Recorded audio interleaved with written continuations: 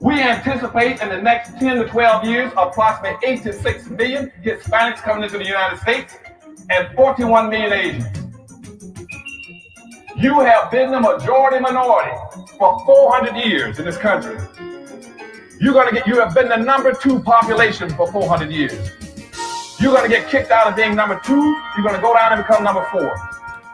Now, common sense, even a third grade education would tell you, if you didn't get anything when you were number 2,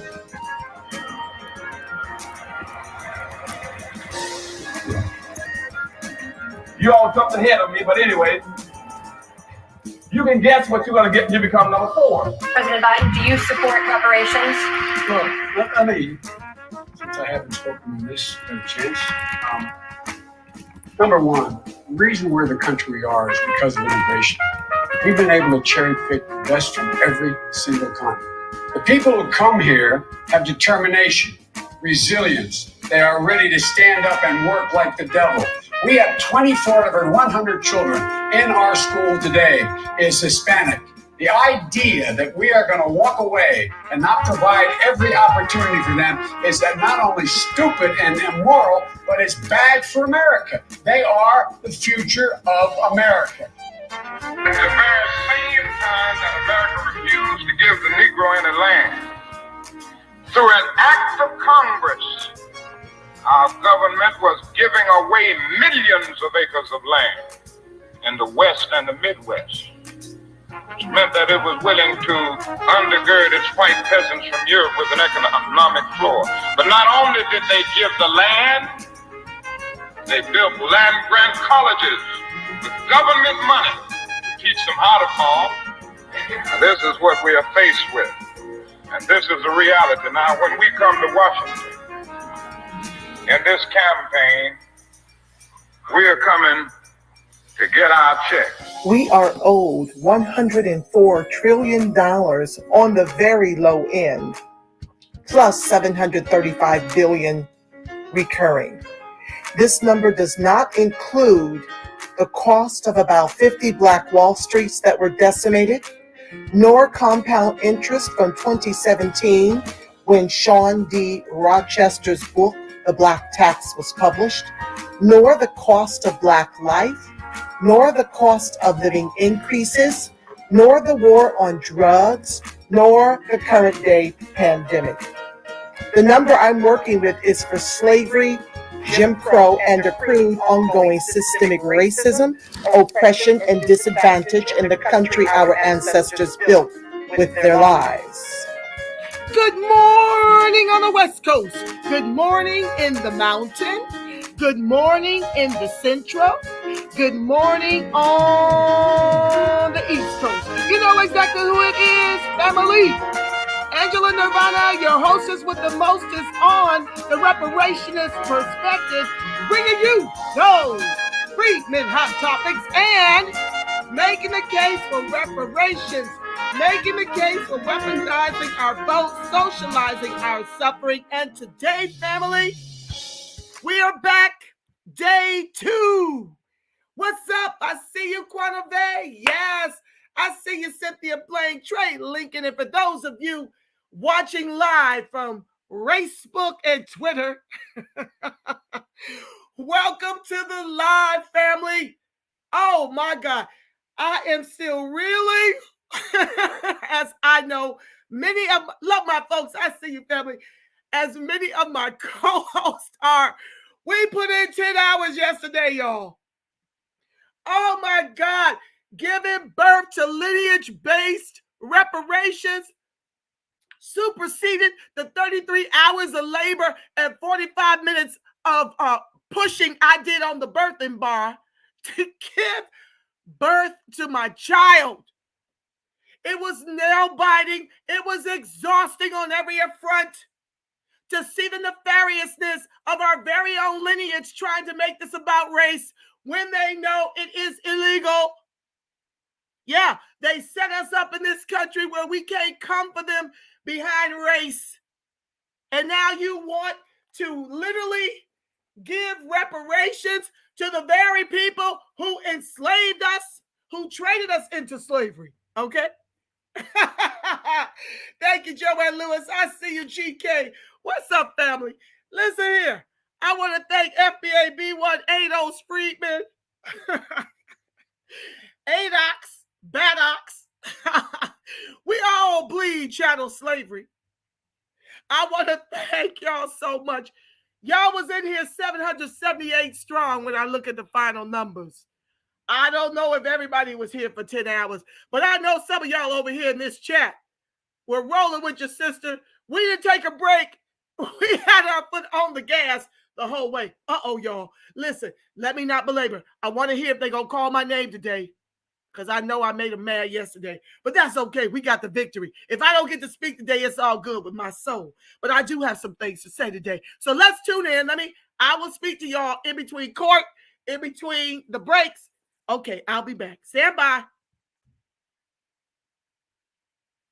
Let me stop that. Welcome to the live. Please like, share, subscribe, turn on your notifications. I'm absolutely being shadow banned. You guys know why. You've been here long enough. Okay, y'all. Here come this crazy music that give me a damn headache every time. But we gonna listen because I gotta hear from my name while I'm on my court calls, okay? Hold on. Let's see here. Let me make me a little bit smaller.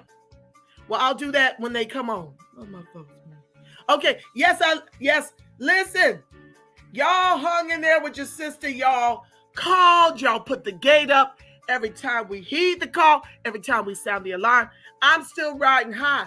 And you're going to hear this in my public comments, how distasteful and disgraceful it is that we literally have to fight our own people just to put a gate up around our reparations family. You have to understand that this is just the beginning of this fight. Once we procure the reparations, we're going to have to fight until kingdom come, child. We're going to have to teach our kids to fight and teach them to teach their kids to fight and teach them to teach their kids to fight. Lest we end up, what's up, Cynthia out of Yemen? I see them.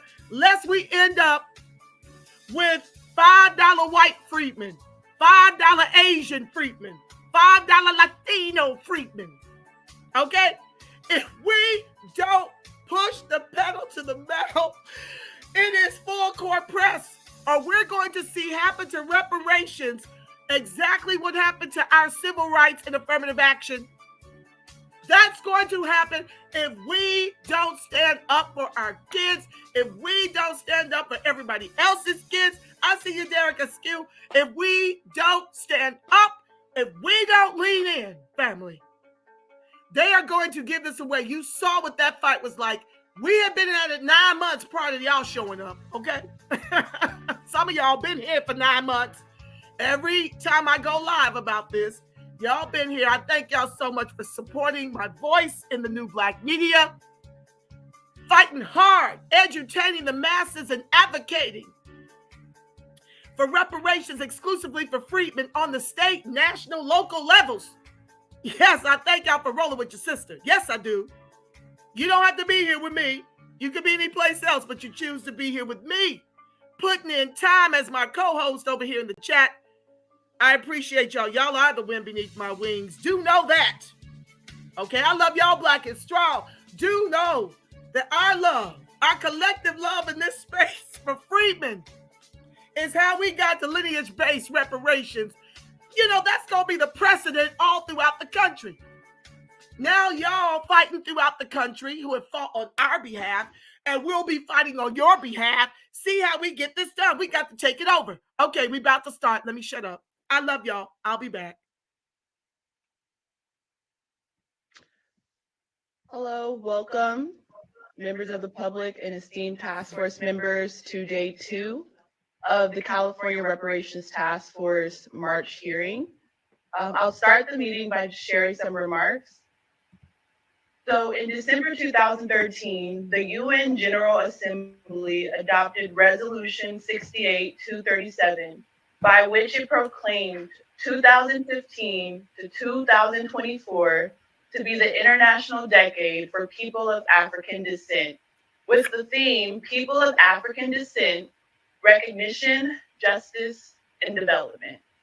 Yesterday, the California Reparations Task Force voted on the community of eligibility to be defined by lineage, as characterized as an African American, descendant of chattel slaves, or a free Black person living in the United States prior to the 19th century.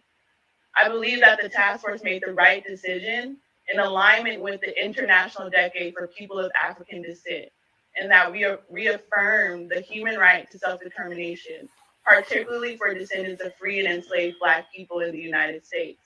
And I hope that the decision that we made today sparks a global reparatory justice movement for people of African descent. So now I'll turn to the next item on the agenda, which is the public comment period. Ms. Aisha Martin. Oh, yes. Madam Chair, I will need to establish a quorum by calling the roll. Parliamentarian Johnson, please establish the quorum. Thank you.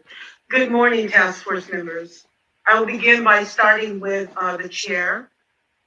Chair Moore.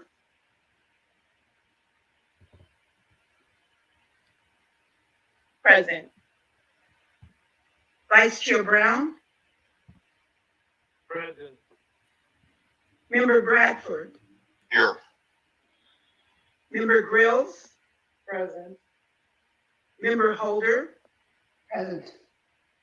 Member Jones-SAWYER. Member Lewis. Here. Member Tamaki. Here. Member Montgomery Steppe. Here.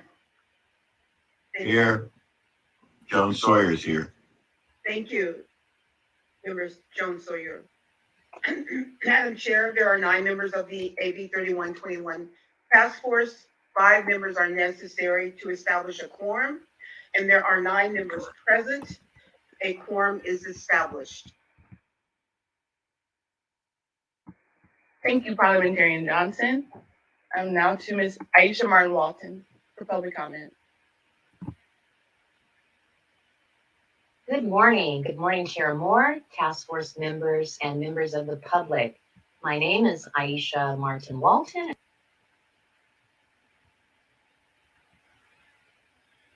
And your microphone turned off.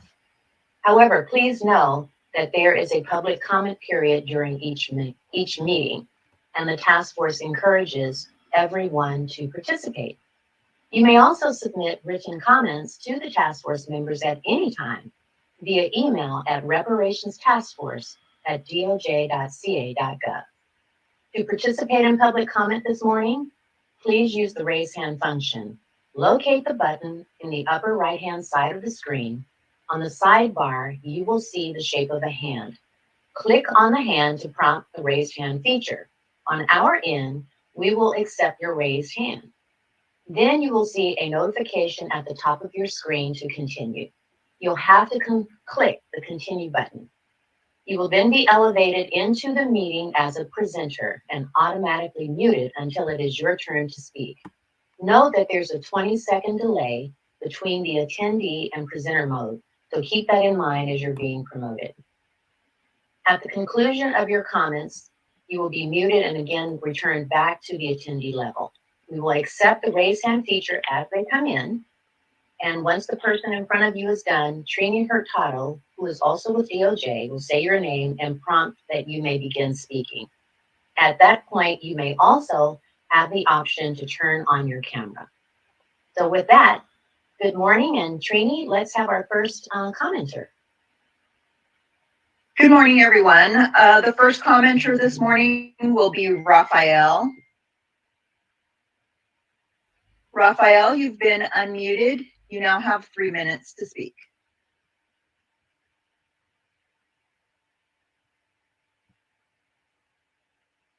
Good morning. Yes. Oh, great. Good morning, Chair Moore, Vice Chair Brown, and task force members. I thank you for your vote on community eligibility yesterday. My husband, Joe, and I were on with you for the entire day. Joe was able to speak, but unfortunately, I was never promoted to share my prepared speech. I'd like to share those words with you today and hope that they help your body with future deliberations. I am Raphael, daughter of Hetty, granddaughter of Hilda, great-granddaughter of Lavinia. That's as far back as I can trace. We are descendants of enslaved Black people in America. While traveling to Ghana with the NAACP on the 400th anniversary of the 1619 arrival of the first enslaved people, I learned through African ancestry that my lineage is with the Tikar people of Cameroon. Despite this revelation, I appreciate that my experiences and memories are with my people from Chicago, Illinois, via the Great Migration from Greenville, Mississippi. We are Black Americans. As Secretary Weber shared, I too can visit African nations, Ghana, Benin, Togo, and soon Cameroon, but I visit as a tourist. My home and that of my forebears is the US. I take my citizenship and my right to vote seriously. I was birthed from a Black womb, born in the Negro ward at Cook County Hospital in Chicago. Yes, my original birth certificate says Negro, where subsequent copies have removed the title. I am the first in my family to be born with the full rights of citizenship and the ability as a Black woman to vote. I vote every time, for president, midterms, or for a local traffic light. I thank you for your vote for lineage-based reparations, and I ask that you consider my comments as you make further deliberations. I am not a person of color. My experience with racism and those of my forebears differ wildly from others in the newly created category. My people did not come here voluntarily or undocumented. They were violently attacked, kidnapped, documented on manifests as cargo, and forced into bondage, peonage, sharecropping, and existed under Jim Crow. They lived through horrors that are not accurately named or acknowledged. All Black people likely deal with the systemic vestiges of racism in the US, but descendants do not have a country to return to. The US is home. The data on Black people should be disaggregated. Freedmen are uniquely burdened with the traumatic memories and legacy of chattel slavery, suffer with voids of familial information, and have little hope for parity. Reparations are necessary for these ills to be repaired, and I am enormously grateful that we are on the path towards repair. Cases of US reparations have used specific designations. For the Japanese that were interned, Asians was not used, despite the fact that Chinese and Koreans may have experienced racism. I believe these efforts towards reparations will address much of the racism and inequity that we face as Black Americans, and thereby all Americans. My ancestors, Hetty, Hilda, and Lavinia, are with me today, along with my children and my grandchildren, and we thank you for your future efforts. Thank you, Ms. Raphael, for your comments this morning. Jeannie. Our next speaker is Angela Nirvana. You've been unmuted. You now have 3 minutes to speak. Thank you. I never dreamed our first fight for reparations would be against our own people. It is exhausting given the heinous chattel slavery our ancestors endured building the U.S. economy, a Holocaust we are still enduring, compliments of our government at every branch. For those of you who opted for race-based reparations for Black immigrants who chose to migrate to this racist country, who per the data by scholars are far more wealthy than freedmen, I didn't just make those numbers up, Dr. Grills. Dr. Darity contributed to the 2016 Color of Wealth LA report, which shows Africans' total assets were $152,000 to US Black $30,000, and their median income was $115,000 to our $53,500. I doubt, given the data, that Black immigrants proportionately suffer from the highest rates of state-sanctioned executions by the race soldiers of unarmed Black men, women, and children, medical apartheid, incarceration of nonviolent offenders, abortion, single motherhood, children in foster care, detention centers, the preschool to prison pipeline, homelessness, redlining, living in environmentally racist communities and tenement housing that we're now being gentrified out of, unemployment, underemployment, denial of home and business loans, the war on drugs, and now poverty. This is anti-freedmen racist sentiment that class-based policies nor race-based reparations can fix those of us who are owed everything. Freedmen. In closing, I'd like to give a few flowers. Chair Moore, you have made the ancestors and your people prouder than a peacock. You were graced under fire. I saw them coming for you, sis. And all I can say is God knew who to choose. Dr. Jovan Scott Lewis, You need to give classes on what a true ally is. Thank you for seeing Freedmen's plight with your eyes wide open. Vice Chair Brown, the way you multitask from DC to stand up for our lineage and invoke reason in the exchange on eligibility was well received by my 775 viewers watching live. Senator Bradford, you turned my frown upside down with your yes vote because I was hotter than fish grease when you delayed the vote last month. We wouldn't be in lineage-based reparations had you not stood up and with the voice of our lineage and Dr. Weber's intent. You will be remembered at the polls. Member STEPPE, you're our silent shero. You really came through for the lineage with your yes vote, sis. Contemporary grassroots reparationists all over the country who help us when we sound the alarm, especially CJEC and NAASD LA, who do a lot of the heavy lifting. We've come this far because of our collective love for Freedmen. I thank God Ms. for each and Angela? every one of you. That's my Okay. time. So sorry to interrupt you. Thank you so much. Thank for your comments you. this morning. All right, next speaker.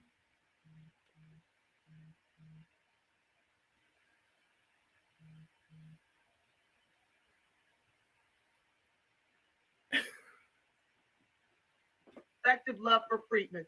I Ms. thank God for Angela? each and every. Okay. So sorry to interrupt you. Thank you so much for your comments this morning. All right, next speaker. Our next speaker is Jonathan Burgess. Mr. Burgess, you've been unmuted. You now have 3 minutes to speak. Great. Can everybody hear me okay? Yes, sir. Okay, awesome. Well, members of the task force, I want to thank you for your discord, hard work, and diligence in such a sensitive topic. Senator Bradford, TAMAKI, Assembly Member Reggie JONES-SAWYER, you guys know what happened in California. And I'm living proof of what California family, foundational families, the systemic national racism that exists. And I was fearful yesterday, almost thinking this was going to go the wrong way. But thanks to Chair Moore, Javon Scott Lewis, and Reverend Brown, as well as Monica Steppe, for your diligence and understanding what our ancestors needed. I realize that we live in a racist world. And I said this yesterday, we're not going to change racism. We're not. The only way we change is with education. And when we have organizations like the NAACP, because they made a comment, come out and talk about a national movement for everybody, I'm not opposed to it because we all suffer it. But the NAACP did harm to the foundational Black families of California. And it's time that we begin to look and peel the layers back. All these organizations that were involved, and then only then can we repair and fix the systematic structural racism. This was a win for descendants. This was a win for those foundational people, but it was a win for all America and all Black people. I've said this before, if my family and the Monroe family and those other families had been left alone up in those hills, the manufacturing and distribution of foundational Black families helps all Black families, and this world would look different altogether. Grills, you know, and Holder, you both know that contracts given by this state to Black families or foundational Blacks is less than 1%.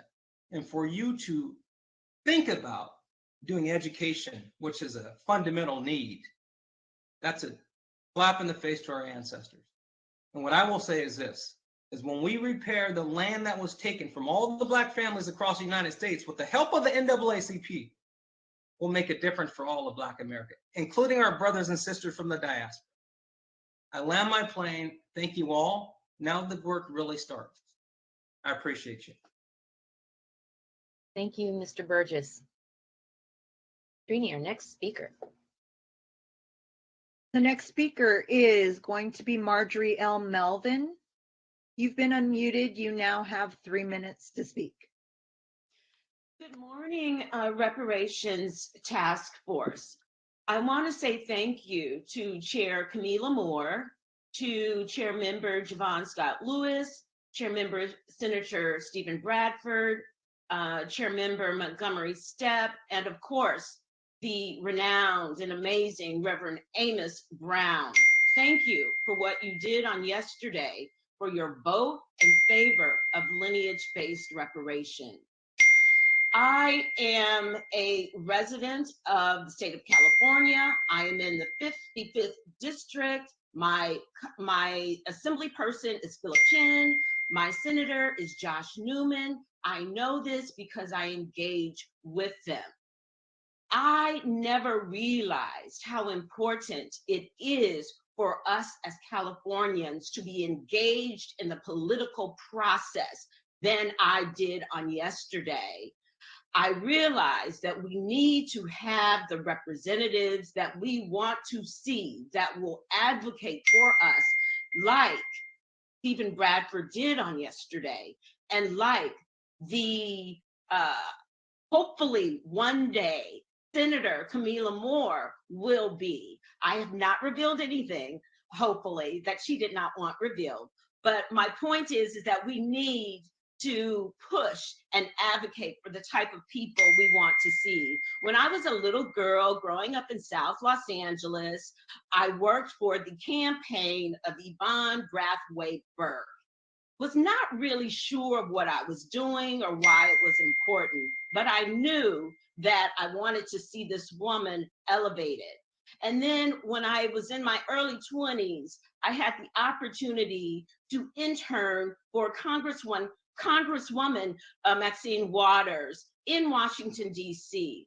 But, you know, my parents, despite mom being a teacher in Compton Unified and dad being a cost estimator for Boeing, Rockwell at that time, I couldn't afford it. And that speaks to sometimes the limitations financially that we as Black Americans of US chattel slavery experience. We have the aspirations, but we don't have the financial wherewithal to accomplish what we would like to accomplish. Again, you know what? You guys are taking us to the next level and taking us to a place where we will be made whole. I foresee reparations happening. And again, I want to thank you for your advocacy, Stephen Bradford and Camila Moore, especially because you all will be you are our legislator and will be our future legislator. Thank you.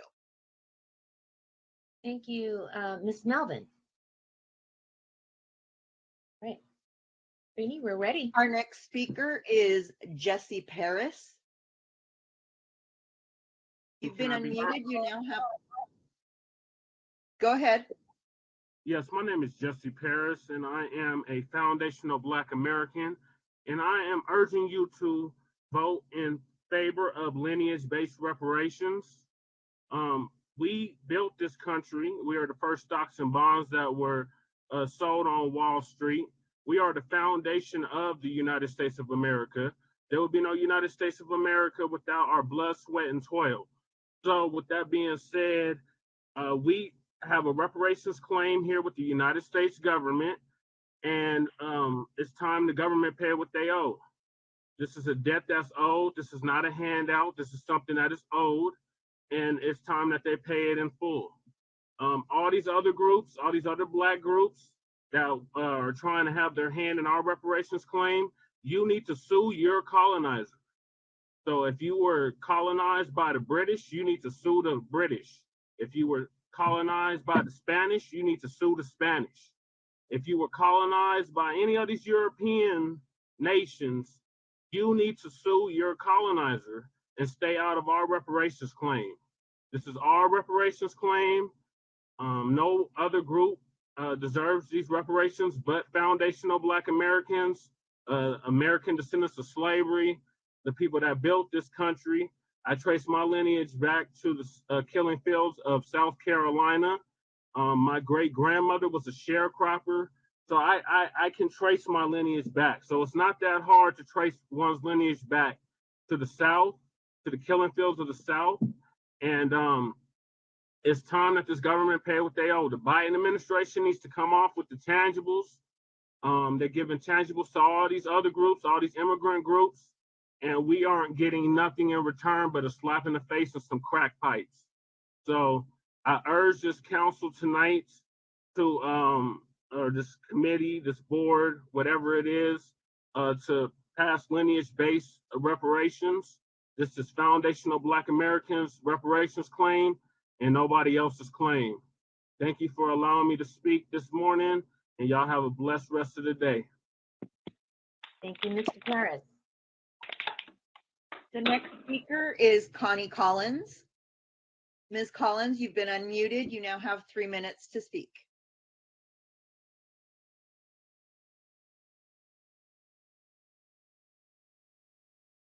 Connie Collins. Okay, we'll come back to Connie Collins. The next speaker will be Sister Ella. You've been unmuted. You now have 3 minutes. Hello, can you all hear me? Yes. Thank you. Thank you for the invitation to speak. I want to say, as a born Californian, born in Linwood, California, and raised in Inglewood, California, yesterday was both a roller coaster and very rewarding at the same time. I want to thank Chair Moore. I want to also thank Montgomery Steppe, Dr. Lewis, and Stephen Bradford, which our family does know. Speaking to my father, Roosevelt Tatum, today, I let him know of what was going on as he watched on yesterday. And I want to represent the Swearington family, the Howard family today, and say that those of us who were forced to possibly move away for education, but also family who is still in Los Angeles County, understands the detriment that this task force has to pass based on lineage, as well as representing Californians who are Native and who have had to move away for better education. It was very disheartening to see those who actually moved away from recognizing the ills of American descendants who still face traumatization of immigration, as well as not having our repair. Growing up in a family as large as mine, over 187 members counted today on Ancestry, back to the fields of James Madison, I understand how much more this committee has to do the work in California, because so goes California, the rest of the state. And I appreciate Bradford finally coming to his senses. And I also appreciate the work that you all did yesterday. Even those who possibly voted against the bill, you are still operating in God's will. And I want to say that right now, this work means so much to us and my family. We are watching, and that we hope that you continue the good work that is meant for American descendants of freedmen and the refugees of free Blacks. Thank you so much. Thank you, Sister Ella. The next speaker is Robert Caylen Reed. You've been unmuted. You now have 3 minutes. Hello, can you hear me? Yes, sir. Okay. So after the debacle we experienced yesterday, I wish I could say I'm in a celebratory mood, but I do not have any confidence in the ability of this task force to accomplish the mission set out by Secretary Weber. From secretive rewrites of the bill right before it was signed into legislation to the hesitance to state who the beneficiary class is, I feel like there is subversive action afoot, and I don't trust that there will not be future retaliation along the way. I call for the DOJ to remove Cheryl Grills and Lisa Holder from the task force and install UCLA-trained attorney and co-founder of ADOS, Antonio Moore, who seems to be much more aligned to the stated goal of the task force. He's a tweet away at Tone Talks Online. From the ambiguity of the term African American to the numeric 2.6 million, which was a sly way to try and include non-ADOS, I don't understand why the bill simply cannot reflect the language Americans who are descendants of persons enslaved in the US. This is simple and clean, non-ambiguous, and the lineage-based program we wanted. That was the reason why grassroots organizers supported the bill in the first place. and includes all descendants of those who were sold into slavery by African slave traders, brought to America as import, but may have received freedom at different points throughout American history. Since the vote has already been made and one towards lineage specificity, I think going back to the second draft version of the bill should be easy, especially since it already exists. I also want to quell this notion that reparations is just a check. Repair is but one aspect of reparations, but a full agenda with policies should run parallel to make repair complete. ADOS must become a protected class to guard against further predation by hostile actors. This includes policy in healthcare, education, government contracting, which is why Holder's plan was insufficient, and even those I can't think of right now. The task force should be thinking of an omnibus bill that addresses multiple facets of ADOS life. To close, if Grills and Holder wants to fight a global reparations fight, I'm not saying they shouldn't. However, this is the wrong platform for such a fight. The fight you want takes cooperation of multiple governments, and the work must be done to build those alliances. ADOS stands in full support of Jamaicans demanding reparations from Britain, Haiti from France, Congo and Burundi from Belgium. Let's unite while not infringing on each other's rights to exist. Robert Caylen, thank you. Thank you for your comments. Our next speaker is Jolene Cook. You've been unmuted. You now have 3 minutes. Thank you, and good morning, Chair Moore and the rest of the task force members.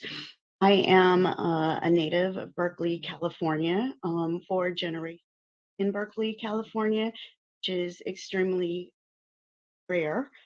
But like most of the natives that I know and that were in my generation, we had to move out to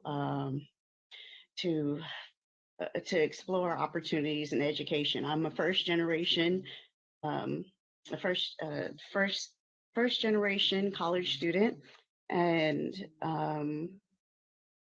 returning to California last year because of COVID and all of the pressures that I sustained. I was really disheartened because my grandmother's home sold for $1.4 million. Now, even though education does change circumstances, it does not guarantee a sustainable living. And now that I have returned home, so much has changed. My lineage, I can touch. I've experienced here in the Bay Area 4 generations of entrepreneurs, of business owners, and also in doing the research of my family, came across eminent domain who targeted our successful communities and our business owners. So in addition, what I would like now as a returning resident of California and a strong social justice advocate, is a housing right for people of color here, Black people specifically. When I return to my neighborhoods, it's not the community that I grew up with, which was a viable community, one where we helped one another out. For me, returning to Berkeley, I was anxious to try and secure a home in my native ground. And what I would like the council to consider, the task force to consider, is ways to compensate for the damages, for the redlining, for the businesses that have been taken, for all of the people who are suffering. Not, housing is a right. Housing is a right for all of the people who have built this country. And, like I said, I have a postgraduate education, but that education does not guarantee me a sustainable living in my hometown. Ms. Cook, I'm so sorry to interrupt you in the middle of your sentence. Thank you so much for your valuable comments this morning. Our next speaker, I'm going to go ahead and go back to Connie Collins. Okay. Ms. Collins, you've been unmuted. You now have 3 minutes.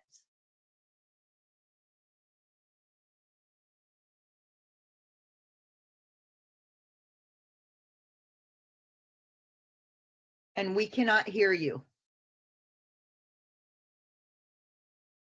Okay. I am going to the next speaker. The next speaker will be Jonathan. Jonathan, you've been unmuted. You now have 3 minutes to speak. Good morning, everyone. Can you hear me? Yes, sir. Yes, indeed. My name is Reverend Jonathan Whitfield, calling out of Atlanta, Georgia. I just want to speak on behalf of my family that is in California, and I want to first thank you guys for voting on a lineage-based reparations claim. That really does mean a lot to the descendants of enslaved people here in this country. That's a very important thing because many of us are speaking out, and many of us across the country are watching this. And as y'all know, the saying goes, as California goes, the rest of the country goes. So this is going to set a nice precedent for the rest of the country. And it means a lot to us, those who are descendants of enslaved people here in this country, that guys continue to do the right thing. And I would really encourage you to really listen at what the people are saying. To really listen to what the people are saying, those who are descendants of that, because that's what's most important. That's what this is about. That is what this is, right and wrong that was done to a certain group of people. You know, as you voted yesterday, and as you continue to move forward in these things, it's important to get this right. It's important to keep the language right. It's important to keep everything on track because these group of people have been doing wrong for so long and not been compensated. So I really want to encourage you guys to really, really take into account what the people are saying and do not try to write the people off as just being over emotional or uneducated, because these people have been dealing with this for centuries in this country, and it's really important to them. You know, if California can do this, and then every other state can do this. And you guys are tasked with a great task of really the feelings and the aspiration of millions of Black Americans who are descendants, because you have a lot of weight on your shoulders, and it's important that you really listen to the people, get this right. But I do want to thank the panel for doing this, voting for a lineage-based reparation. That's all it's about. It's about the people who are descendants of those enslaved people here in America. Thank you for your time. Thank you, Reverend. Our next speaker will be Carry That Weight. You've been unmuted. You now have 3 minutes to speak. Hey, can you hear me? Yes. Lovely. Good morning, guys, gals, and my non-binary pals. I want to first shout out to the ETM media for streaming all the task force meetings. So there's folks here in Blue Jean, there's folks on ETM, go check them out on YouTube. But special shout outs to Chair Moore, Vice Chair Dr. Brown, Senator Bradford, Councilwoman Montgomery Steppe, Dr. Lewis. Oh, you did your thing yesterday. Thank you for voting for lineage-based reparations. Yesterday was action-packed. There were so many twists and turns, betrayals, side eyes. It was definitely the Super Bowl of legislation, let me tell you that.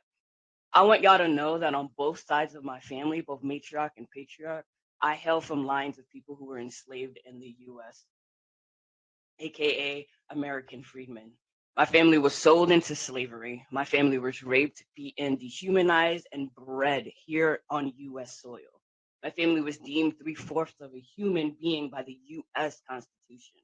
My family was taken by white slave owners from Louisiana to Texas so that their slave owner could go fight in the Civil War. I think we know for which side. And when the Civil War did not go in their favor, they kept my family enslaved past the Emancipation Proclamation.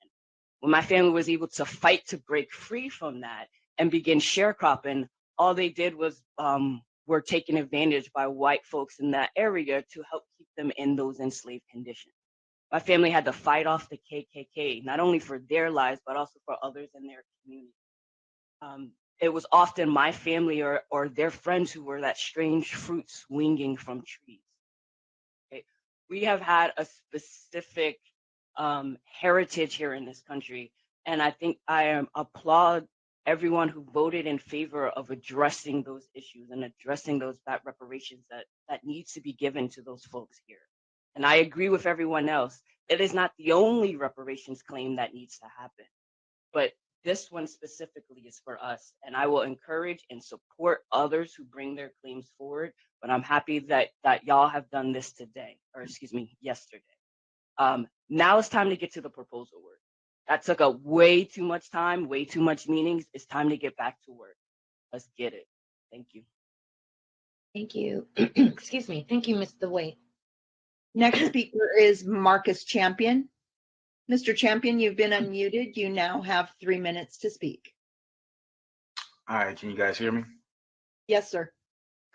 Good morning to everyone. First, I want to thank the task force members who stood tall in the face of obstruction, maintained the statute as it reads, and voted for a lineage standard. Thank you, Senator Bradford, Councilwoman Steppe. Thank you for your steadfastness and fire, Dr. Scott Lewis. Thank you for your always present wisdom, Vice Chair Brown. And thank you for being the utmost professional and leader we need in this moment, Madam Chair Moore. The issue I want to raise today is with the communications firms and their activity so far.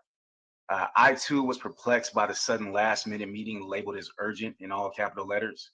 It was also curious to me why in the RSVP form, a question was asked regarding eligibility, and this seemed like an out-of-order move. During this meeting, AV Partners and Young Communications proceeded to give out bad information, misrepresenting the number of listening sessions that have happened so far, how long the task force has been meeting, saying you have been meeting for 2 years when it hasn't been a year yet, and as also stated by Chair Moore, not only gave out an email address when asked for the DOJ task force website, but the wrong email at that. The meeting ended after 15 minutes. It was a frivolous meeting and a complete waste of time in the middle of a workday. I think a progress report of benchmarks achieved so far being good practice, as well as transparency to the public of what metrics the communications firms are tasked to hit for the duration of this task force. As I see it so far, we as citizens have been doing more to advertise and spread the word for this monumental reparations action, and none of us are being paid to do so. Transparency with the communications firms can foster trust, and they are obligated to provide us that as stakeholders. Finally, Assemblyman JONES-SAWYER, the last 2 hearings we have witnessed you endeavor to obstruct the lineage standard clearly identified in this legislation that I can claim actual authorship on. We will remember this come election time. Thank you.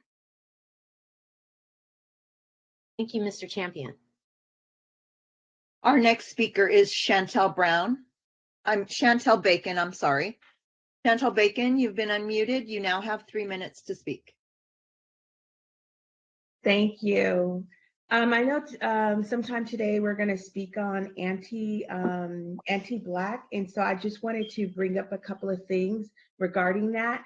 So California becoming California after the Spanish-American War, and it was going to be a free state.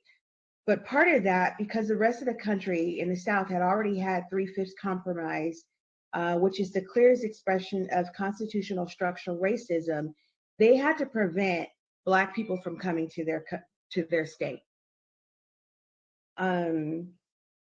So the decades during that time, they forcibly removed Native Californians, which some were Black, and removed them from their lands, or also made them go into indentured servitude and forced them back to slavery somewhere else outside of California.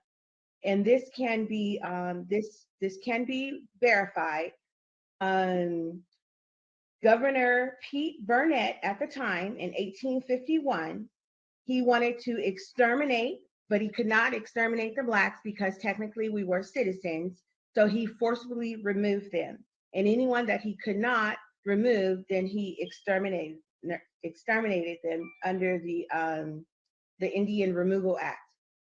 Even though California was founded as a free state, there were efforts, the California leaders, and before its founders, to ban Black people from moving to California or living in the state. The California passed its own Fugitive Slave Law, which declared that any Black person who came to California as an enslaved person prior to California becoming a state was nonetheless to be considered legal property of that slaveholder. The Fugitive Slave Law, which led to forced deportation, and they call it deportation, but it was not deportation because we didn't migrate here. But it was forced return back to the South into slavery. I also wanted to look at, because California had their anti-Blackness laws on the books when they passed the Rumford Fair Housing Act. I know you guys are going to get into that, so please look into the Fair Housing Rumford Act that was passed in 1963. Yesterday, I told you that my grandparents came here in the 1950s. So renting property, buying property was very challenging for them.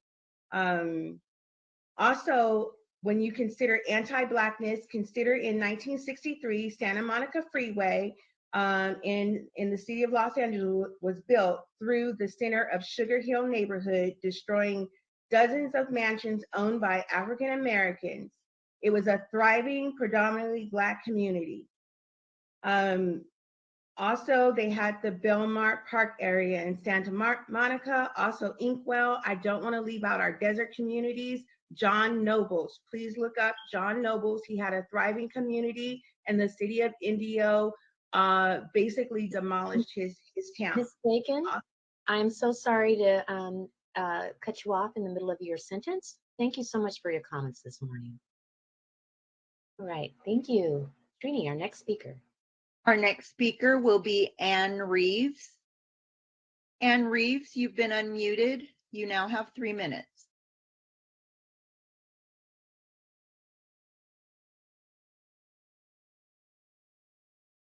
Ann Reeves. Okay, we will move on to the next one for right now. Next speaker will be TAC. TAC, you have been unmuted. You now have 3 minutes to speak. Thank you. Can you hear me? Yes, we can hear you. Thank you very much. Good morning, Task Force. My name is Dr. Tish Crawford. I want to thank you, and I'm a member of the California Black Lineage Society. I want to thank you once again, Chairman Moore and Vice President Chairman Brown, those members of the task force who voted for lineage-based reparation. Once again, Chairwoman Moore, Mr. Brown, Councilwoman Montgomery Steppe, Dr. Jovan Scott Lewis, and Senator Bradford. I want to thank you. I'm married into a Ghanaian family, and my challenge has always been with my Ghanaian family was not to be erased. My enslaved ancestors died on the killing field, and one of the things that I always say to them, I'm going to quote you, Booker T. Washington, my family cast their bucket here in the United States, and this is where we lay, and this is where we will die. I want to let you know that I want to thank you once again for not erasing my ancestors. Representation is so important, and those who voted for lineage-based reparations know that. I want to thank Dr. Jovan Scott Lewis. You truly articulated yesterday so well. You are truly an ally that was not and has not been weaponized against the descendants of the enslaved. It's sad to say, but there's this old quote, just because you're skin folk don't make you kinfolk. And I want to truly say thank you, Jovan Scott Lewis. You are definitely kinfolk. I want to thank you for your clarity, your logic, along with Chairman Moore and her steadfastness to truly keep the task force on task and the purity of what the bill is and the purpose of the task force. I also want to let you guys know, as you move forward, the most important task now is to ensure those who are unable to locate their ancestors have the means, the money, and accessibility paid by the state of California to make sure that they're able to get those documents to get what they deserve. I want to thank you once again for not erasing me. And I'm going to say that, and I want to thank you. Thank you. Thank you. Thank you.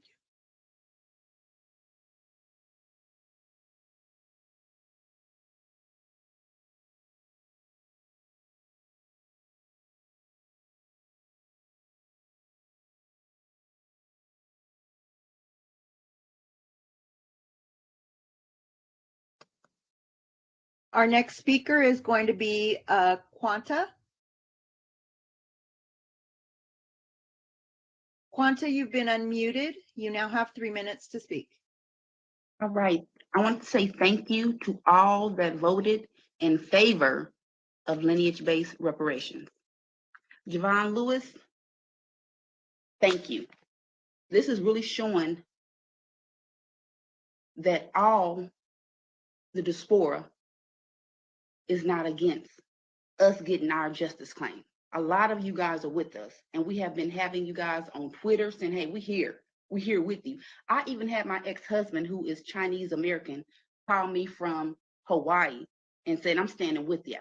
And it made me feel good because a lot of non-foundational Black Americans and those who not even share our struggle, period, don't really care, don't mind sabotaging our justice claim like we're dogs or something, and don't mind taking it away and laughing at us like Sawyer did yesterday, thinking it was funny. I moved back home to Missouri a couple of years ago from Hawaii to come back to be with my family as well. I'm glad I did. Stephen Bradford, thank you. We need you to stand in this gap. Not only you, it's more of our lineage, our folks that carry the same lineage. We need you guys. We're getting stumped for nothing. We have not did anything wrong but stand up and say, hey, this is who we are. We coming to get our check, like Martin said.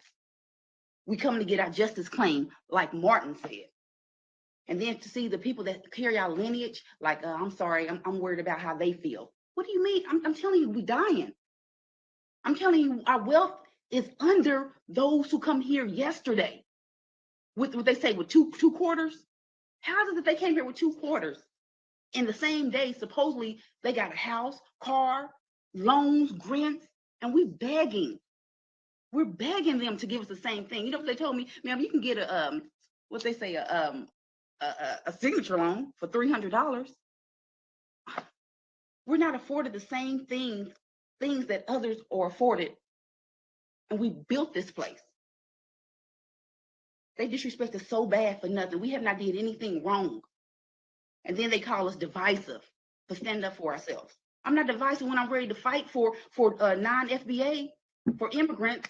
I'm at the border telling my heck, yeah, who wants to see somebody harm or die? I'm with the Jamaicans and the diaspora and everything else. We're ready to ride. We always been riders. Foundational Americans always been riders. But when it's time to ride for us, it's like, yeah, let me out the car. What do you mean let you out the car? But anyway, I'm not gonna go into all that. Thank you guys. Thank you so much. And Tamaki, come on now. We're gonna need a little bit more action from you now. Miss Quanta? There you go again, Ms. Walton. Okay, I know, I'm out of here. Thank you. I'm Thank sorry. you. It's okay. Thank you guys. for your comments. Our next speaker will be, I'm going to try Connie Collins right now. She, hopefully we've resolved her technical difficulties. Connie Collins, you've been unmuted. You have 3 minutes to speak.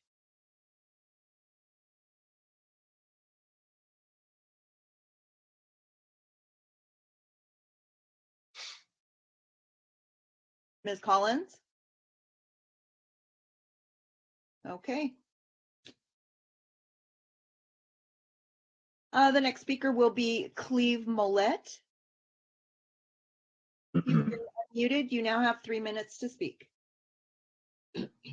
Okay, thank you for hearing me today. I'll be brief, and I ask that you bear with me because of past meetings. First, as to lineage-based reparations, I hope that you guys will consider the fact that our ancestors had no hand in creating or maintaining the documents. So just sort of give that consideration as we go forward. But I want to provide input on the form, the length, and the amount of reparations. I think that the form should be not just education, not just medical, but should cover everything, including cash. We shouldn't be forced to accept education only, then have to go out and earn money to repair the other medical and legal portions. And so I think it should be cash, everything, all the way across the board. Our ancestors had everything taken from them. Therefore, to fully repair everything, we need reparations to include everything. Also, reparations should be tax-free. Our ancestors did not have representation, and there's no taxation without representation. Therefore, reparations should be tax-free. And I also ask that you protect reparations from current day liabilities, like, back rent from COVID-19 and that sort of thing. So just sort of consider that. Next, I want to talk about the length. You can't repair hundreds of years of disenfranchisement with 4 years of anything. So I think that reparations must continue for each person. And just like it happened for white people, when their benefits were passed down, their money was passed down to their children, when a person dies under reparations, their benefits should continue and be passed on to their children or anyone they appoint. Okay, so I ask that you consider that. Next is the amount. The amount can be monthly or annually, and if the cash portion should be above poverty level, in my opinion. And it should be also be based on what it takes to survive today, not based on what it would have been worth back during slavery, because if we base it on what the amount was back then, we lose all of those years to grow our money. We won't have the benefit of any interest that we could gain over 400 years. So it has to be based on today's prices. And that is all I had. I said I would be brief, and thank you for hearing me.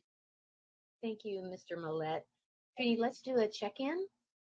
Chair Moore, it looks like it's 9:56. If we are ending at 10:05, then that's about maybe 2 people. Trini, how many people do we have in the queue? Right now we have 2 people. Chair Moore? We'll just take those 2? Is that fine? Okay. We have several more waiting, but we have 2 people moved over that are ready. All right. Our next speaker will be Ernest. Ernest, you've been unmuted. You now have 3 minutes to speak. Yep. Good morning, task force members. My name is Ernest Russell, and like I've said over previous calls, I want to commend you guys for the efforts that you have put in so far as it relates to the Black American justice claim. Yesterday, I think we see what it will take to truly change America or to change this nation, and that's going to require that people who are advocating in the interests of the descendant of slave community, they would need to take steps that are bold and are not just a repeat of what we've seen over the last 60 to 80 years when we look at the failures of the civil rights movement. And so I did want to commend you all to let you know that by you passing the lineage standards, you took steps that kind of built upon what was laid out by the radical Republicans when they sought to create an actual America that was equal. And, I feel like, with you guys defining eligibility, you can now take the other steps that are going to be needed to ensure that we can secure prosperity and progress and even repair for the actual descendant community that was harmed. So, with that being said, I did want to also, request that the task force consider the testimony given by our economists as it relates to some of the compensation proposals that are going to be proposed. I think, again, we'll see a lot of challenges there. There may be this heavy need or reliance upon education, but as to what one of the earlier speakers said, education doesn't always provide you employment security. And so you definitely navigating through those remedies, I would say, is going to be one of the next difficult tasks. But outside of that, my last comments is going to be related to affirmative action. As we've seen, affirmative action was a program initially designed for Black Americans to address the historical wrongs of slavery. But what happened was it became a program for all minorities. And that ultimately was at the detriment for Black Americans, because as we fast forward 80 years, we can see that affirmative action is now being challenged by the very minorities who were given access to it. And then in addition, it has also benefited white women at a disproportionate rate. Now, with that being the case, you guys as you're, crafting proposals and future policies or recommendations for what those policies should look like, I would just, urge you guys to review what occurred during the affirmative action, I guess the initial hearings related to that, and then also, continue to be bold as you move forward.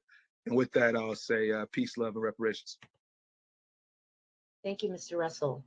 All right, we will turn to our last speaker of the morning. Trini? Our last speaker today will be Cali. You've been unmuted. You now have 3 minutes to speak.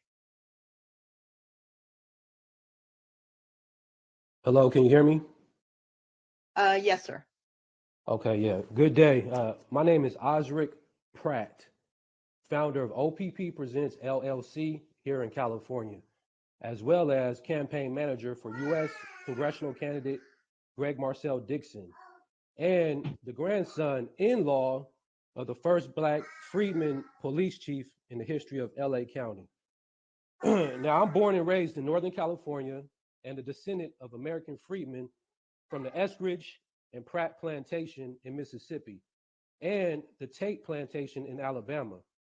The Tate family owned the biggest plantation in central and northern Alabama, in particular Wilcox County. Their family archives are documented in the Auburn University Library. Another point of reference is Geronimo Pratt, Tupac's godfather. Our ancestors are from the same plantation. So with that said, we are truly happy there was a resolution yesterday that supported the author's intention and focus for lineage-based descendants of slaves in America.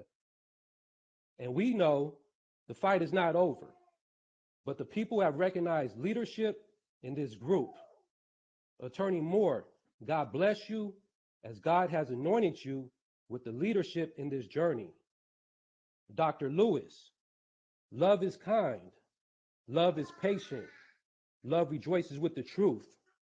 You exemplified those words of God and showed true leadership. I salute you.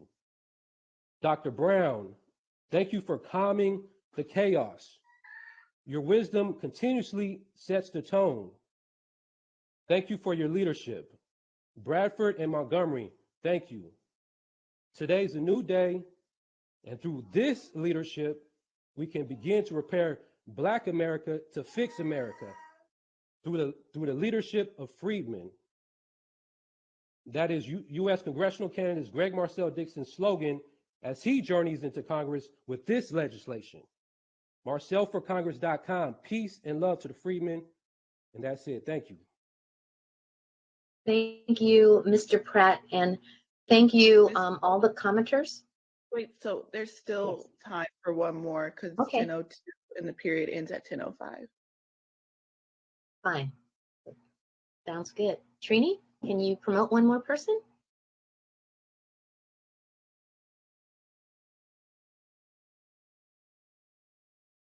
Let's see.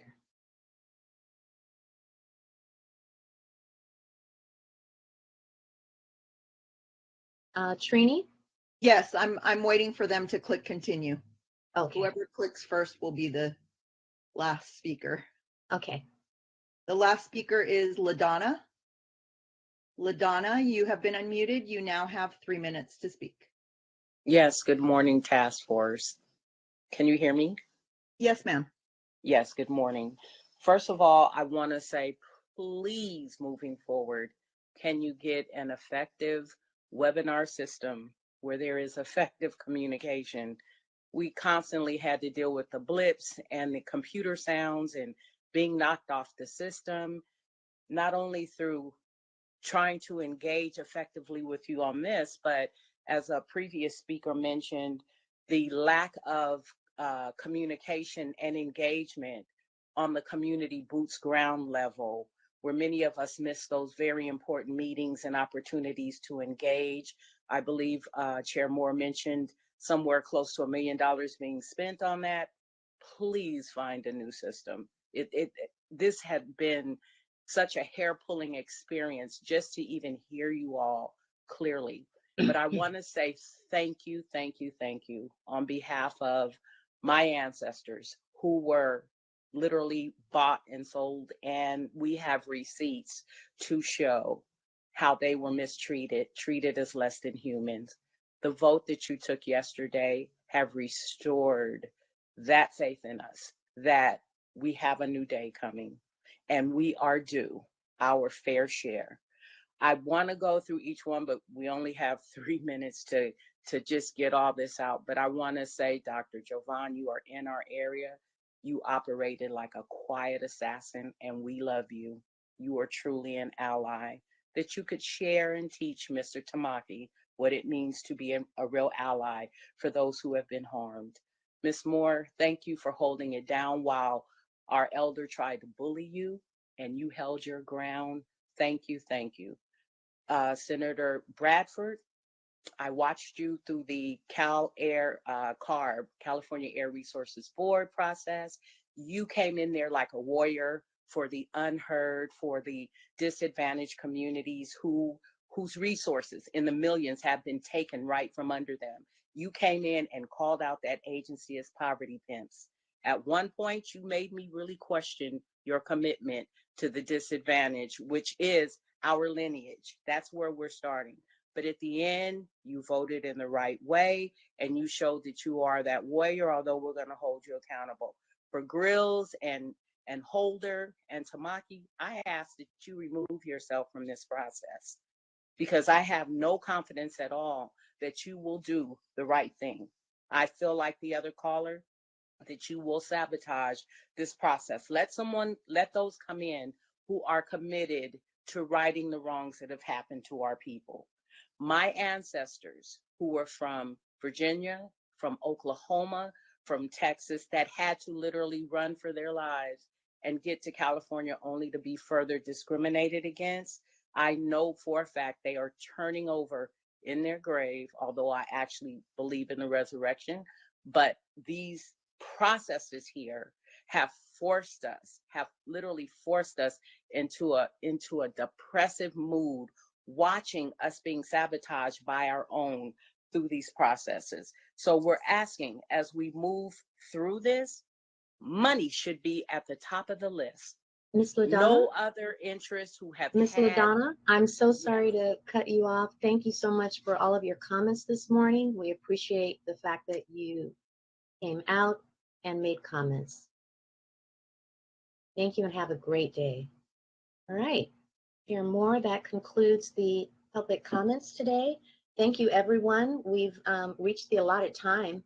And if you are not able to provide public comment, we invite you to attend future meetings or submit written comments or testimony via email, again at reparationstaskforce@doj.ca.gov. I'll now turn it back over to Chair Moore, and thank you, Trini. Thank you. So we'll now turn to agenda item 15, which was a former agenda item number 11. But before we do that, I want to turn to Damon, who will talk about the modified agenda. Thank you, Madam Chair. If DOJ staff could put up the modified agenda. Good morning, members of the task force. Yesterday, pursuant to your request, we continued item number 11, which was the discussion of scope of work, to the first item of business this morning. And so you'll see that that is the next agenda item that we will transition to. Thankfully, we were able to get the availability of the experts who are able to accommodate this change. And so we will spend the next 2 hours having that discussion. That will be followed by the criminal justice system panel. Unfortunately, we had to dig into your lunch period in order to try to keep things within the day's time frame. So at some point, as Dr. Grills mentioned yesterday, you may have to grab a snack to continue to proceed through the agenda. That will be followed, if you could scroll down just a little bit. That'll be followed by a short break. Panel 2 will be next on anti-Black bias and hate crimes. That panel is about an hour after it was originally scheduled, and we've reached out to the panelists to let them know of the changed times. And then the final panel, which is about 30 minutes off schedule, will be the last panel on the history of policing and the war on drugs.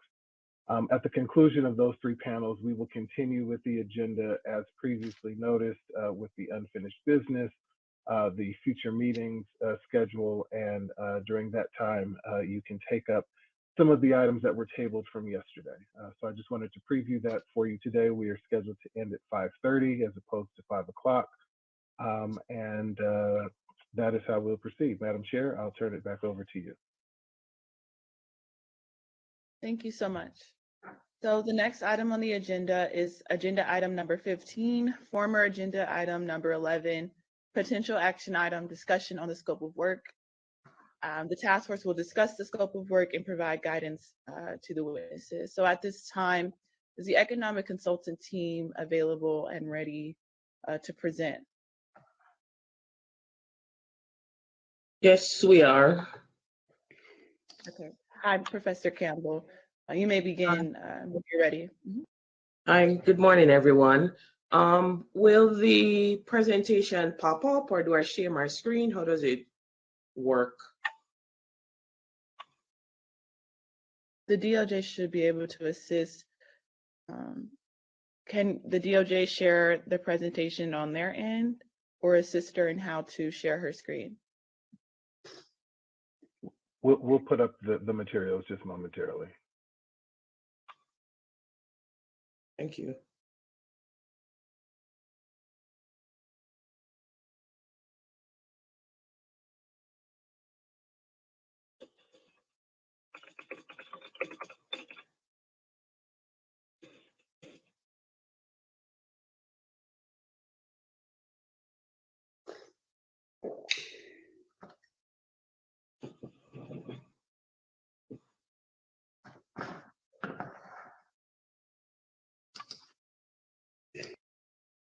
My apologies, but I do not have a presentation for this panel.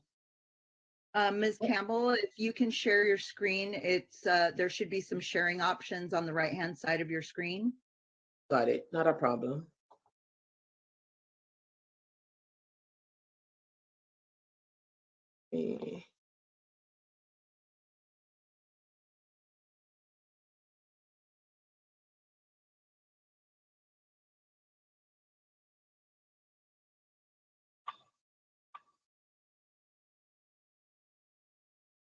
Not the most intuitive.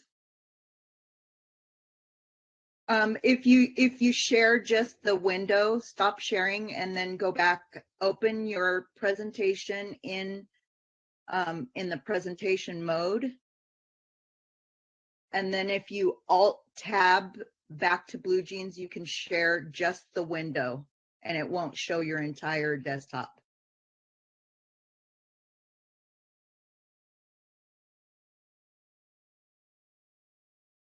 Right.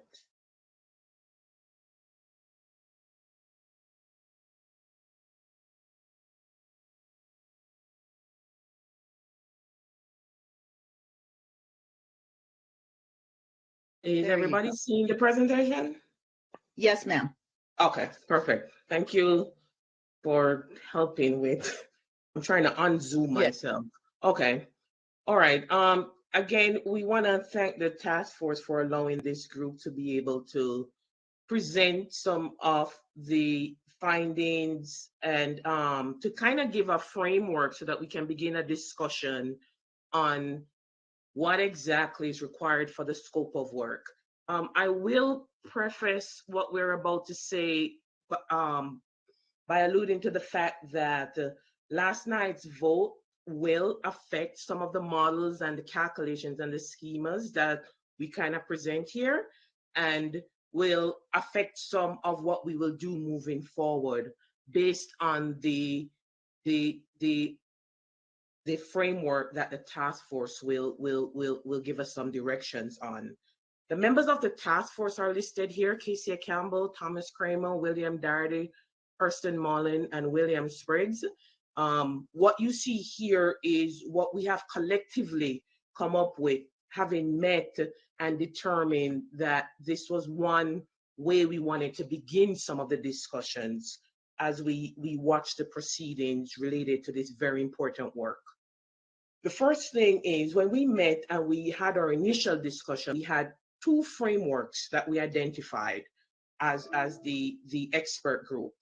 And we wanted to outline these two frameworks and provide some issues and some conditions and some calculations to begin the discussion associated with what is required for the calculations of reparations based on what the task force will give us directions on to pursue.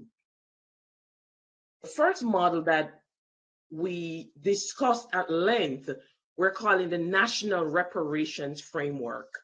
And I'll kind of go through what exactly this is, but this particular framework is more often than not, when people hear reparations, this is usually what comes to mind in terms of a national reparations framework. Now, there's one particular caveat that all of us agree on with our meeting is, even though we are presenting this national reparations framework, the group itself, the economist group, that the members that we just outlined, are stating here that financial calculations based on this national model, where we partition reparations and calculations state by state, we know this is not methodologically sound. So even though we will present this because it helps to inform decisions and it begins a discussion, we wanted to kind of state that. Now, what exactly this National Reparations Framework? In a nutshell, it pretty much identifies an aggrieved population that merits compensation, and then there is a calculation that's done, and then it's divided across this eligible population. And oftentimes it's operationalized as the elimination of the wealth gap. What we have done here is a rough estimate based on the latest data to give you an idea of, on a very broad, big framework, what this would look like in terms of operational elements. The elimination of the wage gap, you see it stated here, household wealth for white families and is $983,400. For Black families, it's $142,500, which is producing a gap of almost $850,000. That's what we calculate as the gap. And this is really a snapshot in time of the disparity in wealth across these groups. And when we say snapshot, we want it to be clear that we know, and all of us know, that discrimination is continuous and plays over a life cycle of generations. But if at a particular point in time we wanted to get a sense of the racial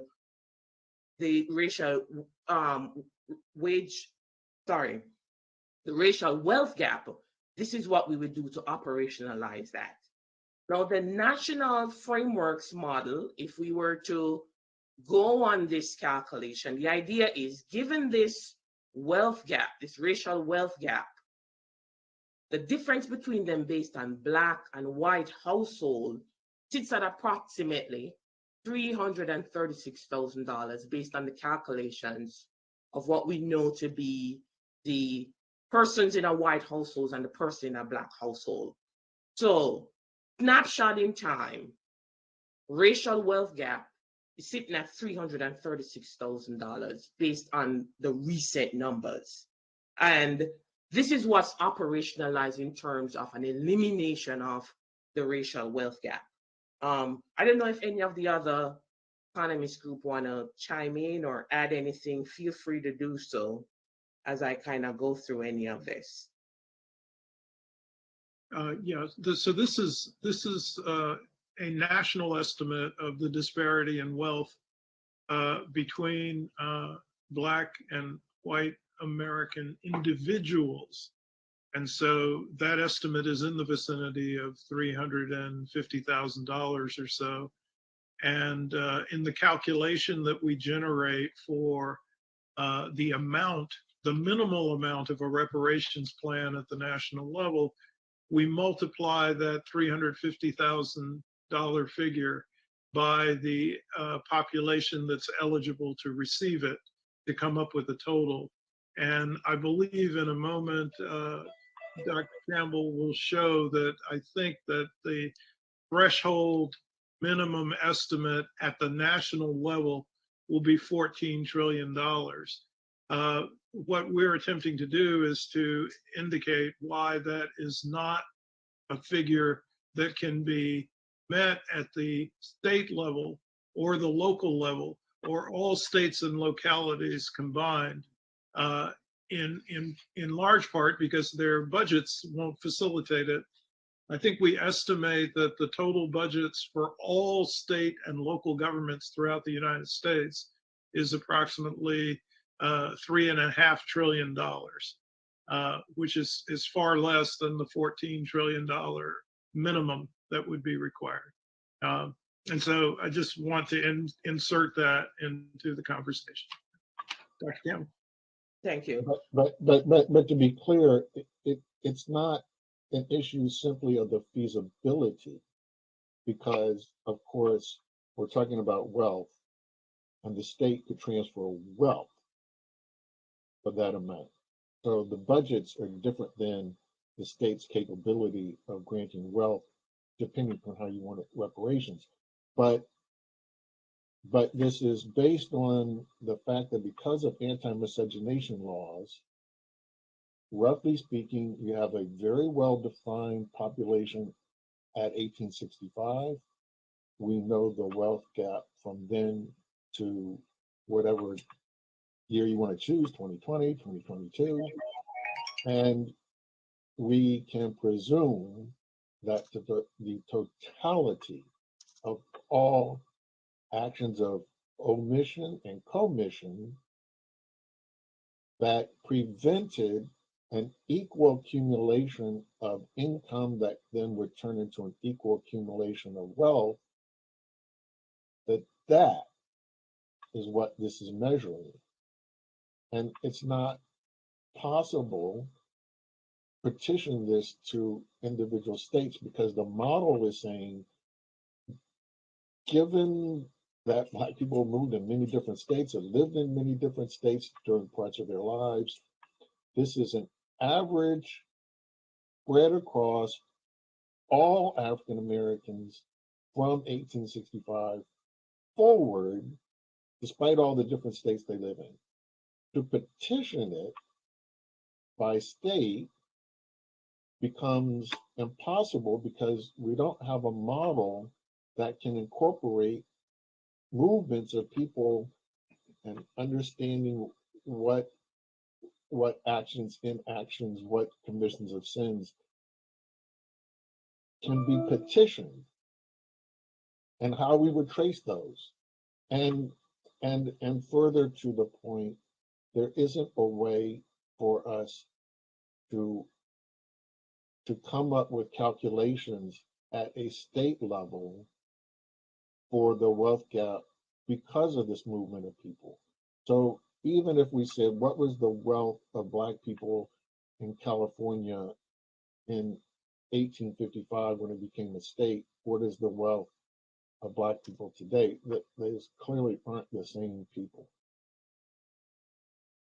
And so we don't have a way of tracing the wealth of those people present in 1855 to those who are in California today, or for any individual state for that matter. Just briefly, I think Dr. Spriggs means 1850. 1850 when it was a state. Perfect. To kind of help with some of the calculations that have been outlined there, some of those figures in terms of roughly 336, 350 racial wealth gap. If we take the Black population in California of 2.6 million, we're looking at times the 336, we see a bill for reparations using this model would close the gap at 873.6 billion if we use the 2.6. And if we take a conservative estimate of about 2 million, where we're focusing on ancestors who were enslaved, then we see that estimate sitting at 672 billion. Just to contextualize what these calculations would mean within this particular framework, which is what we kind of wanted to highlight here, along with the migration issue that Professor Spriggs just kind of outlined. So that's the National Reparations Framework. And at a very high level, what the process requires in terms of calculations and the elimination of the racial wealth gap and particular issues with calculation and its use at the state level is what we wanted to highlight here. We wanted to also kind of highlight what I said before earlier, that the estimate so far is only up to a specific time with this particular model. And even though the model itself captures opportunities or losses linked to enslavement, so we talk about an individual stripped of their resources that could be productive within society, stripped of their labor, stripped of their ability to accumulate wealth through rent and capital and profits. This model captures that very well, but its applicability at the state level would have problems in terms of what we outlined with issues associated with migration and using those estimates for the calculation of reparations. There are two points that are related to this. The first is that the national strategy of attempting to eliminate the racial wealth gap is something that is not replicable at the state level, given the resources that the state of California currently possesses. And so that's the first issue, and that's an issue of incapacity to meet the bill. The second issue is the one that Dr. Spriggs raised, which is the conditions of racial wealth inequality in the state of California today are not exclusively a consequence of a chain of events that took place solely in the state of California. And this is one of the big issues that we've had to struggle with, which is the question of what are the relevant range of atrocities that are specific to the state of California that need to be addressed in any process of atonement or compensation.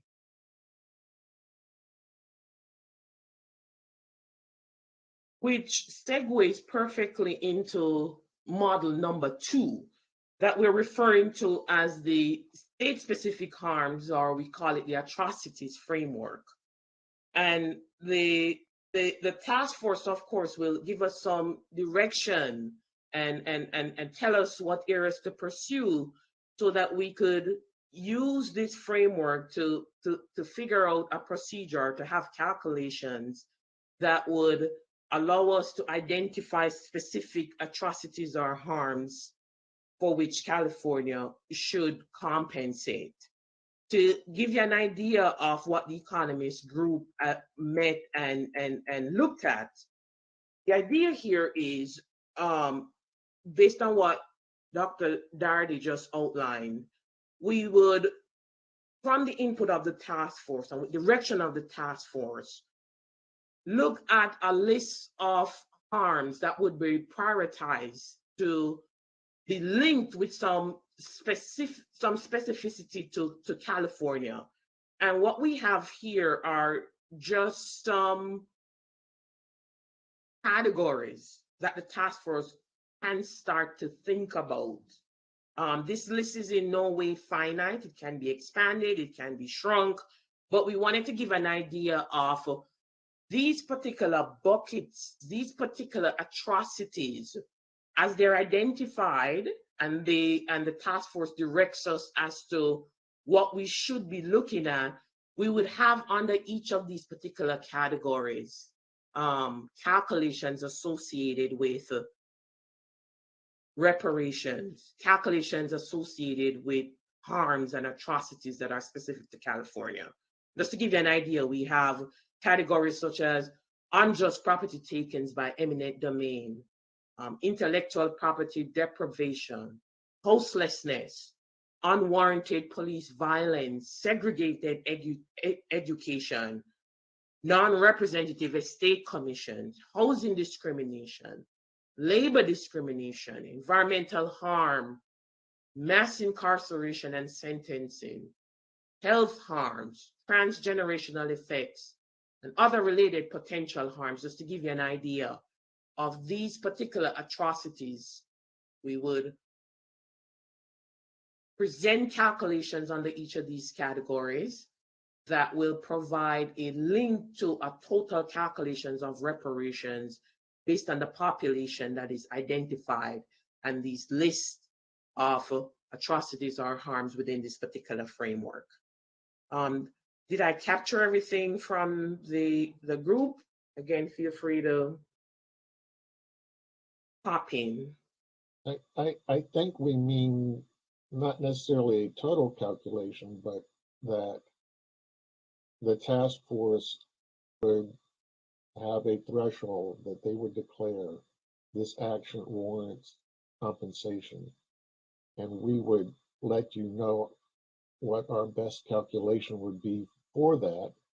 And then the task force would lay out how would the claimants present themselves to get the compensation. So if I had been imprisoned and the task force determined, this is the task force determined that in fact mass incarceration was an act with animus towards people who are the descendants of slaves, then if I have been incarcerated, here is how I would file to be compensated. And the task force would lay out the process by which I would file, and we would have provided for that task force what the compensation would be. We will need from the task force a tremendous amount of advice and guidance about which of these types of harms genuinely are specific to California. We certainly are under the impression that when you start talking about the use of eminent domain practices to unjustly seize people's property, that's something that is very specific to California. On the other hand, if we're talking about discrimination in housing markets that might be linked to the practices of redlining, redlining was a national policy that was a consequence of a public-private partnership between the Federal Housing Administration and local banks. That took place all across the country. And so it becomes somewhat difficult to determine to what extent that is something that was specific to California.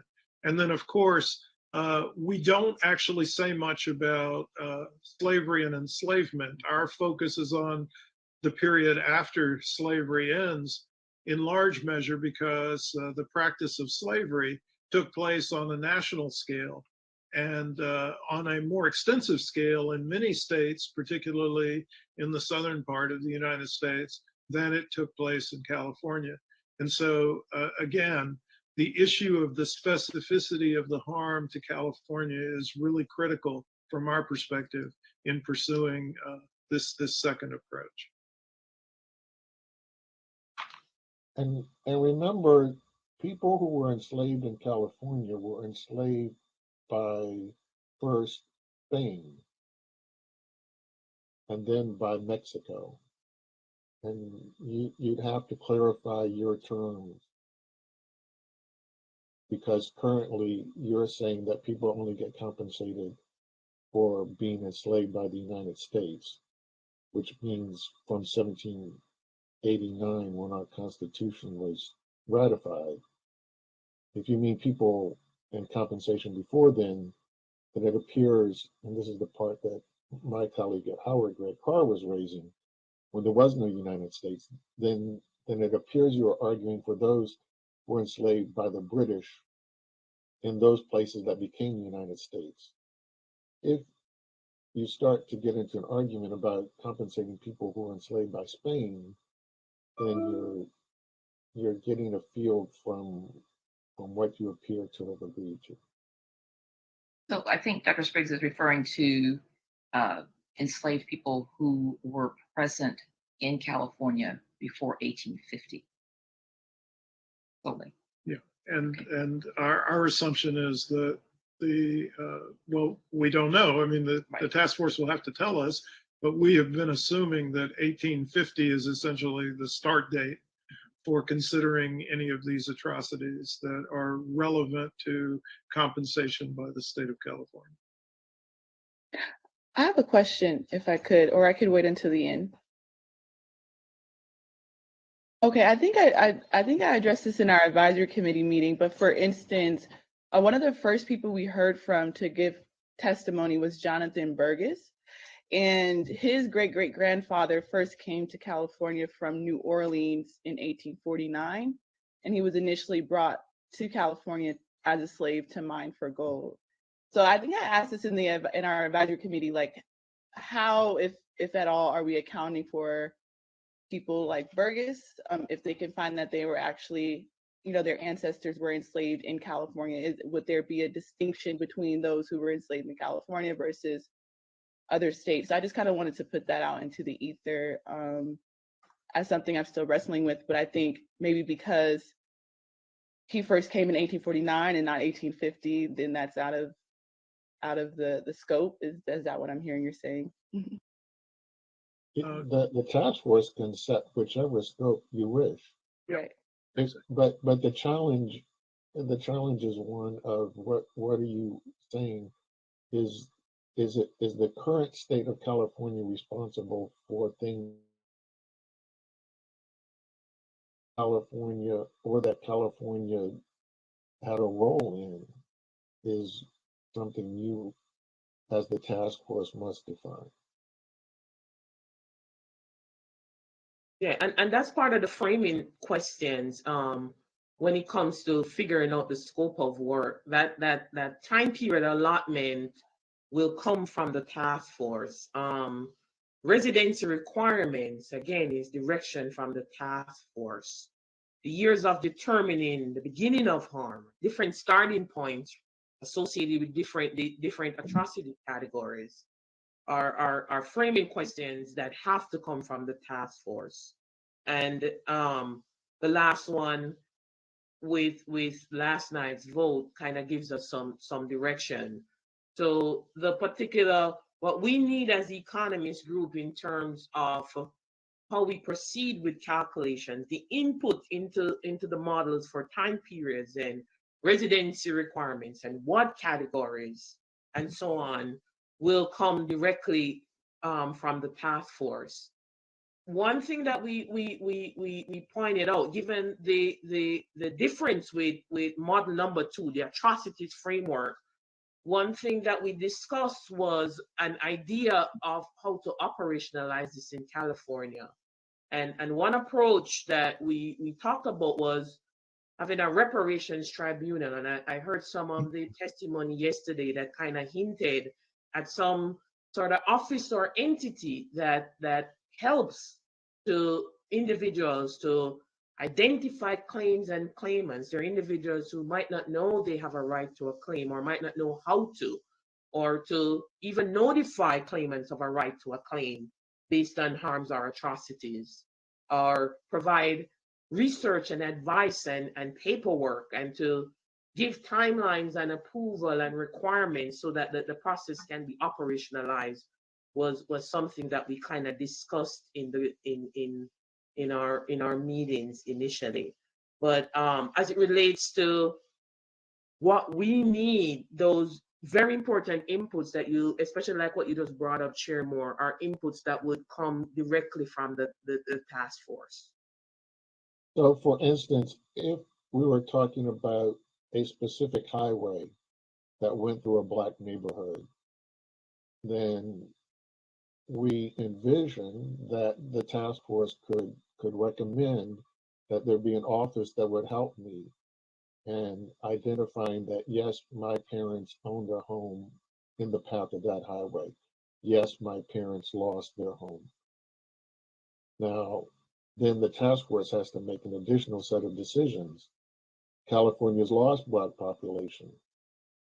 Does that mean that if, as a result of losing our home, our family subsequently moved from California, is the task force going to allow people who have moved to be compensated? Or must I have remained in California?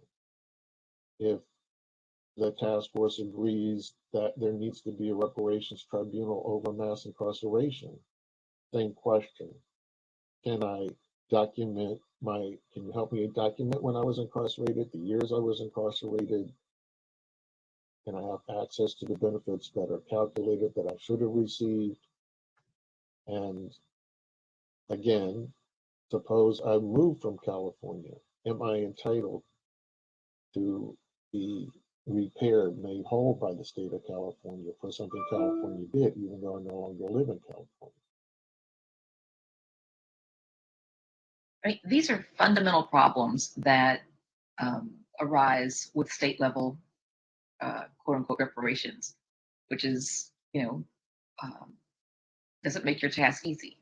But that's the assignment.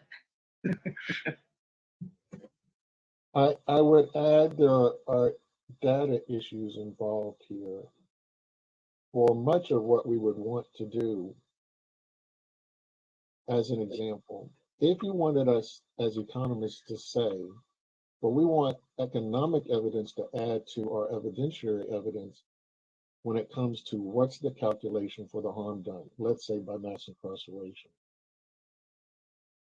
Are you asking us to find data that can separate those who are mass incarcerated who were only descendants of slaves from other Black people?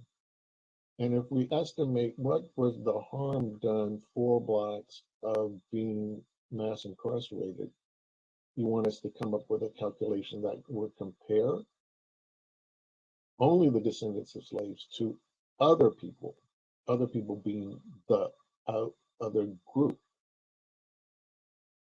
In which case, you understand we would be including some Black people who are mass incarcerated as not being harmed. And therefore, we would be diminishing, we would be diluting a comparison between a racial effect from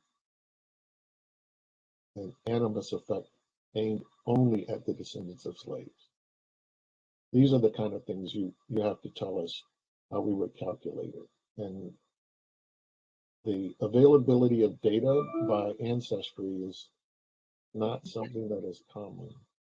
It is easy for us to get information on the income of Black people. It is easy for us to get information on the income of Black people on the basis of whether they're immigrants, but that's separate from the second generation is going to show up as having been born in America. So that's separate from the ancestry issue.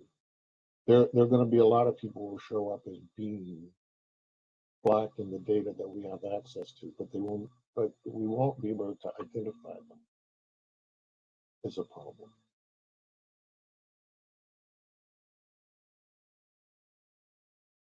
So we need direction. We would need direction from you on that. Well, I believe the state has just passed a law that folks refer to as one that would disaggregate not only the Black population, but also other highly aggregated groups like Hispanics or Asians. So it may be part and parcel of the process here to have the state administer additional surveys or a new survey that would provide the kind of information that you're saying we don't currently have. Right. So the task force needs to understand there would be need for additional data. As far as I know, Professor Garrity's data he did on wealth differences for one city in California is the only one where we can do that. If we were to pursue an issue of wealth inequality generated by all of the acts of discrimination or commission or omission, but you'd have to commission another more complete survey, which we don't have access to, in order to come up with a justifiable methodology for that gap. Yeah, you mentioned the state, the disaggregation. That's among racial groups. So whether you're Chinese, Korean, Vietnamese, Southeast Asian, that's much simpler to do than trying to figure out, I don't want to call it a job, but whether or not you were on a slave plantation. And I don't think the state, it's much easier for the state to disaggregate that data on ethnicity than it is for what we're asking for, which I think was mentioned yesterday, just the challenges of that. And so my question is more of, do we need to figure that out or figure out how to implement that before we can even talk to you, because you need specific numbers, or is this going to be problematic, or is this something we can work on and then maybe make some changes later on to further get you to a place where the committee is comfortable? But it's almost like, which comes first, the chicken or the egg? I mean, what do you, what would you need? Can you just start your work with the limited? Yes, it means more work for us. Made an assumption that only, again, don't hold me to this, that only out of the 2.6 million, only 30% are descendants of slaves. And then you could start with that. And if it grows over time, as we get more information, you could expand it. Is that one way to do it? So or actually, the numbers we're using have 70% of Black Californians as descendants of persons enslaved in the U.S. We can do an analysis. It means more work for us. We can do an analysis where we generate a set of numbers that are contingent on different criteria for whom is eligible. And so we could give you numbers that are associated with different totals of the eligible population. That's something that we can potentially do. It's more work for us. But from the standpoint of getting the information, we already have survey instruments that are well designed that permit us to get information about individuals' ancestry and about the number of years that they have been in the United States, whether or not their parents were immigrants to the United States.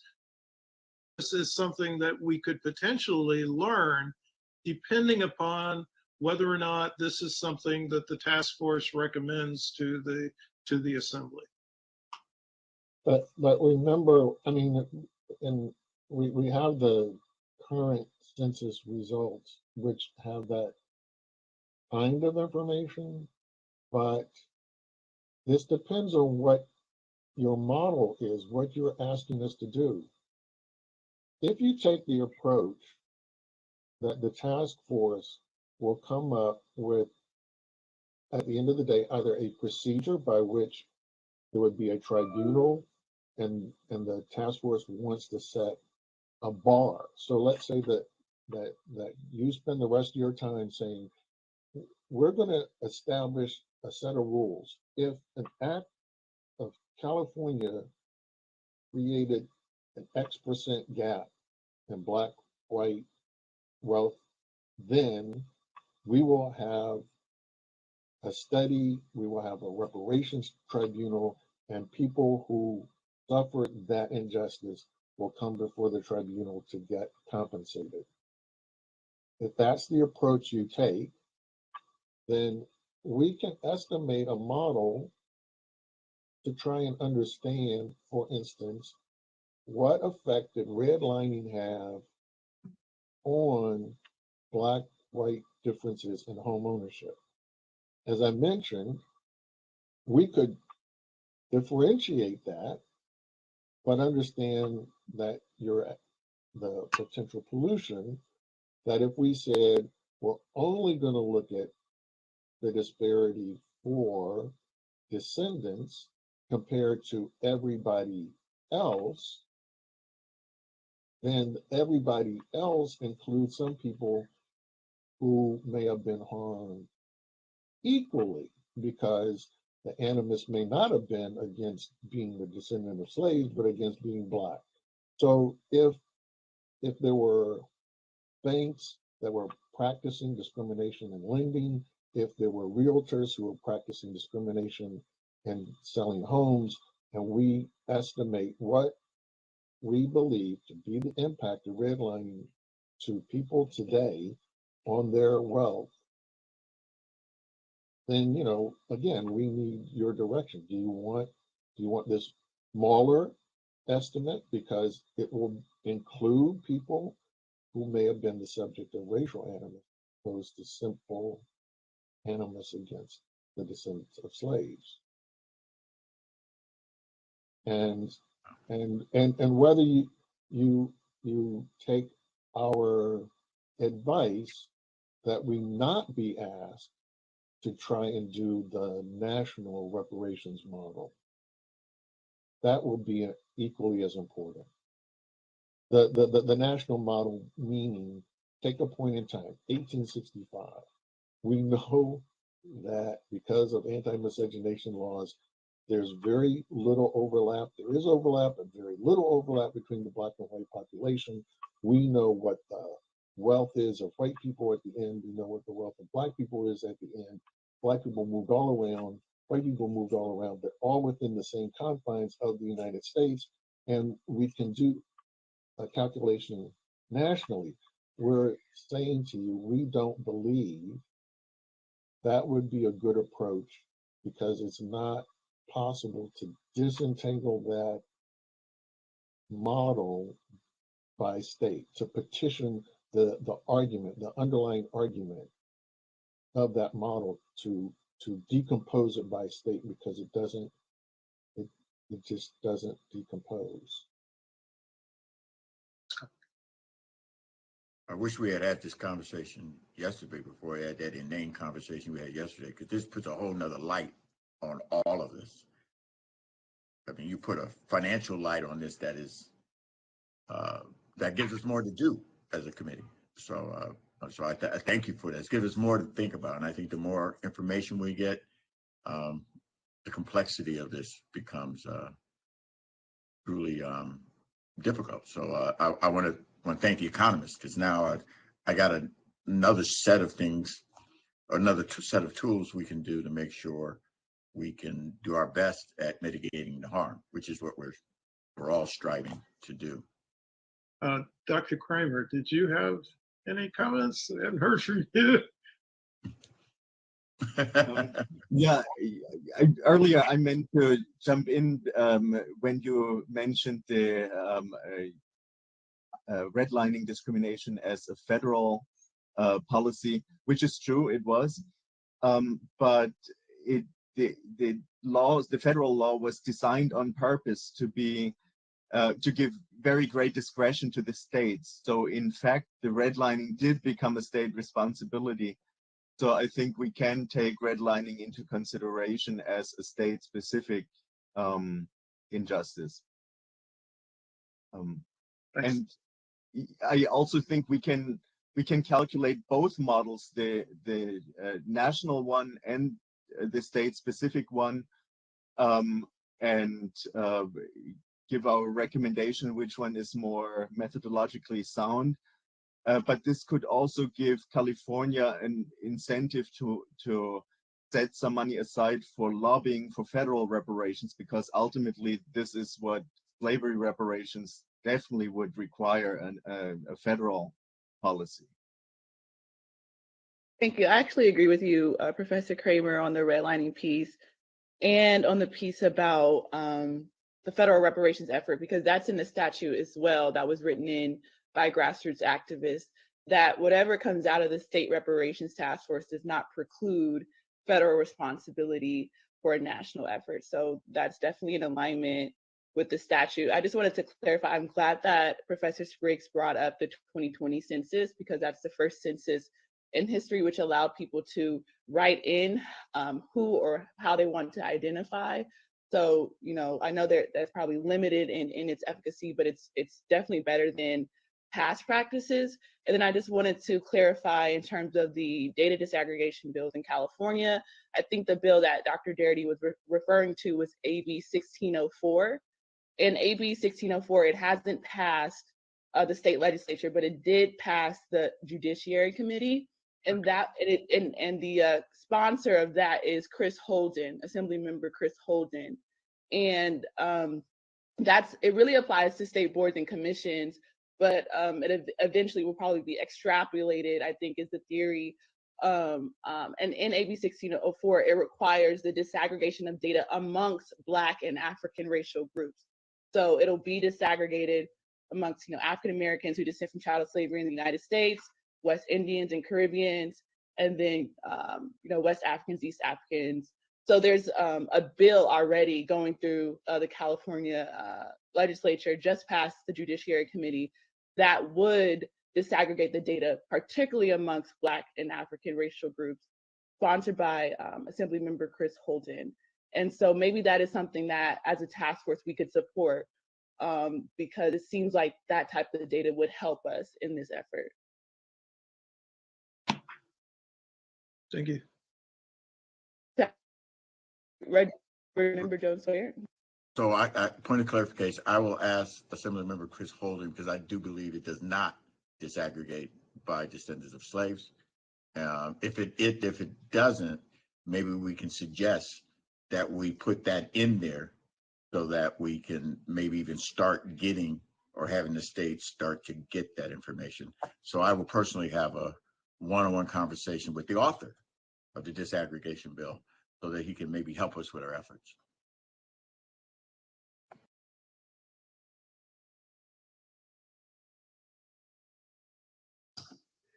This is Lisa Holder. I have my hand raised.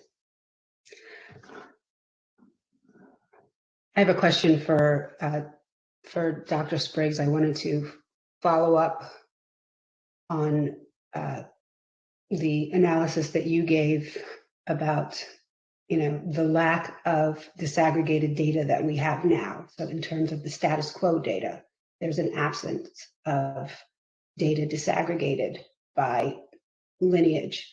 My question for you then is, I was trying to unpack what you were saying, using what the analytical frameworks that you have available as a regression analysis or whatever you use, is there a methodologically sound means for disaggregating between just a harm-based and a lineage-based when we're talking about atrocities, like, you know, like the atrocities that we see in housing, etc.? Is there a methodologically sound way to do that analysis? We could take that 2020 census and look at issues of home ownership between people who are descendants of slaves on the basis of, did they identify in the question mark about their national lineage, which was separate from the race question. And we could treat the Black descendants of slaves compared to everyone else as the pattern of redlining comport with differences we see today in home ownership rates. And the issue would be, you could then test, okay, does my measure differ between the Black descendant of slaves and between Black people, whether they're descendants of slaves or not. You could test that hypothesis. Are those significantly different? There are going to be issues because you're making the sample size much smaller, because the non-descendants of slaves will be a smaller population. You may have issues that arise because we won't be able to measure that with precision because the sample size will be smaller. And we may end up concluding that we can't say with certainty that there's a difference for those people only because their sample size is small. We could say that the sign is in the right direction, the magnitude looks similar. We could end up with, we get greater precision because the sample size is going to be much bigger, right? Now if you tell me just do Black people, stop with dividing, just do Black people, it's a bigger sample size. And I may measure the gap with greater precision. When I do this, though, right, remember that I would be comparing the experience of African descendants of slaves to everybody else.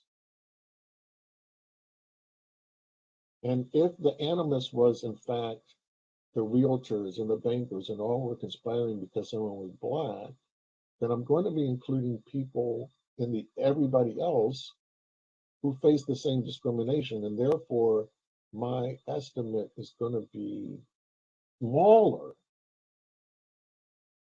than it would be. And we could report that to you. We could report, look, you know, if you do this as Black, this is a really big effect. And we do it as only African descendants, it's slightly smaller.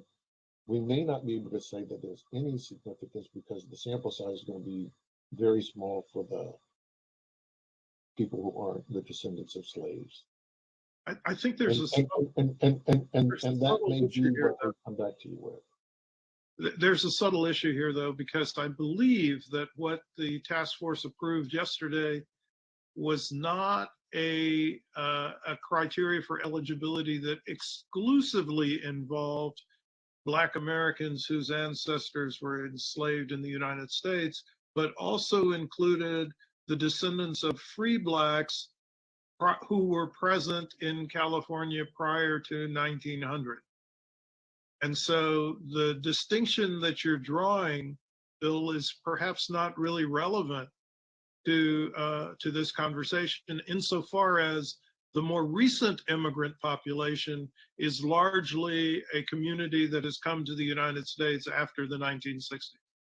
I agree, yeah. Right, yes, but if you ask me to measure what's the penalty, what is the legacy of redlining? And we know, we have studies that point to the redlining has current and persistent effects on current home ownership.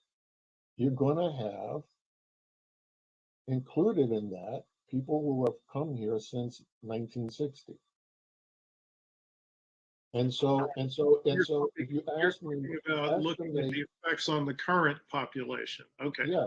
Yeah. So if you ask me, estimate for the current population in California, what is the legacy of this impact that we are enduring today because of those decisions that were made in the 1940s? And we know that there are lasting and enduring effects for people living today, buying homes today. Yeah, my argument is that the more recent immigrant population was not subjected to redlining. Well, they weren't, but what I'm saying is we know that the reason they are present today is because the legacy of that redlining is still present in the patterns of housing discrimination we see.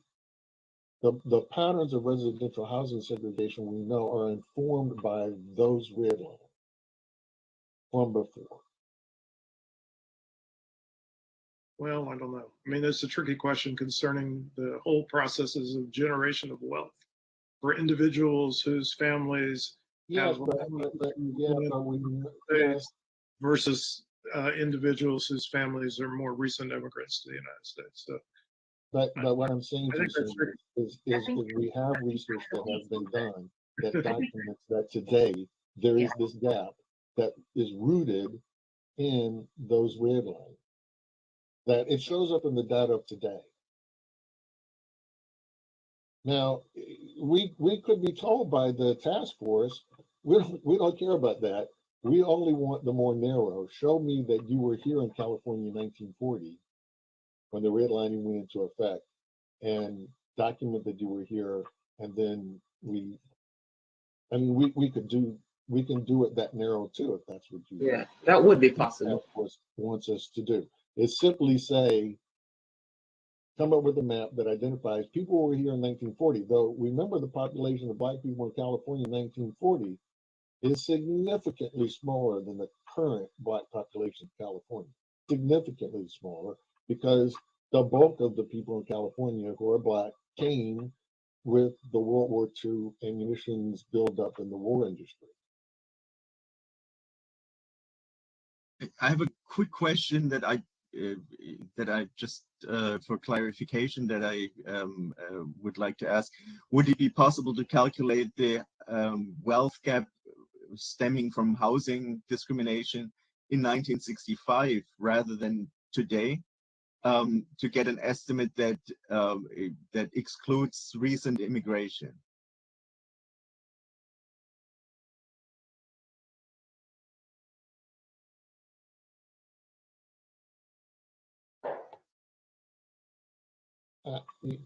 Absolutely possible.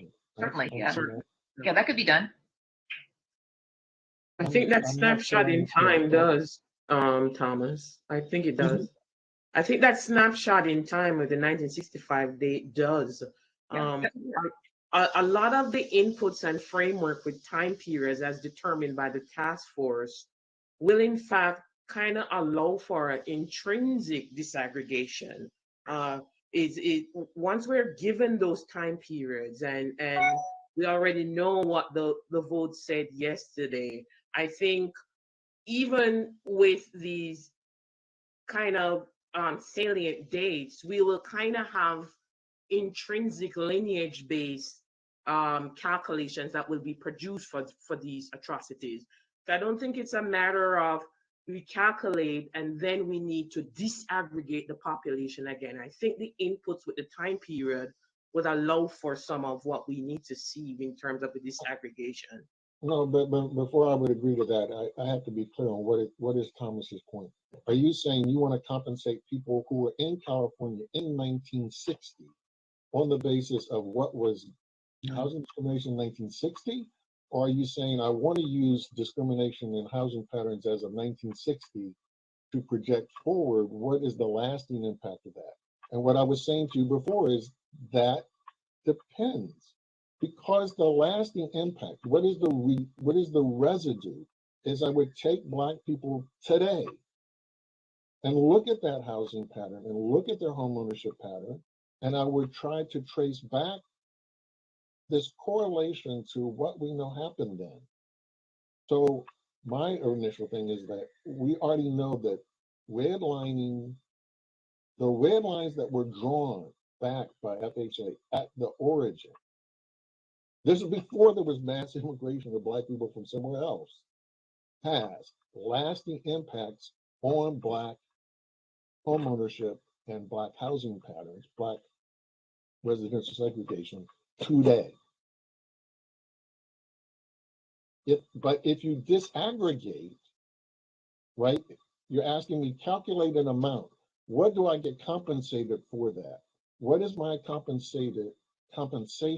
What is the value of the harm done to me? If I then disaggregate, I would be saying, okay, I'm going to take Black people who were descendants of slaves. I'm going to give you an estimate based on that, but that's compared to what? Compared to what everybody happened for everybody else.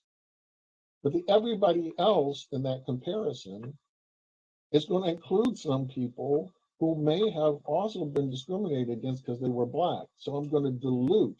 I'm going to give you a smaller estimate of the harm done to the descendants of slaves. I don't quite understand why it's everybody else. Why not compare to whites? Because these policies benefited whites. It was defined in the policy that they could only get government insured mortgages if they lived in white only neighborhoods with restrictive covenants. So it should be compared descendants of African American descendants of the enslaved compared to white Americans or white Californians. Yeah, and as an adjunct to that comment, I believe you were proposing that the cost of discrimination in housing be measured in 1965, but then once that calculation is made, we could compound it to the present. Compound it to the present, and right? that would dictate what the amount of compensation should be for people who are presently living in California. That's what the idea was.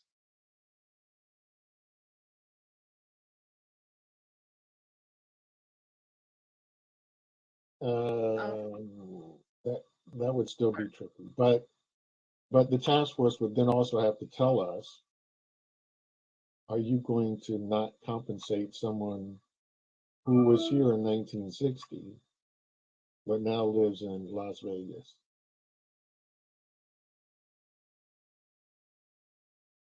Well, I think that's a question that we need to know the timeframes of the atrocities and the residence criteria. During what timeframes do people have to show residence of either themselves or their ancestors in California? So that's guidance from the task force. Yeah, because remember when we showed the harm of current residential segregation patterns on today's population and the effect of the ongoing discrimination in housing, that's different than what Thomas and Professor Garrity were just saying, which is, okay, we're going to find a finite population of Black people who lived in 1965, and what's the difference in their home value today? That's a different calculation.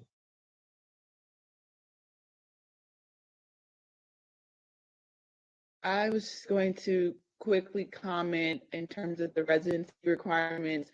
That's in part, I'm glad that we settled the question yesterday around the broader scope of the community of eligibility so that we can then address more granular questions around eligibility like residency requirements. You know, does you have to be a current resident of California? Would a California birth certificate suffice for people who have moved across state lines, you know, due to them being pushed out of the state? I know Secretary Weber, I asked her this question in January, and she had her own opinion and stated that, you know, she thinks that it should be defined to people who currently live in California. Ultimately, I know it's up to the task force to decide, but I'm glad that Kramer and Spriggs brought that issue up, because that's something that we're also going to have to resolve soon. I want to go to Member Scott Lewis.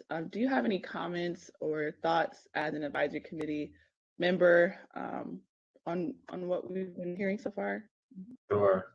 So at the beginning of our conversation, I wrote down on my pad here, you know, time frame by harm, by community of eligibility, right? And I think this is what we're discussing, or at least have come to. And so it does sound that we've kind of arrived at something that is at least the beginning of a workable model. You know, as I think finally put by Dr. Kramer. The question is, you know, as you put it, you know, Chair Moore, one of, you know, the further refinement of eligibility. I recall when you asked the question to Dr. Weber when she visited, and she basically said, you know, contemporary California residents. So I think, you know, as a starting point for the group, we could start there. That to me is where we are, right? Because the hope of this conversation is to actually give you some, you know, some workable parameters where you can go away today and start doing that. So, you know, at the moment we are talking about starting with California residents who are currently here, My sense is that this question, even amongst the grassroots organizations who've been working on these questions of eligibility in their respective domains, they don't also have a clear sense as to where they stand on that issue. So right now, we have Secretary Weber's comments at the previous meeting, which says to focus on contemporary California residents. It does sound as if there is possibility for us to, open up the scope, as numbers come in and as we get clarification with increased data. So that's where I am right now. And I think, as Dr. Campbell has put forward, I mean, really the conversation so far has seemed to be fairly consistent. I think the idea of looking at various timeframes, looking at the harms that occurred within those timeframes, as then further refined or operationalized by the community of eligibility that we defined yesterday, that should be the starting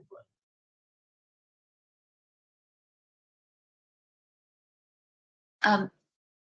I want to jump in. I mean, we don't know, is there a legal standard for residency already in California, which you might be constrained to use, or maybe you can come up with another definition. I don't know.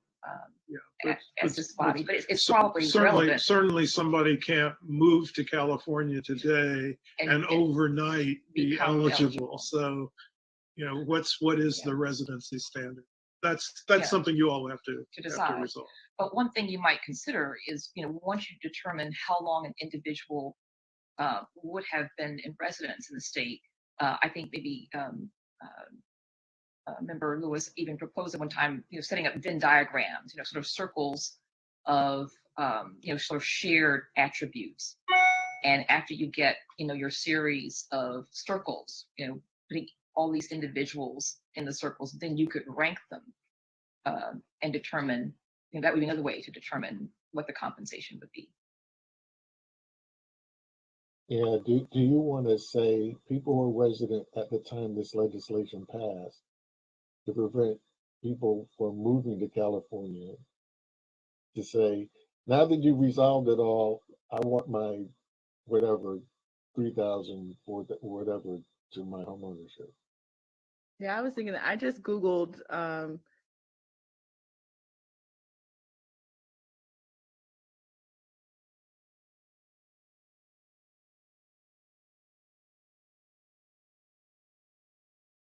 What I can say is, as a person who moved to California, I remember the only instruction I received was that I needed to update my driver's license within 10 days of arriving. And this is why I asked this question actually several meetings ago. When we first broached the topic of eligibility, I was very interested in what the California residency requirement was. And I asked, do you need a birth certificate? Do you need to have, a driver's license? What is it? And so I was very keen to hear what Secretary Weber, would say once that question was posed to her a couple of meetings ago. And, I think it's still left, to whatever the normative expectations or standards for California residency are. I think Chair Moore was about to provide us with the official statement. Member Grills, perhaps. Yeah, I was going to say, I don't know what she may have found, but the only thing I know, because I moved here from out of state to go to graduate school, and at that point in time, the UC system established a standard, which you had to be here 3 years before you could actually get the resident rate for tuition. So I don't know if that's still in play, but while the state may not, some of the institutions within the state may provide us with some potential examples to follow. I would say that 3-year criteria is pretty standard.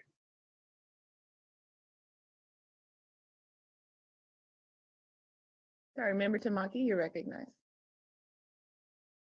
Have to unmute. So this is more of maybe it's a dumb question. It's sort of a filtering question. Because we don't have the disaggregated data, are we using the 1965 as a sort of de facto filter? Because most of the immigrants coming from Africa or the Caribbean are post 1965, the date of the Immigration and Nationality Act, Reform Act, Immigration Reform Act of 1965. And if that's the sort of mechanism, which makes sense to me, is it applicable to the other categories? So we've been talking about redlining and housing, but if the task force talks about other harms that you've listed, is that a methodology that could be used as a starting point to separate and lift up and focus on the targeted beneficiary class?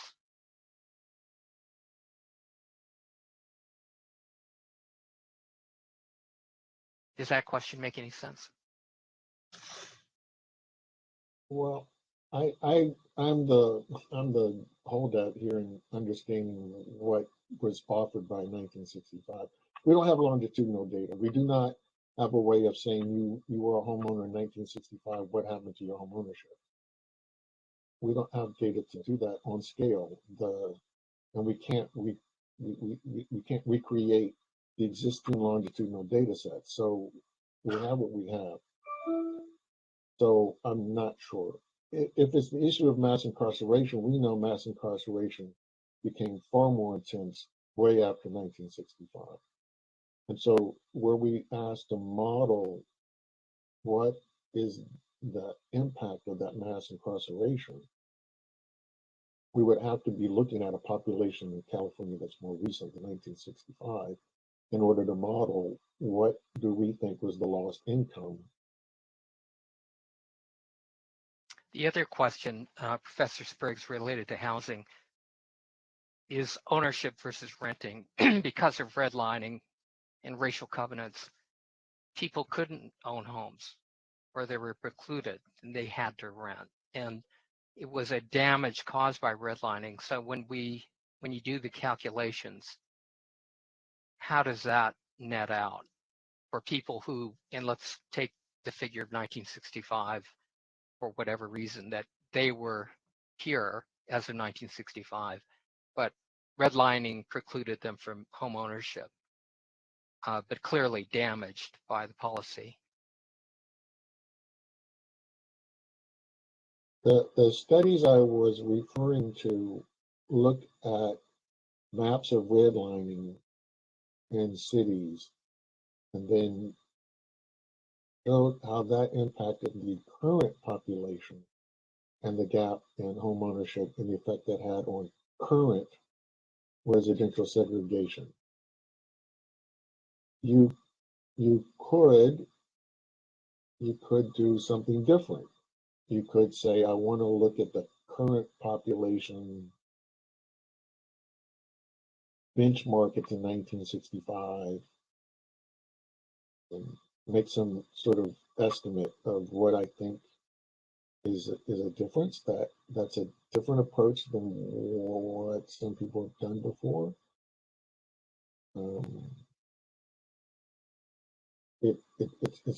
It's not.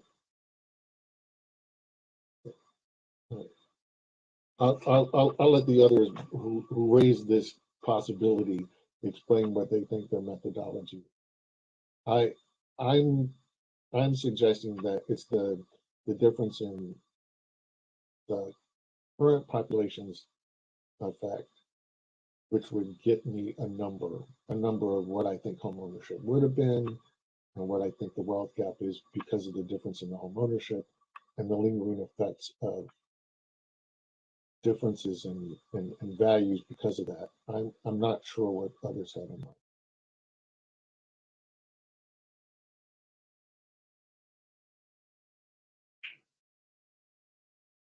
Well, yeah, my understanding is the question how do renting instead of owning play into it. This is a bit out of my water, but wouldn't that be reflected in the differential home ownership rates and therefore in the differential wealth, household wealth due to home ownership, because one group of people pays rent every month and that goes away, whereas the other group pays their mortgages and they acquire equity.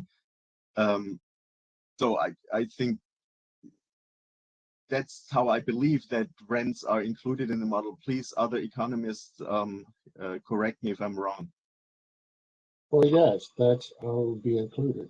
Yeah. You'd be estimating that effect, but if you're doing it on the current population, that's not that doesn't get back to, in 1965, that base period did or did not include people who Yeah. were descendants of slaves. I threw out the idea of 1965 mainly to get around the recent immigration debate, and I haven't had time to think it through. So I think this was just one idea of how a rough estimate could be produced, rather than tying individuals to the harm. So this may or may not be appropriate. In my mind, when it comes to kind of dealing with these broader categories, each category will have a different framework, a different equation or estimator. Yeah. So if we're dealing with houselessness, or we're dealing with another atrocity or harm, different dates can signify different things so that we can internalize what the task force has kind of given us as instructions based on those parameters. And we have a community of eligibility. If we are given these different atrocities categories by the task force to calculate this, this, and this, each of these will require a different equation, because each of them are measuring different atrocities or harms.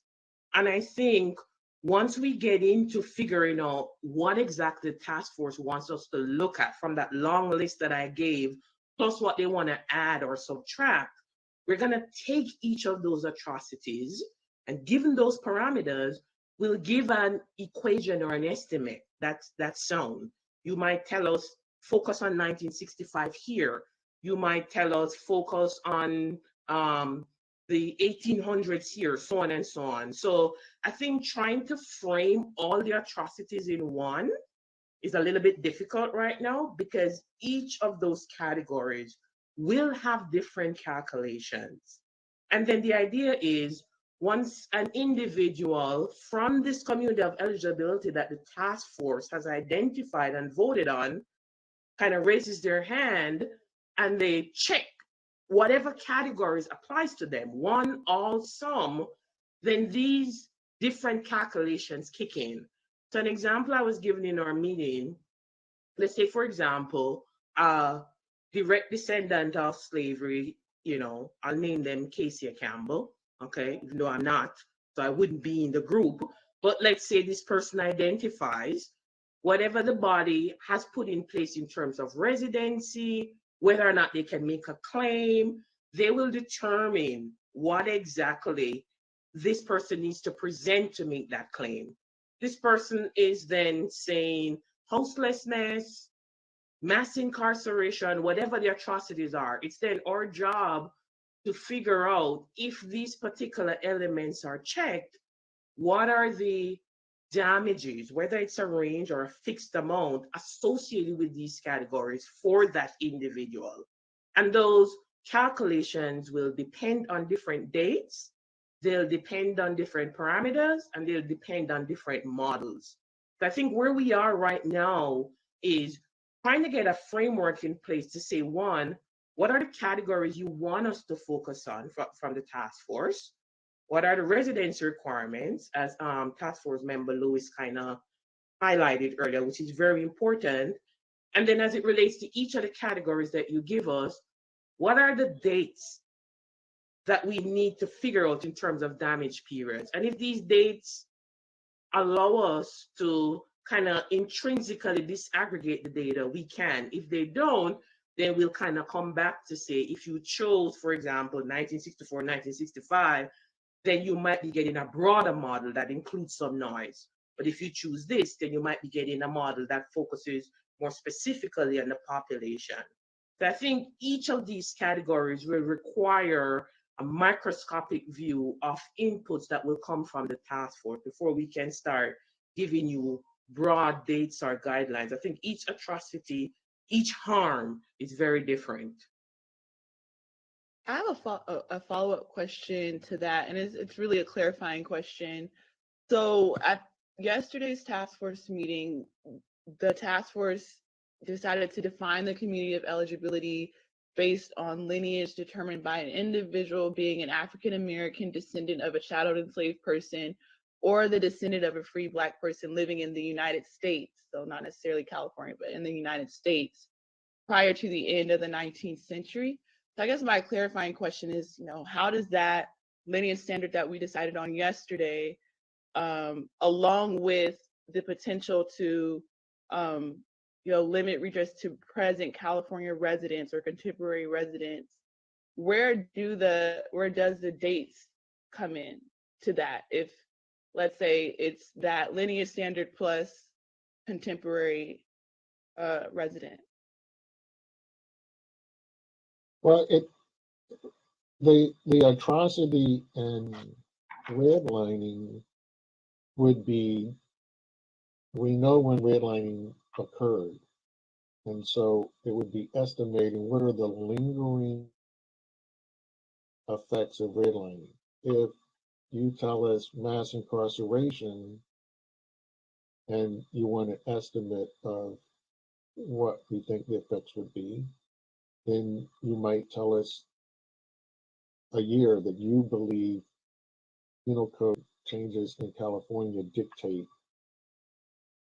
the creation of a sufficient disparity that anyone incarcerated after 1980 or anyone incarcerated after 1985. That's what Professor Campbell was getting at when she was saying, that's where the years would come from. You would identify what's the atrocity you are trying to correct for, and that's when you would tell us what's the year. And that would help us to estimate what we think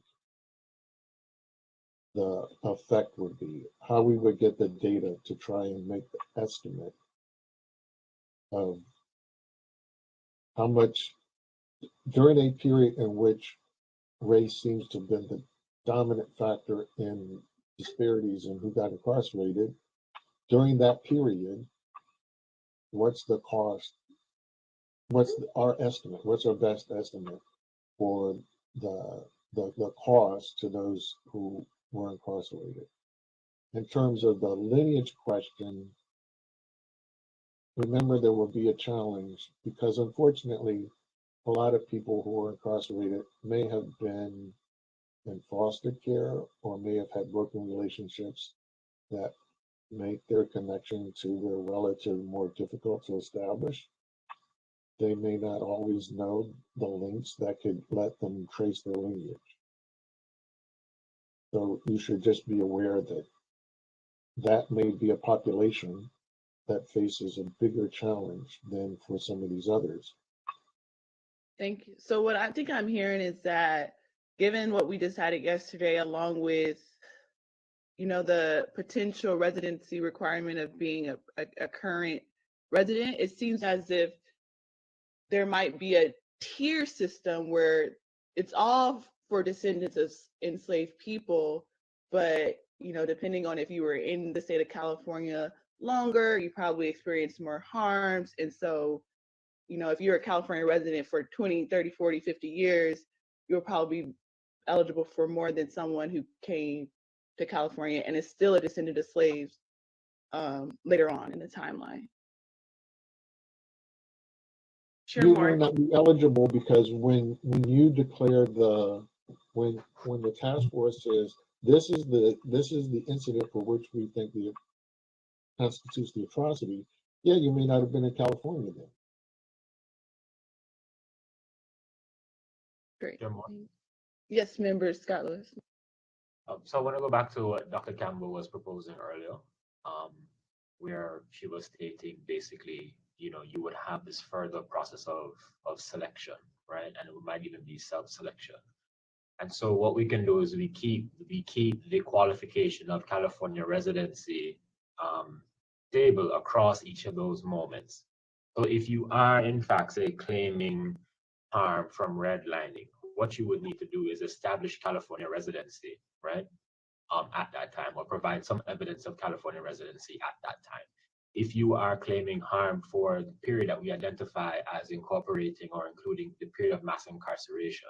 So this is a response to Dr. Spriggs' earlier comment about, are we going to go trace down people? Well, no, right? I mean, you understand that the harms might induce, right, mobility. African American history is about harms inducing mobility and migration, right? This is why, Black folks are where they are in this country.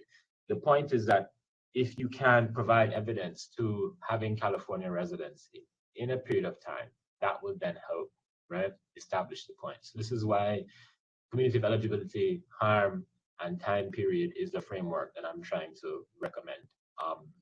And as Dr. Campbell put it, you would then have to, we would then determine or allow for the determination of eligibility, further eligibility, I should say, right, within the parameters of each of those areas. So I think what Dr. Campbell and the group wants from us as a task force is right now to look at the 13 or so, the dozen areas that were proposed, and to decide which of those we want to prioritize a privilege. And then they could go away and start actually figuring these things out based upon these parameters. Oh, this is Lisa Holder again. Yes, Member Holder, you're recognized. Sorry. So I understand that some of the most important parameters, as you said, are the dates, the atrocities, and residency. Is it another important parameter that you're going to need guidance on from us is valuation of the atrocity? So some atrocities are more inherently quantitative, right? So when you're talking about housing, you can use metrics having to do with building equity and all that stuff, and that's your bailiwick as economists, right? Thinking quantitatively. But certain other atrocities are more qualitative. And so in terms of the qualitative atrocities and harms, lawyers and panel juries do give evaluation for qualitative harms. Do you want us to give you the valuation for the qualitative harms? And let me be more specific. It's right now it's a little heady and theoretical, but so if you're talking about mental health, for instance, right? Because of discrimination in mental health, there have been certain impacts on physiological and mental health. That seems to me like a qualitative valuation. And will you want us to provide you with the index for that? Or are you coming up with that? I think you have to come up with that. I think the thing about the national model that Dr. Garrity has done is it is incorporated the extent to which Black people live shorter lives has a lot to do with issues of accumulation that you can build up for inheritance, as an example. The fact that you may have suffered trauma is built into either your ability to work or your effort to make earnings. So in his national model, all of that gets incorporated because all of those are the differences that create the disparity between the wealth that gets accumulated. But as we said, it's to disaggregate that because people move about and we can't set a specific beginning and ending date because the populations aren't the same. So you'd have to tell us what you want it as the value of those things because it wouldn't be incorporated in this approach. Member Gross? Yeah, I had a similar question because I noted that in your slides, you mentioned that your model would take into account emotional and physical health consequences. And I was not clear how you would do that. I mean, I'm in the middle of a 5-year study for the state of California on communities, 5 different priority populations in the state, all racial groups except one. And we're having to use a Bayesian model to try to calculate issues related to being unserved, underserved, and inappropriately served, and the mental health consequences of that. And we had to then go into state and national databases to build a model. I don't see us as task force members being able to do that level of complexity. So, and I do think that it's important, as you note in your model, that the emotional and physical health consequences be taken into account. But I'm not sure that we would have the capability to give you a metric or method for how to incorporate that. I think the inclusion of that was specifically, we know that there are these adverse emotional and psychological harm. And as economists, we are equipped with tools to calculate harm from a quantitative standpoint. So we specifically included that statement so that we could start thinking about how exactly we could get an estimate, because one, it cannot be neglected and it cannot be omitted.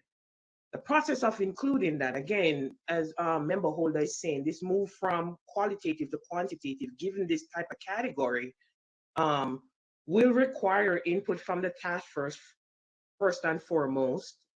And of course, some guidance from us as economists in terms of what might be appropriate tools for calculations. What that looks like right now in terms of the actual calculation is a matter that will pop up many times for discussion. We might have ideas about how we can capture this, but I think these ideas will have to be refined and outlined by the task force. It's almost equivalent, and this is not a good representation, but almost like when you have a lawsuit and there's an estimate for pain and suffering, and somebody would say, how exactly what do you mean pain and suffering? And it differs by individual, it's very personal, it differs by harm category. So I think there's a further discussion and a back and forth with the task force about how exactly will we capture these qualitative elements associated with emotional harm and distress from a system that has been so extractive and so damaging. I think that's further discussion, but we purposefully included that statement because we know it has to be included, but we haven't refined this. We will need input from the task force as we dig down deeper into these categories. And there might even be precedent for pain and suffering in other cases. It might have some similarity to this that could be taken as a rough guideline of what the descendants of the enslaved in the U.S. could be, in California, could be asking for. Thank you. That's a good point. There's definitely some international models folks we can look into, but I want to do a time check. It's 11:43, and we have about 15 more minutes for this discussion and potential action items. So I want to go to Member Scott Lewis. Thank you. I see you. Can you hear me? Yes? Yeah, I see Mullen had her hand raised. I don't know if you want to defer to her or. Go ahead. Hey, Ms. Mullen? Just a quick thought. When you are looking at the categories of harms, it's essential that we have, as Professor Campbell said, what we're talking about are snapshots, looking at a moment in time. So it's essential that we have in times, in time points from which to make the calculations. But if you choose, you could pick 2 or 3, hopefully not more than that, potential endpoints from which we could derive calculations. So you could see, what do the numbers look like if the endpoint is 1960, if it's 2000, if it's 2020, for example. Which is another way to give you more data and also to get a sense of, what the pattern of the harms looks like across time. Thank you. Member Scott Lewis. Thank you, Chair Moore. Yeah, I was hoping that we could maybe use some of these remaining minutes to provide some, confirmation to the economics group on what areas we want them to focus on. So there were about a dozen, I think, that were provided in the PowerPoint presentation. I would note that the area of the kind of health harms, maybe encompasses the questions around the psychological trauma, etc., that two of the members brought up earlier. So I think what we need is just to confirm for the group where we want them to focus. Okay, so we can start the discussion. Can the DOJ or Ms. Professor Campbell pull up your screen again? The particular side where those categories of harm were listed. Thank you. Not a problem. While they do that, may I ask a question? Yes, Member Gross, you're recognized. I want to be really concrete so that it's really clear what it is we need to provide. So I've kind of created my own running list. And so correct me if I'm wrong or if I've left anything out, but the concrete list of parameters that we need to articulate for the economists include the who, which we know is lineage based, and we need to define whether or not it will be direct victims only and or their descendants. Secondly, residency requirements. Third, the categories of harm, which harms that are California specific. And it could be 2 or 3 endpoints to derive your calculations. For what time frame for each category of harm. And sometimes that involves a start and end date, and perhaps, but if I'm understanding right, you want the snapshots that require end time points, which would be a start and end point. And fifth, do we want the economists to provide us with economic evidence to accompany our other forms of harm, evidence of harm? And then sixth, I'm understanding that you would apply those parameters to Model 1 and or Model 2, probably to both. Am I missing? And then we still need to provide input on how to categorize or how to quantify the emotional and physical health consequences. Is that a complete list? Well, we were asking you to agree with us that Model 1 isn't. I'm sorry, say that again. You were a little muffled. We have been asking that you agree with us that Model 1 is not workable. Oh, the framework of the national model is not workable at a state level. It isn't possible to have a solid methodology for disentangling a state. okay. For Model 2 only. And I got it right for everything else? Yes, ma'am. And Yeah. I didn't miss anything. Okay, thank you. I'm wondering, Member Girls, if you could put that comprehensive list in the chat. Maybe DOJ can transcribe it so we can use that as a framework for this discussion. Okay. And the task force has had deep testimony on various of these items on the list. That's why we were suggesting them. If the task force thought, after hearing the testimony on these items, you felt, yes, the evidence is overwhelming, we want you to give us estimates of how much harm each of those translates to. Is this the correct slide? I'm not sure it's the correct slide. It's still on Yeah, model. that's what I'm trying to. I'm sharing the screen. I'm sorry, this is Trini. If you could just let me know what slide I can forward through. Oh, It's okay. slide I 6. got number 6. Yeah. Slide 6. Wondered if my computer got possessed. Is this the one? Think so. Yes. Thank Yeah. you.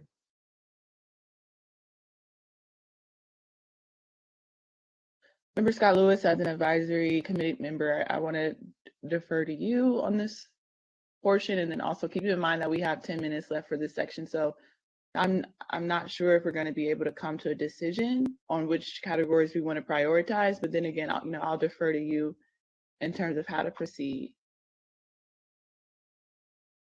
Well, I don't think we're being asked to prioritize the existing list here. I think we're just being asked to agree or to add or remove. So in other words, do we have a problem with eminent domain being an area? Yes or no? Intellectual property deprivation? Yes or no? That's all I think we're being asked to do. The rest of the discussion, I think, is clarified. A large part of what the scope of work needs to be.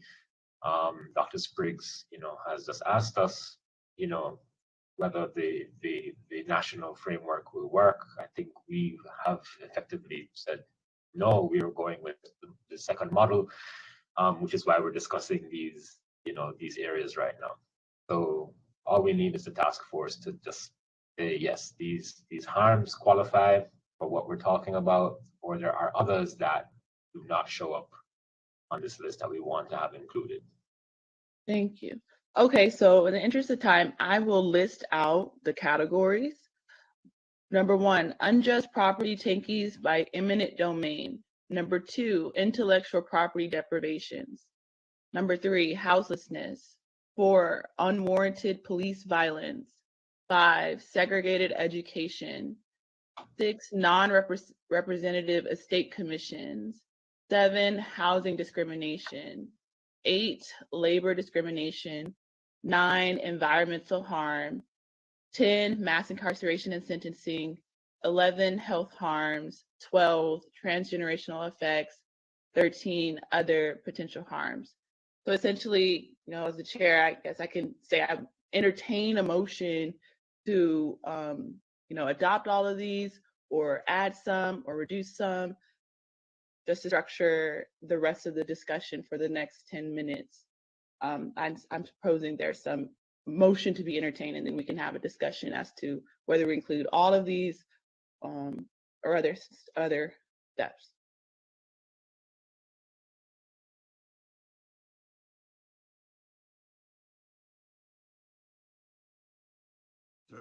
Madam Chair, Member Jones-SAWYER, you're recognized. I would like to make a motion that we include all 13 of state-specific armed atrocities framework plan. Thank you. So it has been properly moved and seconded that, oh, sorry, is there a second? A second. So it has been properly moved and seconded that the task force adopt Model 2, the state-specific harms atrocities framework, which includes all 13 harms as presented. Is there any discussion on the matter? This is a just point of clarification or procedural. But if we want to add, I think there's a lot that needs to be added. Do we do that in the next motion, or do we ask to, or how do we get that done? Maybe I'm wrong, but go ahead. Number 13, other potential harms, might gather that, but I could be wrong. I would agree with that. Yeah. And then after the motion, I guess we can do another motion to add specific additional harms. Okay. Does that answer the question? Okay, sorry. Okay, so is there any discussion on the matter on the floor right now? Chair Moore? Yes, Member Scott Lewis, you're recognized. I would just ask that the number 5, segregated education, actually include through tertiary education, so at the university level as well. I think that is an issue that, you know, helps, I think, open up the time scope actually of the question of educational discrimination. So we are just talking about the period of actual, you know, legal segregation in education previous to, you know, to Brown, but the ongoing kind of issue of discrimination in higher education, especially in the California systems.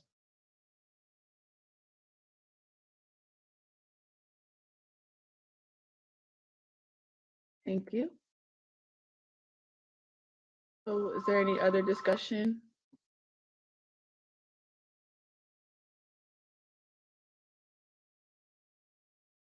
Okay, hearing no further discussion, I'll cue Parliamentarian Johnson for a roll call vote. And again, to restate the motion, for the task force to adopt Model 2, state-specific harms atrocities framework, which includes all 13 of the categories. And in our discussion, we noted that segregation education would also include tertiary education. Parliamentarian Johnson? Yes, thank you, Madam Chair. I will begin by asking Chair Moore for her vote. Chair Moore votes aye. Vice Chair Brown?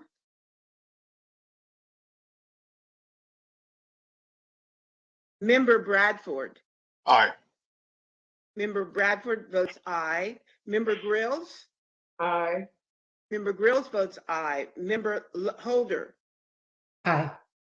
Member Holder votes aye. Member Jones-Sawyer? Aye. Member Jones-Sawyer votes aye. Member Lewis? Aye. Member Lewis votes aye. Member Tamaki? Aye. Member Tamaki votes aye. Member Montgomery Steppe? Aye. Member Montgomery Steppe votes aye. Madam Chair, there were 8 members voting, and there were 8 ayes and 0 nays.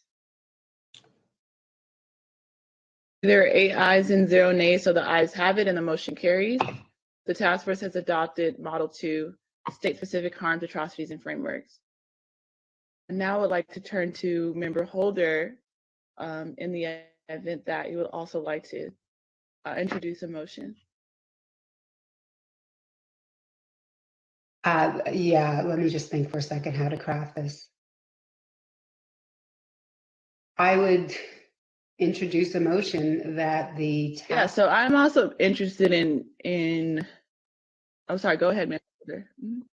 Yeah, I would introduce a motion that the task force do take the time now to do an analysis of what should be included in other potential harms. Marco Gonzalez.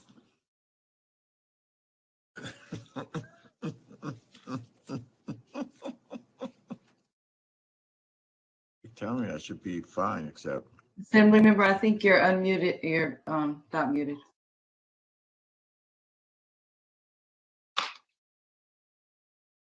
May I ask a clarifying question? Yes, Member Gross, you're recognized.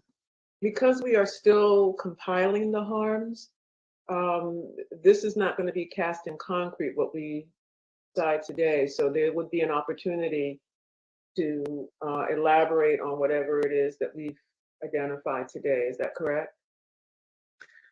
Correct. Really, even at our April meeting, potentially. Mm-hmm. But to Member Holder's point, sorry, I got disconnected. I think this would be a good time to list out any potential harms that the task force members think needs to be included. And then, you know, at the advisory committee, Jovan and I can, you know, take notes and so with the economists and come back for the April meeting so that we can keep this as a continuous agenda item. So one potential harm that I just want to put in on the record that is, I think, California specific in some ways is the war on drugs or the crack cocaine epidemic, the epicenters, you know, in Los Angeles and whatnot. So I would say, and to Grill's point, we're still uncovering that, right? We're going to learn more about the war on drugs literally later this afternoon. So I'm just putting that on our radar in terms of a potential and distinct harm.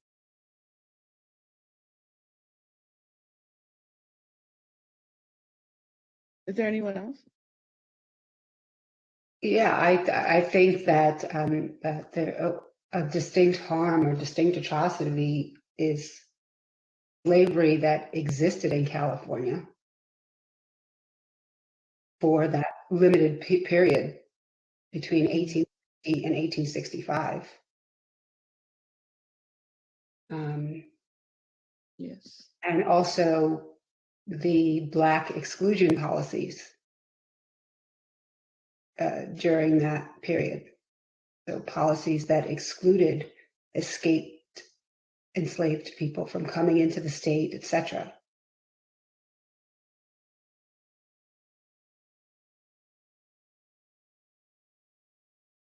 Thank you. I know there's also a potential harm in terms of like family welfare or child welfare, like in the 60s and 70s in California, where the state would go into homes of welfare recipients who are African American, and if there was a father in the home, you would get rescinded your benefits. And there's actually a movie about that. I think it's called Claudine. That was put out in the 70s. So still trying to figure out the right way to articulate what that harm is necessarily, but it's around the kind of discriminatory family welfare practices practiced in the state, particularly in the 50s, 60s, and 70s.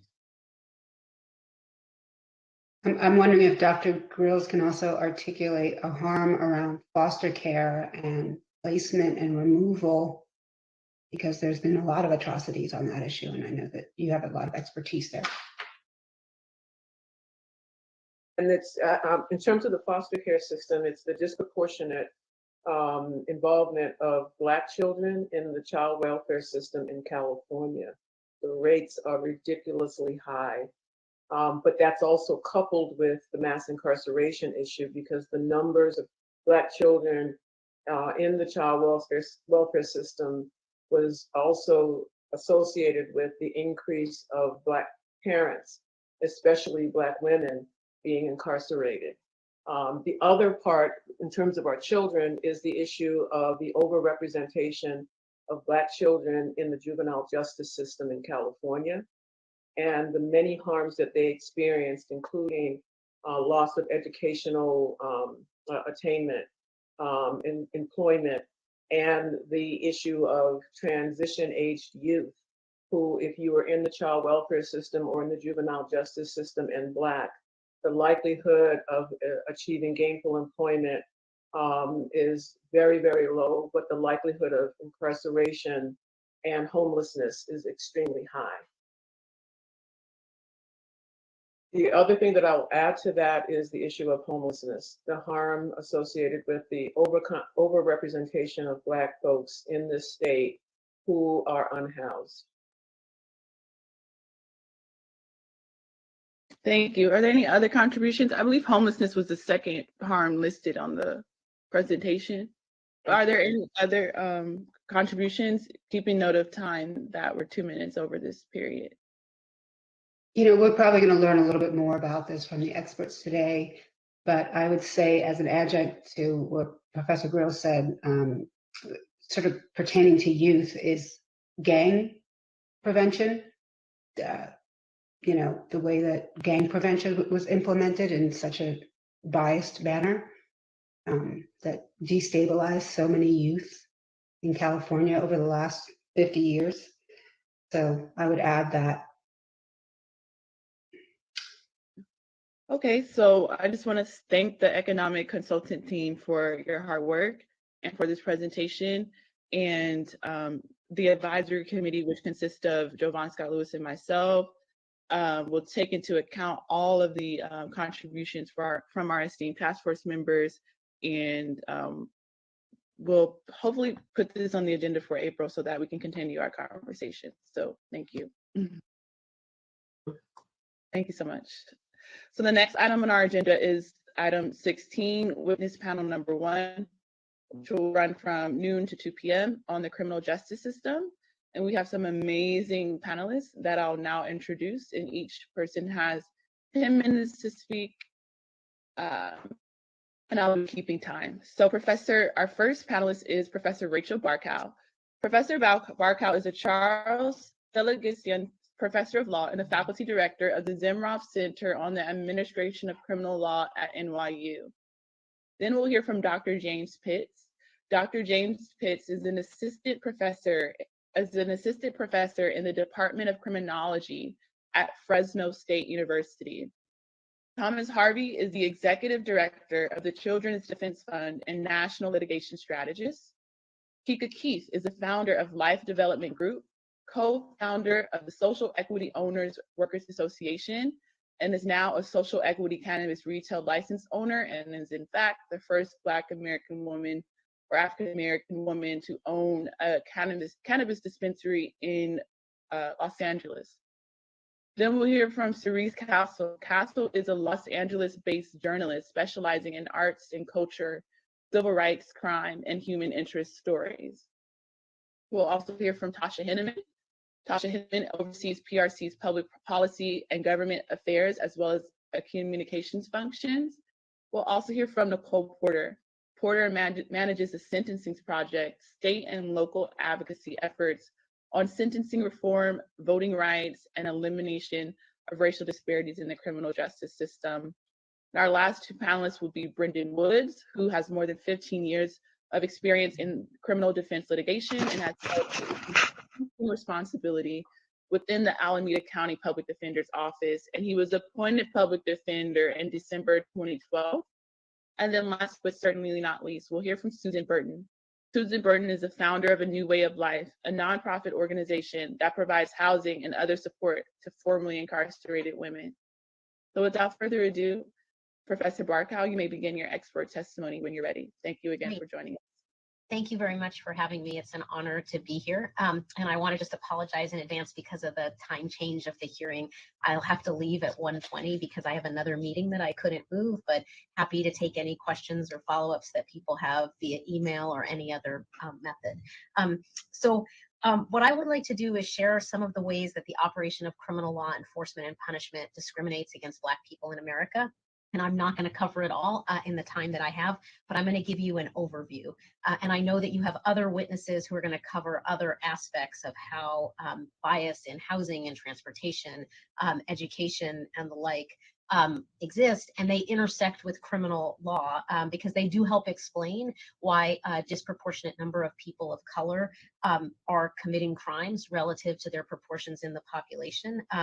So when you see statistics that might show homicides or robberies are being disproportionately committed by Black people, there are these structural biases that put them at a disadvantage in terms of other opportunities that help account for that. And so you can imagine if you don't have jobs or educational opportunities, turning to criminal behaviors is sometimes the only option. And I'm not going to focus on those.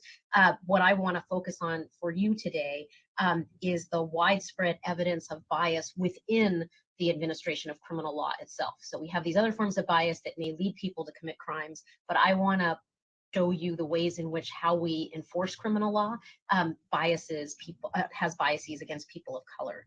So if we could go 2 more slides forward to set the stage, thank you. What I'm going to do is just first give you a quick kind of bird's eye view that the United States incarcerates way more people than any other country in the world by orders of magnitude. Next slide. You're going to see how those people are allocated, mostly in state prisons. It's about 2 million people that are incarcerated, but some in local jails, and most of those are there pre-trial. And then if you look at the next slide, you're going to see that that's really the tip of the iceberg, because we have millions more people who find themselves under a system of correctional control with parole, probation, and other forms of supervision.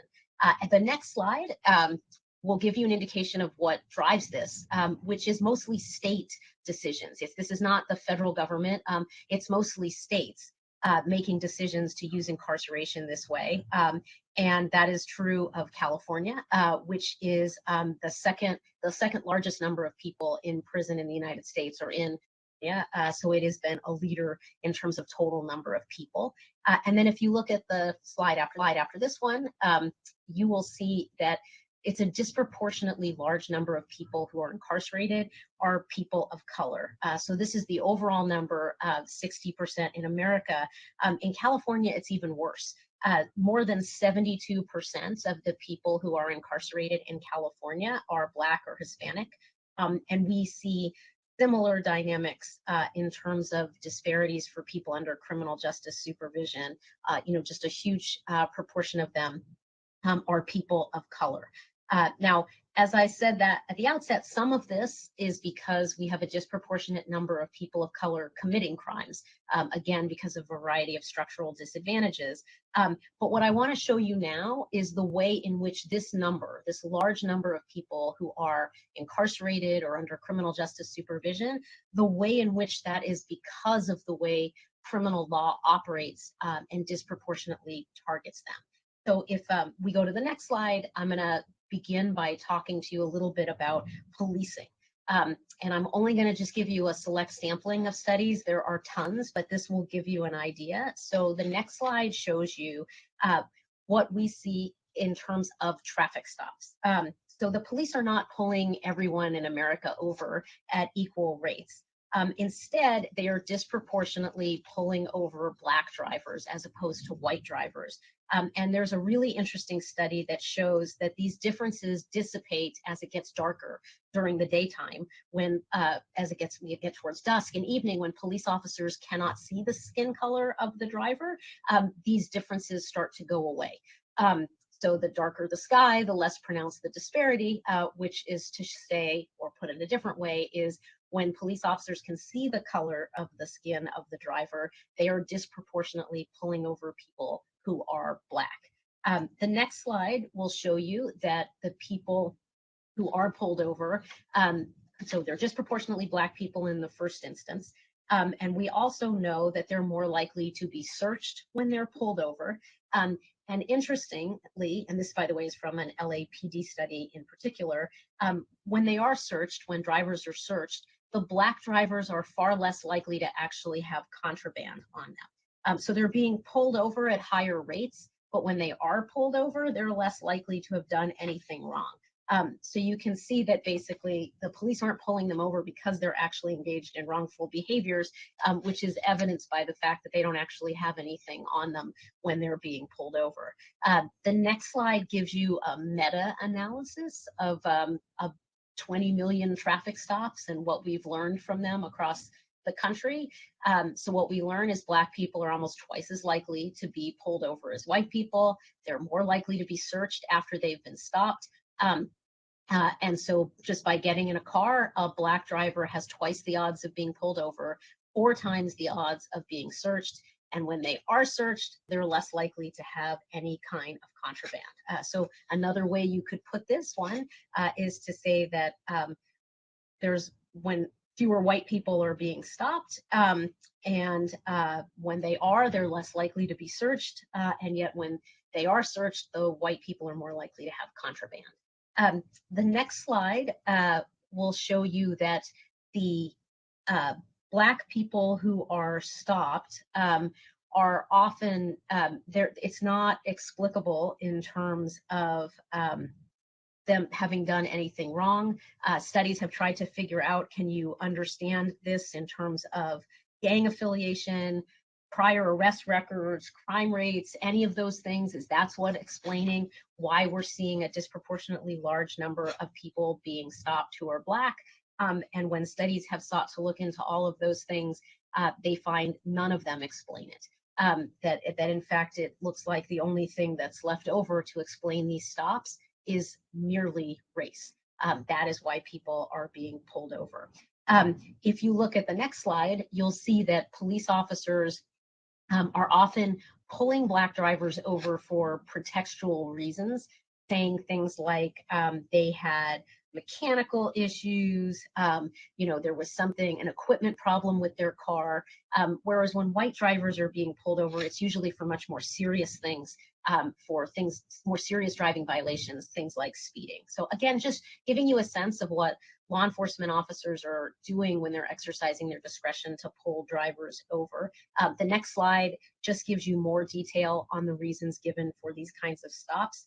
And now the next slide after this one, although I know California is much more of a driving state than a pedestrian state, this is just to show you that we see the same dynamic when officers are stopping people who are walking for pedestrians. So this data comes from Jacksonville, but it's indicative of data nationwide.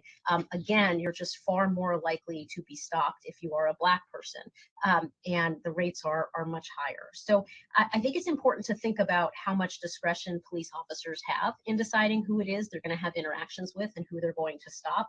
This isn't like situations where there's an identifiable crime with a victim. These are crimes where there's just way more people than could ever be addressed, stopped. So police are making choices, and the way they're making those choices is to target Black people without any link to crime or misbehavior. It's just using the discretion to do that. The next slide will show you that we see a similar pattern in terms of arrest rates for various kinds of low-level crimes that, again, police have choices. We see lots of people loitering, people who could potentially be charged for trespass, but they're using their discretion to target these kinds of arrests to communities of color. The next slide will show you this is also true when it comes to drug offenses. So we know that drug use and drug trafficking, those are comparable by race, that pretty much we're seeing people, white people, Black people, they are using and selling in proportion to their percentages in the population. But drug arrests are disproportionately targeted against Black people, even though the usage rates for white people and Black people are the same and the sales rates are the same. The police are using their discretion to disproportionately target people who are Black. The next slide will show you this starkly with marijuana. Again, the use rates are comparable, but it's Black people who are getting arrested for possessing pot, not white people. And then the next slide will show you that this bias isn't just about these questions of who gets stopped and who gets arrested. We also see bias in police use of force and the kind of force that's used in police interactions where it's disproportionately used against people of color, and in particular, as you see here, against Black people. The next slide will show you that the police are more than twice as likely to use force against people of color. And remember, they're stopping more people of color in the first place. And so you're twice as likely to then use force in these interactions. The next slide is sadly the most extreme use of force resulting in the police killing somebody. And again, you are far more likely to be killed by the police if you are a Black person in America. So the slide after this one will explain that this is not because Black people are more likely to be armed than white people. So if we're trying to understand why are these police use of force interactions taking place, it's not because of a differential in terms of Black people versus white people being armed. If you're a Black person and you're unarmed, you are 3.5 times more likely to be shot by the police than if you're a white person who is unarmed. And what we find when we study this is that what seems to be explaining it is that we see large instances of inequality in the communities where Black people are suffering this kind of police use of force. So it's not tied to the use of force by the person who has it used against them by the police. So the next slide is to just explain the horrible tragedy of all this, is that we're seeing all this excessive policing, all this policing that is disproportionately targeting Black people and communities of color, and it's doing a terrible job at actually solving serious crimes. And it's particularly bad, the police are particularly bad at solving crimes with Black victims. So another way in which criminal law enforcement discriminates is by solving fewer cases that involve Black victims. And I should say that I think one reason why this happens is because there is not as much cooperation in those cases, precisely because communities of color have such a distrust of the police because of all those biased stops and the use of force against them. It really creates a vicious circle with a lot of distrust, lack of cooperation, and therefore more ineffective policing in solving these cases with Black victims. So I could occupy tons of time on this. I know I've gone super quickly, but I hope this gives you at least an indication of that kind of bias. The next slide is going to introduce you to other forms of bias in the system, and I'd like to start just by talking about what happens in prosecution. So the next slide will just tell you about those people that I mentioned who are detained before their trial. They haven't been found convicted of anything. It's about 500,000 people who find themselves in this situation. You are way more likely to get detained pretrial in America if you are Black than if you are white, and it has nothing to do with the crimes that you were charged with. If you hold all that constant, you look at the crimes charged, what you find is just Black people are getting detained more pretrial. Their bail amounts, where there is bail, are set at much higher rates than white people, again, controlling for everything you control. We look at the type of crime, criminal record, and there's still this inexplicable difference that looks to be based on nothing other than race. The next slide shows you that we see the same bias in charging decisions, where if you're a white defendant, you're far more likely to have a serious charge dismissed against you than a Black defendant. And again, that's all controlling for the kind of crime you committed and your previous record. And if it's a misdemeanor kind of a case, a less serious one, if you're a white defendant, you're 75% more likely than a Black defendant to have those charges dismissed or reduced.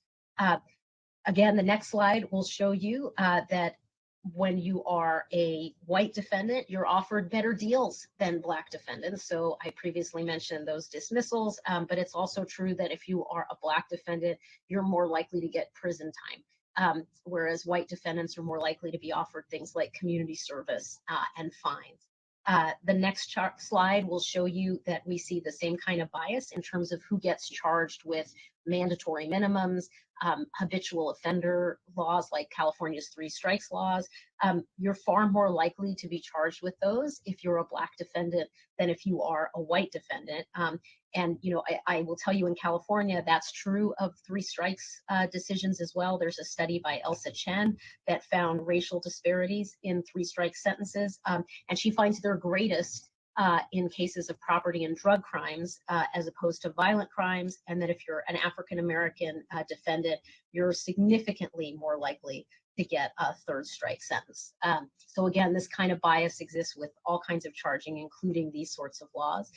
And then the next slide will show you that this happens at sentencing as well. The next slide is an example from the federal system where you can see that people who are Black are getting sentences 19% longer than people who are white, controlling again for type of crime and criminal background. And the next slide shows you from a study in Georgia that same kind of variation. And here, what's even more disturbing is that it varied based on the shade of somebody's skin. So the darker skinned Black people got sentences even longer than medium skinned Black people, and then as compared to lighter skinned Black people. So the sentence got increasingly longer the darker your skin tone, with all Black people getting sentences significantly longer than people who are white. Again, controlling for everything else. It's just a question of the color of somebody's skin. In the next slide, I can show you that we see this kind of disparity when it comes to the treatment of people who are kids, juveniles. If you're Black, you're far more likely to get transferred to adult court or to be suspended. The next slide will show you that we see the same kind of discrimination when we're talking about whether people get their parole revoked. People who are Black get their parole revoked at much higher rates. And again, these are usually discretionary decisions that an official will have. And just like we saw with the police and we saw with prosecutors and judges at sentencing, these parole officials are exercising their discretion in ways that are disproportionately negatively affecting Black people. Next slide will show you that by now you can probably anticipate that we see the same bias when we're talking about parole and clemency, where you're just far more likely to get it if you're white than if you're Black. And then finally, I will just add in the next slide that your treatment while you're incarcerated is worse if you're Black than white. You're more likely, for example, to be held in solitary confinement. So it's everywhere you look in the administration of criminal law and punishment.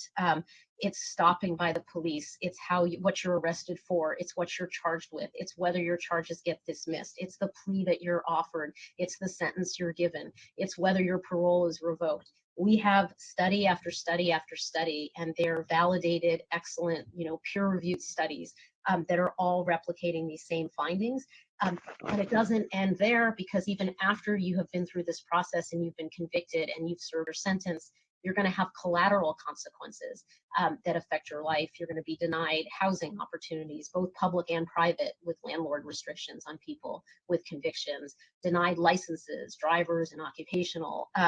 It snowballs so that all these discriminatory decisions end up having this disproportionate effect through someone's entire lifetime, even after they've served their sentence. So that's the overview that I wanted to give you, just to give you a hint of the kind of evidence that's out there on bias in the criminal legal system in America and in California in particular. And I will stay till 1:20 and answer questions if you have them by then. And if not, please reach out. I'd be happy to help you in any way that I can. Wow, thank you so much, Professor Barco, for that excellent presentation. And for folks who want to follow along and with those slides and with the other presentations, you can go to our website at oag.ca.gov/AB3121. And the meeting materials for this month, which are 600 pages long, which includes all of these amazing presentations, are available for you all to look at and follow along. So thank you again, Professor Barco. We'll now hear from Dr. James Pitts. And Dr. James Pitts, welcome, and you can begin your expert testimony when you're ready.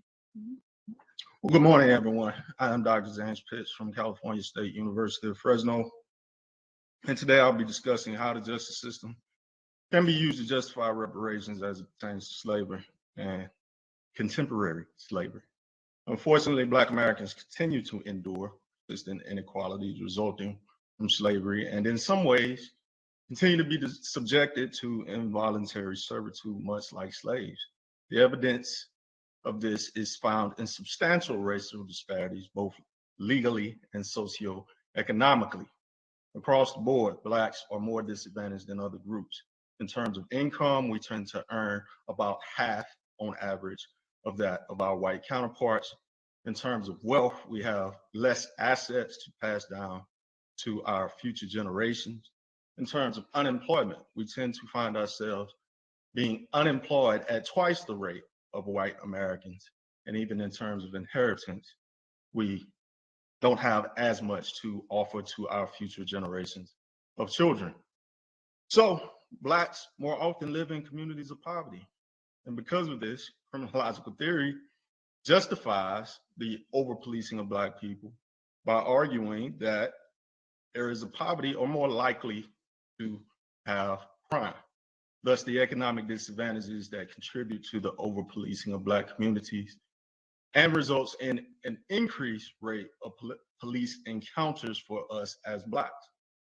These encounters lead to more disparities in terms of traffic stops, like those you just heard from our previous presenter, greater chances of automobiles being searched, more arrests, a greater likelihood of police use of force, police misconduct, and even more often we are killed by police. Thus, in terms of police brutality, Blacks are victimized at much greater rates while often being unarmed, right?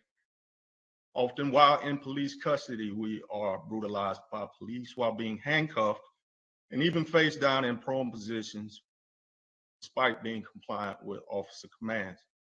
Such excessive force and or unnecessary lethal force often results from verbal exchanges or in the aftermath of nonviolent misdemeanor offenses like the failure to pay one's child support, as in the case of Walter Scott, the failure to appear for minor traffic violation, as in the case of Dante Wright, or for being suspected of passing a counterfeit $20 bill, as in the case of George Floyd.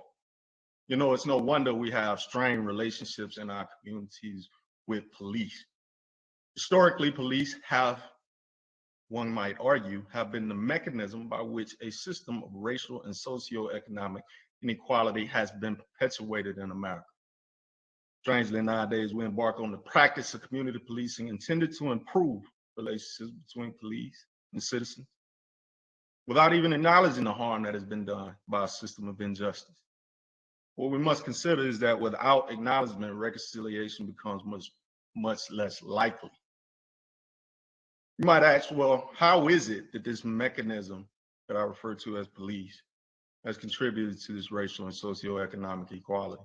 Many of the points made by the previous researcher or professor are very accurate, so I won't continue with as many stats. Nonetheless, when we consider policies that are often race neutral on their face, but applied in a very discriminatory manner, this is the method by which we find ourselves victims of substantial disparities at the hands of our criminal justice system.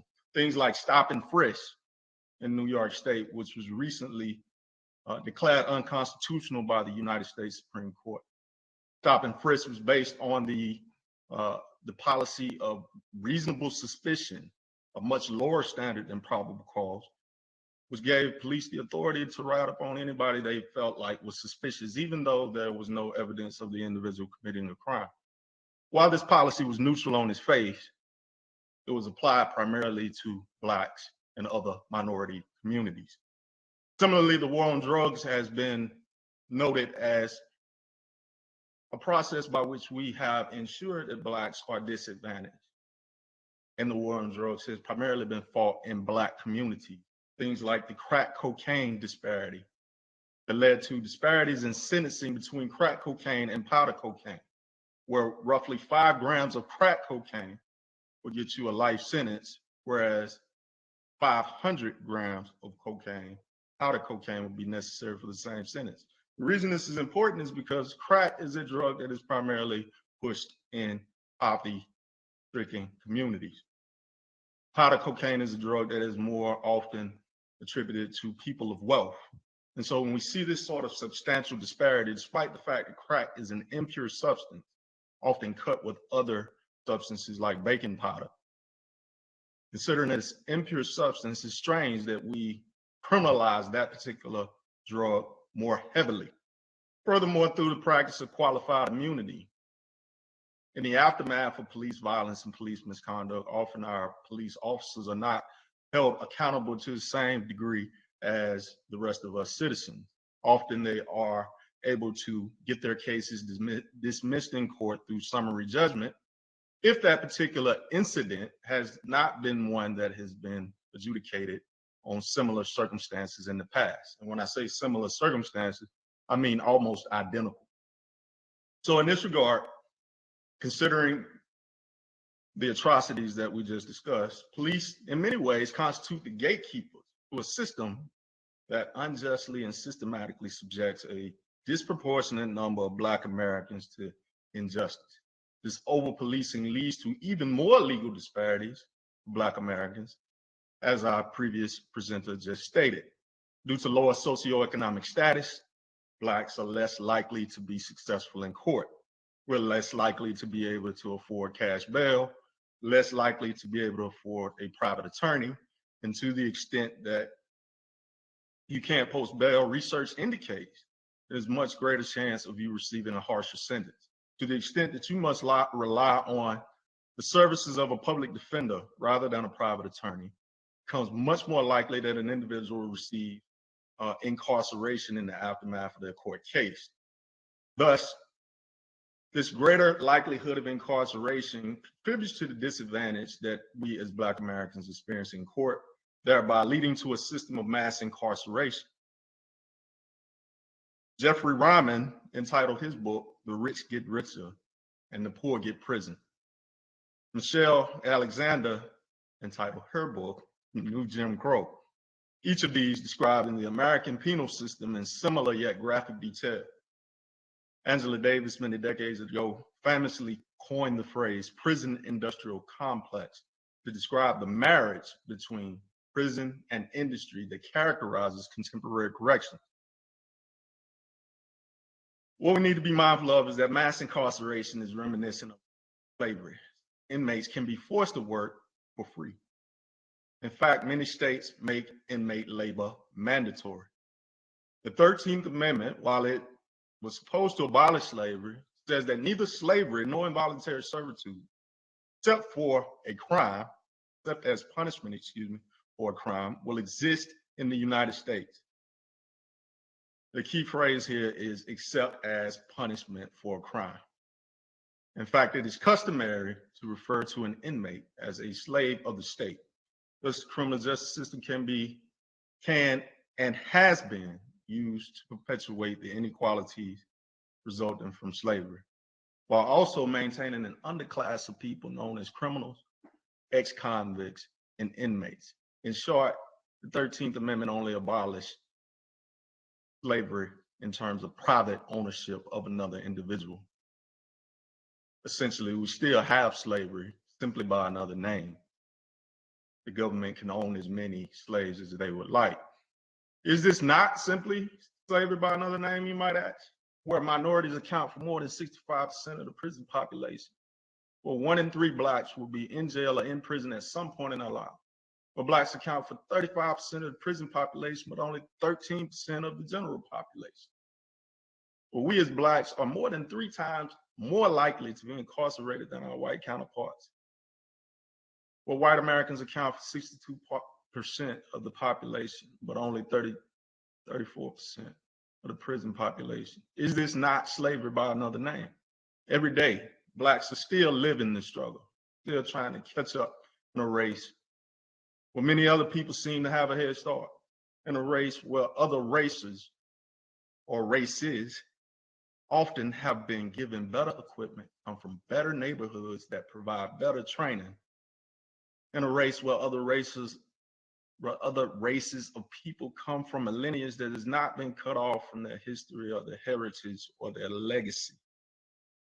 In a race where our Black Americans are delayed at the starting line, often tripped before the finish line, and try to use mechanisms to make it impossible to finish the race, such that we never establish generational wealth, such that we more often come from broken homes and single-parent families due to mass incarceration and poverty, such that we always experience the hopelessness and helplessness of a society that continues to blame us for our own oppression, repression, and resulting disadvantages. Thank you for allowing me to participate in this inquiry. Thank you so much, Professor Pitts, for that incredibly moving expert testimony. So we'll now turn to our next expert witness, which is Thomas Harvey. Dr. Thomas Harvey, you may begin. Great. Thank you so much for the opportunity to testify before the California Reparations Task Force. This body has a historic opportunity to create a national model for reparations, and I am honored to play a small role in its deliberations. I'm currently the executive director of the Children's Defense Fund in the California office. The Children's Defense Fund fights for the largest, most diverse generation in America, the 73 million children and youth under the age of 18, and the 30 million young adults under the age of 25, with particular attention to those living in poverty and Black youth. We know that the legacy of enslavement drives child poverty, especially in California, where we have among the highest poverty levels in the nation. Black people have been systematically deprived of housing, quality of health care, ample nutritious food, equitable education, safe neighborhoods, and access to resources and opportunities. I'm here today to testify about the expansive harm of enslavement, which includes the broad range of harmful legal regimes that grow out of it, including the Black codes, convict leasing, Jim Crow laws, the drug war, and the overall disproportionate treatment of Black people in the criminal legal system. My testimony today largely draws from my experience as the executive director of Arch City Defenders from 2009 to 2017. Arch City Defenders is a holistic legal advocacy organization combating the criminalization of poverty and state violence, especially among Black people and poor people in the St. Louis region. We provided direct legal representation in civil and criminal cases of people experiencing homelessness and helped them obtain the social services critical to obtaining and maintaining housing. Our clients faced mostly low-level municipal charges, ranging from things like expired license plates to manner of walking, all of which were designed to police race and poverty in the series of small towns in the region. The most famous of these apartheid-like legal regimes is, of course, Ferguson, Missouri, which operated in relative obscurity until the murder of Mike Brown on August 9th, 2014, and the subsequent Ferguson uprising. Enslavement's past and present merged in at least two important ways during the uprising. The murder of Mike Brown by a white Ferguson cop echoed the dehumanization of Black people inherent to enslavement. And St. Louis's racist, predatory legal regime reflected the long history of white supremacy enforced through a modern-day manifestation of debt peonage, Jim Crow, and Black codes. Let's start with the current picture that Dr. Barco has given, but I'm going to reiterate some of it here, of the U.S. mass system of human caging. The United States has 1,566 state prisons, 102 federal prisons, 2,850 jails, 1,510 child caging facilities, 186 immigration caging centers, and 82 Indian country jails. We currently incarcerate 1.9 million people, 615,000 of whom are locked in a cage right now because of poverty and race, who have not been convicted of a crime. Because jail contributes so profoundly to the perpetuation of poverty, the cost associated with this level of jailing are estimated to be as high as $140 billion per year. If you add in probation and parole, the total number of human beings under carceral control in the United States is nearly 6 million. We are far and away the world's leader in human caging, imprisoning our citizens significantly more than countries like China, Russia, and Iran. 1 in 3 Black men will be incarcerated during their lifetime. Black Americans are incarcerated in state prisons at rates nearly 5 times that of white Americans. 1 in 81 Black adults is serving prison time right now. In California, the disparity between imprisonment of Black people and white people is 9-to-1. Overall, the United States incarcerates Black men at a rate 6 times that of South Africa at the height of apartheid. Ferguson itself is emblematic of the outgrowth of enslavement, although it was initially described as a microcosm of the modern inequality and injustice in the United States. While the population of the city of Ferguson was 67% Black, 85% of all vehicle stops, 93% of all arrests, 88% of all use of force cases, and 92% of all warrant issues involved Black people. In St. Louis County, where Ferguson was located, Ferguson was simply one of dozens of virtually identical racist, predatory, local criminalized legal systems, all of which routinely and disproportionately stopped, charged, fined, arrested, and caged poor and Black people. St. Louis's Kafkaesque debtors prison network resulted in an astonishing but banal reality on the day Mike Brown was murdered.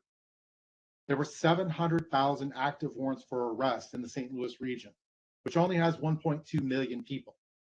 Let that sink in for a moment. That's roughly 1 out of every 2 people in St. Louis had a warrant for their arrest. In Ferguson alone, there were 32,000 active arrest warrants in a city of 21,000 people. Secondly, Mike Brown's killing is situated within a long history of cops and white people killing unarmed Black people. These killings follow predictable patterns, the most damning of which is the inevitable dehumanization of the victim. Depicting Black people as inhuman was a central premise justifying enslavement and the white supremacist fear-mongering that followed Reconstruction. The fear of free Black people gaining economic and political power quickly translated into the depictions we've seen ever since. Black men were depicted as brutes, stock figure of white supremacist rhetoric in the lynching era. They were described as beasts that could withstand the worst kinds of punishment. You remember the images from headlines, stories of super predators, wilding, fear-mongering concerns about Willie Horton. But these stories are never so prominent as when cops brutalize Black people. Like Freddie Gray and Trayvon Martin, Rodney King was described as someone to fear, a monster, a Tasmanian devil, a man with, quote, Hulk-like strength. When Darren Wilson called Mike Brown a demon, he drew on this history. He called Mike Brown a person with superhuman strength who somehow grew stronger as Wilson tried to kill him. Wilson, like so many murderers of Black people, justified his actions by directly treading on the dehumanizing stereotypes emerging from enslavement. When people took to the streets after the Mike Brown's murder during the longest sustained protests in U.S. history, they weren't simply protesting police violence against unarmed Black people. They were protesting a system. 91 cities with 81 courts and 67 police departments policing Black life and generating a collective $50 million from their oppression. They protested being locked in a cage because they were too poor to make a payment. They didn't have access to medication. Black women with children protested being stolen from their children because they didn't have $350 to buy their freedom. Tens of thousands of people were jailed because of their race and poverty, all while being asked to believe that this was actually about public safety instead of race and social control. These practices in Ferguson and throughout the country represent the largely uninterrupted collaboration between cops, courts, and local governments, not only to oppress Black people and poor people, but also to profit from that collaboration. Starting with legalized slavery that built the United States of America, continuing on to the Black codes, followed by the debt peonage that replaced it, and the further criminalization of Black life and poverty. Whether it is the creation and selective enforcement of trespassing, vagrancy, panhandling laws, or the disparities in traffic stops and mandatory sentencing for drug cases, the legal system has reflected the most pernicious strains of American racism. And this system exists throughout the country. According to the Children's Defense Fund's 2021 report on the state of children in the U.S., a disproportionate number of Black children are incarcerated in the juvenile justice and or adult criminal legal systems, placing them at risk of physical and psychological harm. 530,000 children were arrested in the U.S., and a child or teen was arrested every 59 seconds. Black children were 2.4 times more likely to be arrested than white children. Black youth represented less than 15% of the total youth population, but 52% of youth incarcerated in adult criminal facilities. Black youth are 9 times more likely than white youth to receive an adult prison sentence. In California, the story is similar. According to CDF's 2018 report, Unhidden Figures, Black youth are disproportionately enrolled in LA County schools that serve the students who are in the juvenile halls and probation camps. Although Black students are less likely to misbehave at school when compared to white students, they are 2 times as likely to receive school-based discipline. As a result of these systems, Black youth are significantly more likely to be homeless, to be jailed in the future, and to never achieve employment. Studies of traffic stops in California show a disturbingly similar pattern to those in Ferguson.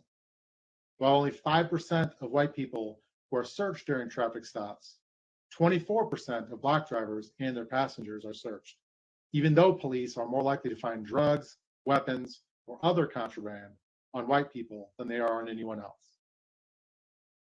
Driving home these connections in California, student Susan Burton's A New Way of Life published a study called Not Just a Ferguson Problem, How Traffic Courts Drive Inequality in California. This comprehensive report showed that 4 million people in California had their licenses suspended for similar reasons as we saw in Ferguson. The prosecution of these suspensions generated $10 billion in fines.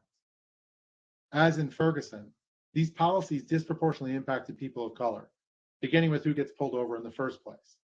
Data from San Diego and Sacramento showed that Black people were 2 to 4 times more likely to be pulled over for a traffic stop than white people. In San Francisco, over 70% of people seeking legal assistance for driver's license suspensions were African American, although African Americans make up only 6% of the city as a whole. 1 minute. Data around police killings showed the same patterns. According to the Washington Post, police shot and killed at least 1,055 people nationwide last year. That's more than the 1,021 shootings in 2020 and 999 in 2019. Black people, who account for 13% of the population, accounted for 27% of those fatally shot and killed by police in 2021. In LA County alone, cops have killed 959 people since 2001, 233 of whom were Black. Although Black people make up less than 10% of LA County's population, they represented 24% of law enforcement killings. Conversely, white people, who make up more than a quarter of the population, are killed in 19% of the incidents. In summary, the legacy of enslavement is visible every day in our criminal legal system, throughout the country and in California. The harms of enslavement are not limited to the extraction of life and labor in the pre-Civil War period, but rather persist in ways that continue to today. These ongoing harms bleed over into other areas, including housing, employment, child welfare systems, houselessness, education, and the accumulation of intergenerational wealth. The remedy for such harms have to be comprehensive.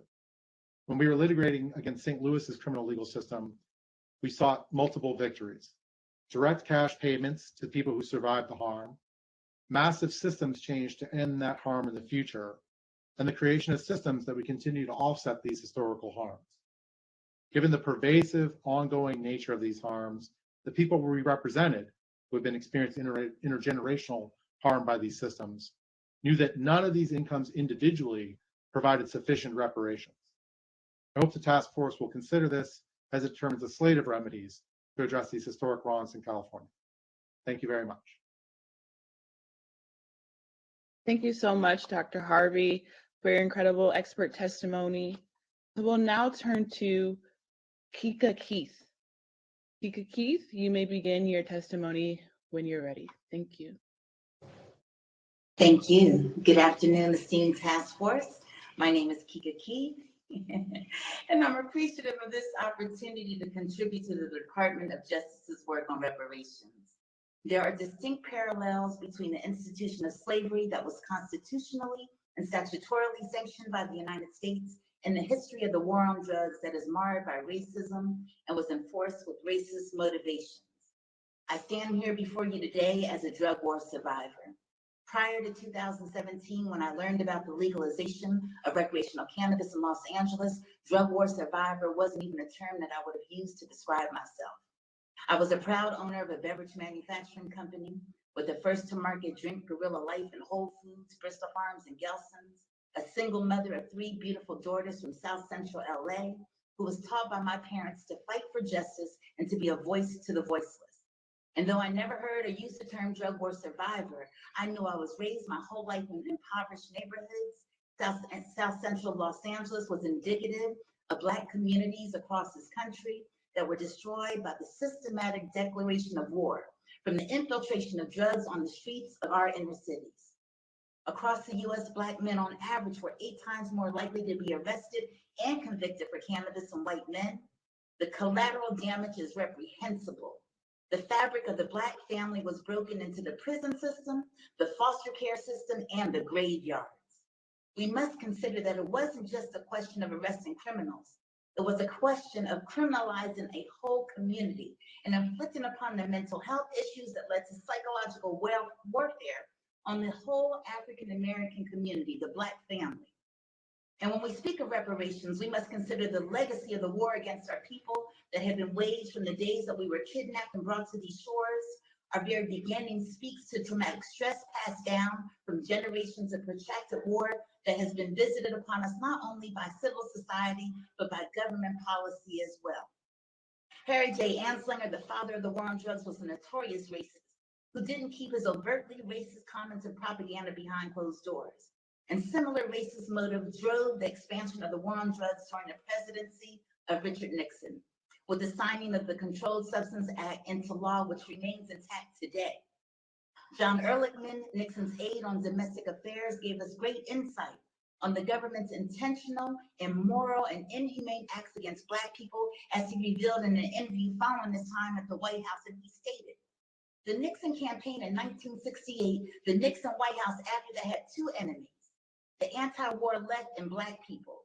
We knew we couldn't make it illegal to be either against the Vietnam War or Black people, but by getting public to associate the hippies with marijuana and Blacks with heroin, and then criminalizing both heavily, we could disrupt those communities. He went on to say, we could arrest their leaders, raid their homes, break their meetings, vilify them night after night on the evening news. Did we know we were lying about the drugs? Of course we did. Marijuana criminalization is a textbook case for how structural racism and white supremacy are deeply embedded across laws and policies in the United States. Its economy was built off of and benefited from enslavement. These infamous drug laws have continued the long American history of appealing to white people by promising to punish Black people. Today, mass incarceration has led to nearly 3 million children to live in homes where one or more parent is incarcerated. And so when I say drug war survivor, the numbers make it real. 1 in 9 Black children are in foster care, compared to 1 in 57 white children. Throughout the 1980s and into the 2000s, ad campaigns like the infamous "This is your brain on drug" commercials flooded airways across classrooms all across America. Black people in particular have borne the brunt of arrests and incarcerations, despite similar and even some reports greater rates of use by white people. And while anti-marijuana messaging pushed cannabis as a gateway drug, it was more accurately a gateway to the carceral system. Case in point, in Los Angeles, Black people represent 8% of the population, and yet an astonishing 40% of the arrests. In Oakland, African Americans consisted of 70% of the arrests, but only made up 30% of the population. And in our state capital, African Americans consisted 43% of the arrests, while making up only 15% of Sacramento's population. In just a few years, cannabis has transformed from an illicit product to the 5th most valuable crop in the United States, a multi-million-dollar industry. This economic success, however, is not benefiting the Black communities targeted by the war on drugs. The capital-intensive cannabis market is dominated by white-owned businesses, a direct consequence of the wealth disparities that Black communities experience because of cannabis criminalization. A growing recondition of this hypocrisy is developing, leading state legislators and municipal governments to develop cannabis equity programs. And these programs seek to remediate harms of past criminalization through expungement, through creating cannabis equity licenses for communities harmed by prohibition. But unfortunately, these efforts often fall short of achieving their goals, largely because these programs don't specifically list Black communities as the most impacted by the war on drugs. Despite the overwhelming evidence that the war on drugs was created and enforced to oppress Black community, equity programs almost always shy away from using race-conscious measures or minority business designations. Ironically, this timidness is traced back to the 14th Amendment, a post-Civil War amendment passed to stop states from denying the rights granted to recently freed slaves. The Equal Protection Clause of the 14th Amendment mandates that government treat similarly situated persons equally under the law. And in interpreting the 14th Amendment, the Supreme Court of the United States takes a colorblind approach to race, taking this position that all race-conscious classifications are inherently suspect when the objective is helping minority populations experiencing racial discrimination. And I've witnessed this firsthand, the damning effects of this colorblind approach in Los Angeles, as the city established a social equity program to repair the grave injustice of the people most harmed by the war on drugs, but instead was plagued by delays, scandal, bureaucratic blunders, costing intended beneficiaries, a handful of Black people, hundreds of thousands of dollars in losses. Less than 20% of the 200 retail licenses on track to receive a license through the program are Black-owned. Once again, our Black community, most disproportionately targeted by marijuana arrests, is again facing discrimination. In 2017, when I learned about the LA's program and how to create a pathway, I knew that it was for families like mine who was traumatized by my stepfather, who served 7 years in jail for selling a dime bag of weed, $10 worth of weed. We were sold a dream, hope from our local state and politicians like Council President Herb Weston, who positioned the future of legal cannabis as a chance to close the wealth gap between Black and white families, to atone for the damage of the war on drugs, and maybe provide some small recompense for the entire sordid history of racism in the United States. And as a Black woman, this resonated to my core as I understood the industrial history of this country that would not allow Black people to have significant ownership opportunities in the cotton industry, the tobacco industry, automobile and alcohol industry, to name a few.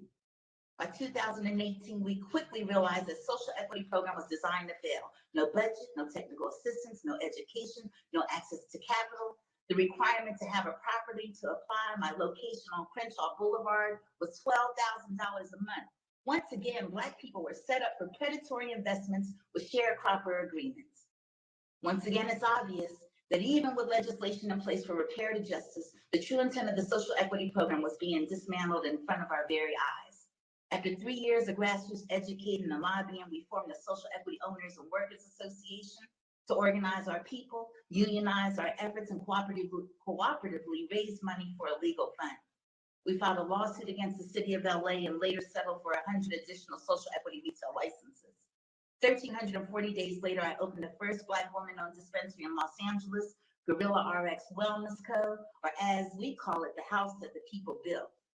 And while states repeal mandatory sentences, they continue to profit off the forced labor of incarcerated people. State lawmakers must do the necessary work of determining what reparations are owed to Black community for the damage it has inflicted. True repair to justice will mean that not only cash payments to be made for past economic theft from Black communities, but also the acknowledgement and the intentional dismantling of systems that perpetuate discrimination today. And as the task force studies the ongoing effects of the institution of slavery and its legacy of persistent systemic structures of discrimination on living African Americans, I assert that marijuana legalization offers an opportunity for a blueprint for how to begin rooting out the white supremacy enmeshed in U.S. laws. This begins with challenging the 14th Amendment to use race-conscious classifications in defining social equity program beneficiaries of the trauma and injustice bestowed on Black African Americans, and to develop models like the Chicago suburb of Evanston that has become the first U.S. city to use tax money from the sale of recreational marijuana to make reparations available to its Black residents for past discrimination and the lingering effects of slavery. Thanks again for this opportunity to testify, and I would like to give special thanks to Senator Bradford and Assemblymember JONES-SAWYER, who have been champions of cannabis equity for Black people in the state of California. Blessings. Thank you so much, Kika Keith, for your excellent expert testimony. So we'll now turn to Cerise Castle. Cerise Castle, you may begin when you're ready. Good afternoon, and thank you to the panel for having me. I stand before you as a descendant of Isaac Wingfield, who was bought and sold on the Wingfield plantation, and of General William Tecumseh Sherman, who issued Special Field Order Number 15 for 40 acres and a mule, the first attempted act of reparations. I am joining you on unceded Tonga land and want to acknowledge the land. The aim of my presentation is to discuss with you the culture inside of LASD, which has allowed gangs to come to be and continues to allow them to grow and multiply. Deputy gangs are a symptom of a broken system. We are discussing things under the lens of deputy gangs, but these issues exist outside of the deputy gang structure too. Next slide, please. Let's start off by defining what a deputy gang is. These are not cliques or subgroups. The California Penal Code describes a gang as, next slide, any organization or group that has 3 or more people that have a common name or identifying sign or symbol, next slide, as one of its primary activities, the commission of one of a long list of California criminal offenses, and finally, next slide, a group whose members have engaged in a pattern of criminal gang activity, either alone or together. Crimes in the case of deputy gangs include murder, rape, kidnapping, money laundering, falsifying police reports. Next slide, please. The movie Mean Girls is a classic example of a clique. It tells the story of a group of high school girls who bully each other and other students. Next slide. These deputy gangs are not cliques. They are criminal. They engage in illegal activity against community members. They have the same tattoos and they use hand signs. Next slide. My main findings are there are at least 18 gangs in the Los Angeles County Sheriff's Department. The first gang was discovered after the 1970 Chicano moratorium called the Little Devils.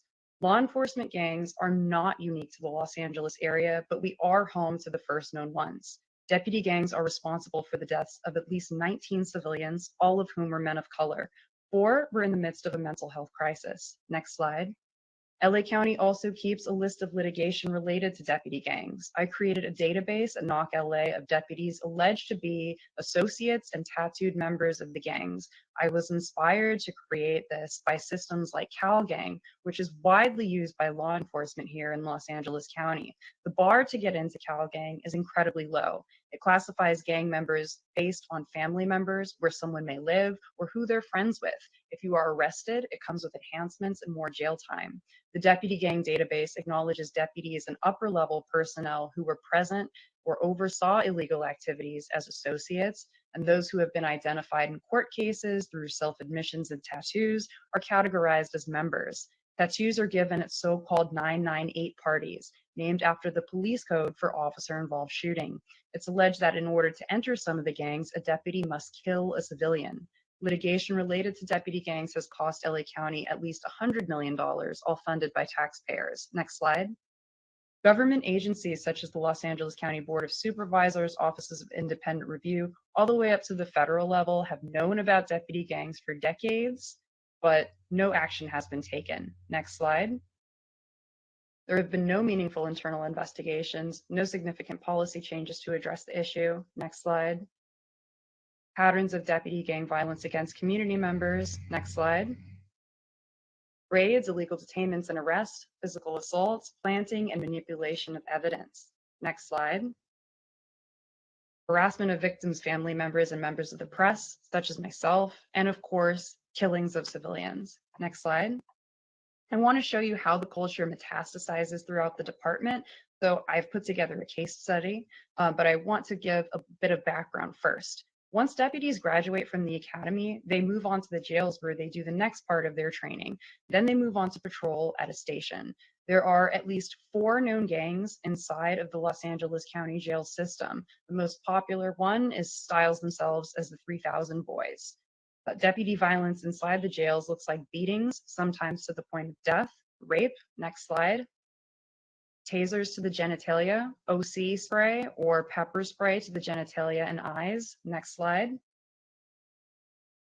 There have been patterns also of deputy violence and harassment of other LASD personnel. That looks like mockery on social media, falsifying reports, denying promotions, threatening murder, and even committing drive-bys on their homes. Next slide. This is an example of mockery that was posted on social media regarding a whistleblower who attempted to draw attention to a deputy gang called the Banditos. It's captioned, "Wanted to be a bandito, but I'll settle for Rat Crew King." Underneath it, you'll see a dead rat that was placed on this deputy's personal property. Next slide. Now let's get into the case study. In 2010, Christopher Lee Wilder's jaw is broken by Deputy Jay Brown inside of Men's Central Jail. In December 2011, Deputy Samuel Aldama beats Alquan Jackson, who was incarcerated inside MCJ. Both of these deputies are alleged 3000 Boys associates. Next slide. 2015, Brian Piquet is killed by deputies Renee Berrigan, Ryan Rothrock, and others. All are alleged to be Spartan associates. April 10th, 2015, Tayshawn Gaither is shot by Jay Brown and others. All are alleged to be Spartans associates. Next slide. January 15th, 2016, Samuel Aldama and Ms. Renarego beat and falsely imprison Sheldon Lockett. Both deputies are tattooed executioners, as you can see on the left. Next slide. March 16th, 2016, Christian Medina is shot and killed by Renee Berrigan, who killed Brian Pickett and Jay Brown, and who shot Tayshawn Gaither. Both deputies are alleged to be Spartans associates. Next slide. August 25th, 2016, Samuel Aldama and Ms. Renarego shoot and kill Dante Taylor. August 16th, 2017, Kenneth Lewis is killed by Ryan Rothrock, who also killed Brian Pickett. Next slide. November 2nd, 2017, Ricardo Sendejas Jr. is killed after he is seen by Deputy Samuel Aldama and others holding a gun at his home. Aldama again is a tattooed executioner. All others are alleged Spartan associates. Next slide. In total, that's 3 assaults, 1 non-fatal shooting, and 5 deaths across 3 deputy gangs. All of the deputies that I've spoken to you about appear to be still employed by the Los Angeles County Sheriff's Department, and some have even been promoted. Next slide. We're talking about this stuff as it relates to gangs, but again, it emulates throughout the culture in the Sheriff's Department. Gangs are a symptom of the culture. In cities like Compton, contracts are given to LASD by city for law enforcement services, and they're unfulfilled. One way we see that is that cars will be marked as out on patrol when in reality they are stationary and parked. The city is still charged for that patrol. Emily Elena Dugdale at KPCC LAist found that LASD deputies present in Antelope Valley schools stop and question Black teens up to 4 times as often as their peers. At least one incident where a deputy physically assaulted a child was circulated on social media. Next slide. Deputies also use a practice called hunting, where they look for someone to arrest to get a statistic. Deputy Angel Reynosa described it to me as utilizing the traffic code to stop people of color for minor violations. Deputies will also take advantage of people who do not know their rights. Next slide. Deputy Gregory Van Hosen killed 16-year-old AJ Weber in February of 2018. That case was settled for over $3 million. Now, I'll also mention that deputies are rarely financially liable for this because of qualified immunity. 18 months later, Van Hosen killed 22-year-old Jamal Simpson. It's unclear if Van Hosen was ever disciplined for either of those killings, and he is still employed by the Los Angeles County Sheriff's Department. Next slide. LASD continues to avoid accountability, and we see this in multiple ways, from Sheriff Villanueva asking the county to ban the use of the term deputy gangs, all the way up to refusing to comply with subpoenas and evading California Public Records Act requests. Next slide. We've also seen cosmetic fixes like banning some logos, such as the Fort Apache logo, which was actually placed in the floor of the East Los Angeles station. It was brought back in 2018 by current Sheriff Alex Villanueva. The firing and hiring of deputies is not public, and there are currently no tools to effectively combat deputy gangs. Current policies only target new recruits and do nothing about existing gang members. Next slide. We've of course seen doublespeak from Sheriff Alex Villanueva. He has consistently said that there are no deputy gang members in the department, but also that these groups exist in every police department. That, of course, is impossible. Next slide. Let's forward again one more time, please. Oh, okay. Well, I'll just finish off by saying that LASD structure promotes deputy gangs. Classic example is seen under Sheriff Lee Baca, who promoted Paul Tanaka, a tattooed member of the white supremacist Vikings gang, who was his undersheriff. Cecil Rambo, who was friends with Mr. Tanaka for years and is alleged to be associated with deputy gangs himself, is currently running for sheriff. Current Sheriff Alex Villanueva reinstated Deputy Karen Mandoyan, who was fired for domestic violence. Deputies throughout the department routinely disregard policies and mandates. And another big threat to public safety is media coverage. Next slide, please. Now, since my reporting was published, we are seeing the term deputy gangs widely used in media and local government, as you can see in this GIF. Next slide, please. But there still remains a lot of work to do. My conclusions widely stated are these are deputy gangs, these are criminal. Problematic personnel are retained and promoted. And finally, deputy gangs are a symptom of a larger corrupt culture. For more information on this, I encourage you all to visit lasdgangs.com, where you can view my reporting in depth, as well as the database, which lists all deputy gang members and associates. I thank the task force so much for their time today. Thank you so much, Cerise Castle, for your expert testimony and the work that you're doing on this effort. So we'll now turn to Tasha Henneman. Tasha Henneman, you may begin your expert testimony. Thank you. Thank you very much, Chair Moore and esteemed members of the AB 3121 Task Force.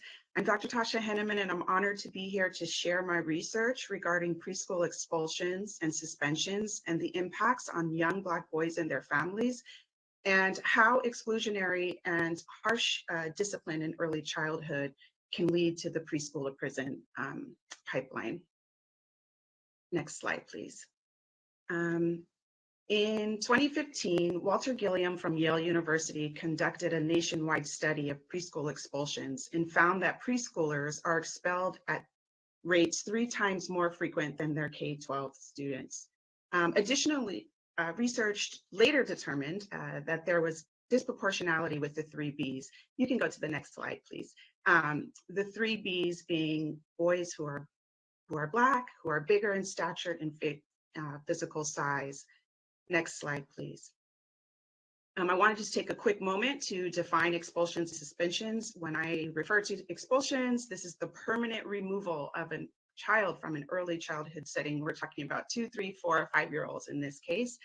A soft expulsion, or as I refer to in my research, is a push out. And this is when an early child care program constantly is communicating with a family about the child and complaining about the child's behavior. And so then the family and child begin to feel unwelcome.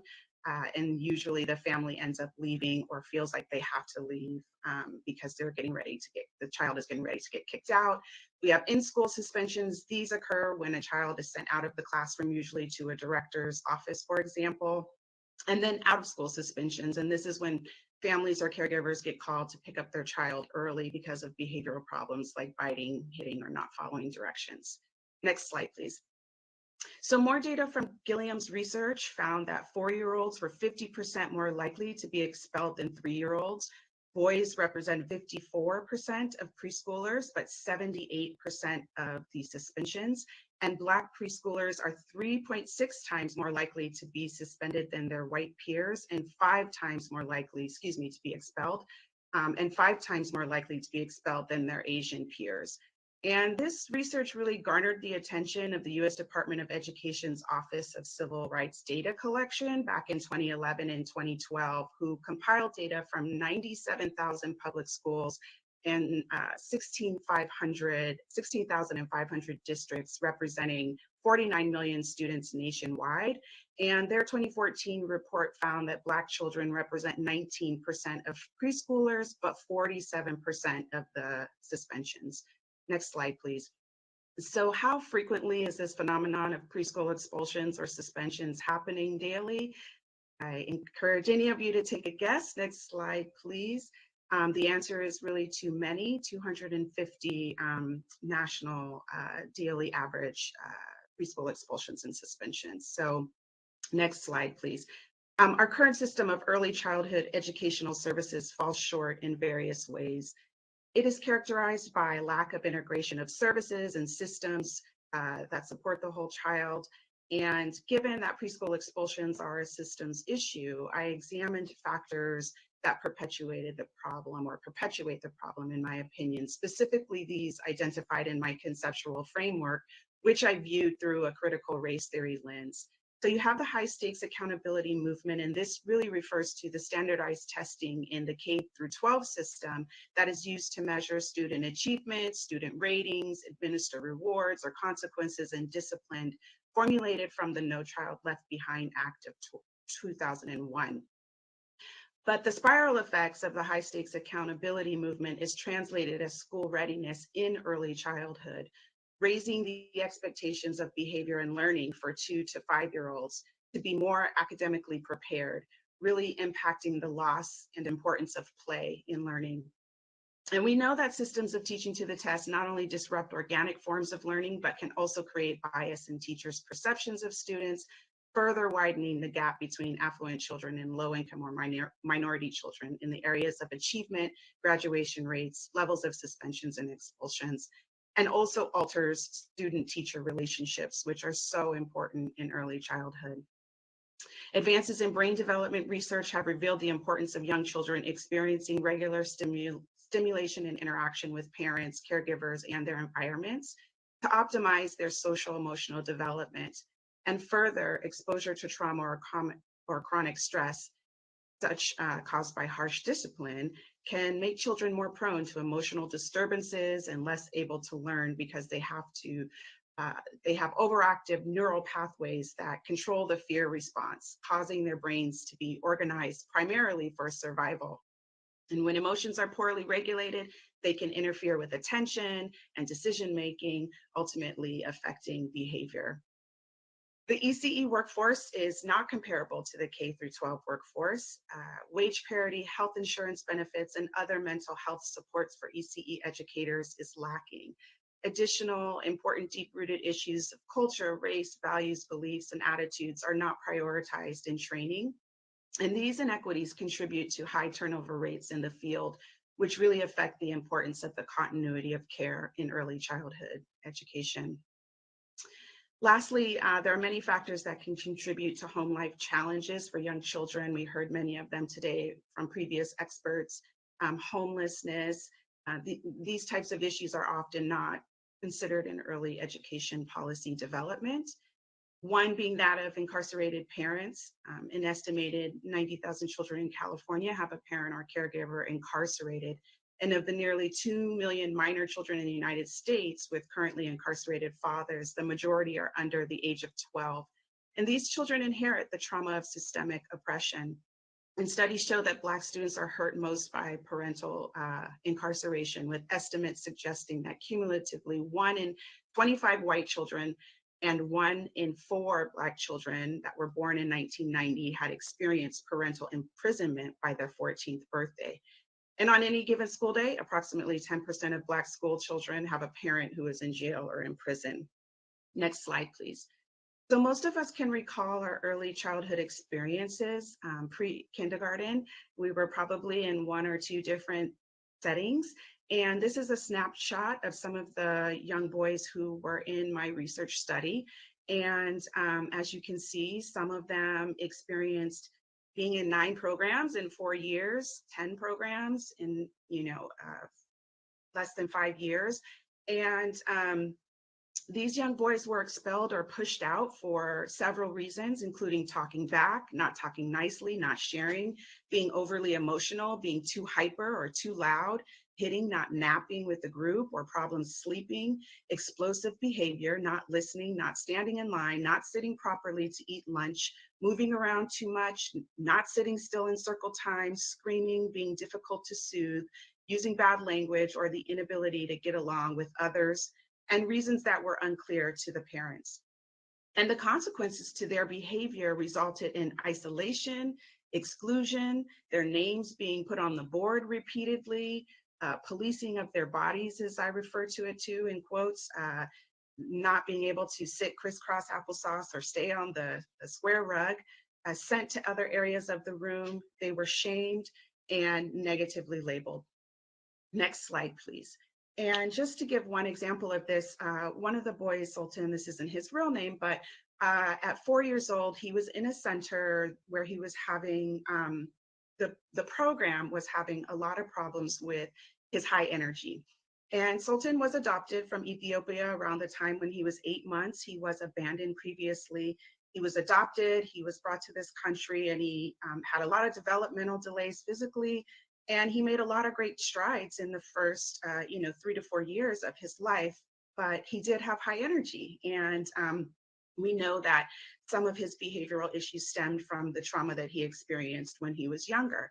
Well, the mother, Sultan's mother, was having multiple calls disrupting her work from the program. So she decided to show up to the preschool center unannounced, and it happened to be nap time. All the kids were napping in the room. Sultan's mom walks in, she looks on the floor and she's like, okay, I don't see Sultan, where's my son? And the teacher's like, oh, come here, he's over here, let me show you. She opens a door, a closet door, which was a cubby, where the cubbies were, where they keep their backpacks and their items.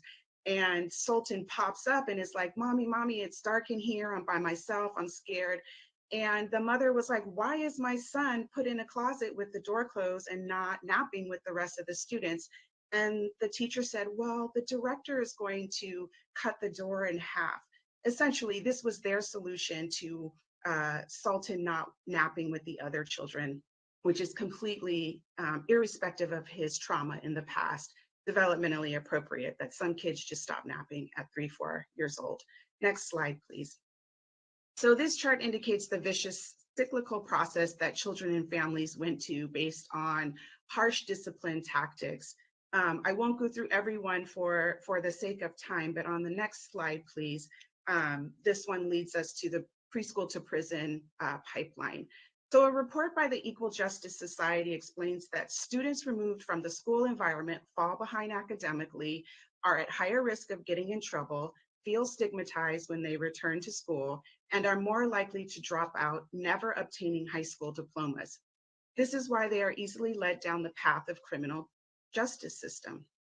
When daily occurrences of isolation and labeling begin in early life, at such a crucial formative time, these experiences can have such long-term effects, not only perpetuating negative self-images of the child, but negative images by their peers and by their adult educators. And labeling theory research supports that early labeling has the potential to stay with the children as they move into higher grades and within their higher education experiences, substantially increasing the chances of going to jail. So many of the boys in my research referred to themselves as the bad child, and the parents reported this negative self and deficit language occurring all the time. And so parents were constantly having to repair that deficit language.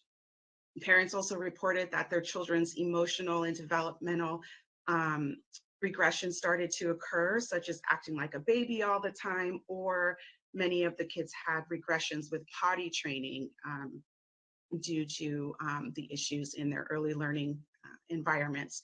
And consequently, this also led to a shift in the boys' attitude about going to childcare, which started off very positive and shifted to negative. As one parent described, after really liking going to school, my son hated going to school every day and he would cry.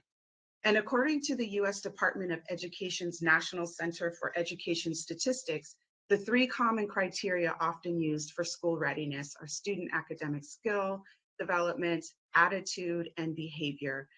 So with all of those being disrupted by this vicious, harsh discipline, next slide, please, we must consider alterations to discrimination. There is a history behind any social challenge of today, and given the time, I won't go into each of these, but I will say that prior to 1860 and even long after, education had been haphazard and a matter of life and death for Black folks, as provisions for education were not strongly enforced for all children. My father, who grew up in New Orleans, had to write fictitious notes as a young child from Miss Ann in order to check out books from the library. This was only 70 years ago. And one day when he was walking home with books in hand as a young boy, he was approached by 3 men and had his front teeth knocked out. He was told he wasn't allowed to read books. Again, that was 70 years ago. Next slide, please. So although we've seen progress, we still have a long way to go. And I would like to acknowledge that California has made some progress. In 2014, AB 420 mandated that students between kindergarten and 3rd grade could not be suspended for willful defiance. That legislation was enacted through 2018. And then at that point, the legislature and the governor extended the ban, the K through 3 ban permanently, which in 2019, Senator Skinner through SB 419 also extended that willful defiance, eliminating suspensions for low offenses like willful defiance through 8th grade. And then in 2017, AB 752 by Rubio was one of the first preschool discipline bills, which really prohibited schools from expelling or unenrolling children without due process, without really supporting families in finding new location or referrals for new location. I'll also shout the California Commission on Teaching Credentialing in 2016 as they started to revise their statewide standards for teachers and administrators to promote students' social and emotional growth and development, and really look at restorative justice, conflict resolution practices, and culturally responsive pedagogical approaches.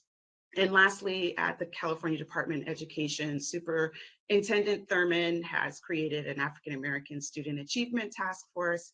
He's urged the governor to fund 10,000 mental health consultants, and also has supported ECE curriculum to support more equitable early childhood environments for boys of color. Next slide.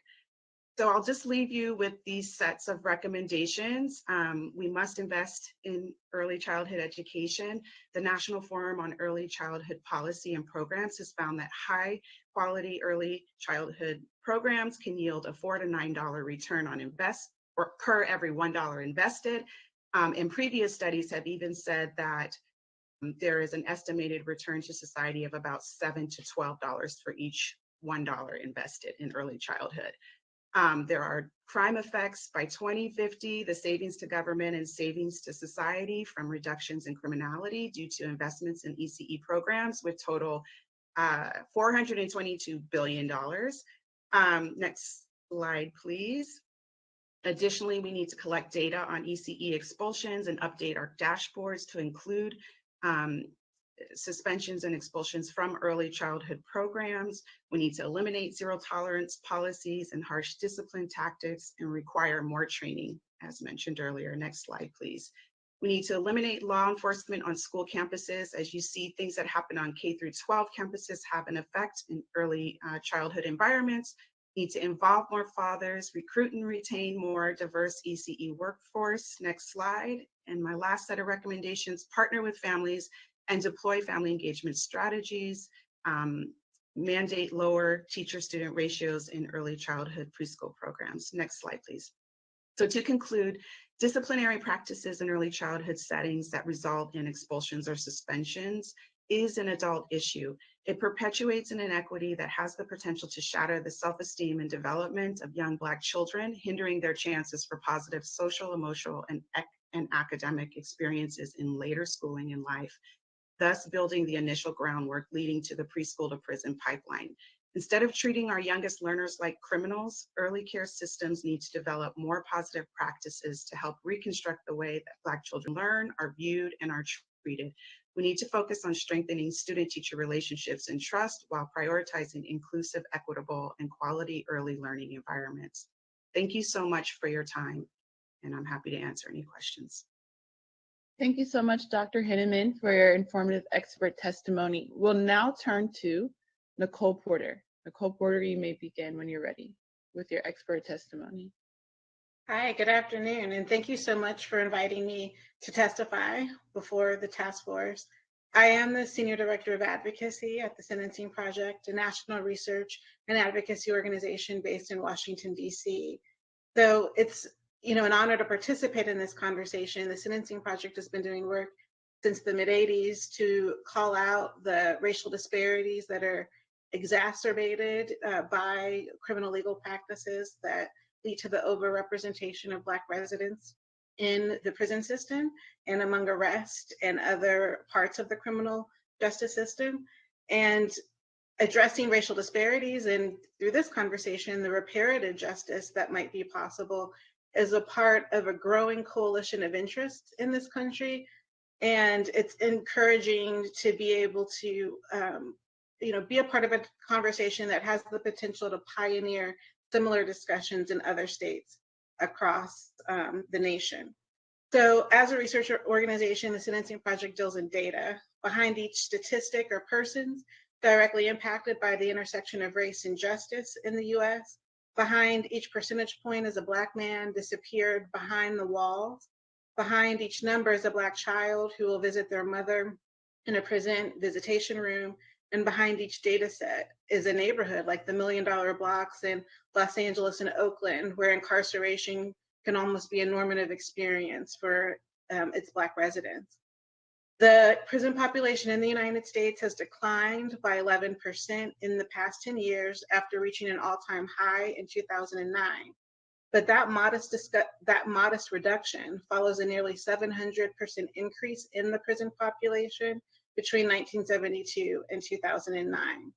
As of year-end 2019, 1.4 million persons were in US prisons, an imprisonment rate unmatched worldwide. And you've seen how the US compares in some of the earlier presentations this afternoon.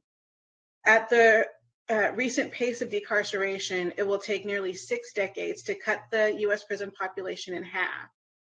Now, despite those modest reductions, California is among 9 states that have reduced their prison population by 30% since it peaked in the mid-2000s. And yet the persistence of extremely punitive sentencing laws and policies, not increases in crime, sustain California and the nation's comparatively high prison rates. California is uniquely positioned to address the harms of mass incarceration, this conversation being a start to that, and also by continuing the sentencing reforms that have helped reduce the prison population over the last 15 to 16 years. That's leading to a current conversation around decommissioning prisons and directing public monies to community reinvestment that could be thought of as a reparative justice framework. That those monies could be redirected into social services targeted to reduce contact with the criminal legal system in the first place.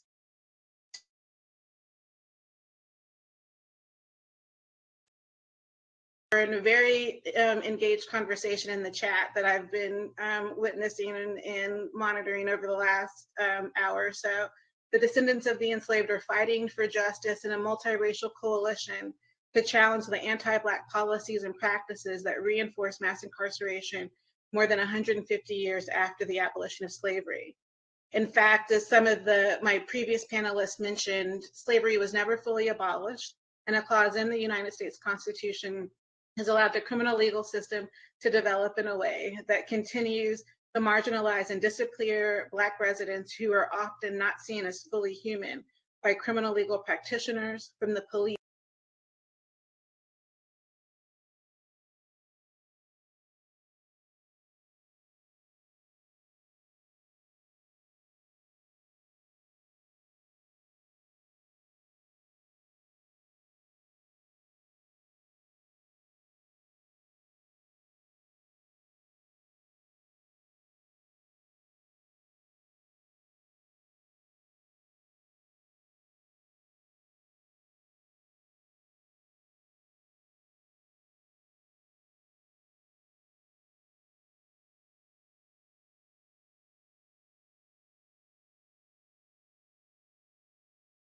increased in the United States in the 1960s and 1970s, but it also increased in Germany and Finland. While the United States spent millions at the federal and state level on our carceral Marshall Plan to build more human warehouses, Germany and Finland expanded access to early childhood education and other social services to prevent contact with the criminal legal system in the first place. California has done some work recently to address the racial disparities in its prison system. Black Americans are incarcerated in state prisons across the country at nearly 5 times the rate of whites. Racial disparities in California's criminal legal system go beyond differences in criminal offending and stem from implicit bias in arrest, rates of conviction, and sentencing. As was mentioned earlier, the Black-white disparity in California's prisons are more than 9-to-1 and is one of the highest in the nation. While racial disparities in arrest have decreased, they still persist statewide. Racial disparities in California arrest peaked in 1992 when the African American arrest rate, the number of arrests per 100,000 African Americans, was 3.6 times greater than the white arrest rate. Although these disparities have narrowed, in 2016, the African American arrest rate was 3 times as higher than the white arrest rate. And Black people in California comprise 6% of the general population, but 29% of the prison population. The efforts to address the systemic racism in the California's criminal legal system can be found in the 2020 Racial Justice Act, which prohibits prosecutors from seeking, obtaining, or imposing criminal convictions or sentences on the basis of race, ethnicity, or national origin. The law gives defendants an opportunity to challenge a range of discriminatory trial practices, including racial bias and jury selection, evidence that a judge, attorney, law enforcement officer, expert witness, or jury used racially discriminatory language or otherwise exhibited bias or animus towards the defendant at trial could establish a violation under this act. And the RJA allows defendants to prove that their conviction or sentences were racially motivated by presenting evidence that other people of color were more frequently charged with more serious offenses or received more severe sentences than white residents. That law builds on other decarceration reforms that have passed in recent years. In 2021, the state passed several sentencing reforms, including efforts to limit the use of sentencing enhancements that allege gang crimes and codifies practices around patterns of criminal gang activity used to lengthen prison terms. Also, legislation to scale back the more than 150 sentencing enhancements that trigger certain factors, including prior convictions and gun possession during the commission of an underlying offense that may exacerbate and lengthen the time for the defendant in prison. Last year's legislative changes built on years of policy reforms. Previously, California approved ballot initiatives to curb the state's notoriously broad free strikes and year outlaw and reclassify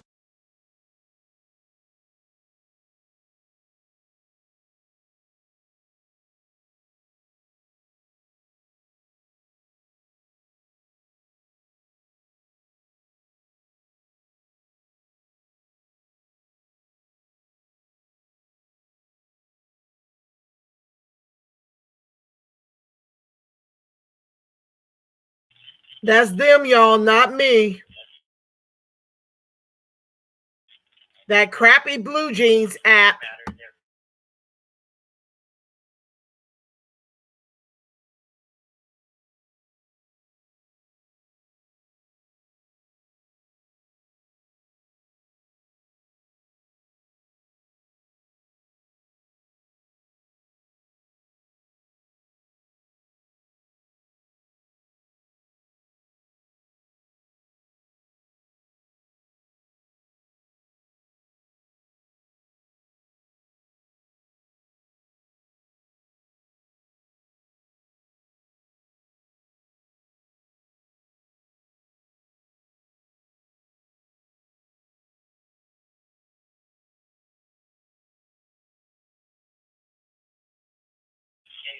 Guys, I'll be right with you while they figure out their technical issues. I'm in court. Just stand by.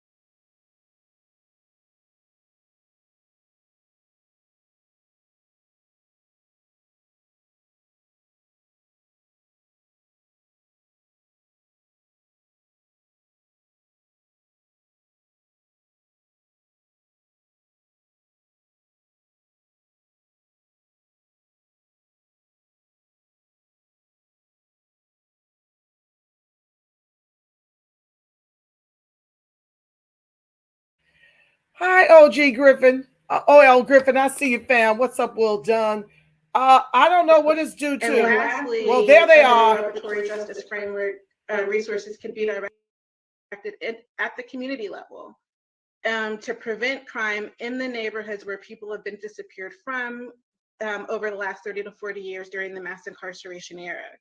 Addressing a community level perspective would acknowledge that federal, state, and local government policies not directly concerned with crime, but strengthen the communities and help prevent crime in contact with the legal system in the first place.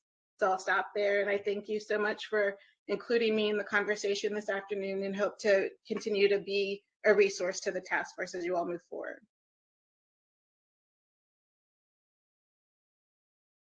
Thank you so much, Dr. Porter, for that incredible expert testimony and your recommendations.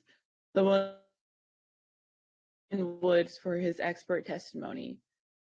Brendan Woods, you may begin when you're ready. Great, thank you. Can you see me? Great, okay. I can't see myself, but thank you. Thank you for having me today and allowing me to testify. So I am simply here today to bear witness to what I see every day as a public defender, to what I've seen as a Black man, and to why I do this work. I am the public defender of Alameda County. It is one of the oldest public defender offices in the nation. We were created in 1927, over 30 years before the Supreme Court case of Gideon versus Wainwright was decided. There have been 8 public defenders before me. I am the 9th. I am the first person of color to hold this position, the first Black person to hold this position. Now that is appalling, considering it's Alameda County, Berkeley, Oakland, home of the Black Panthers, one of the most liberal parts of the state, nation, and it wasn't until 2012. That is appalling. And so for about 5 years, up until October of last year, I was the only chief Black public defender in the state of California. Let that sit with you for a second. California has 58 counties. There are approximately 39 million people in California. 250,000 of them are lawyers, and there are only 2 Black chief public defenders. It's absolutely shameful, especially when you consider the population we serve. But it is not shocking considering the history of America. So I do this work.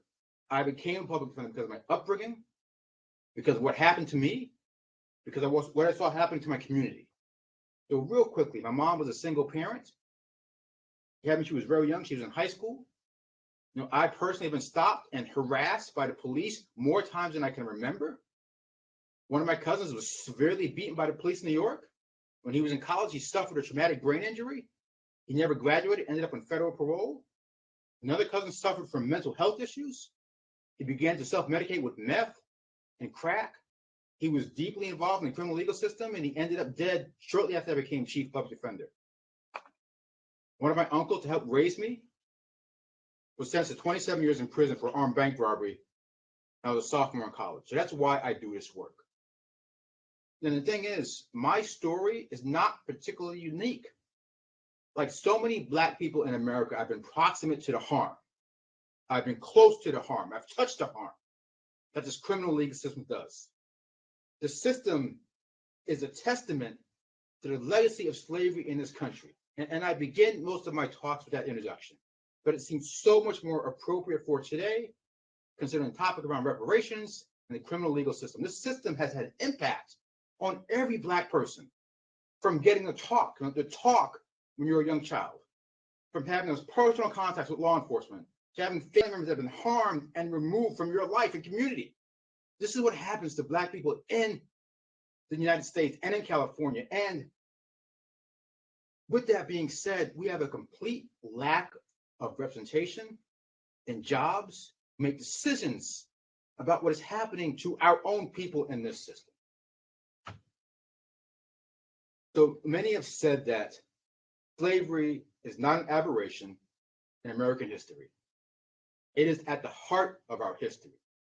It is a main event. It is a central foundational story.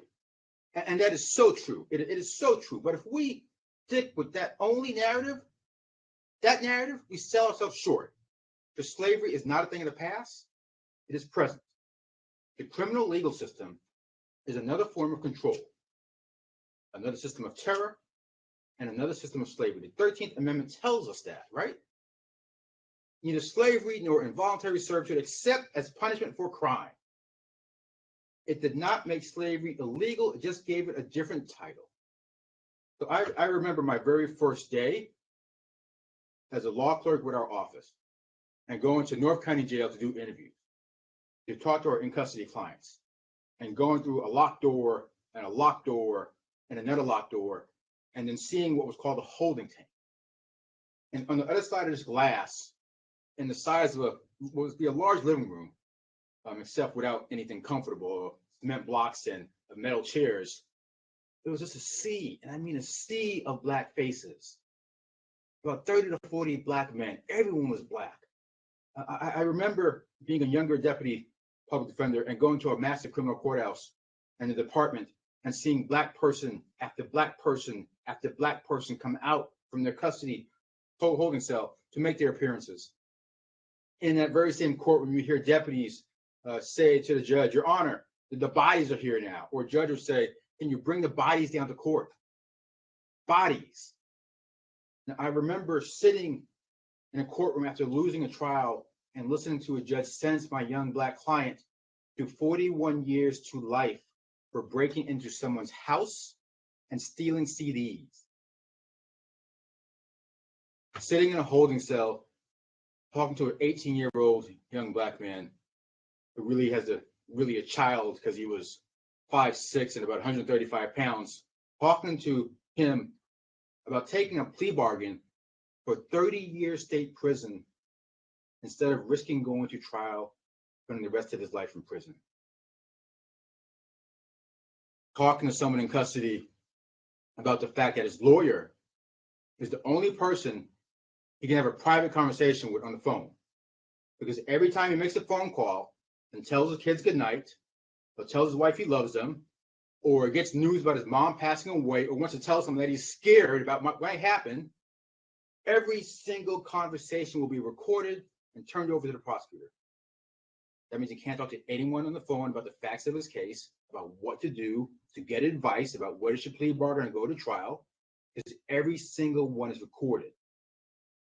And we have to remember, this person has not even been convicted of a crime. The only reason they're in this situation is because they're too poor to afford bail. Sitting in a courtroom about to start a trial with a young Black man, and you see the 70 prospective jurors walk into the courtroom, and you begin to scan the room and count how many Black people are there, and you see 3 potential Black jurors, like, okay, I've got 3, and then 2 are removed for hardships, because they can't afford to be in jury service. Then you have 1 left. You have to tell your client, I'm sorry, that there's going to be no one on this jury that looks like you. Not a single person. And there's a chance that this jury could be all white. And that is a terrifying, and I mean terrifying feeling. Innocent people, mostly Black and brown, in nearly every county across the state are taking plea deals because they are too poor or don't have the money to afford bail. Innocent people who are Black and brown are taking plea bargains to avoid spending the rest of their lives in prison. Young Black kids everywhere today are being lied to by police right now in order to get them to confess to a crime they did not commit. And I can go on and on and on about what we see, but the driving force behind almost everything we see is racism and class. And you've heard the stats. 1 minute. You've heard stats about how many Black people are incarcerated, about Black men receiving sentences that are 20% longer than the average white man, and 1 to 3 men go to prison. You've heard all the stats, and I'm not going to repeat them. But particularly when it comes to Alameda County, in my backyard, there's stats you haven't heard. And one that I'll tell you is that our jail, Santa Rita Jail, is humongous. It's the 3rd largest jail in California. It's the 5th largest jail in the nation. It holds almost 4,000 people. It is 48% Black. Alameda County is 11% Black. So, I've been asked to not be all negative in my comments, to tell you about some successes. We've made some strides. We've made things better. There have been some laws that have been passed. And I have to tell you, it's important to have public defenders and community-based organizations at the discussions, because they're essential.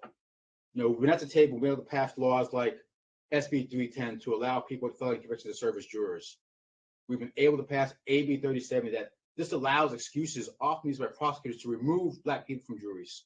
We've been helpful to pass AB 2542 Racial Justice Act. There's so much more that has to be done. I'm talking about bail reform, ending 3 strikes, ending LWOP, ending juvenile strikes, eliminating the trial tax, getting rid of the death penalty, increasing diversity on juries so Black people have a say in the outcome of criminal trials, increasing mental health services in the community. We have created a system, and we put money, billions of dollars, towards policing, prosecution, probation, and parole, all systems of control, and we spend very little money on the group, the organization built to fight mass incarceration, to protect people's rights, the right guaranteed in the Constitution, the right to counsel. We do not fund offenders, and that by itself creates systemic unfairness. So I'm possibly the only public defender you'll hear from over the course of these hearings, and I'm obligated to tell you this part, and I'll tell you over and over again, the criminal legal system today is racist. It is built on a legacy of white supremacy. There's nothing just about it. It is not fair. It is not colorblind, and it does not treat people equally. It does not. So, it's not just a system, of course. Most crime has its roots in economic inequality and racism. So that means in order to affect the criminal legal system, we have to start outside that system before people end up in that system. We have to fund schools, fund social services, raise wages, fund childcare, and so much more. But any path forward towards true liberation of Black people in America, for true reparations, we must include a critical evaluation of our criminal legal system and the will to completely tear it down, restructure it, reimagine it, so that prison, incarceration, retribution, class, racism are not central to its design.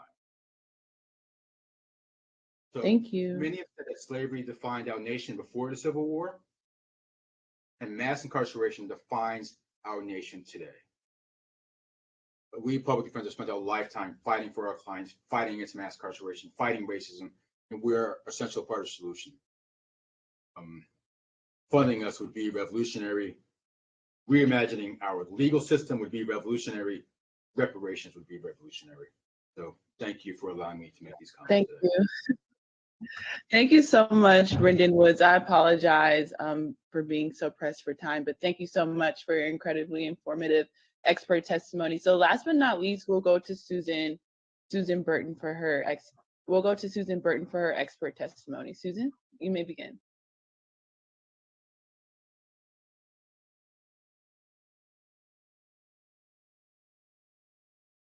For allowing me. Oh, my microphone is muted. We can hear you and we can see you now as well. Okay, all right. I want to thank the task force for holding these hearing sessions, collecting the testimony. What I can say, it's numbing. It's numbing for me to sit here and listen to it all, and having lived through it. So I am Susan Burton, founder of A New Way of Life Reentry Project. And the next slide is a photograph of my son. His name is KK. We called him KK. His name was Marquet. And he was hit and killed by a police car when he was 5 years old. Overwhelmed with grief, I began to drink and use drugs just to cope. The police car killed him. The police never got out of the car. And the police station never ever sent me a Miss Burton, I'm sorry, no type of acknowledgement. So I was filled with rage. Over the next 15 years, I was arrested over 6 times for the use of a controlled substance, and was stayed under the auspice of the authority of the criminal justice system for over 20 years. And what I want to say is I was a grieving mother and I needed help. I did not need punishment. Next slide.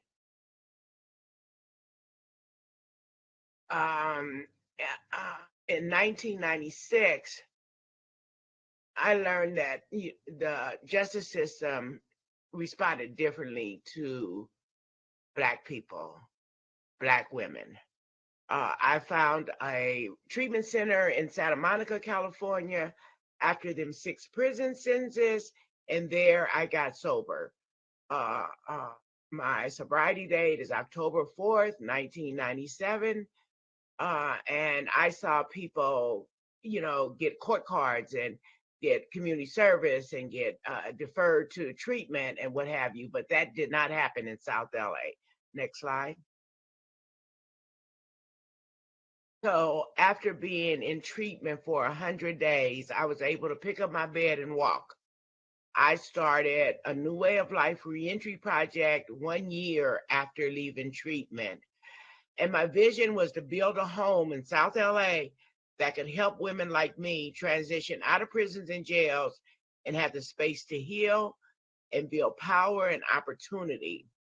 I first started going down to the downtown bus station in Skid Row, where all of us get off the bus with what they call gate money, $200, the same $200 they've been giving to people since the 50s. And we would try to make a life from there. But I would go there and I would tell my friends that I had a place for them to live, and that started a new way of life. Today, you know, we have not only 10, we actually have 11 safe houses across LA County, and we've helped over 1,400 women come back into the community after incarceration. Next slide.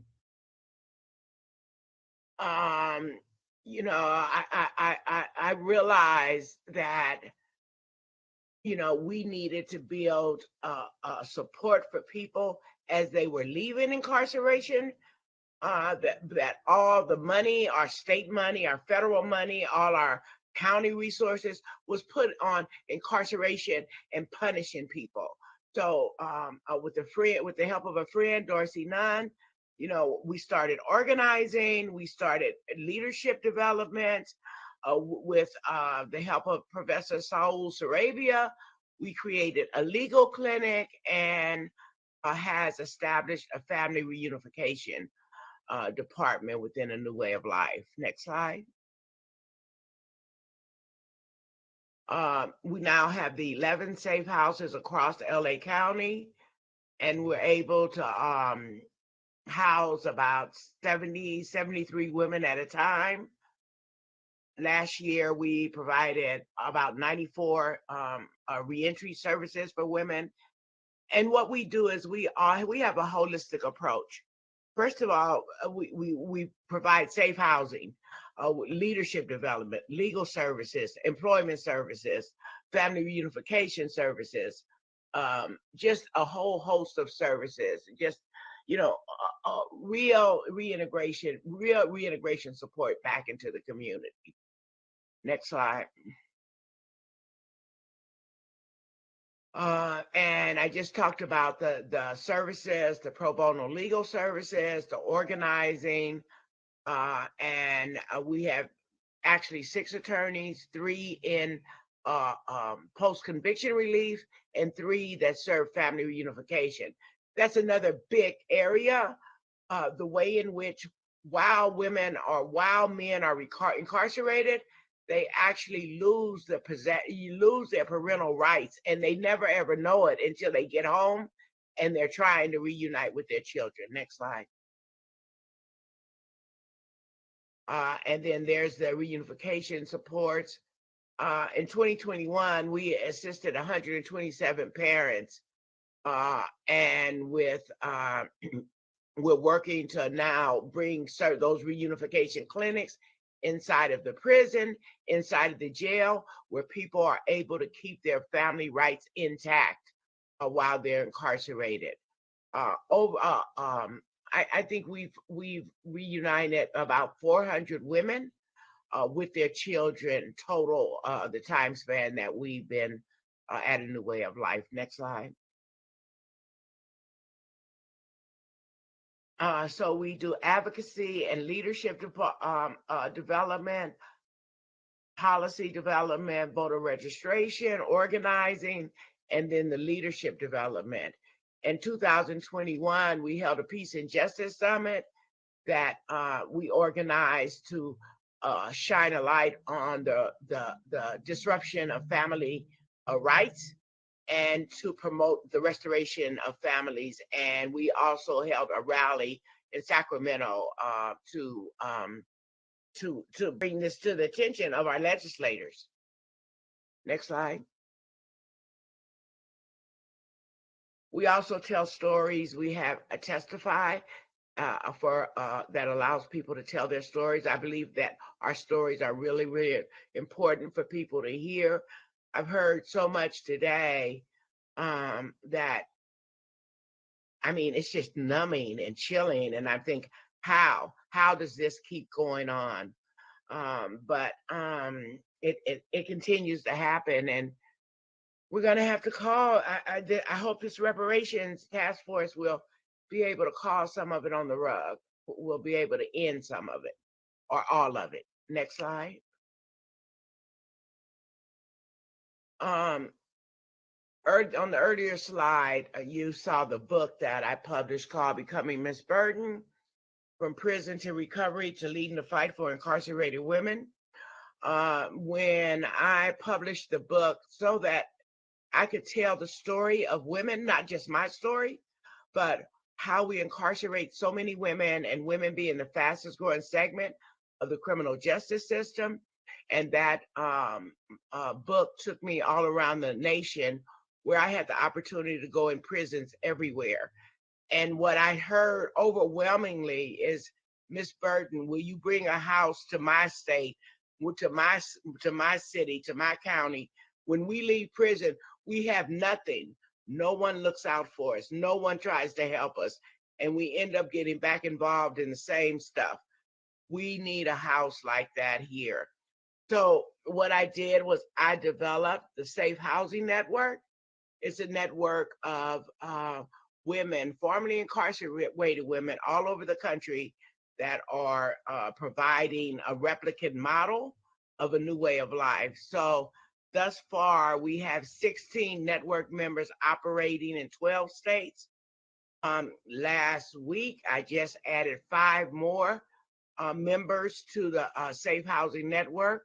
We're also in a couple of countries, Kenya, Uganda, and of course in the USA.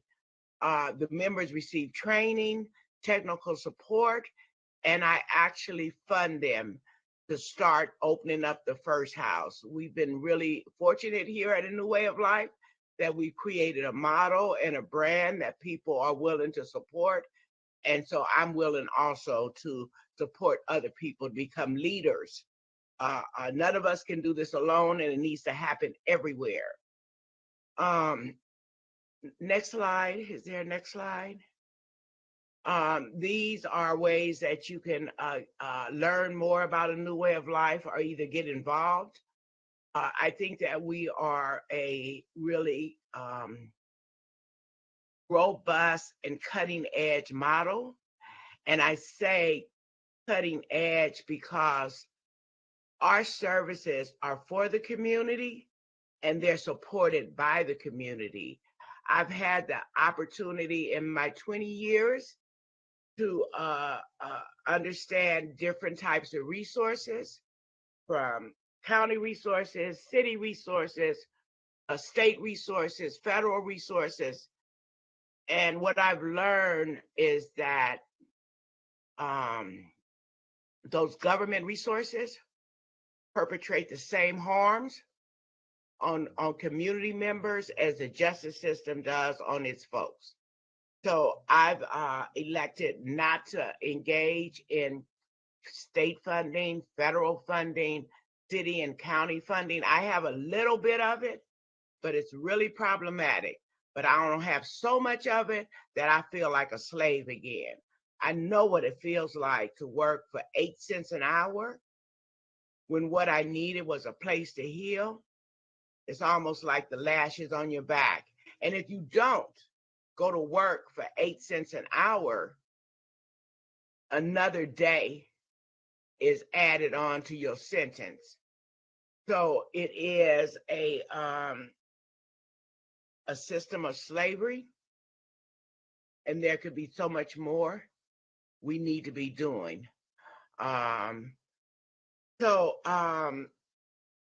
You know, again, I'm thankful to be here testifying.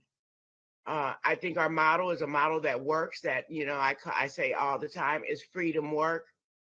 It allows people to become the best that they can be and be supported and valued, not moved as a body from one place to another, but supported to know their strengths, supported to know that they have something to contribute, and supported to find that contribution and give it to the world, give it to the nation, give it to the children, give it to the community. So that's my presentation. I hope that it adds some hope to what's possible, because I mean, it's been hard, it's been numbing listening to what has happened to us over 400 years. All right, thank you. Oh, and one other area that I'd like to add to before I take off, before I finish here.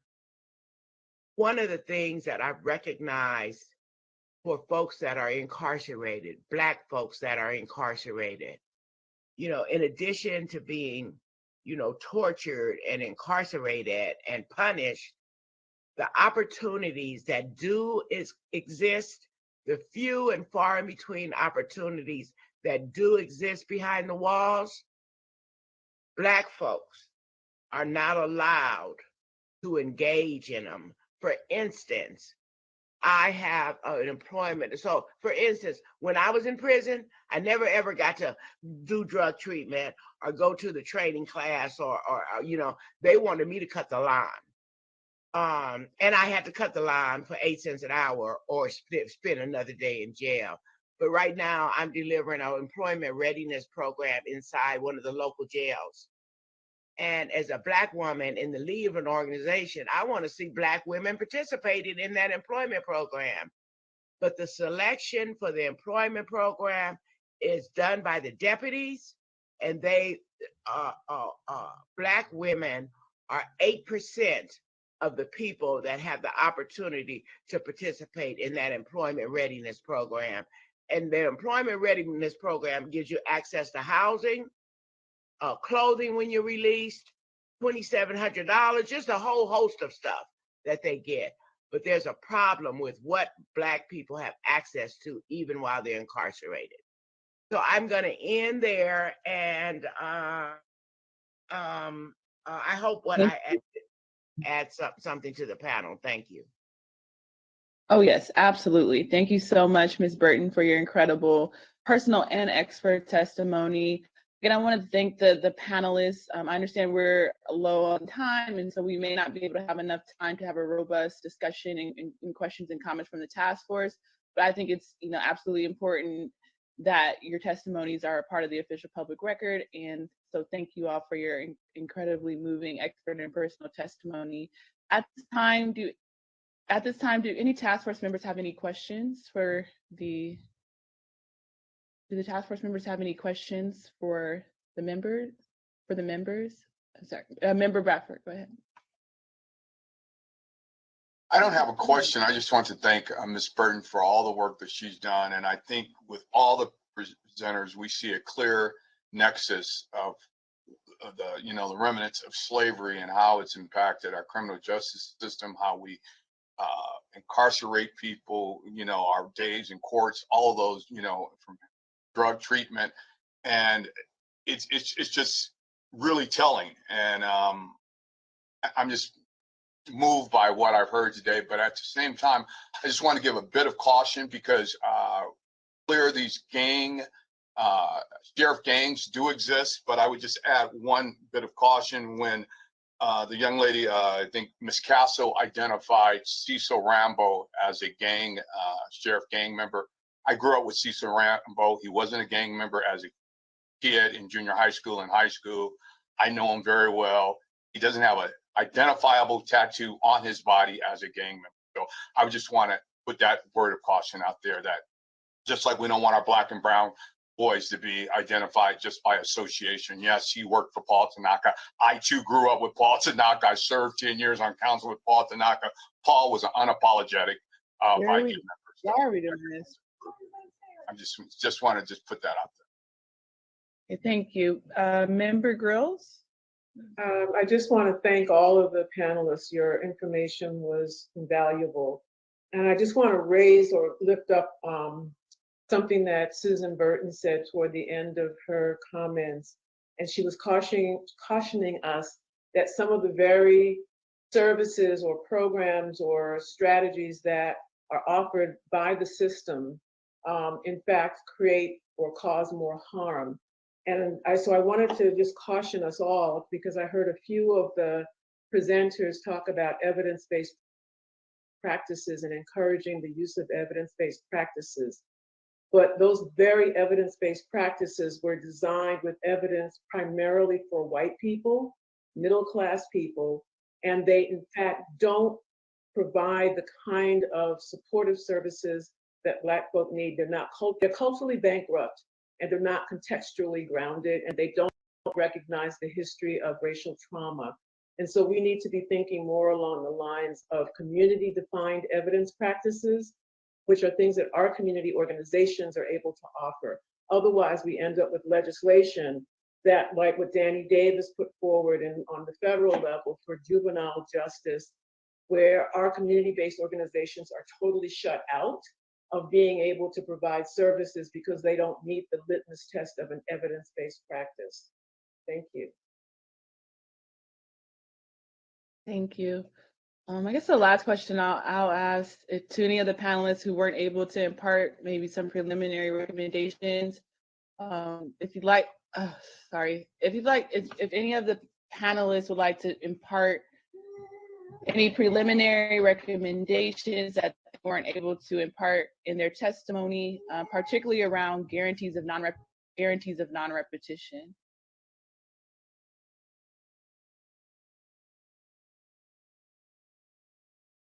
Okay. Sorry, I'm facing some technical difficulties. Every time that I unmic, it mutes me for some reason. So anyways, thank you all to the panelists for this excellent conversation. And this is just the beginning of conversations around the criminal legal system. So I want to thank all of the panelists who came, and I'm sure we'll continue being in connection with you all as we move this work forward. So thank you to the panelists. Good seeing you, Kika. Thank you. Blessings. Thank y'all. Blessings, always. Thank you. So in the interest of time, we're going to move forward. Every time I unmute myself, it mutes me again. So this is kind of weird, but okay. So can DOJ introduce the speakers, because every time that I unmute myself, it mutes me. Something is going on.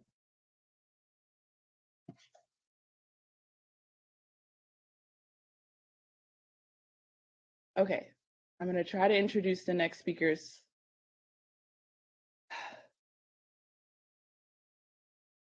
Can the DOJ introduce the next speakers? I'm facing some technical difficulties. Every time I unmute myself, the computer mutes me back.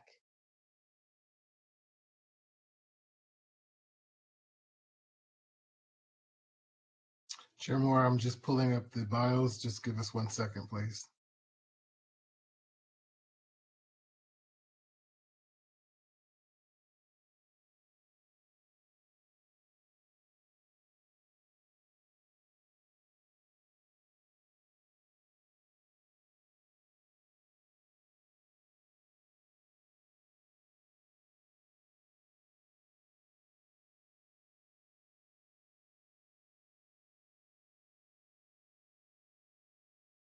Okay, let me try again.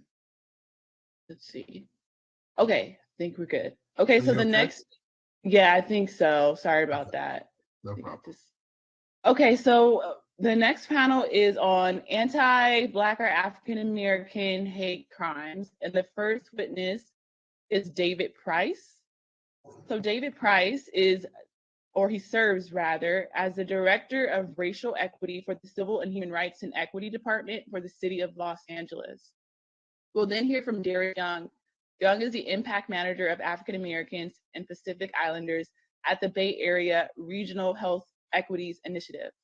Then we'll hear from Cynthia Roseberry, who is the Deputy Director of Policy in the Justice Division of the ACLU. Then we'll hear from Catherine Hubbard, who is an attorney whose work focuses on litigation, challenging the criminalization of poverty, particularly debtor prisons and wealth-based pretrial detention, and coordinates Civil Rights Corp's bail reform efforts in several states across the country. And then lastly, we'll hear from Max Markham. Max Markham serves as the Vice President of Policy and Community Engagement at the Center for Policing Equity, leading the organization's campaign strategy and government affairs work while developing grassroots policy advocacy in partnership with communities all over the country. So now, without further ado, I'll turn to David Price for his expert testimony, and you have 10 minutes. Thank you. Great, thank you. Can you all hear me? Yes, sir. No, hold on a second. Can you hear me now?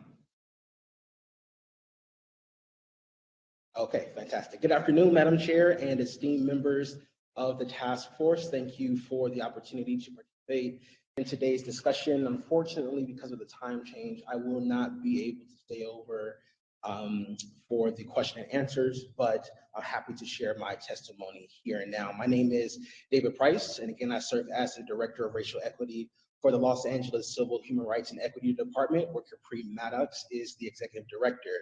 Our department's mission is to maintain and strengthen the city's diversity, equity, and accountability. We are focused on reducing bias and injustices while also leveling the playing field through community engagement, through equity initiatives, and upward mobility programming. Prior to joining the LA Civil Rights Department, I served as the Senior Field Representative for LA Mayor Eric Garcetti. I oversaw the Mayor's Interfaith Collective as well as the Mayor's Youth Council, and I organized and delivered city resources to many underserved communities, with community leaders and community-based organizations to create a more equitable and inclusive LA. I am a native of South Central LA, and I hold a bachelor's degree in government with minors in African American Studies and Theology from Georgetown University. I also received a Master of Divinity with a concentration in religion, ethics, and politics from Harvard University. And in my testimony today, I will first discuss biases and the impact that it has had on Black Angelenos. Then I will focus on the contextual factors that contribute to the Black community being overrepresented each year as victims of racial hate incidents and hate crimes. And then finally, I will highlight the work that the LA Civil Rights Department has pursued in collaboration with community partners to eliminate hate and bias in the city. As many of you know, Los Angeles is one of the most diverse cities on earth. We have a population of over 4 million people from more than 140 countries. They speak 224 different identified languages. And as such, race biases in the city have historically been overt. They have been intentional, highly visible, and unfortunately, we still see these disparities in every sector today in Los Angeles.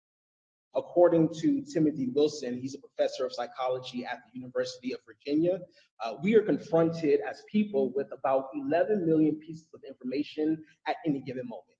However, our brains can only process about 40 pieces of information at one time. And so in order to compensate for this discrepancy, or rather this discrepancy, our brains compress the decision-making process, which basically means that we make under-informed choices based on imperfect information. And over time, the result is bias.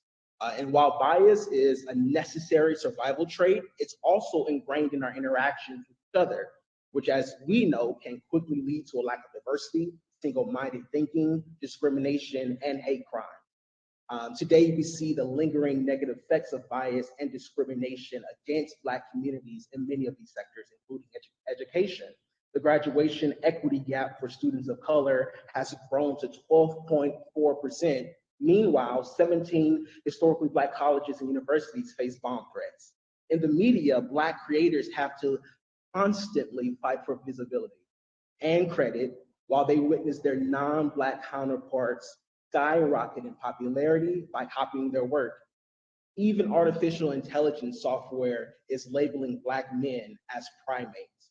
When it comes to employment, close to 70% of Black workers who lost their job during the pandemic have yet to be called back to work, and 90% of Black women surveyed reported that their employers were inflexible when it came to accommodating their at-home needs. The unhoused youth in our communities are more likely to be Black, and although government agencies do not collect demographic data on people when they're forced from their homes, what we have seen in our research is that nearly 2/3 of housing displacement, that's as a result of government-approved construction projects, 2/3 of those housing displacements are disproportionately affect Black families. In June 2021, the California Department of Justice released data showing that California hate crimes reached their highest level in a decade. 1,300 hate crimes were recorded in 2020. Hate crimes rose against many communities, in fact, including Asian American and Pacific Islanders, Latinos, and transgender Californians.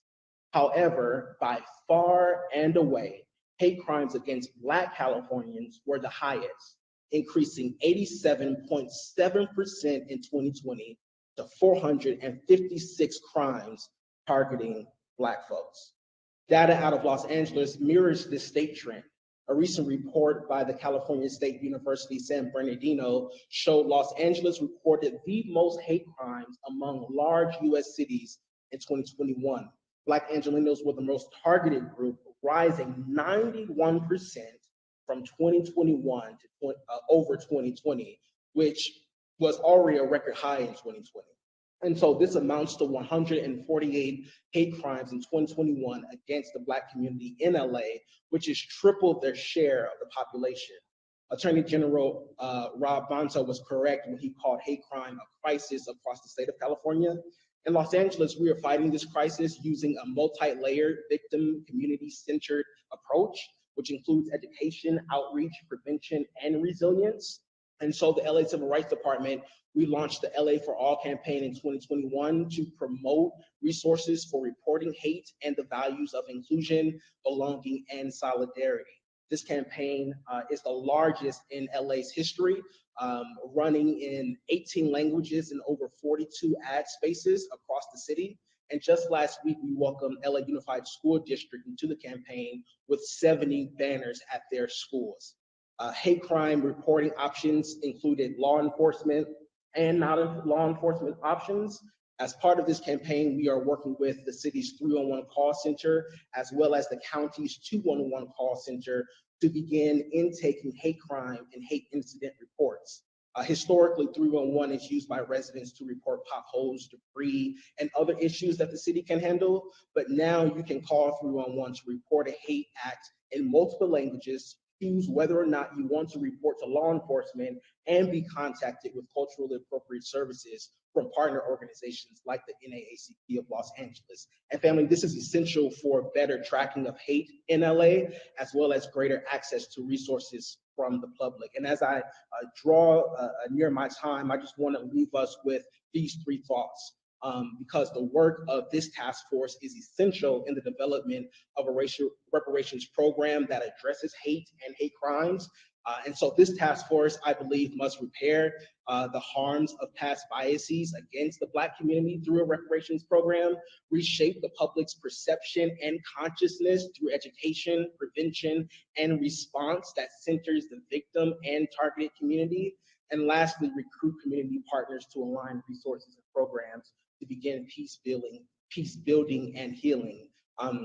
It is essential in LA and in California to make it clear that Black communities are the victims of hate far more than we are the perpetrators, and that this hate has a common thread in racism, othering, and xenophobia. And therefore, responding to hate, it requires solidarity, it requires mutual support and resiliency, not just within communities, but among communities, if we are to build an empowered, multicultural, and multi-ethnic society that everyone can call home. And the remainder of my comments can be found online. Thank you.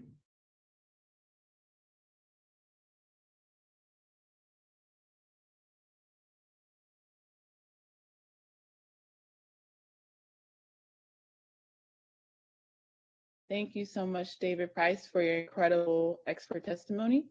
So we'll now turn to Darius Young for his personal testimony. Darius Young? Yes, I don't know, can you see me or not? However, I'm here. My name is Darius Young, and I am employed by the BARHI, which stands for Bay Area Regional Health Inequity Initiative. However, I'm not here today not only represent my organization, but I'm representing myself and every other African-American man and woman who has ever been incarcerated. I spent more than 17 years incarcerated in the California state prison system. And upon getting released in 2012, I began working in advocacy. I started off with the Ella Baker Center for Human Rights, where I worked intently on criminal justice reform, not only in Alameda County, but both at the state and federal levels. I then transitioned to another Bay Area organization called the Urban Strategies Council, which was set up by Angela Glover Blackwell.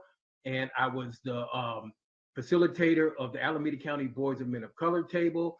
I also worked for the campaign, the National Campaign for Black Male Achievement. And while at the Urban Strategies Council, we won the My Brother's Keepers Award.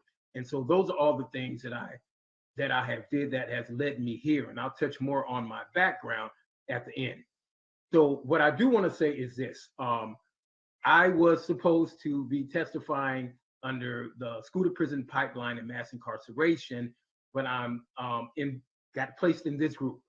So therefore, I'm not going to go over a lot of things that have already been presented, but I will touch on them. So what we do know is that when you talk about mass incarceration, and mass incarceration was actually developed under the 13th Amendment, and I think people have already heard that. And from the 13th Amendment, you know, it states that citizens cannot be enslaved unless convicted of a crime. Intentionally targeted new emancipated Black people as a means of surveilling them and exploiting their labor. In 1865 through 1866, you know, Confederate states, they quickly enacted a new set of laws known as Black codes. However, I want to point out this because it's relevant. Northern states also turned to the criminal justice system to exert social control over free Black Americans. Policymakers in the North, while they did not legally target Black Americans as explicitly as did their Southern counterparts, they did, you know, have various laws against suspicious characters, disorderly conduct, keeping and visiting disorderly houses, drunkenness, violations of city ordinances, and that made possible new forms of everyday surveillance and punishment in the lives of Black people. And I think Alameda County Public Defender Brendan Woods, who has been instrumental in mentoring me, touched on that well.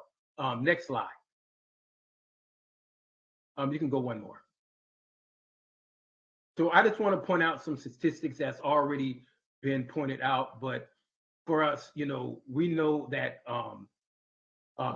Black men comprise what, 13% of the US male population, but nearly 35% of all men who are under state or federal jurisdiction with a sentence of more than 1 year. 1 in 3 Black men born in 2001 can expect to be incarcerated in his lifetime, compared to 1 in 6 Latino men and 1 in 17 white men. Black people are incarcerated in state prisons at a rate of 5.1 times greater than all of white people. Next slide. And we know it's not just confined to Black men. We know that 1 in 18 Black women born in 2001 will be incarcerated sometime in her lifetime, compared to 1 in 45 Latinx women and 1 in 111 white men.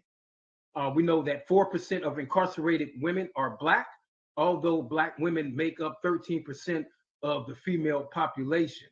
So where does this all begin? Next slide. Where does it all begin? Well, it starts with the school to prison pipeline, which refers to practices and policies that disproportionately place students of color into the criminal justice system. What are some of these practices? Zero tolerance policies, the effect of zero tolerance policies. The fact is that 2.7 million K through 12 students received 1 or more out of school suspensions during 2015 and 16 school year. Next slide. So one of the things that we do know is out of school suspensions disproportionately impacted Black African American students. We know that only 8% of male students or Black African American but these students represent 25% of out-of-school suspensions. We also know that only 8% of female students were Black or African American, but these students represented 14% of out-of-school suspensions. And so we also know that in comparison, white students receive out-of-school suspensions at a rate lower than their involvement. And so what we are looking at is these disproportionate based upon the color of people's skin. Next slide. So we also know that 290,600 students were referred to law enforcement agencies were arrested during 2015 school year, and only 15% of students were Black or African American, but these students represented 31% of law enforcement referrals and arrests. 49% of students were white, but these students represented only 36% of law enforcement referrals. And for the sake of time, I'm going to move forward on my slides. Next slide. So what do we know? Students who fail to complete high school are more likely to be in prison. And this is something right here that everyone needs to pay attention to.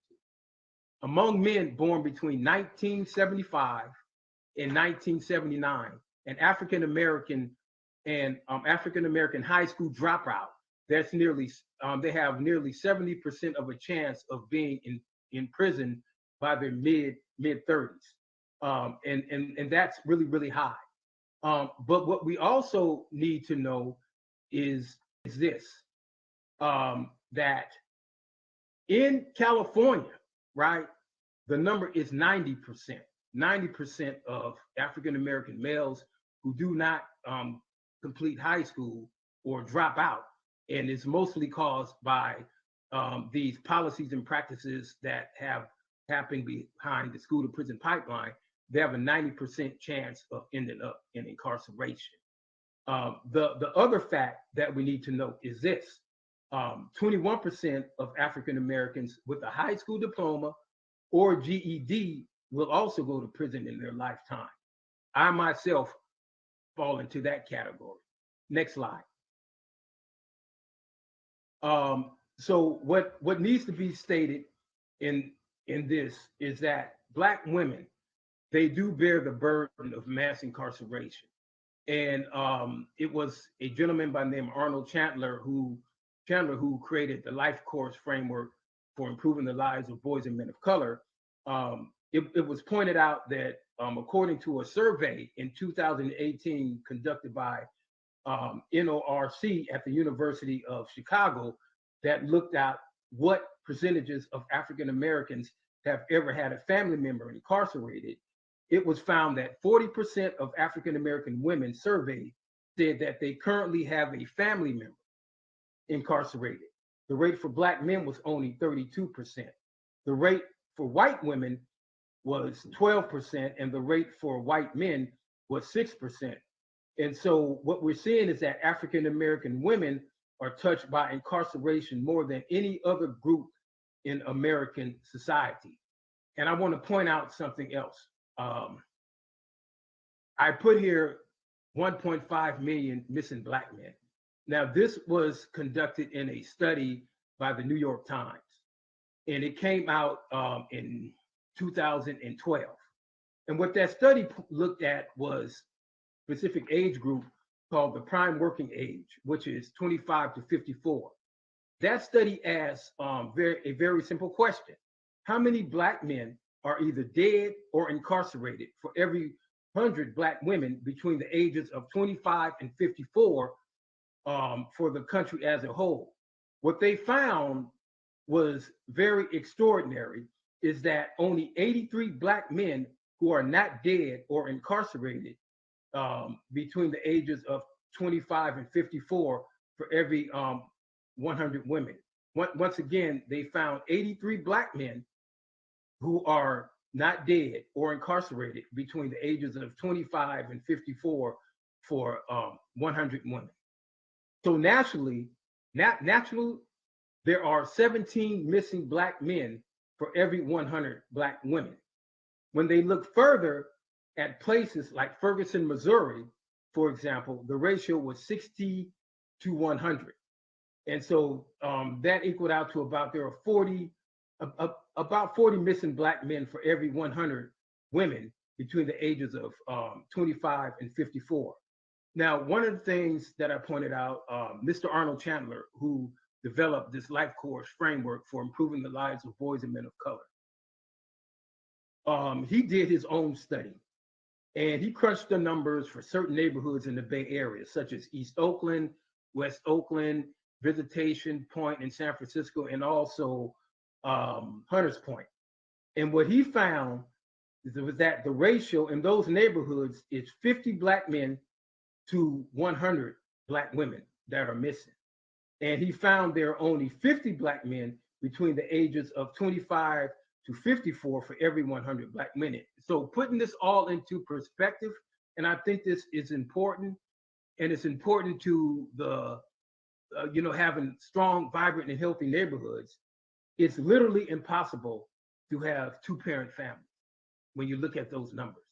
And then the effect of incarceration, we know that it lies within the school systems. And let me say that the school systems today, even though we sought to correct some of the things, they're still using measures that really, really harm our children. And I can point to a local school this month that brought the National Guard or some form of military on campus to search their students. And that was, unacceptable. So even though we have made great strides or tried to limit the impact of mass incarceration through our schools, the school to prison pipeline, they are still sending reinforcing messages that we need to be corralled when they see us. So I want to talk a little bit about my testimony. As I said, I'm falling into one of those that did graduate from high school. As a matter of fact, I went on to college. I spent 2 years in community college and then went to Washington State University where I spent 2 years. But I came home. And at that time, I was interested in going into law enforcement. In 1985, I was hired by the Richmond, California Police Department. And I was hired because Richmond at that time, they had a string of shootings and they were doing things that were comparable today. They got sued and they were under a consent decree and they had to hire more minorities. Well, I was one of the first classes that got hired under that. I went to the police academy at Los Medanos College, 40 recruit class, and I was the vice president of my academy class. Upon graduation, I started field training. I was in field training for 6 weeks before I was brought up on unfounded charges by my field training officer, who just happened to be a part of the Richmond Cowboys, the group that the police department was sued for. And I had no IA investigation or anything like that. I was terminated, but not for anything that I did wrong. It was just that they said I didn't have what it takes to be a police officer, even though I had weeks of field training left to prove that. My life took me up north to Seattle, Washington. And at that time, I was 25 years old. I walked into the federal government's building and I looked at employment, what was on the wall. And what appealed to me was, wow, forest ranger. I can do this. I have a degree in criminal justice. I graduated from the police academy. I grew up in the outdoors. I was exposed to the outdoors. And I said, I would love to do this. I went over to the forestry building to apply for the job. And when I walked in, it was a white man. He looked at me and he says, may I help you? I says, yes, I'm here to apply for the forest ranger's position. And he looked at me and says, well, I don't know if you qualify. Oh, I do meet the requirements. It says that you have to have an AA degree and have graduated from a post-approved academy. At that time, I carried around my diplomas with me in my knapsack. I pulled them out and he looked at me and he says, assuming, I don't know what these things are, but we'll check them out. And that hit me because to him, they weren't diplomas, they weren't degrees, they were things. And at that point in my life, I started thinking of myself as a thing. I was eventually convicted of a 3 strikes crime in 1995 in Alameda County. I was sentenced to 36 years to life by a Alameda County judge, African-American man by the name of Carl Morris. And then 120 days later, he recalled my sentence with the blessings of the Alameda County District Attorney's Office. And he said, you know, Mr. Young, I believe that you can correct your life, so I'm going to strike a prior. You're going to spend a long time in prison, but you will get out. And on that sentence, I spent 17 years, 4 days, 2 hours, and 20 minutes. And I paroled in 2012. And from that point in time, I haven't looked back. But I say all this to say that, you know, people end up in the system. Fortunately, I was able to rebound because I was still raised in a community. I was raised in neighborhoods, but unfortunately, our kids today, we aren't raised in neighborhoods. We're only raised in hoods. And those things have been destroyed and dismantled by the war on drugs, dumping guns, crack cocaine, and everything else imaginable to destroy Black boys, Black girls, so that they can't become productive citizens in society. And I would say that the only way to overturn all of this, to help this, because it goes back from the beginning, from Black codes when we were left out, locked out, our ancestors, that we must have reparations. We must have reparations to correct the wrongs and start the healing process that is so necessary for us as Black people and the country as a whole, if we're ever going to get and live up to our values. So I do thank you, and I thank you for allowing me to give this testimony. Thank you very much. Thank you so much, Jairus Young, for your incredibly moving and thorough, expert and personal testimony. Thank you so much. We'll now turn to Cynthia Roseberry. Dr. Cynthia Roseberry, you may begin your testimony. Much, Chair and members of this committee, for inviting me to speak here today on this important issue. I come to you with a background of 2 decades of work as a criminal defense lawyer for indigent people in federal and state courts in Georgia and Illinois. After having taught a misdemeanor and co-taught a death penalty clinic at DePaul University, after having spent 5 years as the head of the Federal Public Defender Office, so Mr. Woods is not the only public defender you'll hear from today. After having spent a number of years during the Obama administration as the executive director of Clemency Project 2014, and from my current position as deputy director of policy in the Justice Division at the ACLU. My comments are my own and not ascribed to my employer.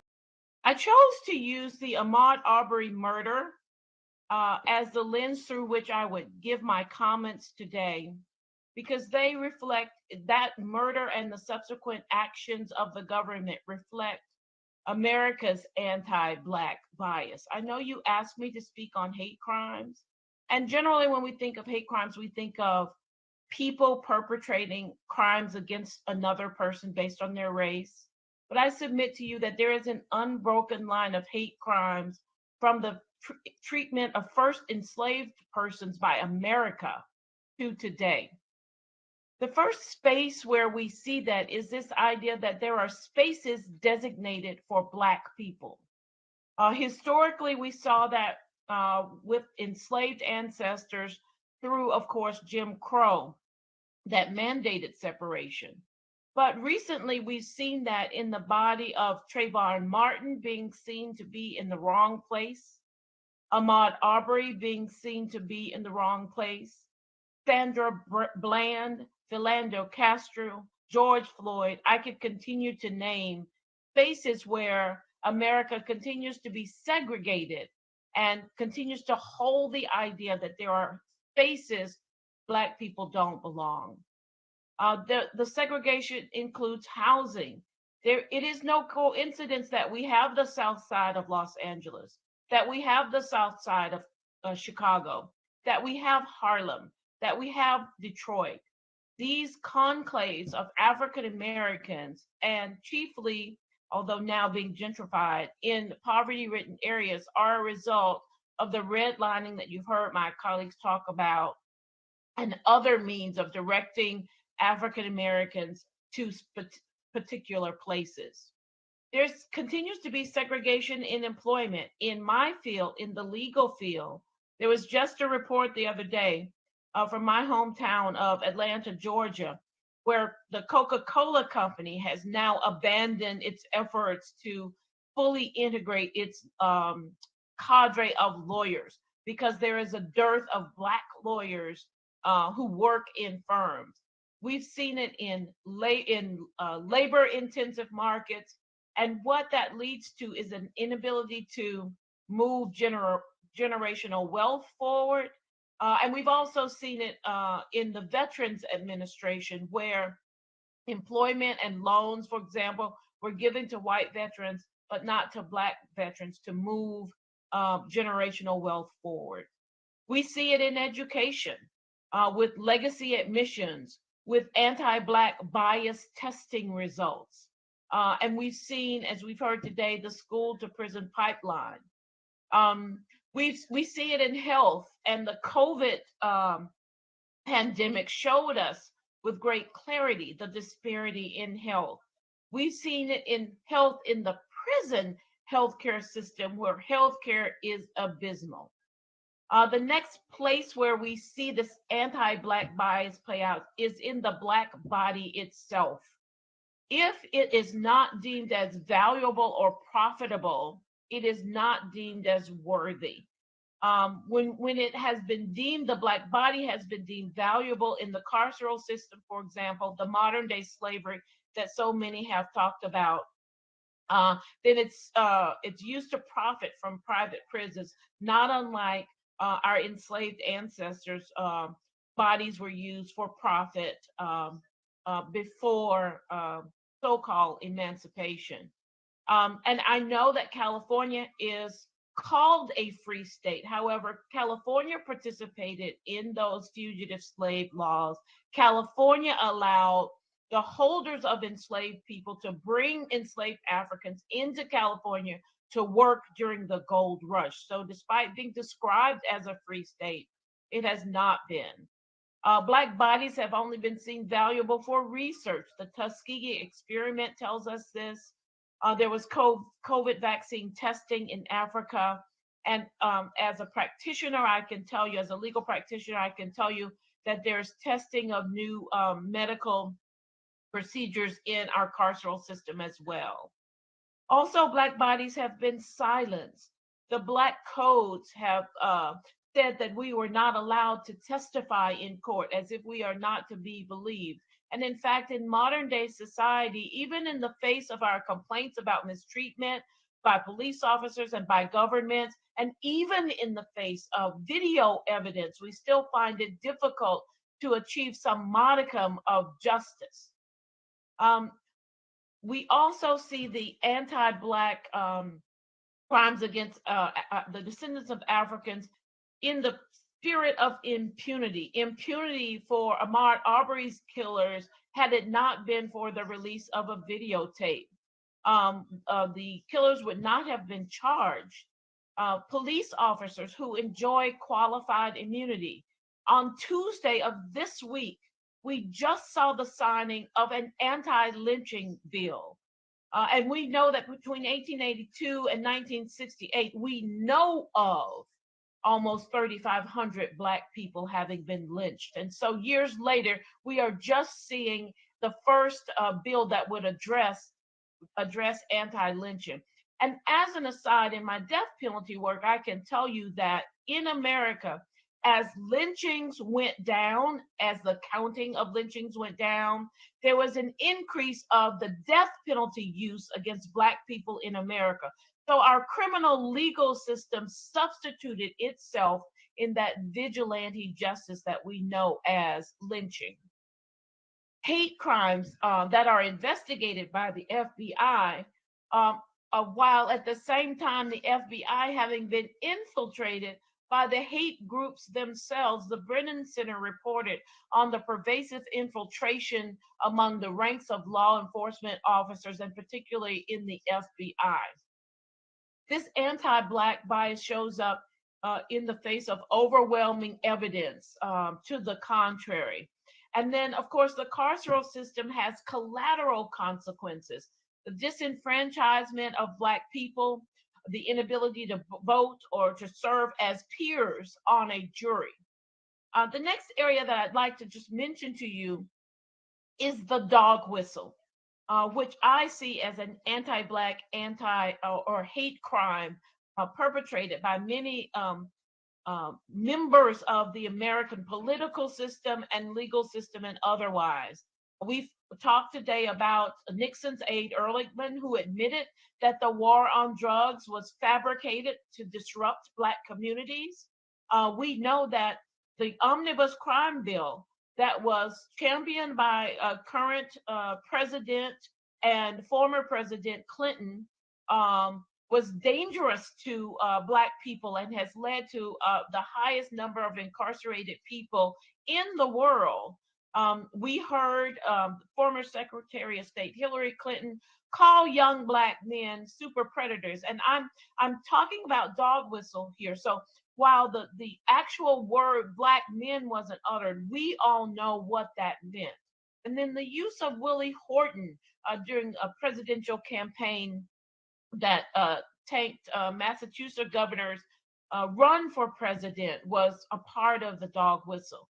But we see dog whistle also in laws that are passed or reform that is stopped in part due to sort of this rhetoric about rising crime rates. And I would caution you when you think about that rhetoric, because if crime rates can be attributed to the stops that police officers make, and if we know that police officers are more frequently in Black communities, and as you've heard earlier, more frequently arrest people, then the crime rate is being driven by those stops of police officers.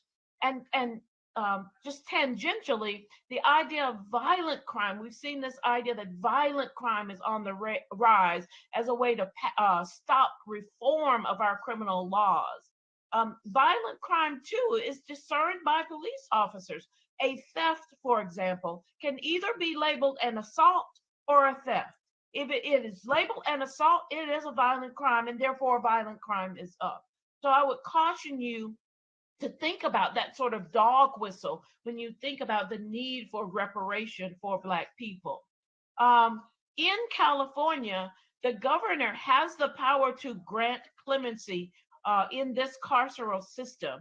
It is a power that he has exercised before, but the executive in California can provide some remedy in the reparations scheme, although I would submit to you that clemency is not something that we should get in reparation. We should get that otherwise. It should be outside of reparation. So in this modern era, we know that Ketanji Brown Jackson, for example, when she was being questioned by the Senate and critical race theory came up, I see that as an anti-Black bias by members of the Senate against her. And so we don't just merely see it in the space of hate crimes that are on the books. Hate crimes abide and abound throughout the systems and have an impact on descendants of African Americans. And those impacts are lasting. You may ask why I'm talking about this when we're talking about the carceral system. And it is because the carceral system is the center of that spoke, of all of the spokes: education, finance, wealth, housing, that have been talked about earlier. So this lasting impact shows up as broken families in our community. You saw some mention of the New York Times study about the ages of people who are mostly in our carceral system. I would submit to you that those folks are not just in the carceral system at the time when they should be working or would otherwise be working. They are there at the time when they would otherwise be procreating and bearing other Black children. So it has an impact, in fact, on whether or not Black people exist or continue to exist. Our communities are under surveillance, and particularly in California, that's how we get so-called high crime areas. This is a lasting impact. I had the pleasure of co-chairing a committee with the National Association of Criminal Defense Lawyers that looked at predictive policing and surveillance. The study is called Garbage In, Gospel Out, that showed that Black people and Black communities are under constant surveillance. And that has an impact on us as a community. It harkens to the COINTELPRO era of surveillance of our people. And currently there's a focus on organizations like Black Lives Matter and similar organizations. It continues to show up in health disparity, in mental health, the trauma that's associated with racism, the transgenerational trauma that's associated with racism. And I don't know about you, but I know my rights. But if I'm pulled over by a police officer, I am traumatized. And I wonder whether I'm going to leave that situation with my life. The physical health is also a lasting impact of structural and systemic inequities in healthcare and health coverage due to not being able to get good jobs that get health coverage, due to doctors not believing our ailments when we report them, or not taking them seriously, or not taking our health seriously. There are some studies that show that there are disparities in health and healthcare among Black people. There are studies that show that there's disparities in finances, in financial literacy and wellness and generational wealth, all lasting impacts for which reparation is needed.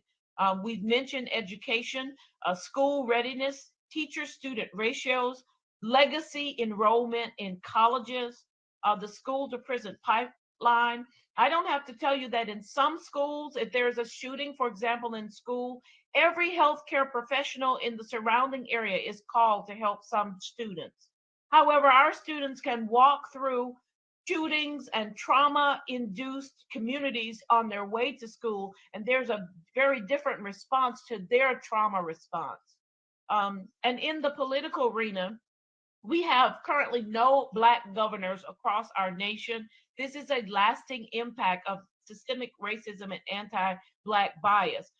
We've only had 3 Black senators in our federal system, and until 2013, we never had 2 Black senators at the same time. And then lastly, I'll offer to you that our culture continues to suffer with the plunder of African artifacts, the erasure of African achievement, and the forbidding of the practice of African culture. We continue to suffer as we are flung across the diaspora. I thank you for the ability to comment today, and I welcome any questions you have.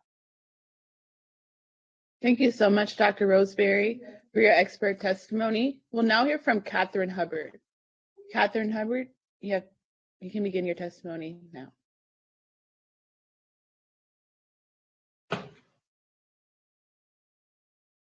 Good afternoon. Thank you for inviting me to participate in this historic and important hearing.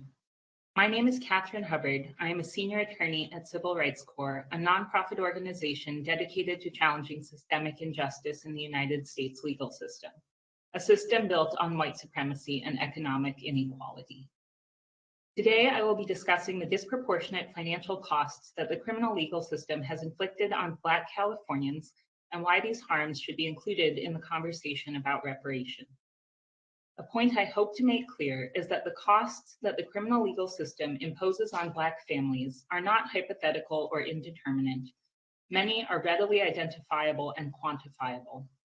Factoring these costs into a calculation of reparations owed is therefore feasible and necessary. Next slide. In 2017, working with the San Francisco Public Defender's Office, I filed a habeas petition in California's first appellate district seeking the release of Kenneth Humphrey from unconstitutional pretrial detention. Mr. Humphrey was a 63-year-old Black man, a retired shipyard laborer, and a lifelong resident of San Francisco. He had been accused of stealing $7 and a bottle of cologne from his neighbor. Based on these allegations, he was charged with burglary and robbery, and a judge set his bail at $600,000, far outside his ability to pay. Ultimately, Mr. Humphrey would spend nearly a year locked in a cage while presumptively innocent, solely because of his inability to pay money bail. Next slide. Mr. Humphrey's case was typical of how San Francisco's bail system operated at the time. While Black adults represented only 6% of the adult population of San Francisco, they represented 40% of people arrested and 44% of people booked in county jail. Black people also made up approximately 38% of individuals paying bail.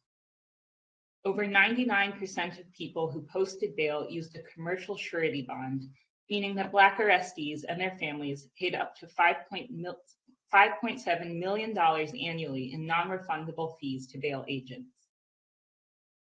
Next slide. After the Court of Appeal granted his habeas petition, Mr. Humphrey was released from pretrial detention, and the charges against him were ultimately dismissed. His case resulted in a landmark decision by the California Supreme Court, striking down trial courts' pervasive practice of setting money bail without inquiry into an individual's ability to pay or consideration of alternative conditions of release. But although his case will now benefit thousands of indigent Californians every year, Mr. Humphrey is still suffering significant consequences of his unjust pretrial detention. While in jail, he was evicted from his apartment in a complex that provides affordable housing to seniors.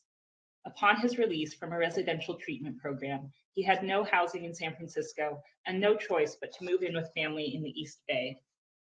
Although he longs to return to San Francisco, he has been unable to do so because he cannot find affordable housing.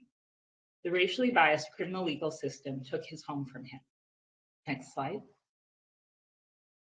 Mr. Humphrey's story of unjust jailing and its devastating financial impact is all too familiar among Black families in the United States.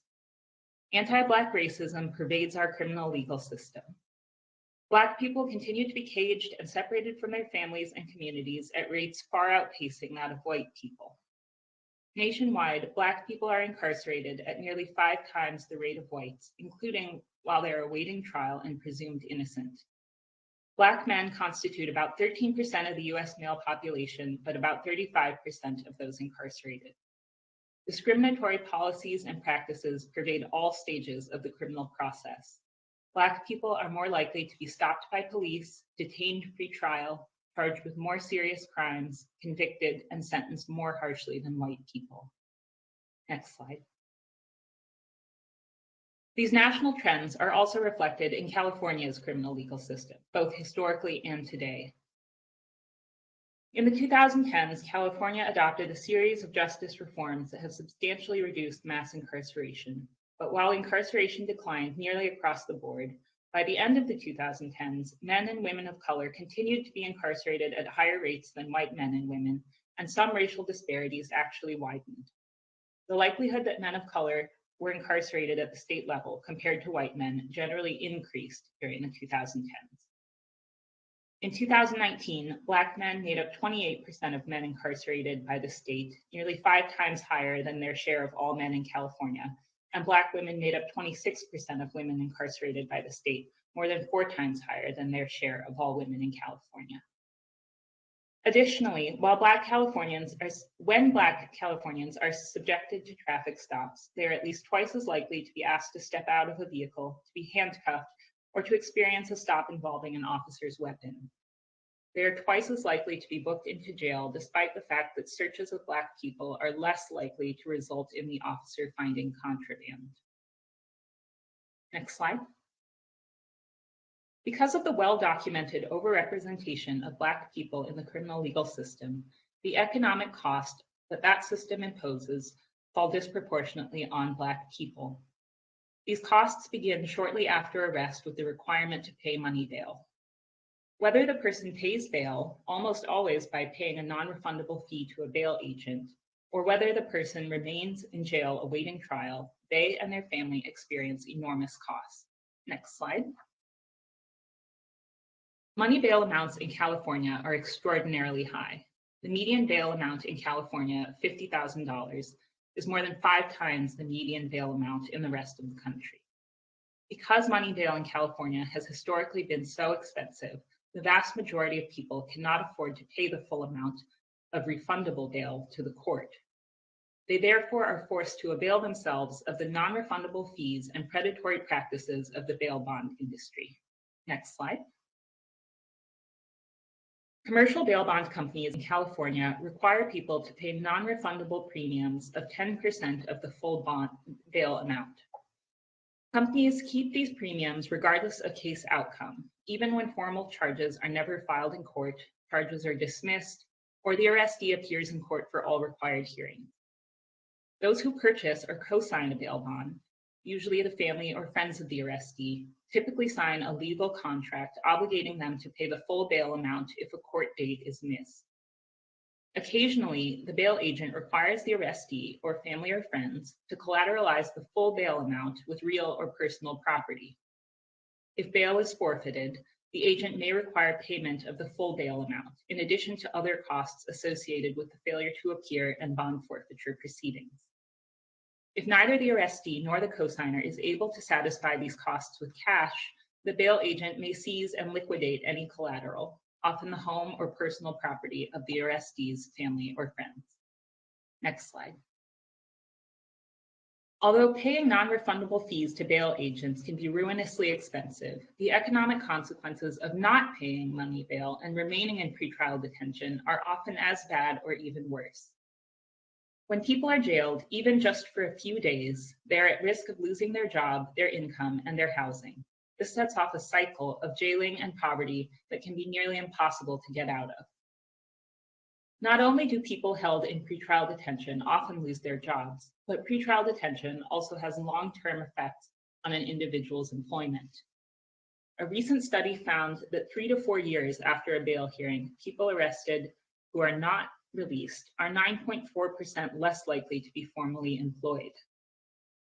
People held in pretrial detention often lose their housing due to inability to pay rent. Income loss can also push individuals deeper into debt through missed payments to creditors, leading to a cycle of economic harms as vehicles and items needed for work are repossessed. Pretrial detention also puts enormous pressure on individuals to plead guilty.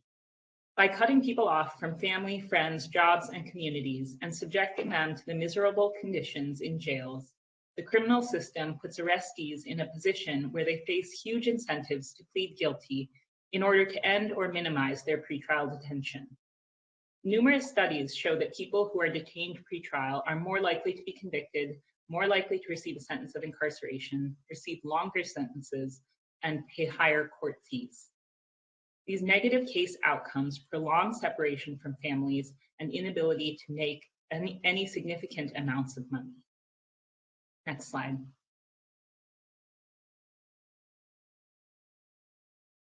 Next slide.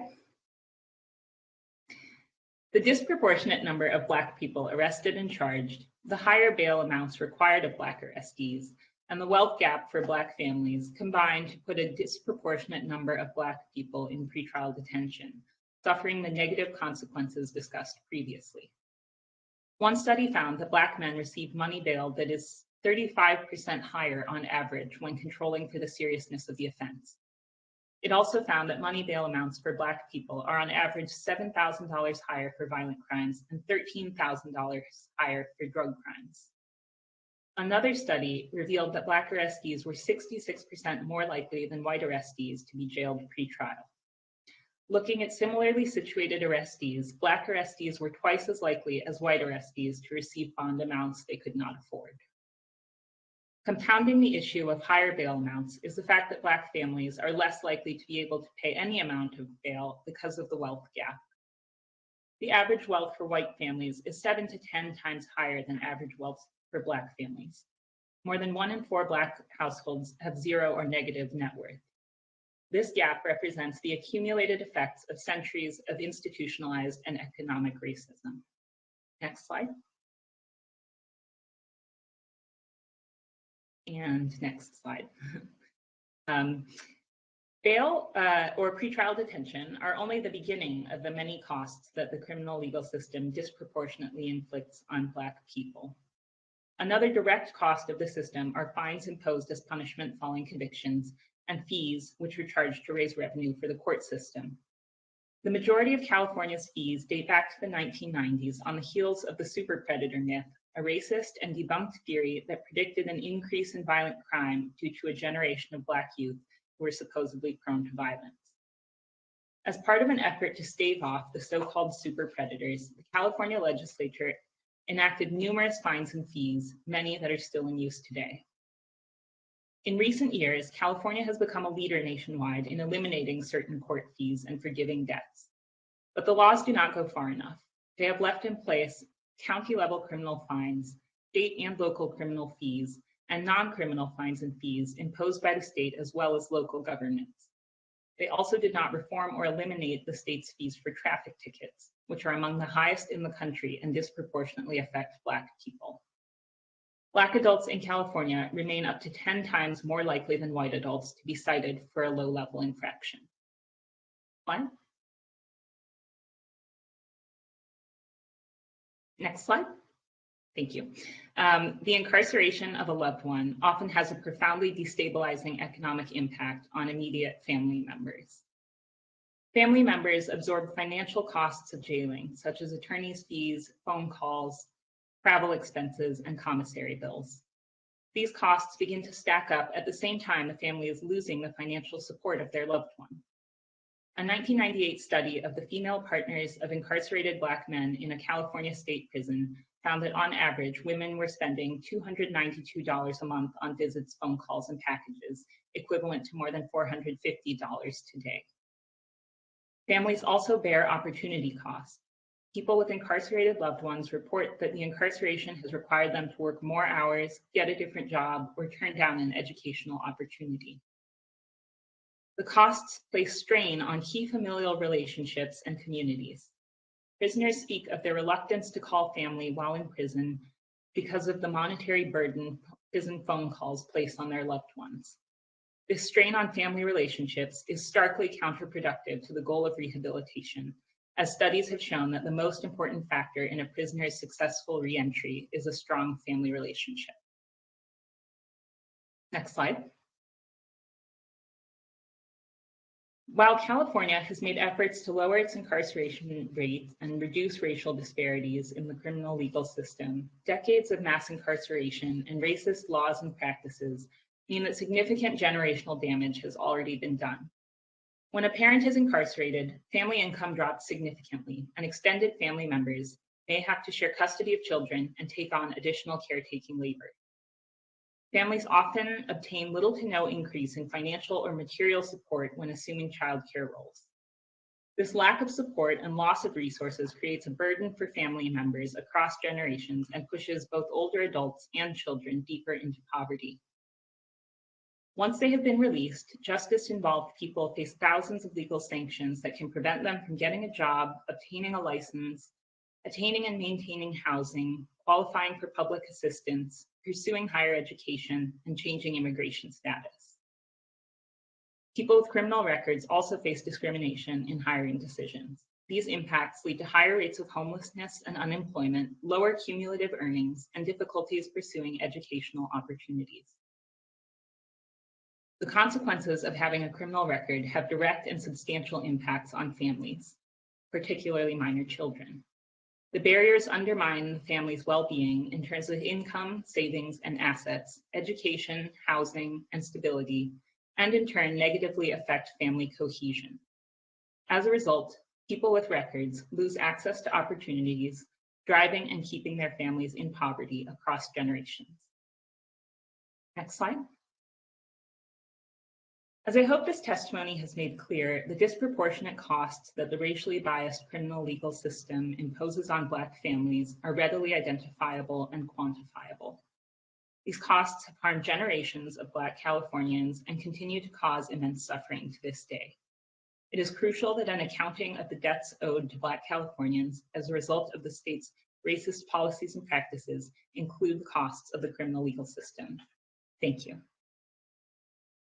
Thank you so much, Catherine Hubbard, for your expert testimony. It was incredibly informative. So we'll now go to our last panelist for this particular panel, which is Max Markham. Max Markham, you can begin your expert testimony when you're ready.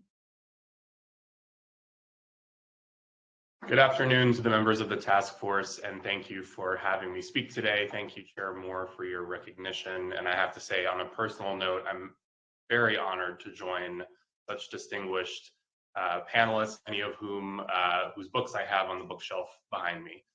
My name is Max Markham. I am the Vice President of Policy and Community Engagement at the Center for Policing Equity, which is a research and action organization focused on equity in policing that uses science to identify and reduce the causes of racial disparities in police interactions and advocate for large-scale and meaningful changes in public safety.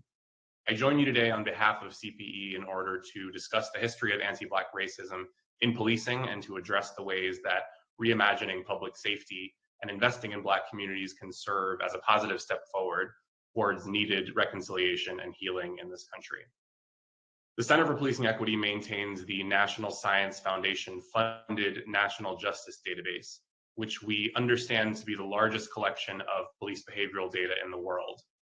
Our work focuses on combining police behavioral data, psychological survey data, and data from the United States Census to estimate racial disparities in police outcomes such as stops and use of force, and additionally, the portion of those disparities for which law enforcement is responsible and can do something about.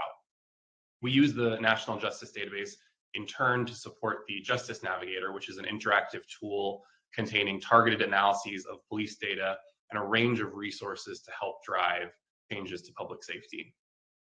At CPE, we recognize that communities should be the architects of their own solutions, plain and simple. With that in mind, my team at CPE ensures that our work centers community voices and perspectives throughout our products, analyses, and policy recommendations. It is our goal to capture the community sentiment regarding public safety and highlight experiences while addressing community needs. To do this, my team conducts detailed interviews with community members as part of a comprehensive qualitative data collection effort that informs policy recommendations to police and local government partners. My team also ensures that communities can easily access and understand our organization's analytic reports, such as Justice Navigator assessments, which ensures accessibility and transparency. Likewise, our public safety redesign work in cities such as Berkeley, Ithaca, and St. Louis seeks to empower communities to express their needs directly and allows and supports them in crafting redesign recommendations and policy changes. I'll begin my testimony with a quick overview of policing, with the understanding this is surely not new information to members of the panel, but hopefully serves to contextualize our policy recommendations with also the understanding that there's limited time today. And then I'll turn to anti-Black bias in historic and current instances of policing and some policy highlights. The first policing organizations in the United States originated in the early 1700s as slave patrols, or vigilante-style groups of white men who enforced the practice of enslavement. They were selected and compensated by local governments, and they used systemic surveillance, terror, and violence to capture and return people who had fled slavery and deter uprising. In the following century, formal municipal police departments began in major cities such as New York and Chicago. These departments lacked training or standards, they were frequently corrupt, and they focused on controlling disorder along with crime. In the early 1900s, police departments were restructured and their goals were redefined to more closely resemble the police departments that we see today. By then, technology had made it easier for members of the public to contact the police directly, which effectively allowed officers to distance themselves from the communities that they worked in. By the 20th century, policing had evolved significantly, though the roots of racism in policing were not eradicated. After the Civil War, police departments throughout the South enforced oppressive Reconstruction-era Black codes, as we've heard already, which dictated how and where newly freed people could work, travel, and even live. In the 20th century, predominantly white male police officers in the South enforced Jim Crow laws. They ignored lynchings and they used violence in response to civil rights era protests. In the 1980s and 1990s, an increased focus on targeting minor crimes through foot patrol and the war on drugs resulted in an increased number of officers on the street, especially in non-white communities. And likewise, sweeping penalization measures such as the Violent Crime Control and Law Enforcement Act of 1994, better known as the '94 Crime Bill, set the stage for mass incarceration and disparities in sentencing, many of which remain persistent sources of inequity today. And after the September 11th terrorist attacks, there was a further increase in local police budgets, militarization tactics, and surveillance authority in Black, Brown, and Muslim communities. Because of these policing tactics, as well as other changes to the criminal justice system, there was a fourfold increase in the number of people incarcerated and imprisoned between 1980 and 2009. Today, there are more than 1.1 million people employed as police across approximately 18,000 law enforcement agencies nationwide.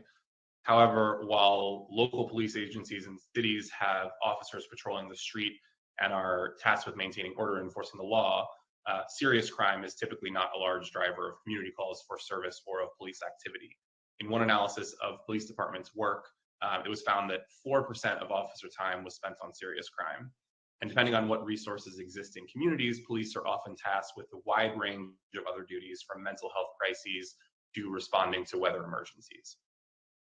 In California, like many other states, redlining and discriminatory mortgage and lending practices deprived Black Americans of access to neighborhood capital, healthcare, social services, and quality education systems, underscored by the belief that Black people would bring crime and undesirable activity into neighborhoods.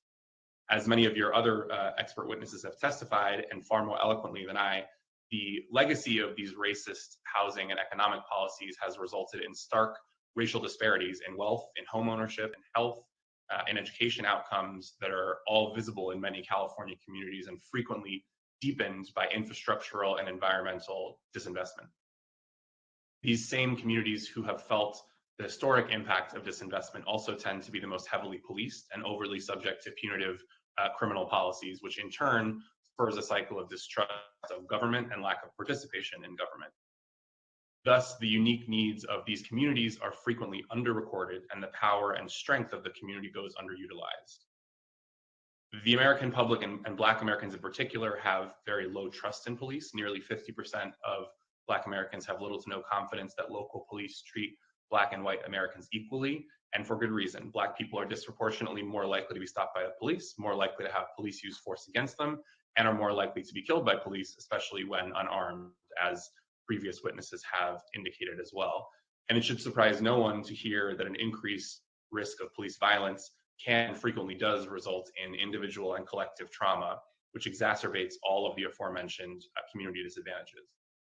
And likewise in California, anti-Black racism is a root cause of mistrust between law enforcement agencies and the communities that they're sworn to protect and serve.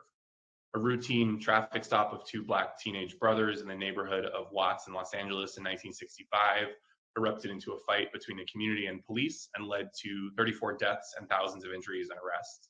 As they were known, the Watts riots drew attention to the fact that a white police force patrolling the neighborhood was not representative of the community that it served, in addition to the brutal tactics of the militarized Los Angeles Police Department. Less than 30 years later, the culture of brutality and racism was brought again to the forefront of the public eye after the acquittal of 4 officers caught on tape brutally beating Rodney King in the course of an arrest. Technological advances and the highly public nature of police use of force incidents over the past decade have once again called increased attention to the dangerous implications of biased policing for Black American safety. In the 2009 execution of an unarmed Oscar Grant by a Bay Area rapid transit officer in Oakland led to uprisings in the Bay Area and served as a very important precursor to the movement in defense of Black lives and well-being. But to understand the factors that create inequitable policing, it's important to first understand how deeply ingrained cultural stereotypes can influence people's perceptions and behavior. Due to these stereotypes, people automatically associate Black people with criminality, with aggressiveness, and with danger. People perceive neighborhoods' crime problem to be worse when more Black people, particularly young Black men, live in it, even after accounting for differences in actual crime rate. And people also view Black children as older and less innocent than white children of the same age. This is a concept known as adultification and anger bias, and can lead to Black children's emotional expressions to be misperceived as angry or aggressive, increasing the likelihood that Black children will be subject to harsher treatment by law enforcement and in schools. These stereotypes that I listed have consequences for encounters between police and members of the public. Stereotypes can lead people to interpret the same facial expressions or behaviors as more hostile or threatening when looking at a Black person as compared to a white person, and can affect how people perceive another person's speed and motion. Racial bias can also influence how accurately and quickly people identify the presence of weapons, making people more likely to shoot unarmed Black people than unarmed white people in simulations, especially when they're new to shooting. However, police departments can play an integral role in reimagining public safety and shifting the narrative away from overly punitive or deadly measures that can lead to disinvestment in Black communities. When departments understand the factors that increase risk of disparate policing, they can in turn take steps to address them. For example, setting and enforcing clear, unambiguous expectations of officer behavior is one important way for departments to promote equity. Creating clear norms of expected behavior can make officers more likely to treat people fairly. Officers working under more restricted use of force policies, for example, have been shown to use force less readily than officers working under less restrictive policies. Norms and rules, obviously, however, can only go so far, and effective accountability mechanisms are a crucial pairing. For an example of the effect of accountability, we can turn to New York, where the New York Police Department requirement to document all stops appears to have limited unnecessary stops because it increased officers' perceptions that their decisions were under increased scrutiny and had a higher risk of sanction. Likewise, there are cultural changes that can be made to a department that can reduce the risk of disparate behavior. And strengthen procedural justice or the fairness within departments, which may help improve officers' well-being and their endorsement of democratic forms of policing. Organizational changes such as shift length policies and schedule changes can go a long way to reduce the risk of cognitive depletion of officers. And similarly, internal policies that promote de-escalation tactics can help reduce feelings of time pressure and threats during encounters with community members. There's a growing body of literature that suggests that diverse representation within police forces is associated with lower hate crime rates. Police officers reflecting the communities they patrol create space for value alignment and can have positive implications on public safety. But centering Black communities in these conversations related to public safety and past harm is one of the most crucial ways that can lead to empowerment and solution building, and may also facilitate greater trust between law enforcement and those they seek to protect.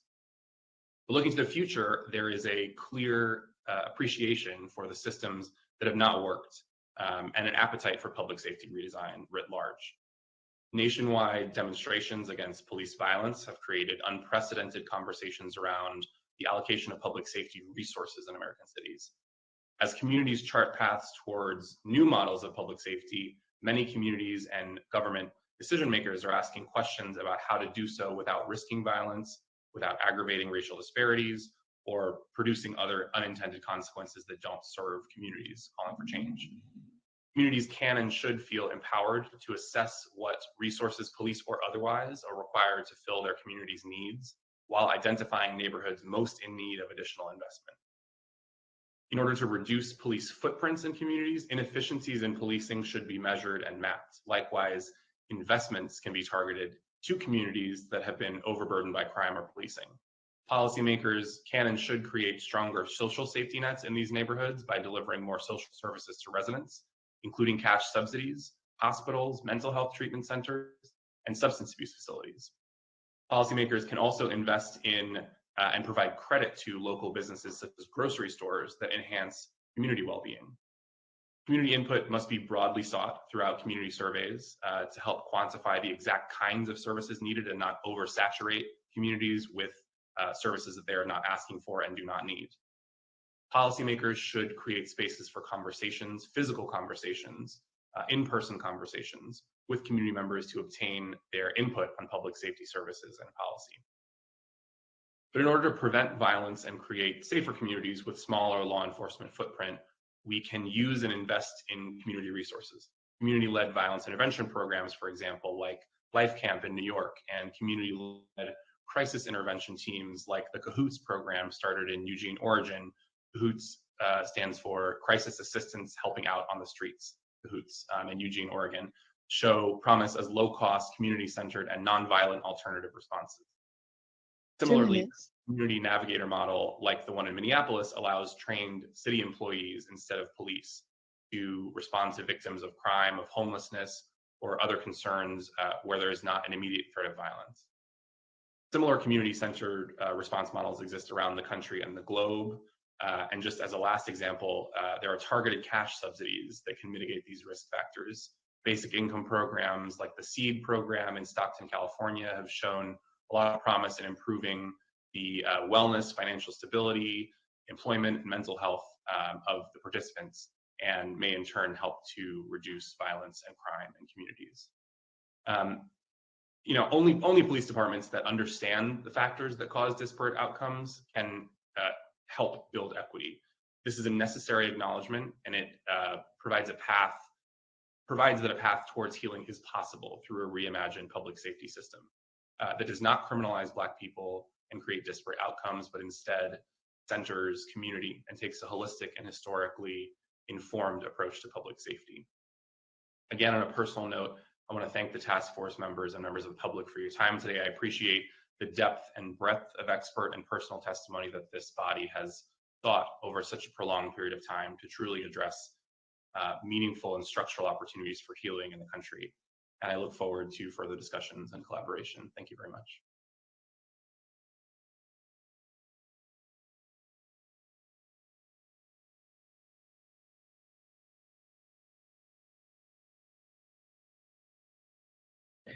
Thank you.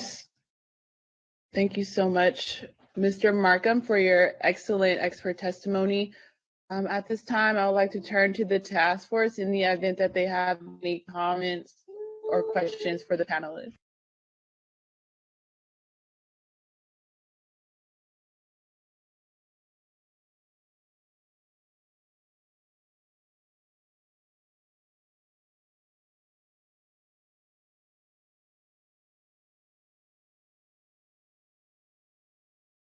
Mila, I just want to thank the panelists. Thought the testimony was excellent. Thank you so much.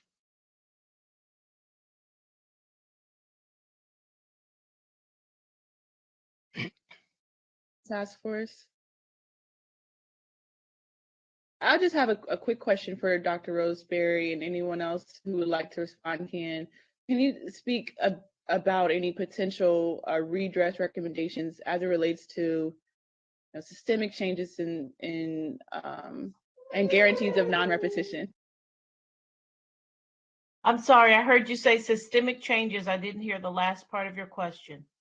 And then I guess you could say comparing systemic changes to the idea of guarantees of non-repetition. Yeah, I think your question was systemic change in the area of non-representation as in indigent cases. Or non-repetition. So essentially preventing future harms in terms of like your remarks, in terms of like African-American bias and hate crimes and stuff like that.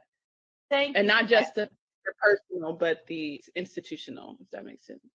Yeah, I think that the biggest way to prevent repetition is to rein in the discretion that actors in the system have. I spoke a little bit about the qualified immunity that police officers have. Prosecutors too have a great deal of discretion in their charging, and judges have some discretion as well in the sentences that they give. And this discretion is largely unchecked. We need to be able to have these servants of the people be held accountable. And so commensurate with this idea of checking discretion is transparency. We need to know what's going on inside our prisons. We need to know how prosecutors are making the decisions they make. We need to know about the disciplinary procedures or lack for police officers. We need to know what's happening with police officers in our schools. So, you know, throughout the entire system, since we are paying for it, we need to know what is happening. I will note that I have a good friend who's British, who was incensed to find out that until 2015, her tax dollars were paying for reparations to slave owners in Great Britain. Had there been some transparency around that, I imagine she would have pushed back against that. And so we need more transparency and accountability in our system.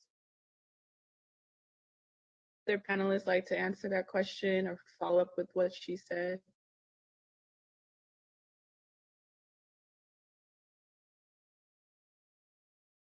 Any other task force members have any last comments? Not. Thank you so much to our esteemed panelists for providing personal expertise. I have my hand up. I'm sorry, I didn't see you. Member Rose, you're recognized. Thank you. This question is perhaps primarily for Max Markham, but actually for any of the panelists. And first and foremost, thank you for the information that you shared. It's been very helpful. My question really goes to the issue of prevention and what role you see prevention playing in addressing some of these examples of anti-Black racism. And not only just prevention, but prevention that centers the community in the efforts. For example, like in Los Angeles, you know, the use of GRID, where you have community members who are central to, you know, efforts at violence prevention. And then also perhaps the role of community organizers helping to bring the community to the table to have input on prevention strategies, as opposed to some academic coming up with something based on their theoretical understanding of what prevention is about. Yeah, absolutely. And thank you for that question. I think the answer is not, there is no one size fits all answer, right? And I think you hit the nail on the head when you articulated the need to involve, I hope and think that my testimony touched on this as well, the need to involve community at every step of the way, and not in a way that is you know, actors building solutions for communities and then giving them to the communities, but ensuring that communities can be architects of their own solutions, right? So there's a number, to the question of prevention, there are a number of short, medium, and long-term steps that should be taken on, you know, norms and rules internally, speaking this is specifically to policing, norms and rules, mechanisms for accountability. The norms and rules are intended to address prevention. The measures of accountability are in place should prevention not succeed, for there to be accountability, but also they increase the likelihood that you know, use of force and bias will be discouraged in the first place because of the existence of that accountability. So that's one piece of it, but I think that speaks more to your point of, you know, policymakers and academics setting standards and policies, as opposed to allowing the actual community and supporting the community in dictating what it needs and what it wants.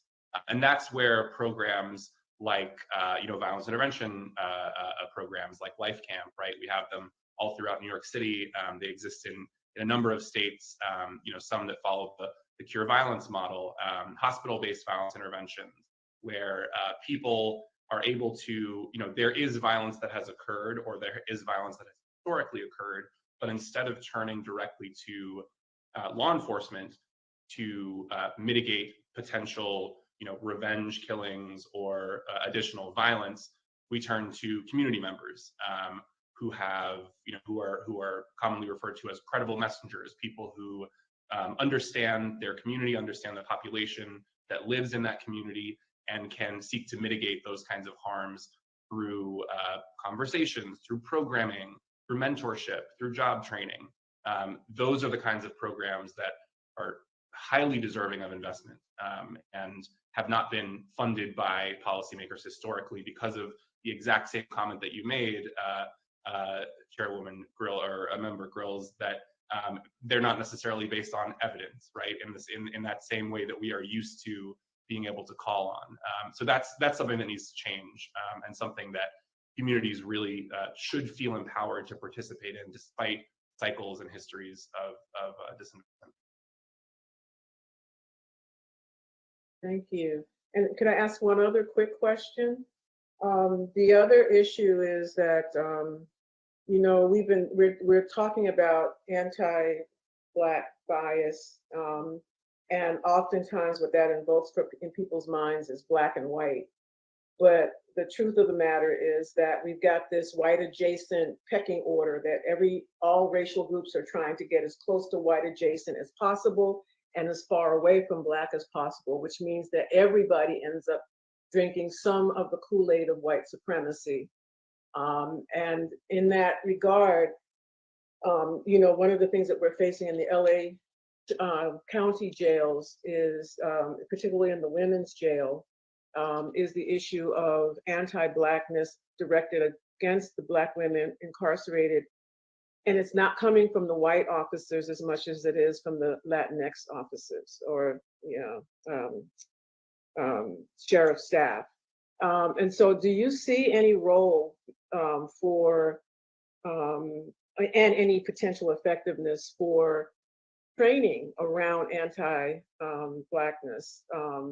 Do you think that's going to move the needle, or should we just stay closer to policies? I'd like to answer that. So, Darius Young, one of the things that I would say is this, right? First of all, you need to continue to have training, but I would also say this: you can't out-train somebody how to be unbiased or have these racist attitudes, because we have to understand, right? This was laid out, for people, white people, Latinx people, whoever you want to call it, years and years ago, when they came out with these theories on Black inferiority. So let's make that, and so when you talk about training, you can't out-train a person's heart. So in that regard, you keep on doing the training, but the other thing is to hold people accountable. And if people are held accountable, they have to be held accountable. And I do think that within this system of oppression, people do not get held accountable, especially in the criminal justice system. It gets passed along because sometimes, well, most of the time, when you're dealing with the state prisons and county jails, it's kind of like operating behind the Iron Curtain, because people get away with more than what they're held accountable for and what gets reported, because people just aren't looking, because it's a thought, well, we're not violating anybody really, because all they are just like products, shipments, cargo or whatever. And so it takes somebody to have to stumble over something real atrocious in order for us to be investigations, in order for people to truly be held accountable. Thank you.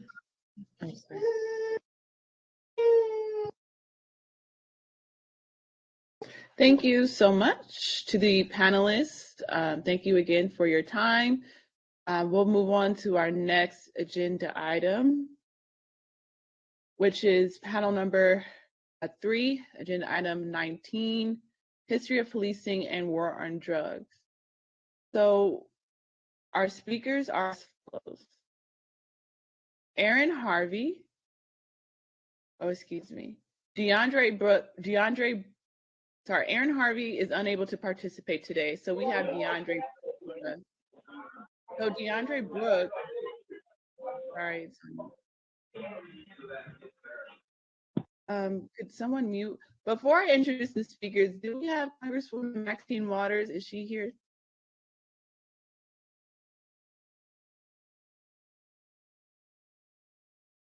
Okay, she was listed as to be determined, but I don't think she's here today. So we have DeAndre Brooks, because Aaron Harvey was unable to participate today. Brooks spent his young adult years incarcerated, but decided to take control of his future and manifesting a new life for himself. He is now pursuing a Master's of Public Administration from San Diego, where he received his bachelor's degree. He is a member of San Diego Commission on Gang Prevention and Intervention and a Juvenile Justice Program Associate at the Children's Initiative in San Diego. We'll also hear from Genevieve Jones-Wright. Jones-Wright was a San Diego County, worked as a San Diego County Public Defender from 2006 to 2019. She co-founded and serves as the executive director of an impact litigation nonprofit, Community Advocates for Just and Moral Governance, which works to achieve racial and social justice and holds government accountable to all people, especially those who are marginalized. We'll also hear from Dave Minchell. Dave Minchell is a criminal defense attorney and a president of Vital Projects Fund, a charitable foundation that seeks to end mass incarceration with a focus on curtailing cruel and excessive sentences, holding police and prosecutors accountable, ameliorating barbaric prison conditions, and reaffirming the humanity of incarcerated people. And then last, we'll hear from Charles Ramsey, who's a former Washington, D.C. Chief of Police, Philadelphia Police Commissioner, and co-chair of President Obama's Task Force on 21st Century Policing. So without further ado, DeAndre Brooks may begin your testimony. Good afternoon, everyone. My name is DeAndre Brooks, and I am honored to be here today. I wanted to speak to policing and the war on drugs and the effect and impacts it's had on myself and my community alike. And I just want to say that it created a lot of fatherless homes, single parent homes, which caused individuals like myself and my friends to kind of gravitate toward the street life and to join gangs. A lot of heavy presence of police in our communities and just stripping us of our male role models in general. Personally, after I joined gangs, I got involved in some bad situations, but unfortunately I went to prison for 10 years for a crime that I did not commit, just being involved in and being around gang members. So I served 10 years in prison for something that I didn't do and a crime I didn't commit, and I've come home to try to get my life on track and still have to interact with law enforcement and be treated as less than. Traffic stops on a regular basis for failure to stop at stop signs, things like that never occurred. Purchasing brand new cars and just being seen driving brand new cars, and the police just feel like they have the ability to pull you over and question you. And then once I start speaking, they want to let me go and no charges are ever filed. But just the fact that you have to go through that in your communities and that heavy presence is there, it makes the community not like law enforcement, and it kind of just continues to put the community in a position to where they feel as if we're just not supported all the way around. And I definitely appreciate you guys for having this panel and touching on these issues. I've been listening to a lot of the data that's come through. I just wanted to kind of like put a real life experience and connect that with all the data and the information that has been here today. Absolutely. Thank you so much for your testimony, and thank you for being able to present on such short notice. So we'll now turn to, thank you. We'll now turn to Ms. Genevieve Jones-Wright. Welcome, and you can begin your testimony, expert testimony, when you're ready, Ms. Jones-Wright. Thank you. I am hoping that because my dear friend DeAndre Brooks did not take advantage of his allotted time, that I may be seated some of this time. I do not want to talk too fast, but I do have lots to say, and I wasn't made aware that we were going to be reduced down to 10 minutes. So I'm going to try to do the best that I can do and stay within the confines of time. But thank you. My name is Genevieve Jones-Wright, and I really want to thank you for this opportunity to present testimony on the history of policing in San Diego. As you all well know, we cannot divorce our current policing systems, or any system in this country for that matter, from their racist roots in white supremacy. Slavery existed in this country before it was a country, and the effects of slavery still persist in today's society. The biased policing we see in our communities is firmly rooted in the systematic mistreatment and dehumanization of Black people. It is easy to directly correlate what we see in our prisons and our jails as far as numbers with what happens in our courts as judges sentence people to prison and jail. What I have seen in my law practice as a criminal defense and civil rights attorney, however, is how policing directly impacts what we see happen in our courtrooms. When a person has more contacts with law enforcement because they live in an over-policed neighborhood, or because their skin is seen as a threat to police officers or as probable cause, they will have more involvement with the criminal court system. As we have discussed earlier through earlier testimonies, after the Civil War, slave patrols were used to round up newly freed men and women. Their violation, walking around Black and free. And unfortunately, this violation still results in a disproportionate rate in which African Americans engage in the criminal legal system. In the overview of my testimony, I wrote that California's vagrancy and loitering laws were spawns of the Black codes and the Jim Crow laws that were prominent in Southern states. This by no means was meant to infer that these racist laws never made their way to California. They most certainly did. segregation was firmly established in California in 1870. And what's not commonly known is that the California Supreme Court upheld a law mandating school segregation, holding that the 14th Amendment to the US Constitution did not bar segregation. 20 years before the United States Supreme Court adopted this rationale in its infamous Plessy versus Ferguson decision. So, although California entered the Union as a free state in 1850, prohibiting slavery in our Constitution, it enacted its own Jim Crow laws between 1850 and 1947. The criminalization of societal issues like homelessness are consistent with the early days of policing, where vagrancy and unemployment were policed formally through Black codes that we also heard about earlier that severely restricted the freedom of Black people living in the South. The defining feature of Black codes was broad vagrancy laws, which allowed local authorities to arrest freed people for minor infractions and commit them to involuntary labor. It is worth noting that homelessness is heavily criminalized in San Diego County, and that Black people make up 22% of people experiencing homelessness, despite only being 6% of the population. And that, as Voice of San Diego reported in 2020, African Americans were disproportionately impacted by the enforcement of rules relating to the COVID-19 pandemic, despite the overall number of arrests and tickets in San Diego falling dramatically after public health officials ordered people to stay home. A Voice of San Diego analysis of San Diego Police Department crime data found that 1 out of every 4 violations of various emergency orders went to a Black person. They went further and explained that it wasn't just in the category of public health where Black San Diegans were overrepresented. Indeed, the very history of California starts with anti-Blackness. California's first governor, Peter Burnett, in his first State of the State address remarked that after much reflection, he determined that keeping Black people out of California altogether would be the best policy.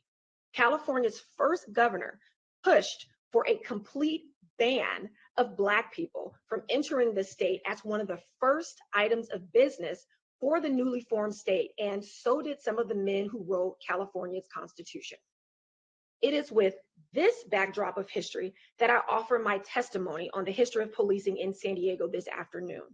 I will lift up the stories of 3 valiant Black men I believe are critical to understanding how policing in San Diego is directly tied to the need for white people, and particularly law enforcement actors, to maintain and exert control over Black bodies. I hope to help this important task force understand how policing practices, norms, cultures, and their detrimental effects, all rooted in white supremacy, continue to affect Black communities today, and why it is important to dismantle our criminal, legal, and policing institutions as they now exist. When the San Diego Police Department was established in 1889, one of the prerequisites for being a police officer was being a white male. It's no wonder that when the first Black officers joined SDPD, they were forbidden by their superiors to arrest lawbreakers if they were white. Now think about that. And how could a Black officer testify against a white offender when California's Jim Crow laws did not allow non-whites to testify against white people in a court of law?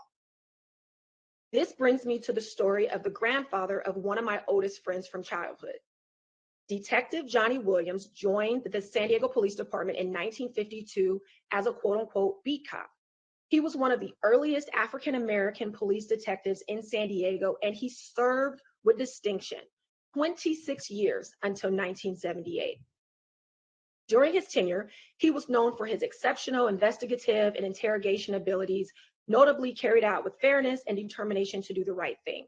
His skills were so remarkable that some of his interrogations were used as models statewide in recruit training.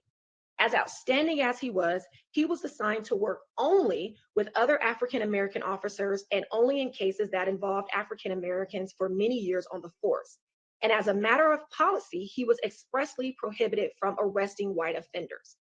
Being the honorable man he was, he took his oath seriously, and Detective Williams did not comply with that prohibition. These were the stories that he told his children and grandchildren. And these stories of discriminatory practices within SDPD were later confirmed in an interview published in 1996 through the words of Detective William Ritchie, who joined the San Diego Police Department in 1935 before Detective Williams. I share with you about Detective Williams to illustrate how profoundly policing is rooted in white supremacy. If a Black officer was not worthy enough to confront or arrest a white man who was breaking the law, how will a Black man or woman be seen as worthy of respect and human dignity when encountered by a white cop on his beat? What prevents the actors within police institutions from treating every Black person they see as a criminal or as a threat or a gang member who needs to be neutralized? Which brings me to the story of Sagon Penn. On May 31st, 1985, Sagon Penn, a 23-year-old Black man, was driving his car in the Encanto neighborhood of Southeast San Diego, where I live, when he and his passengers were racially profiled as gang members by two San Diego police officers, Donovan Jacobs and Tom Riggs, despite none of them being involved in gangs or having a history of doing so. Upon being stopped, Penn, a beloved member of the community and a prolific martial artist, was met with what was intended to be offensive and provocative gang language before he was asked for his ID. What ensued was a beat down by Riggs and Jacobs, who began to kick, punch, and beat Penn with a baton. Despite Penn being on the ground with an officer on top of him, holding him down, and him yelling, "I give up, you've got me now," the officers continued to beat him. Penn defended himself as he had every right to do, managed to block some of the officers' blows, and gained possession of Jacobs' revolver, killing Jacobs and injuring Riggs and their ride-along passenger. Penn was also wounded during this episode of gratuitous police violence. Notably, a fellow officer testified in support of Penn and testified that Officer Jacobs was a quote-unquote racist hothead. The San Diego Police Department and its chief, never ones to engage in self-reflection in any meaningful way, criticized the DA for not seeking the death penalty and denied any wrongdoing on the parts of the officers. After 2 trials, Penn was acquitted of the murder, attempted murder, and manslaughter charges. Not only was the Black community outraged about the police abuse that unfolded during Penn's traffic stop, but so was the judge who presided over the trials. Law enforcement's flagrant abuse of Penn that night was not unique to Penn's situation. It was emblematic of the day-to-day interactions between members of San Diego's law enforcement and the residents of southeastern part of San Diego, which houses the greatest concentration of Black residents in the city of San Diego to this day, as DeAndre Brooks just spoke about. This particular incident of police violence and abuse, however, was a catalyzing force that brought about San Diego's first review board on police practices, which was supposed to be a check on police misconduct. This type of police abuse is not the only mistreatment Black San Diegans were and are still subjected to. African Americans in San Diego are victims of over-policing and arbitrary and selective enforcement of our laws, which stem from bias in policing, which is rooted in white supremacy. Emblematic of the harassment that Black San Diegans are subjected to is the U.S. Supreme Court case Collender versus Lawson. Edward Lawson was detained or arrested on about 15 occasions between March 1975 and January 1977, pursuant to California Penal Code Section 647E. At the time, this penal code section prohibited persons from loitering or wandering upon the streets or from place to place without apparent reason or business and refusing to identify themselves to account for their presence when requested by a peace officer to do so if the surrounding circumstances are such as to indicate to a reasonable man that the public safety demands such identification. I know, that was a lot. From the trial transcript, we learned that the stops of Mr. Lawson were arbitrary in nature. On the first occasion, Mr. Lawson, who was new to San Diego, was simply walking home from a party on what he called a beautiful San Diego day and was arrested for violating Penal Code Section 647E. And as he recalls, as he got out of jail for this first offense, he was cited again. It's important to note that Lawson had never been stopped by police for any reason apart from his 15 or so detentions under this law. In his own words, he would, quote unquote, just be going to the curb or leaving his residence while living in La Jolla when detained or arrested. And it shouldn't be lost on us that La Jolla is an affluent area known for its history of redlining and restrictive covenants keeping Black people out. Lawson found during conversations with his friends that these citations were commonplace for young Black people. He decided to fight his citations on constitutional grounds. No one would take Lawson's case, so he fought the citations representing himself all the way to the U.S. Supreme Court and won. The named defendant in Collins versus Lawson was Bill Collins, who was the chief of police of the San Diego Police Department at that time and who later became San Diego County's sheriff. True to form, the San Diego Police Department and its chief could not accept an adverse ruling and appealed the case all the way to the U.S. Supreme Court. Now, while striking down this statute really set an important precedent, the underlying facts that brought about this case in the first place are crucially important and deserve attention. So let's go back to the Black codes and Jim Crow laws. This California statute was being arbitrarily enforced against Black people as a means by which law enforcement could and did monitor and control the actions of Black people in San Diego. And this was not lost on Mr. Edward Lawson, who likened his experience and the experience of other people like him who were being harassed by law enforcement by way of this statute to the past laws in South Africa during apartheid. The past laws of 1952 required Black South Africans over the age of 16 to carry a passbook everywhere and at all times. The past laws was a system used to control the movement of Black, Indian, and colored people in South Africa. I share these stories because each of these men stood up and fought against the system that was determined to subjugate them, and in some cases commit violence against them and change some aspect of policing in standing up. But while honoring their acts of bravery and courage and the honoring of their own manhood and humanity, one must not gloss over the traumatic experiences each man had to endure. Sagan Penn paid the ultimate price. In his case, he was never able to have peace. Despite his acquittals, he was a constant target of the San Diego District Attorney's Office and local police agencies.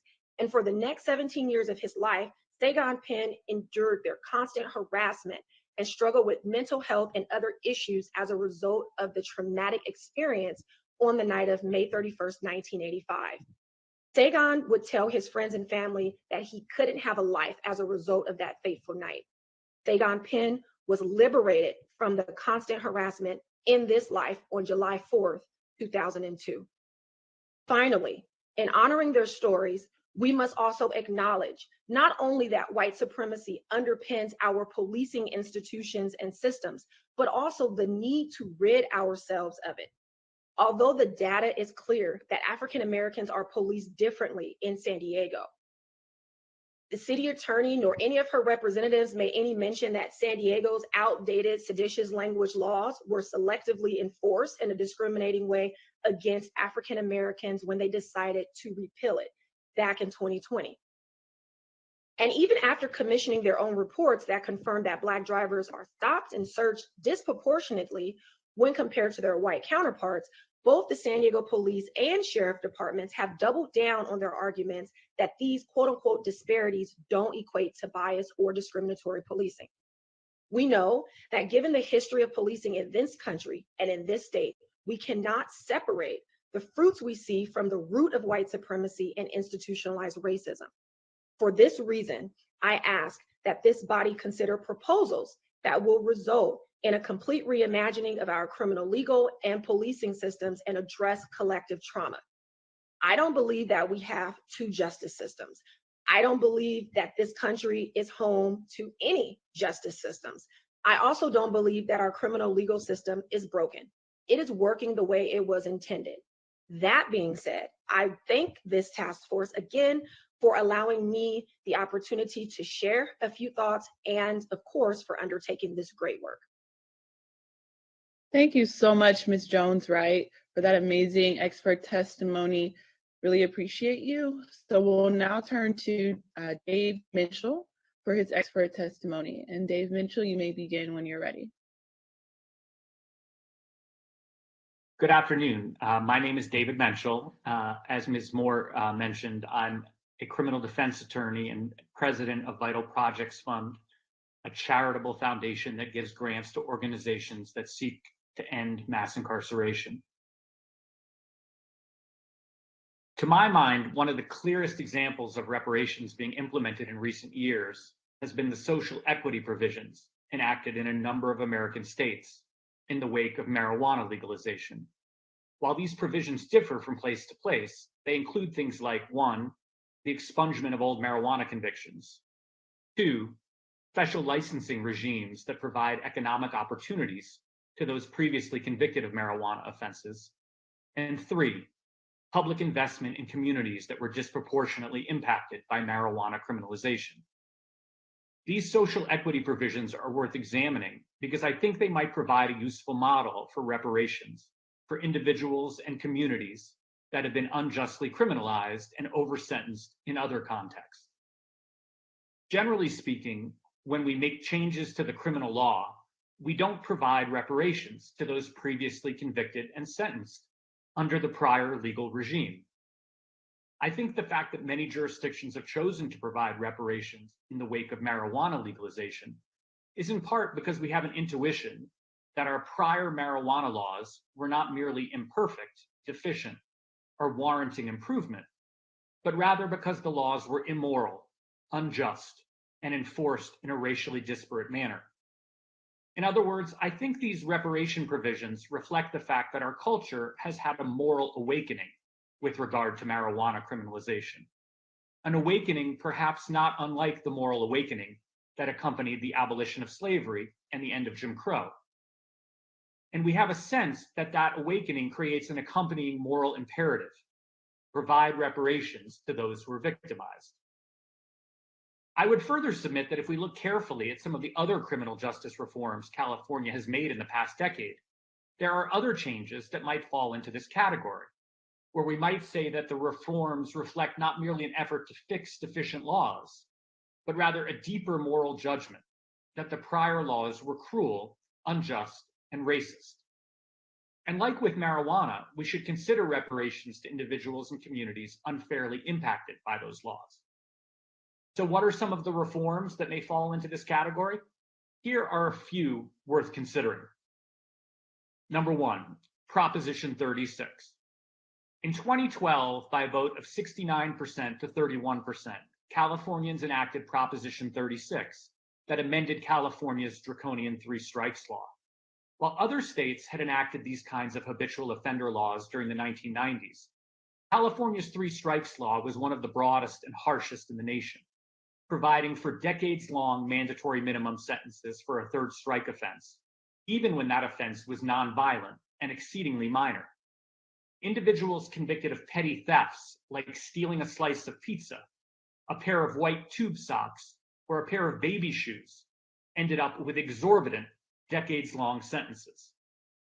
Similarly, individuals convicted of possession of a single dose of heroin ended up with life sentences.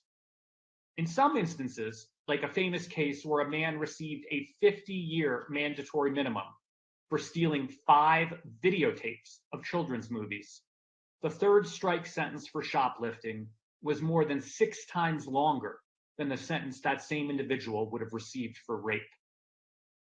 It is worth noting that California's 3 strikes law, enacted amidst a media-generated hysteria in the wake of the kidnapping and murder of 12-year-old Polly Klaas, has since been repudiated by Klaas's own sisters. They now call California's 3 strikes law a, quote, pervasive injustice. They recently told Elle magazine, quote, "It's difficult to describe how strange it is to be connected to this legacy of mass incarceration, and then to carry the shame and the pain of that legacy. It's been heavy for us for a really long time." In short, even the people in whose name California passed its 3 strikes law have come to see it not just as a misguided policy, but as unjust and shameful. Number 2, SB 1010. In 2014, California enacted Senate Bill 1010, which eliminated the state's crack cocaine disparity. Prior to the reform, California provided harsher punishments for the sale of crack cocaine than powder cocaine, and it made it harder for those convicted of crack offenses to qualify for probation. Similarly, a far smaller amount of crack cocaine than powder cocaine triggered the forfeiture of property used in drug-related commerce. It is now widely acknowledged that there is, quote, no scientific basis, close quote, for treating crack and powder cocaine differently.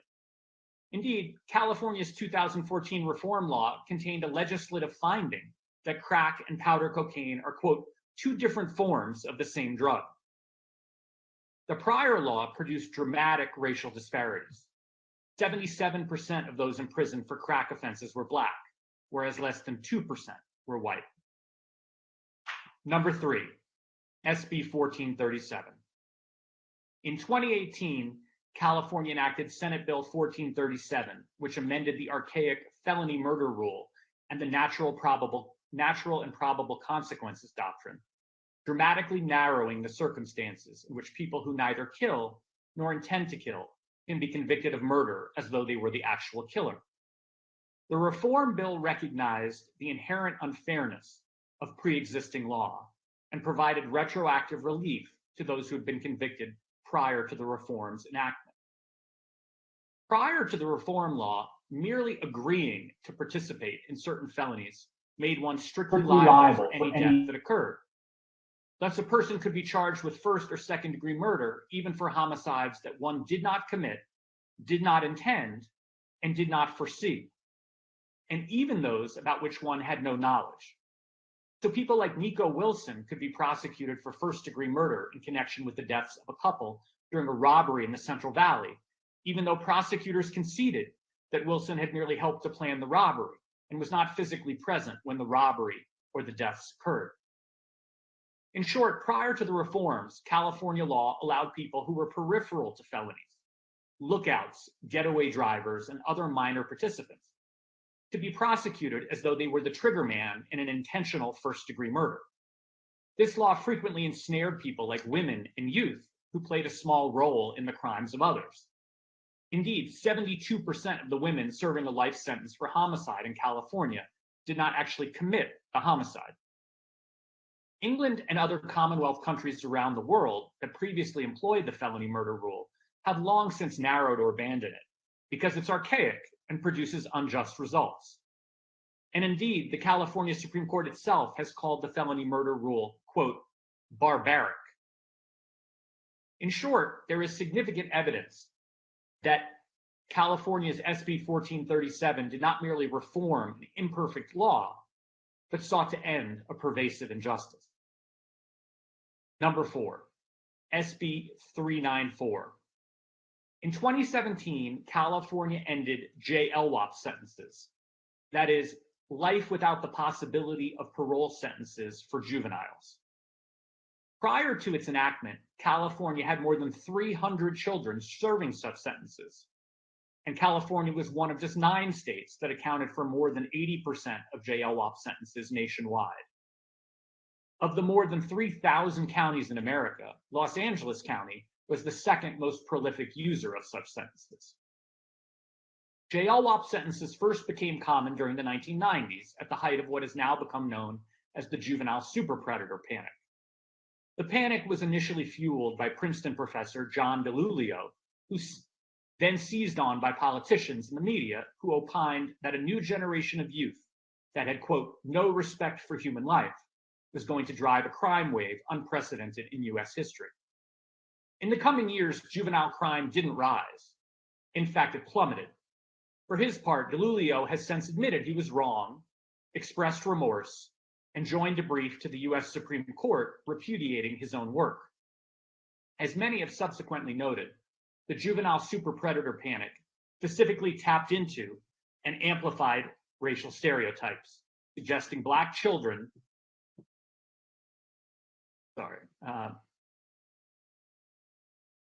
suggesting Black children were predatory and prone to criminality. And in fact, among children arrested for homicide, Black kids were twice as likely to be sentenced to JLWOP as white kids. In California, Black youth were 18 times more likely to receive such a sentence than white youth. As the US Supreme Court has pointed out, the differences between adult and adolescent brains make adolescents less morally culpable than adults and render adolescents more capable of rehabilitation, making the irrevocability of a JLWOP sentence inappropriate. Indeed, brain science shows that adolescents are more susceptible to impulsivity, risk-taking behavior, and peer pressure, and less likely to weigh the consequences of their actions than adults, because their brains are still developing. In California, more than half of the children who received the sentence did so as part of a crime with an adult, and in many cases, the child played a peripheral role. For these reasons, in recent years, more than 30 US states have abandoned the practice of sentencing children to JLWOP in law and in practice, and the US remains the only nation in the world that allows JLWOP at all. In short, California's SB 394 that eliminated such sentences might reasonably be seen as a moral awakening, not merely a practical change in the law. In conclusion, the 4 changes to the law that I've discussed are merely illustrative of a broader point, that as we look at the era of mass incarceration and begin to make reforms to the criminal law, some portion of these reforms will reflect an intuition that the laws being changed were not merely deficient or warranting improvement, but were barbaric, immoral, and unjust. And when a law falls into that second category, when we have a moral awakening, we have a moral responsibility to repair the harm we've done through reparations, like giving special economic benefits to people who were victimized and special economic investments into communities that suffer disproportionate enforcement. Thank you.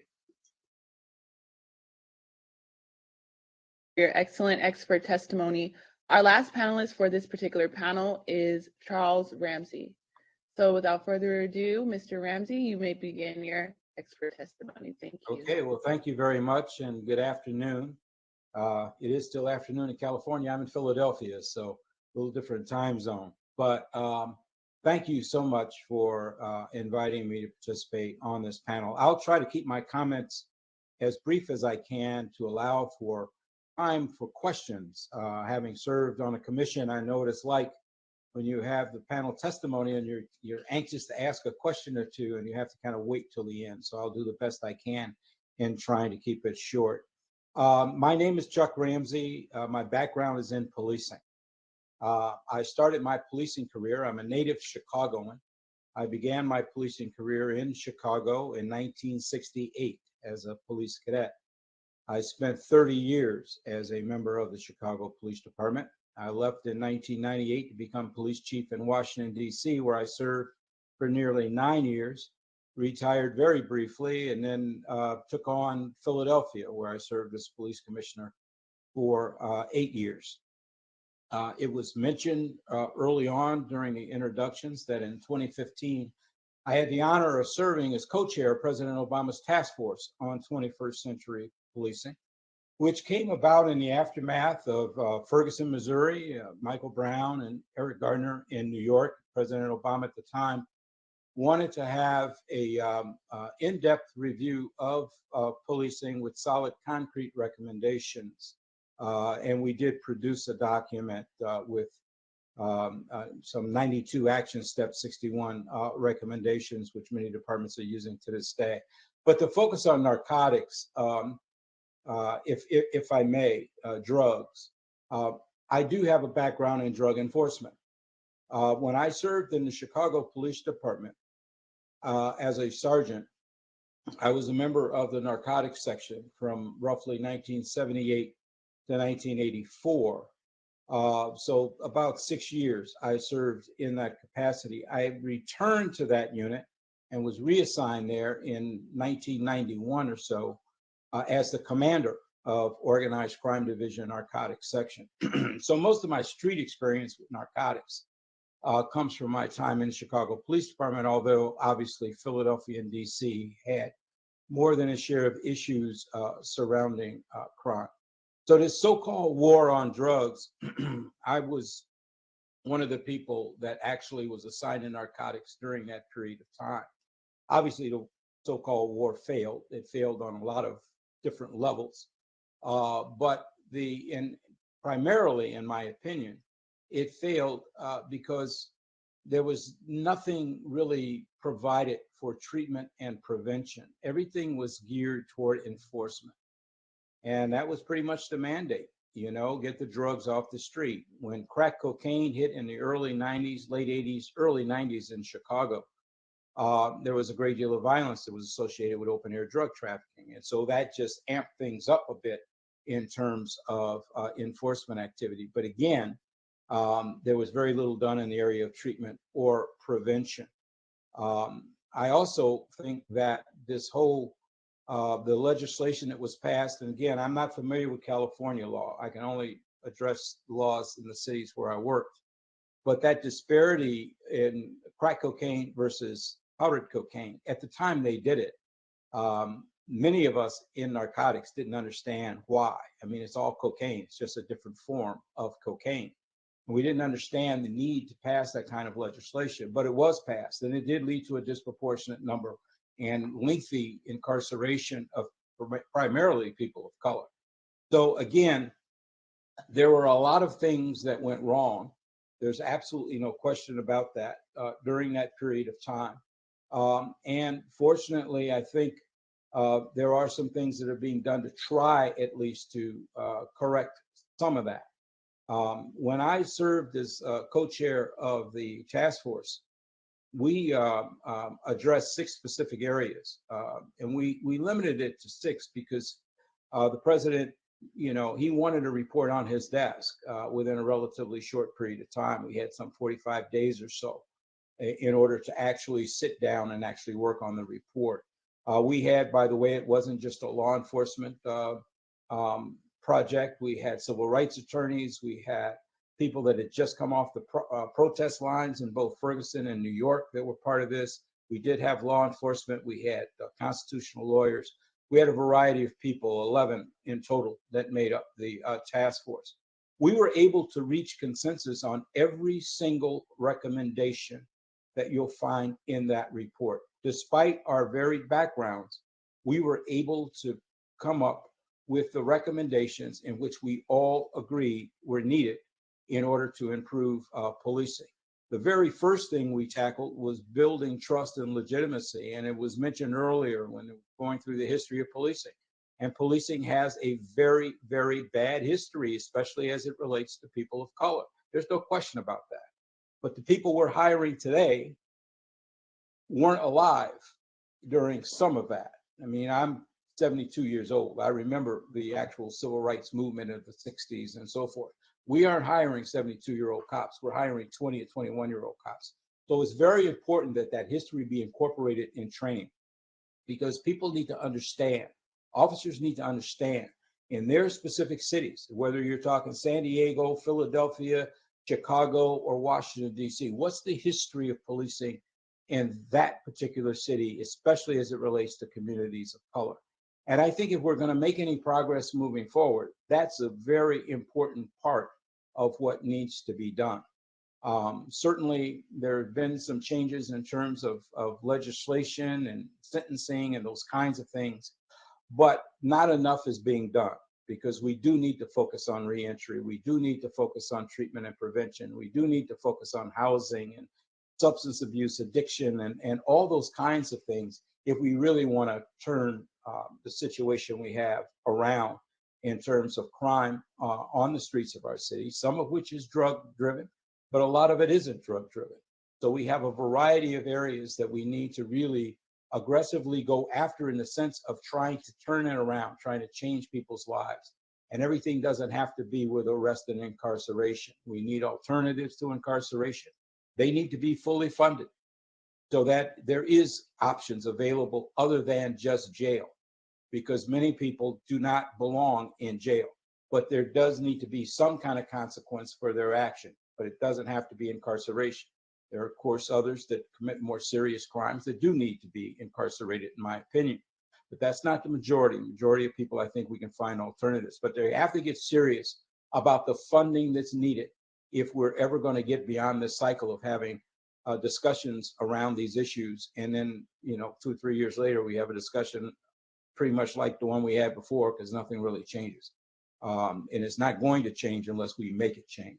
So I'm going to end there because I think it's important, and I'm sure there's some questions, not only for me, but other panelists as well. But thanks again for inviting me, and any questions you have, I'm more than happy to answer. Thank you again, Mr. Ramsey, for your expert testimony. So we'll now turn to our esteemed task force members in the event they have any questions or comments related to the panel's testimonies. At this point, would any task force member like to be recognized? If so, feel free to speak. Senator Bradford, you're recognized. Thank you. And once again, I think we had compelling testimony as a chair of public safety, along with Mr. Jones-SAWYER on the assembly side. Much of what we heard today is not new, and that's the real tragedy here. But I think if it's a connective tissue that continues to tie us to slavery, I think it's policing and how folks have been mass incarcerated and all kind of just horrible things that was described today. And one of the things, again, it seems like all roads lead to Dr. Weber. 4 years ago, we passed AB 392, ending the use of deadly force here in California. But if we knew the history, deadly force was imposed in California. When I asked people what year, many people say, oh, 1940, 1950. No, in 1872. What was different in California from 1850 to 1872, 22 years later? African Americans were free. And the right to kill Black folks is why we implemented the use of deadly force here in California. And it was a fight to get it changed. And we talked about marijuana earlier today too. Marijuana was put on a Schedule 1 in their 30s, again, to incarcerate African Americans. Watch the movie Reefer Madness. It showed that if you smoke marijuana, you're going to act like a cannibal and act like some savage beast and all that. So I say all that. It's clear we have to really look at this area. I think it's impacting folks daily. And that's why much of the legislation I've done since I've been here is in the area of police reform. Last year with SB 2, allowing us to get rid of these bad cops who continue to violate the law, abuse population. Again, majority of people, African American. I'll just stop on this. As they were talking about cannabis as well, 8 years ago, I did a bill after doing research. The majority of African Americans who were arrested or cited for the possession of marijuana got an additional charge that white folks never got. Now it's transporting.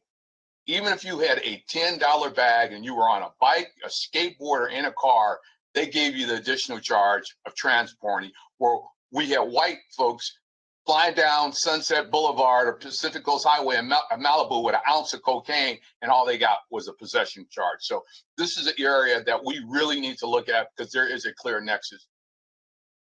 Slavery and what we see today, this is extension of it. So I'll just stop there. But thank you for all the testimony, and we got a lot of work to do. Thank you, Senator Bradford. Thanks for your work on decertification. Assemblymember Reggie Jones-SAWYER, you're recognized. And one of the scariest things for law enforcement and for white people who want to continue slavery is the fact that in California, the chairs of both the Senate and Assembly Public Safety are two brothers. We are, like right now, the gatekeepers. We're now in a fight right now to stop this school to prison pipeline. Mr. Bradford and I, yesterday, we missed part of the meeting yesterday because we were dealing with members of the Assembly and the Senate that are constantly bringing in bills to overturn Prop 47, to bring back 3 strikes, to do whatever they can to go back to the day when we were overcrowded in prisons. When I got here in 2012, we're like at 150,000. And because of the work of the Black Caucus and others, we're now down below 100,000, which means we need fewer prison guards. And with that, the prison guards came after me in 2020, spent $2 million to try to get me out of office. because we were, as a group, we were going to close prisons, and we are closing prisons now. And that has never been done in the history of California. We build prisons like it's going out of style, but we do not close prisons. And right now we're in task to close at least 5 prisons right now. And that's never been done in the history of California. But that also means that people aren't recidivating, costing us $80,000 to $100,000 a year to incarcerate people that look like us. When we could spend the same amount, 4 years, they have a degree and they're working in society. But we're spending all this money for LWOP, for life without a possibility of parole, for life sentences, to keep Black people in jail because it feeds the prison industrial system. It's an insidious system that is worth billions and billions of jobs and billions of dollars. And to fuel that, law enforcement has to feed the dragon. And unfortunately, the way they feed that prison population is with us. That's what they do. They feed it with us. Right now in California, we're trying to cut that off, not only here, but I had meetings with the LA County, with our new chair of LA County, Holly Mitchell, and Sheila Kuehl. And all they want to do is programs that deal with healing and getting people back into society. And because they know that affects disproportionately, as you could see in the material you saw, the sheriff that we have in LA County is no joke. And if he has his way and gets reelected, he is going to not only put more Black and brown folk in jail. I worry about the ones that survive an encounter with the LA sheriff over those years. And so we're now working to hopefully get someone in there that's the exact opposite, and that is going to work with us to make sure that harm that you've all heard today, that Mr. Bradford and I have known and have been dealing with for several years. When he says we should make this at the top of our concern, because this is a direct damage that you can link directly back to slavery. And the last thing I would leave you with, I have a board in my office, and it has badges of all of the early slave hunters. They used to have badges. And if you look at those badges, they look exactly like a sheriff badge. Exactly like a sheriff badge. And the policies, procedures, and the way they trap and ensnare slaves back then are still being used today. And so we're trying to unravel that. We're getting rid of the chokeholds and things of that nature. But you need to understand law enforcement's investment in keeping us imprisoned is their business model. And we've got to do what we need to do to reverse that, stop it. And as I said before, stop this river of racism that's just rolling into our communities. Thank you.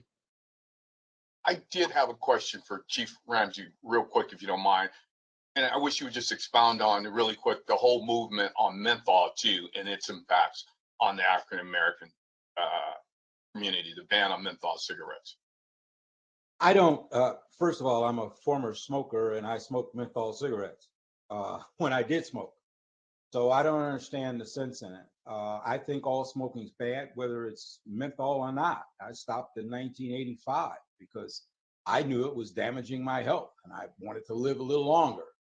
That's why I stopped, but I preferred menthol cigarettes to the regular cigarettes. I don't know if that was an addiction issue or not. I have no idea, but I don't understand why. I think all smoking is bad, period, but I don't think it needs to be criminalized. It's a health issue and it ought to be treated as a health issue. And that's part of the problem, even with drugs, especially when I'm talking about the users, not the dealers, but the users. It's a health issue. And if you deal with it as a health issue, because again, treatment, prevention, you always need a prevention component because you got to stop the next generation from starting to start using themselves. And so that to me is how you deal with issues like that. But I heard that on the news And I just shook my head because I had no clue as to what the heck that was supposed to do in terms of making the streets any safer or communities stronger. I have zero idea. Just gave police more opportunities and reasons to stop Black folks again and arrest us because we're the biggest users of menthol cigarettes. Well, it's a public health issue, and it needs to be handled as a public health issue. And the other side of the coin of that is you put officers in jeopardy too, because the more times you have to stop individuals and the more things you interactions, number one, we never get past this trust and legitimacy issue within Black and brown communities, because you're constantly doing stuff, minor stuff, whether it's enforcing cigarettes or whatever it might be, and that's, so it hurts the profession, it hurts everybody when things like that happen.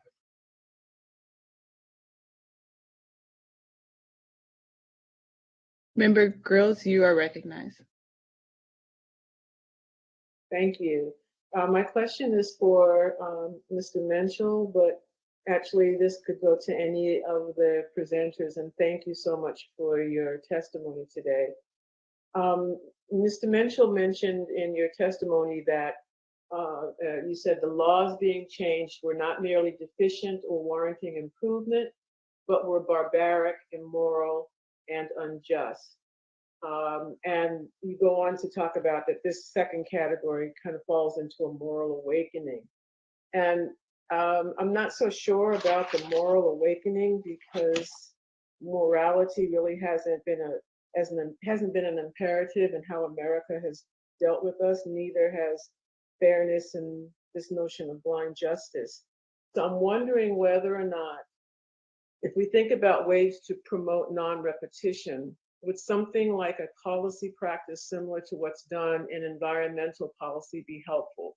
Specifically, they do things like either an environmental assessment or an environmental impact assessment.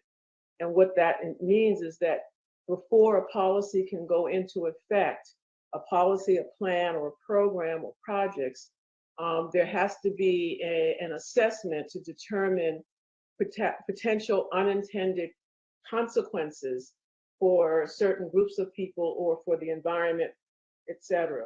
Do you think instituting something like that might help us to avoid laws like the ones that we've seen in the past that were clearly to the disadvantage of Black people? Would that be something that would be helpful? I think it might be. I mean, I think having the legislature consider the racial impacts of laws that it's passing and being forced to confront those, it would be helpful. I mean, to be honest though, I think a lot of these laws, one of the most interesting things about the current moment, I think, is that we're seeing legislatures confront a stronger criminal justice reform movement than has existed. Like, back in the 90s, people could kind of put their head in the sand and claim, oh, well, we didn't know that when we passed this 3 strikes law, it was going to have this effect. But it strikes me that the criminal justice reform movement is much more powerful now than it was back then, and has really forced legislators to look at the disproportionate racial impacts of virtually every aspect of the criminal justice system. I mean, I don't think you could find a single provision of law that isn't, disproportionately enforced against Black people and other people of color.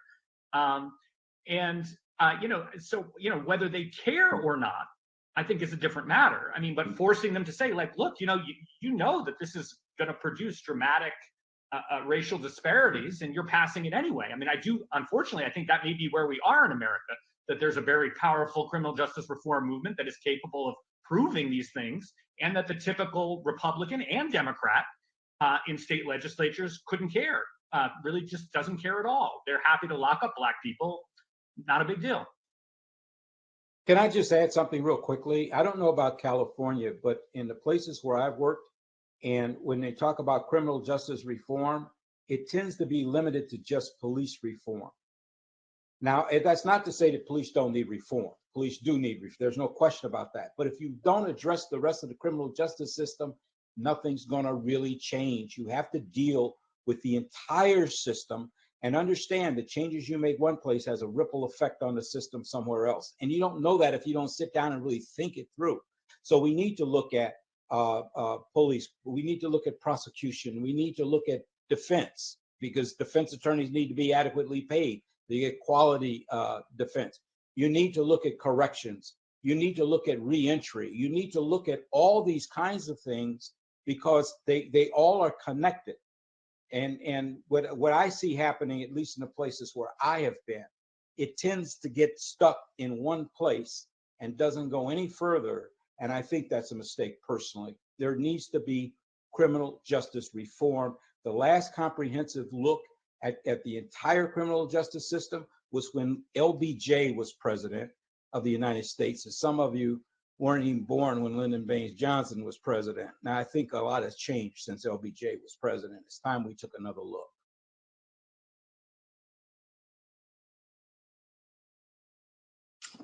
This is Lisa Holder. I want to thank the panel. I wanted to direct my question to Chief Ramsey, but to anyone on the panel as well.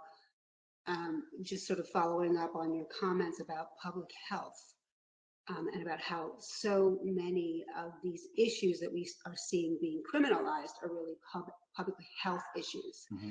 Now, because for the last 50 years, we have criminalized everything. That has been the panacea. Send them to jail, send Black people to jail specifically. We haven't developed an infrastructure within the public health system to deal with these issues that are actually public health issues, right? Like alcoholism, mental health, homelessness, drug use. There's a whole panoply, right, of these public health issues that have been put into the criminal bucket. And we have not developed an infrastructure, a public health infrastructure to handle these issues. And, you know, one of the scholars who talked to us today indicated that 4% of police deployment is actually focused on serious crimes like murder and violent crime. 4% of police deployment. The vast majority of police deployment is dealing with these public health issues, and also really, you know, focused on predictive policing and using technology in policing. And so you have this 96% that's not about serious crime. That really should be more in the public health bucket. So, you know, how do we convince police officers and build consensus with this policing system to start moving resources to build a public health infrastructure and reduce the policing footprint? Well, if I may, it's not just about police. The police have that 96%, as you say, because cities have underfunded social services for decades. And the only people left are police. At 2 o'clock in the morning on a Friday night, you think you're going to get a mental health worker to come out if you've got a disturbance with a person who's undergoing a mental health crisis? No, they're going to call a police officer. So we put in some training, crisis intervention team training and so forth. I don't care what kind of training you give them, they'll never be as good as a professional in that particular field. And so until cities start to fund properly, and that doesn't mean you can just get that. If you think you'll only get it from defunding police for 1 year, it needs a whole lot more money than anything you can pull out of a police department. I mean, over time, you could shrink the size of a police department, but it's going to take time to hire up enough mental health workers. It's going to take time to hire up enough substance abuse folks that can actually be in the field, homeless outreach workers, all these kinds of folks. And so I'm not disagreeing with you, but legislators pass legislation that criminalize stuff, and what do police do? Enforce laws. So stop passing laws to criminalize all this stuff. That's one thing that can be done. And then cities need to properly fund these different social services and public health and all those kinds of things. When I think of safety, I no longer think of public safety. And I'll tell you why. when I think of public safety, it's because I'm old, I guess, I think of police, fire, emergency management, emergency medical, because traditionally that is what has been under the umbrella of public safety. I think about community safety now, because it's not just crime that makes people unsafe. You've got mental health issues. You do have homelessness. You got to deal with poverty. You got to deal with housing. You got to deal with all these things because it impacts quality of life in neighborhoods. And until we start really thinking in a different way and providing the resources to be able to come up with a real plan that can be sustained over time, you're not going to see much difference. And it's easy to just say, well, give it to the cops and give them more training. Well, they'll never be as good in these areas as anyone else, and that's not what they signed up to be. And so if you could shrink a police department by a third, a half, or whatever, because they're only focusing in limited areas and everybody else is properly funded and able to pick up the slack, I've not talked to a single police chief that objects to that. But the reality is cities do not follow up. They don't put their money where their mouth is. They say these things, but then they don't provide the funds on a regular basis. That's just a fact. I'm sorry if there's someone who gets offended, but it's just real.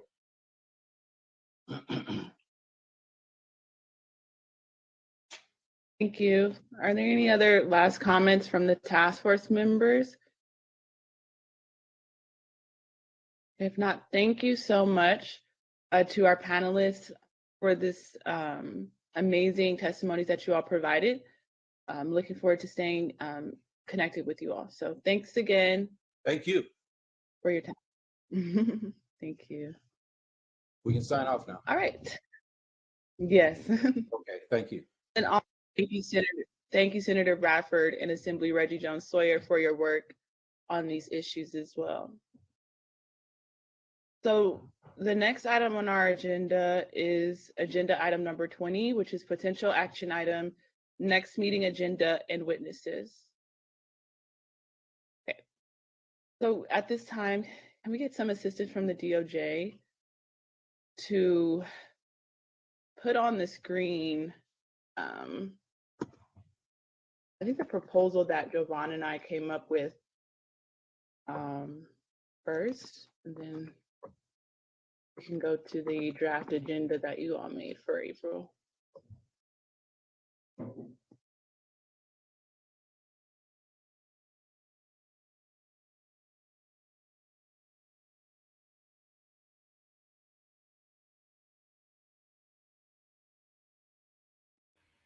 Y'all, I'm just mad right now.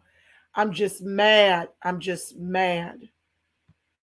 Madam Chair, we are currently loading up those documents. Will just be one moment.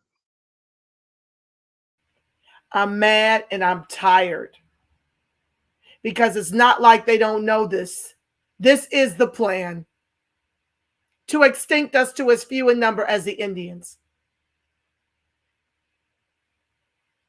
And this is why I worry over our federal reparations. We've gone from 17 to around 3% out here. That's why you keep hearing them go black and brown. They're 39% of the population here in the state, over 14 million. We're about 2 million, down from 17% of the population. And these white Hispanics. We can start with the draft agenda for April. And I don't have a problem sharing my screen. And these white Hispanics are running things down here in every branch, the police, in government. That's why you keep hearing them say black and brown, because the brown is our albatross. And as goes California, so goes the nation. It's coming your way. Y'all better get ahead of it or you're doomed.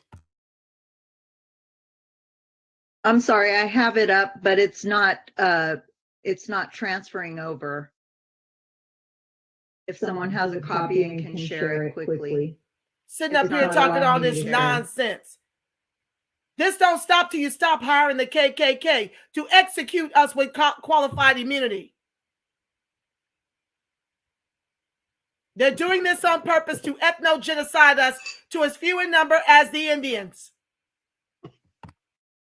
I keep telling y'all we need to weaponize this vote.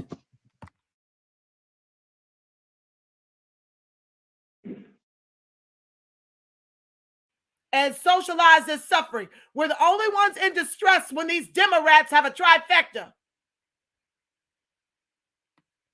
We're in the fight of our lives to prevent from becoming a permanent bottom caste in the country our ancestors built with their lives.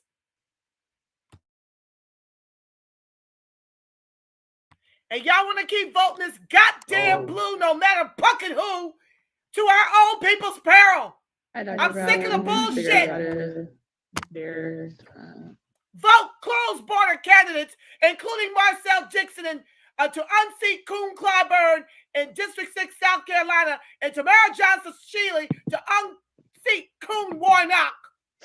We are out of time.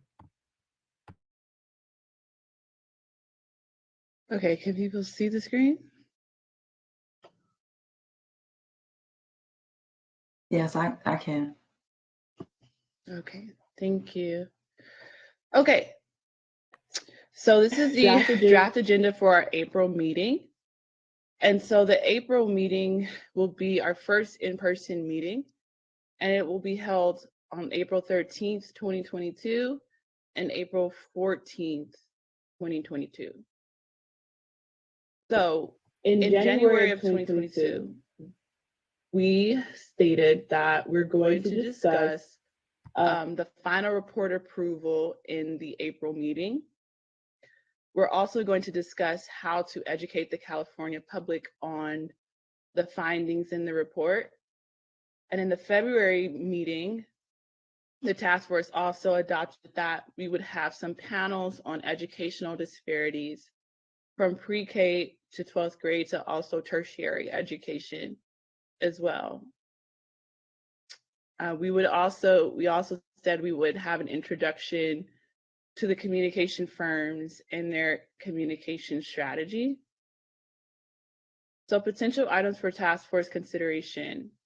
Does the task force have any feedback to share with staff on the potential witnesses for upcoming meetings?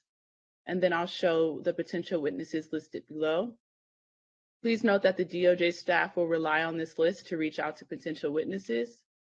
Please also note that DOJ staff will continue to add witness names to this list recommended by task force members, as potential witnesses may decline their invitation to testify. Other discussion on action items. The task force may wish to consider whether to include other items on the agenda. The DOJ staff will work to create space on the agenda for additional items on the agenda. Please note that the template agenda included below is a draft and will change. So this is the template agenda for April 13th, which would be around community education, community disparities in institutions. So the first panel would be on pre-K to 12th grade education institutions. The second panel would be on college to professional educational institutions. And the third panel would be on the school to prison pipeline. And then there is a community engagement plan update by member Grills. And then a subpoena update by members Tamaki and Holder. And then informational item from the DOJ. I'm just going to go to the next day, just so people are aware. The next day is reserved for report 1 and educating the public on the findings for report 1. We're essentially starting that conversation about how we will educate the public.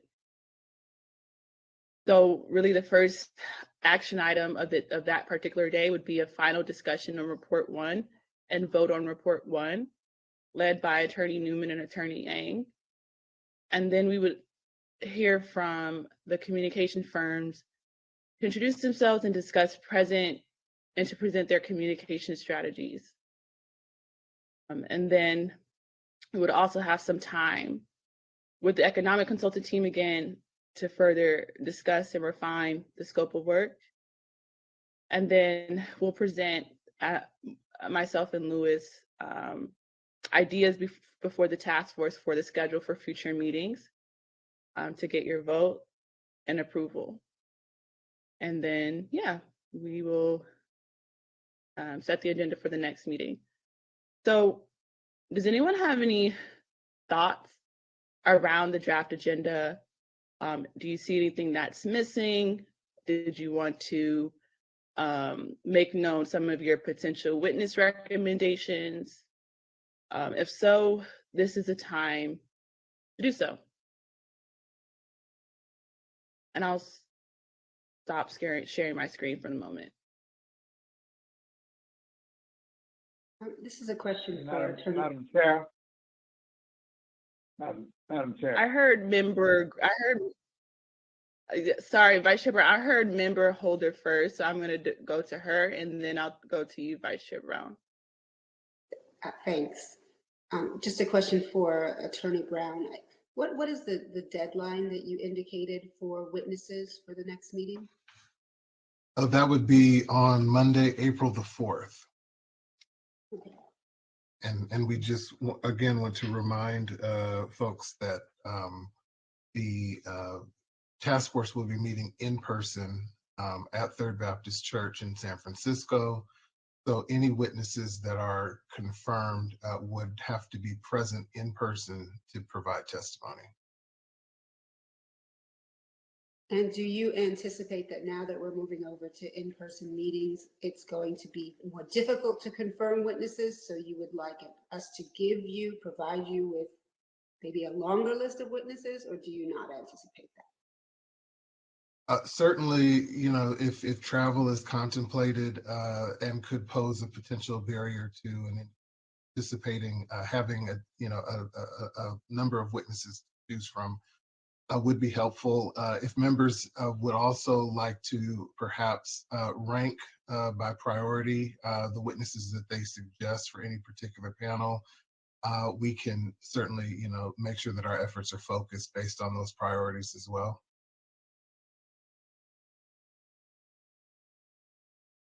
Okay, so I'm pretty sure it's clear on my side, but just for the public. So since we're meeting in person, that disallows anyone to give virtual testimony, so to speak, right? So the task force members are meeting in person, which means that all the witnesses have to meet in person. So we cannot allow for virtual testimony of any kind. That's correct. Help me understand. We're in the legislature and we're still taking virtual testimony every day, which extends our hearings for hours, and we can't take folks calling in and testifying remotely. I think we're doing a great disservice if we're going to ask somebody to travel to be able to testify. We're going to shut off public comment and input that way. We're taking it in the legislature. We've been taking it now for 2 years. People allow, even though we're back open, people are still allowed to phone in and testify. Senator Bradford, my understanding is that Sorry, Vice Chair Brown. We'll go to you and then return to Damon's. Attorney Brown, sorry. Vice Chair Brown? Oh, thank you, Madam Chair, and members of the task force. Again, I apologize that I was not able to be on at all times. You all know my situation is back here in Washington. We'll be leaving tomorrow, going back to San Francisco. But permit me to say, I have say that we've received this day, not only yesterday, great input. People were engaged. And on day, expert testimonies were outstanding, off the hook. And as we look at the close of this day, I hope that we would see that the reason why they wanted to lock us up and brutalize us after enslavement is because when we were freed, we became a threat. And when Reconstruction came on, we proved that what they had said about us, what Aristotle said about us, was a lie. We knew how to produce. And that's why the state of Mississippi, my home state, had more lynchings per capita than any state in this nation. From 1882 up to 1968. To be exact, more like about 581 lynchings. Those are the ones that were counted. But not many people have heard about the massacre at Clinton, Mississippi, 12 miles west of Jackson, where 50 Blacks were massacred by racist Democrats who wanted to turn the clock back on the progress that we made even in Mississippi, where we had way back there even per capita more elected public officials than in the state of the Union. In the last 25 years, it's been the same way. Again, let's remember, when we began to make progress, even with the election of Mr. Obama, first Black president of this nation, it was then that old McConnell, and they were being sworn in, he and his minions were plotting on the day of inauguration to make Mr. Obama a one-term president. So need I say more, that every time we as Blacks prove that we can produce, we can excel, is then that this brutal, reactionary force turn loose in this nation. So that our challenge is continue to make them out of alive and move forward even with this task force and really know the spirit of what we've heard this day about law enforcement and criminal justice. It was all about stopping our progress, and they denied us equality of opportunity to rationalize or justify their evil deeds. Finally, regarding our venue for our next meeting at Third Baptist, we do have the means put in operation, virtual meeting. And I think to be consistent and be fair, my suggestion would be that we'll give people the opportunity to present through live stream.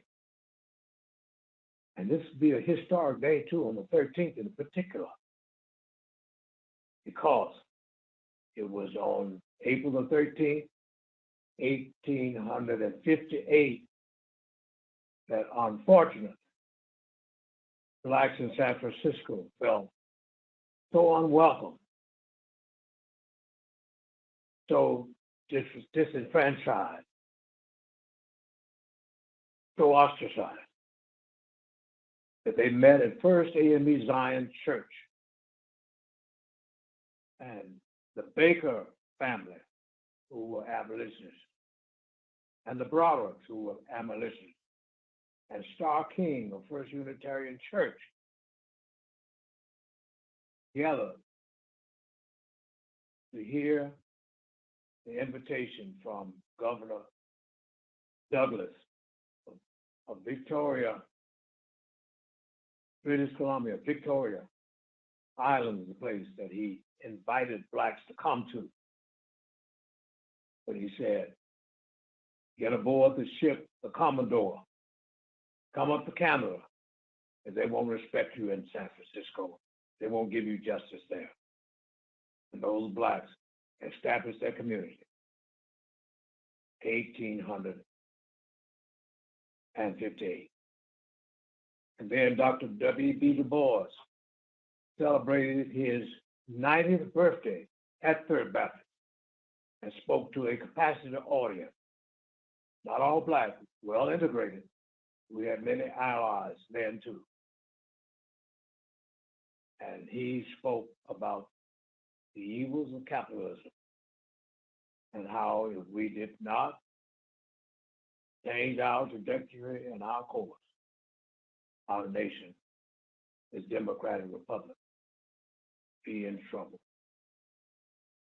And he predicted that before he left this nation and settled at Accra, Ghana, West Africa. So we will have all things in order for you. And we know how to be excellent hosts and hostess at the historic Third Baptist Church. Thank you so much, Vice Chair Brown, and thank you for hosting what will be the first in-person task force meeting for this historic effort. Very timely, and thank you for educating us about the importance of the date.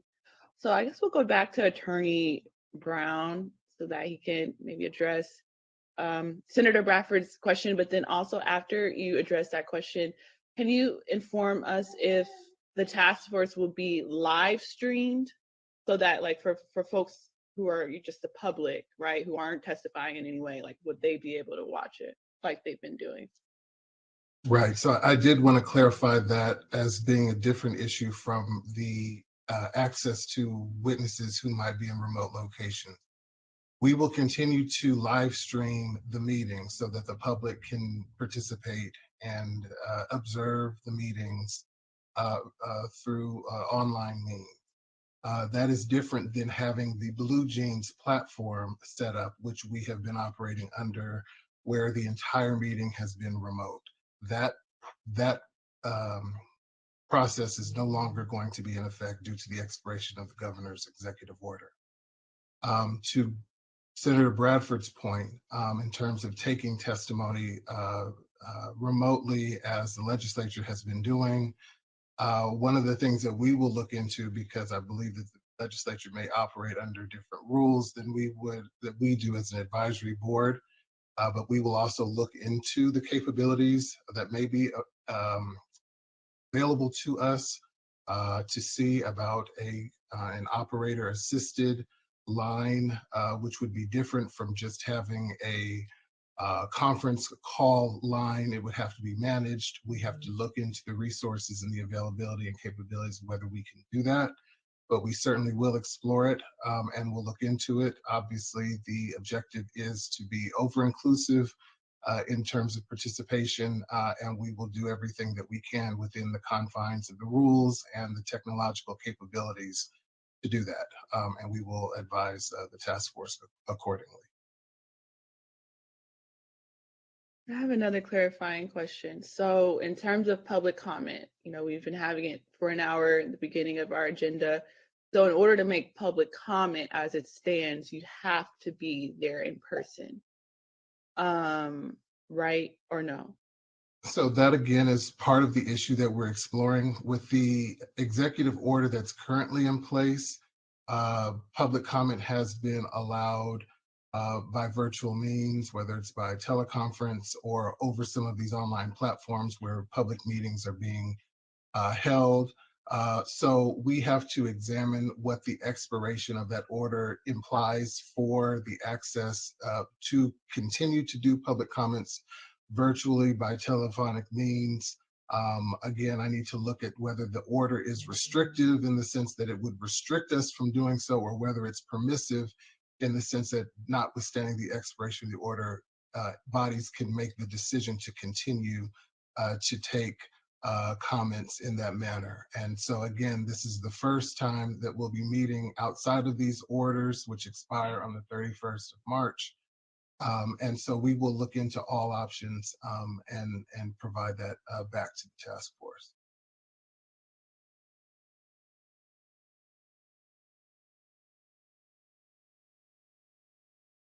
Senator Bradford, did you have any comments? I was just saying the executive order shouldn't supersede the fact that providing a telecom, not in our phone line where folks can still provide their testimony. I mean, we've done it when I was on local elected official, we've done it in the legislature, and done it on various other, organizations I've been part of. I think public engagement is critical, and I think Vice Chair Brown says they have the means and the facilities to help make that happen. So I think we should take advantage of that. And I certainly don't disagree with Senator Bradford. I just don't want to misspeak, currently not having fully looked into the issue, but once I can make sure that everything is confirmed, I'll again report all of the available options. Okay. So now that we have that kind of figured out, I am going to share my screen again for the agenda. Yeah, I'm going to share my screen. Also to ask if any task force members, and it's okay if not today, because it's been a very long day, but if task force members have any potential witnesses they have in mind for these particular panels in the event that we adopt this agenda, to make that known. So again, the first day is around education disparities in institutions, where we're going to have a series of panels, pre-K to 12th grade, then college to professional education, and then school to prison pipeline, with some updates around community engagement and the subpoena power. And then on April 14th, we're going to have a final discussion and vote on report 1, and then hearing from the communications firms about potential communication strategies, and then continuing the conversation around the scope of work for the economic consultants, and then some other business in terms of future meetings. So I think before I entertain a motion to adopt this agenda, I wanted to go back and talk a bit about the community engagement plan, because I made my concerns kind of known. We received a few emails as well, making their concerns known, and then also there's some public comment about the communications firms in the Bunch Center and their lack of deliverables. And so just wanted to have an open conversation amongst all of us as a task force. I'll make my kind of position clear. I think that we should think about revisiting the contract between the DOJ and the Bunch Center, and by virtue the communication firms. And so what that revisiting could look like, I think, is, yesterday we made national news with this effort. And so there's a lot of interest, I think, now. And so for the April meeting, I was even thinking we allow for the Bunch Center and the communication firms to present, what they have in mind, despite kind of their lack of, achieving deliverables thus far. But then we also, and I think this is what Vice Chair Brown was alluding to in the very beginning of this process, between now and the next meeting, we publicize openly the opportunity for other people and other entities or communications firms to present to us their ideas on how to educate the California public on our findings, and to also present to us their ideas for a communication strategy. And then we can decide amongst ourselves in that April meeting, do we continue with the contract with the Bunch Center in the 2 communication firms that we've already recruited and listed? Or do we decide to go with someone else or some other entity? You know, that's something that I'm proposing, but, you know, obviously I'm not the dictator of this task force. I want, you know, us to have a conversation about it. And if most task force members just think, you know, let's just stick with who we have, then that's fine too. But I just wanted to open that discussion and see if anyone had any thoughts on that.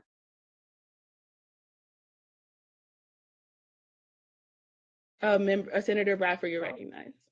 Well, without first seeing the contract, I'm unaware where they've fallen short or what's lacking there, but I do agree our outreach has to be better than what it's been.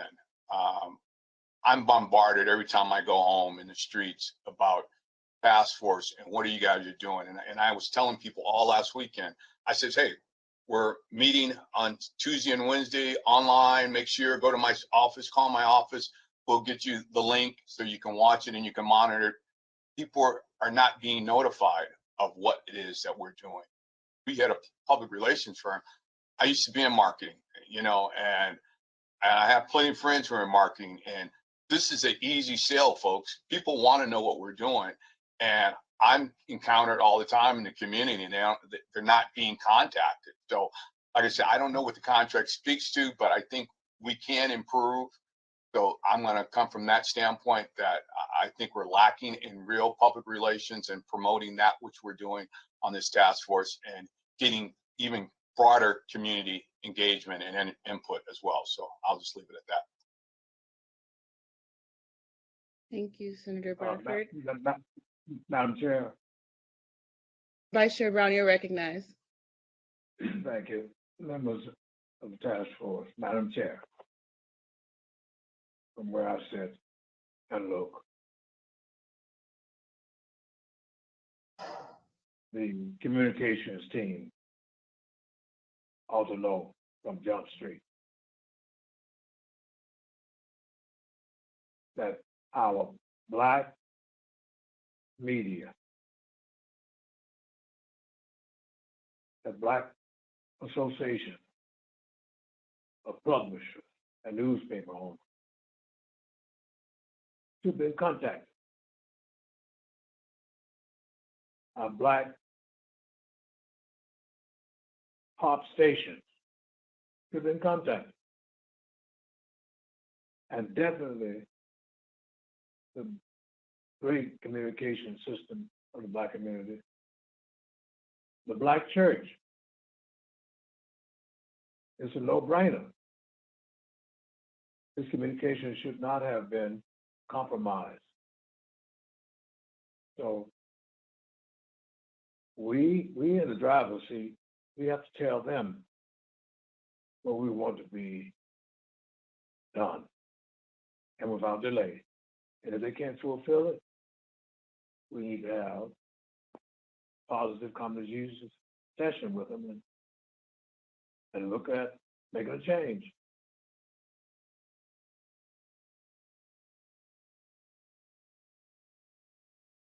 So having said that, I would make a motion that we would, if it's in order now, that we approve the agenda for the next meeting, and then we will go to having a discussion on this communications contract. Okay. I see two And that hands. motion for the agenda, if it's appropriate right at this point. Okay, so it has been properly moved and seconded to adopt the draft April agenda. Is there any discussion on the matter? Yes.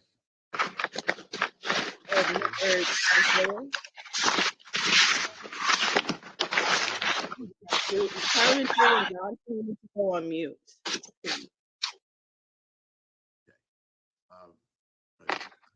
Can you hear me? So, okay. Thank you. Thank you. Sawyer. So I agree with both Yes. Mr. Bradford and Reverend Brown that we need to give instructions exactly what we want to the communication firm. Look at and give everybody here an opportunity to look at to make sure we gave them proper instructions from the gate. And if we need to add to it, then we need to do that. Again, the second part of that is, as Reverend Brown said, if they're not fulfilling what we want in a relatively short period of time, they can't do that. Communicate with the Black media, the churches, the Black organizations that we know, then we know we need to make a change, that they may not have the capacity or the ability to do it. So we need to come together, reaffirm what we want, give them a timeline to get it done. If they don't, then we as a group then need to seriously move on. But the good part about that is we'll know what we want, exactly what was missing that they didn't do, so that whenever we interview, whomever we interview, whether it's a PR firm or a communication firm, we'll know exactly what outcomes we want. And so there's no confusion with that. So I'll second the motion if there wasn't one with Mr. Bradford. There was a second already, and we're in the discussion period. So, Member Rose, you're recognized. So I'm really, I don't know what the word is I'm actually looking for, Chair Moore, but your process is confusing to me.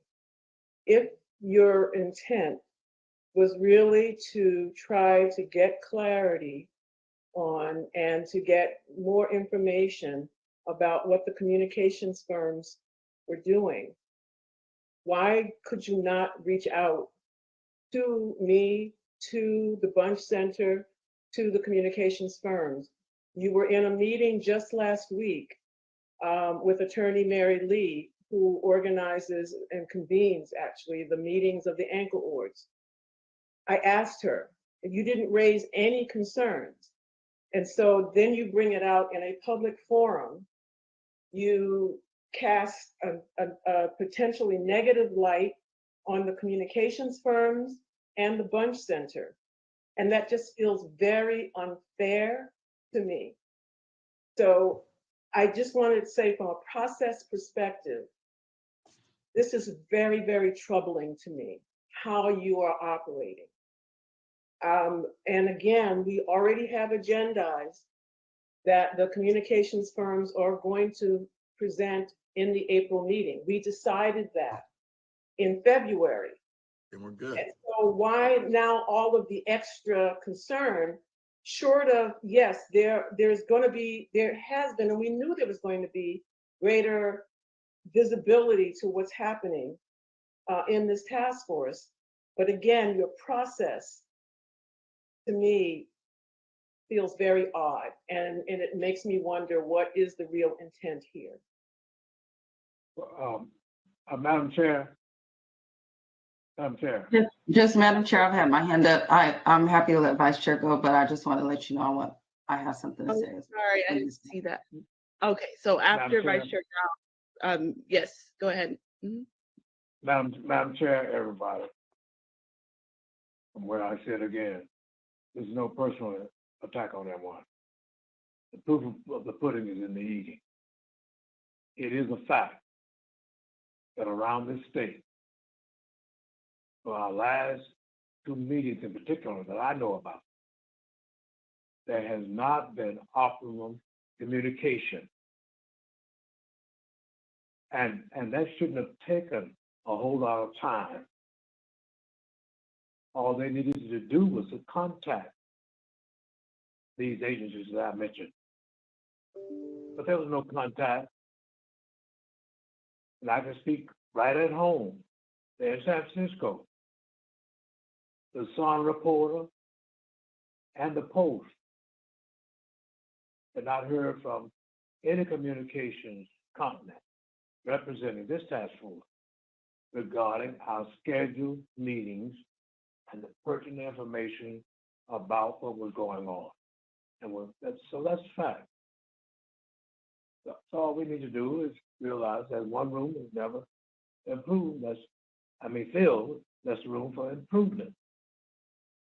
But still, if it's not heard what we are sharing here, then we have to do the right thing for the good of the cause. But we can give them opportunity, but they need to prove themselves going forward. Thank you, Vice Chair Brown. Member Montgomery Steppe. Thank you, Chair Moore. So I just wanted to say a couple of things about the communications item in plan. I'm fine with the agenda. So, but and I also want to hear from the two firms next month. So I think that's appropriate. But in our last meeting, toward the end, I believe, we discussed kind of what a general protocol would be when we get certain media requests and the like. And so we all, are going to represent ourselves at some point, but we also had a discussion about at least getting in touch with one of the firms as we receive certain inquiries if we are representing the task force. So my staff did that, and it's been 30 days and we hadn't heard anything. And so I think that may have been something that wasn't communicated to the firm, but that is also just another area where myself, I've experienced not any communication with regard to our last conversation in the last meeting. I also, months ago when this came up, I asked to see a contract and was directed to a state website. So at this time, I would like to just request that I can see that contract, because the contract generally has a scope of work.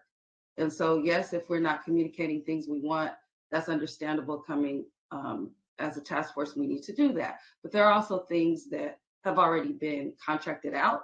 And so I would just like to see before the next meeting to compare that with what the firm presents to us, because those are two different things. We can ask for additional services, but there's already a scope of work. Well, there should be if there's a contract. So I just wanted to put those things on the record, and certainly not to disparage anyone. I'm sure everyone, the Bunch Center has a wonderful reputation. Sure, the firms are great, but just with respect to this, I haven't received what I needed and what we've discussed as task force members already. So I'm looking forward to that conversation next month. Thank you. Madam Chair, can I address what Member Montgomery Steppe requested, just briefly? Yes, sorry that my microphone. Go ahead, Attorney Brown. No problem. Member Montgomery Steppe, the contract, you were probably directed to the website because it's a public document, but we can make it easy for everybody and just send the entire task force a copy of the contract. As you probably know, and I know as the legislators know, the state contracting process is an entire process that's very involved. And so to the extent that task force members do have concerns, once you've reviewed the contract and based on your experiences thus far, that there are concerns about that, then you can communicate that obviously to Dr. Grills, as she's the liaison from the task force to the Bunch Center, also to us, and then we can try to work cooperatively to address some of those concerns. Thank you so much. Anyone else like to add to the discussion?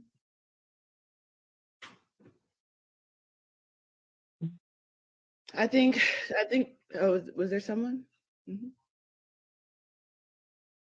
So I guess to address Member Grill's comments, I completely hear you. And I just want to say, rest assured that, although I didn't contact you directly, I did contact the DOJ, who then instructed me that I can contact the Bunch Center and the two communication firms directly. And that is what I did.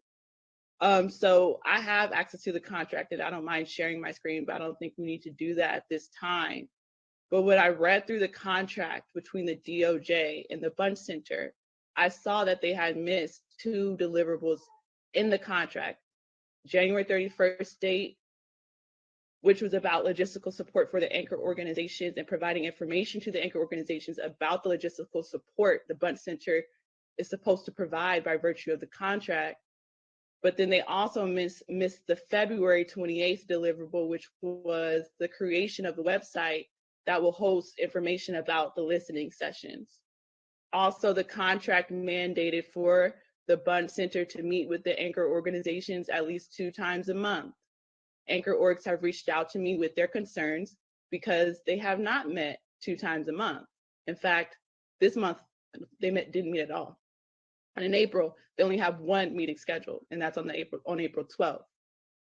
So those are just some of the few things. Also, in terms of, and I said this yesterday, in terms of the logistical support, in the contract, it is budgeted, I think it's $52,000 that the Bunch Center is supposed to provide the anchor orgs to support their listening sessions, whether that's with the recording equipment, a technician, and other things. But again, anchor orgs have reached out to me with their concerns and said they thought, because the Bunch Center has not communicated this to them, they thought that they had to use their stipend to secure a recording equipment, technicians, and location costs. But when I read the contract, it clearly shows that it's the Bunch Center who's supposed to provide that on behalf of the anchor orgs. The anchor orgs are not supposed to dip into their stipend for that type of support.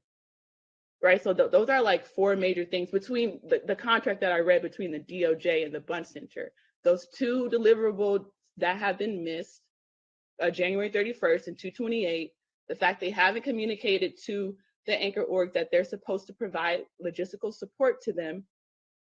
And in fact, not all the anchor orgs have received their stipend, so many of the anchor orgs are using their own money to secure recording equipment and locations for their planned hearings.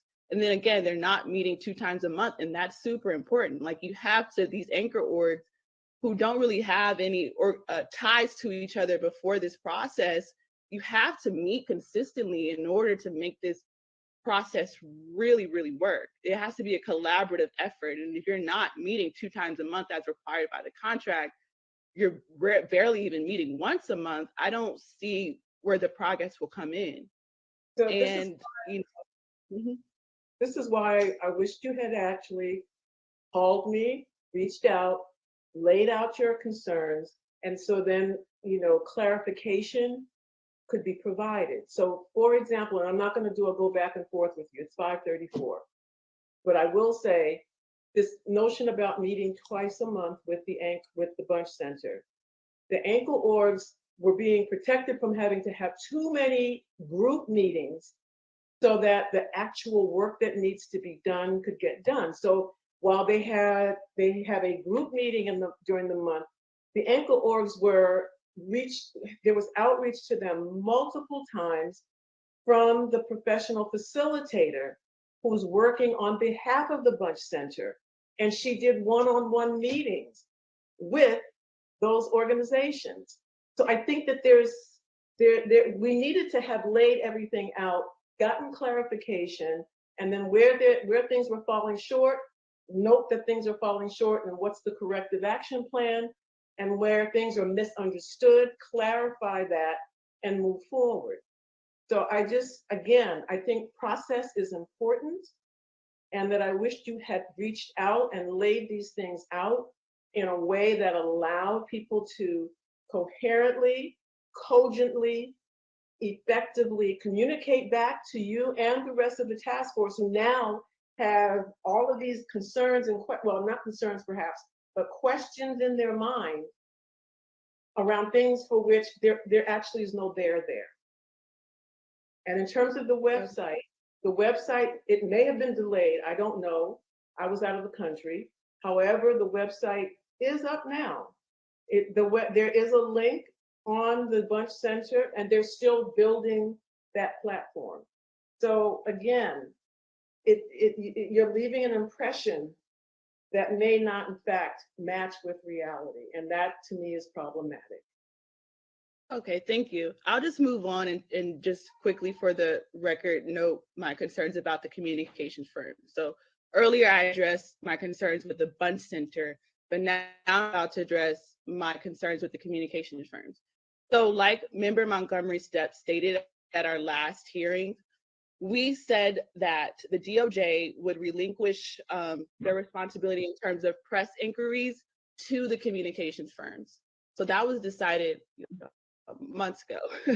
And so what that meant was that then the communication firms were going to field press inquiries that we received or that were forwarded to them by the DOJ, and then reached out to the task force members about press inquiries and press opportunities, along with, talking about uniform talking points that we could all access as task force members in the event that we are individually reached out to by press.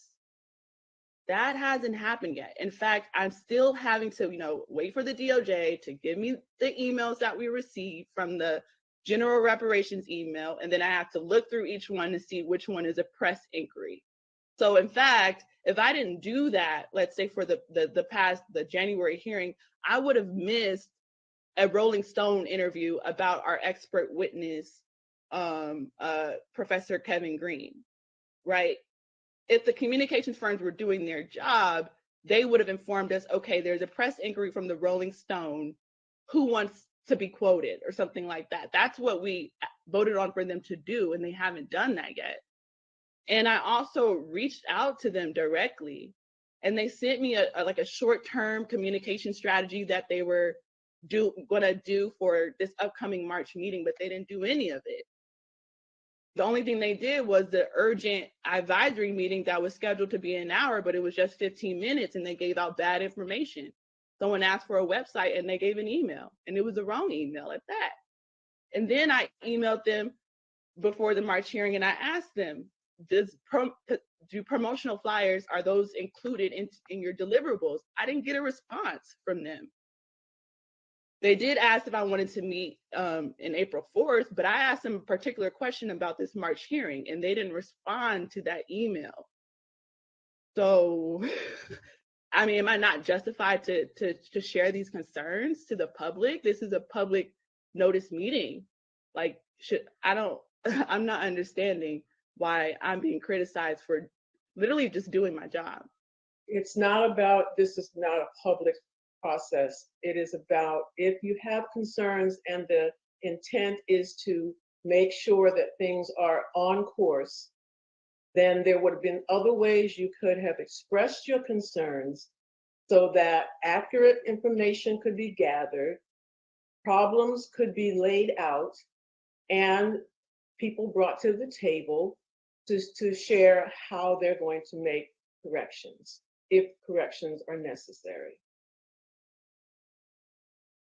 And Madam Chair, have to say. I call for the agenda that we move on to the next item. Can I make a comment too, Camila? I have a motion. Chair Moore. So just putting aside the shortcomings that we talked about, in order to have the meeting in April, very as productive as possible, I think it would be a good idea to have a direct conversation with the comms team and the UCLA Bunch Center. And they can look at the recording of this, but express what you've articulated, which, if true, are concerning. I mean, I think those are valid points. Everybody's raised valid points. But I'd like them to walk into that meeting with answers or, some sort of explanation. And if the explanation is not good enough, of course, the chips will fall where they will. But I think there needs to be some communication before the 13th and the 14th so that when we have that meeting, we have a really productive discussion, and then the task force can properly assess whether they can do this job or not. So, is that something that we can ask the chair to do? Or, I mean, I don't want to burden you, but I think they need to hear your complaints directly, and the same with the Bunch Center. Sure. I guess I'm just always thinking ahead in contingency planning. What if we decide that their answers are insufficient? What do we do? You might have a Sure, good Maura. sense for after you talk with them. But they're on the agenda so that we know, in advance they're going to be speaking, but they should be addressing each of the concerns that you raised at the meeting, at today's meeting.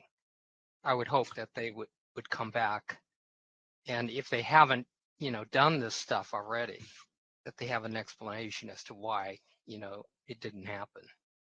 And then the task force can have enough information to make a decision.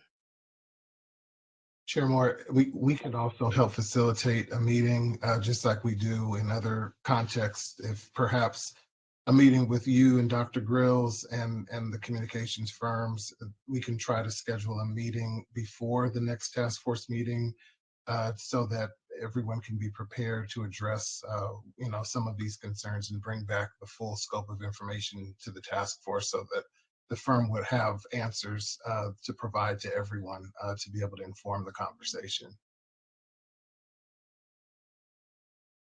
Okay, thank you.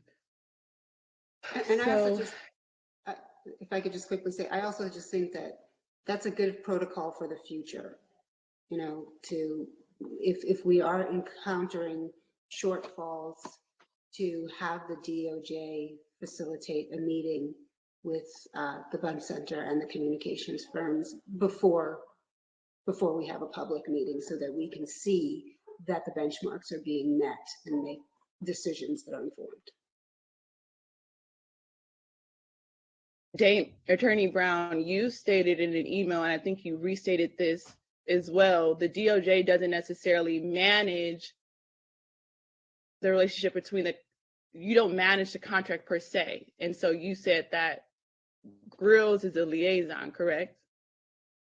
That's correct. And this would not be an attempt to insert ourselves in the management of the contract, rather to facilitate the communication between the task force and those vendors. So we would still leave all of the decision-making, all of the expression of the concerns to be channeled between you, Member Grills, and the outside groups. We would just assist with the facilitation of that communication. Okay, thank you. We'll move on to the motion. Honestly, I don't necessarily think I need to meet with the firms.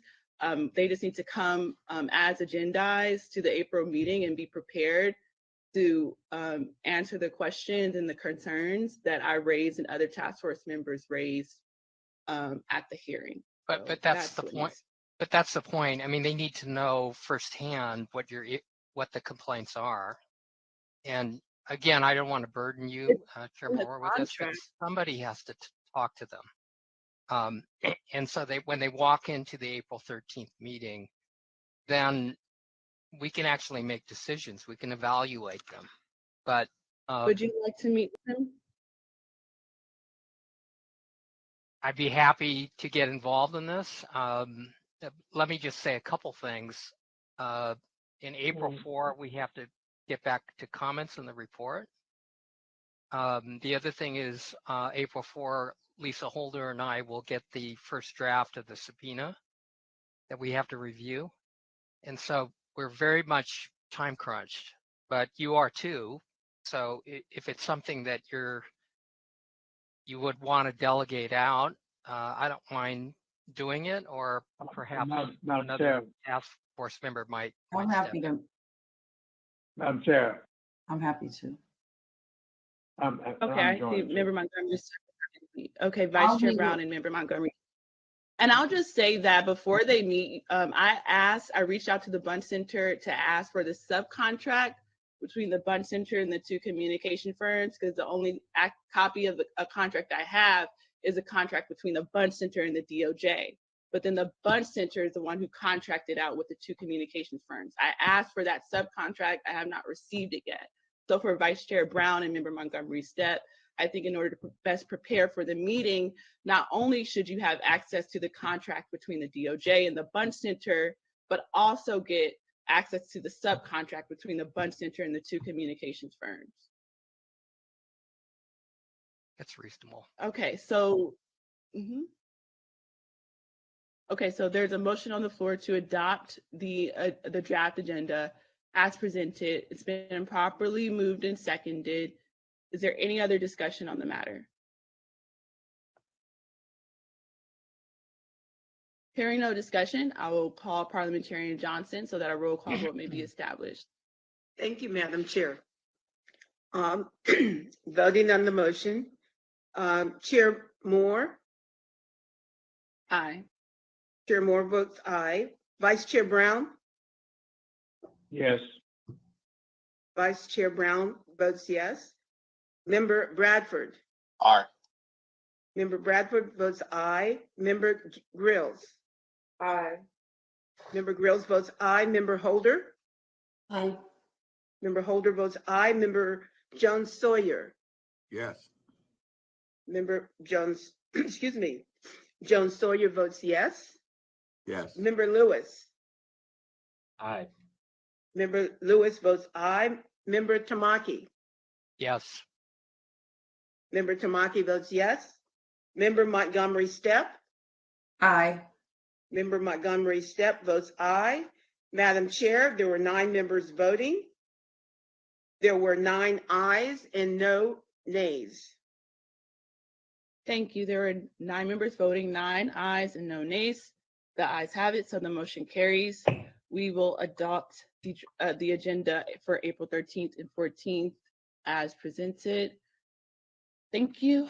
And then also Vice Chair Brown and Member Montgomery Steppe have offered to meet with the communication firms. So Chairman, the last item. I just wanted to be real quick. I'm happy to talk to Member Grills too, and just, or instead of, or I don't want to remove that piece out of it, right? So I'll just be available to Member Grills. Thank you so much. Yes, Member Grills is the liaison for this, so she would be the pertinent person to stay connected with on this. So the next thing is unfinished business. So at this time, can the DOJ present the 2 slides they prepared on the report? So what the DOJ prepared 2 slides based on some recommendations that I had for the first report. So, like every other task force member, we each gave comments on, the drafts of the report. And so in feedback from the DOJ on my particular comments, they stated that a couple of my comments could change the framing necessarily of the report. And so they decided to create 2 slides to present the task force so that I can share those 2, those proposed additions, get your commentary on it, and potentially entertain a motion to adopt those 2 additions to the report. Does the DOJ have that on file, or should I try to go through my email and find it? We're loading it now.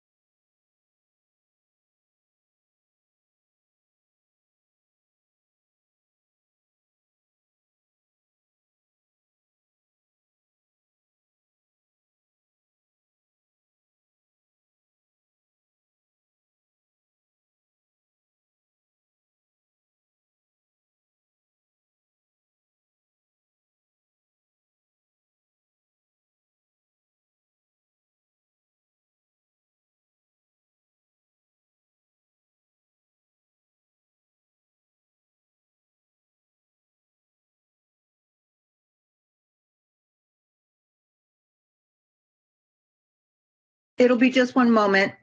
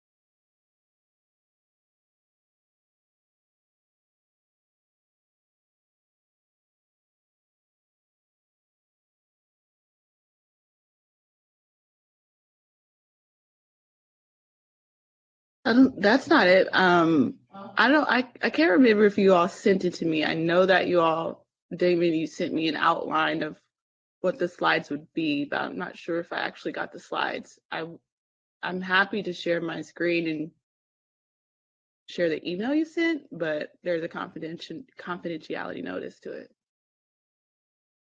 Yeah, we're having some technical difficulties on the back end we're trying to resolve, but it should be up momentarily.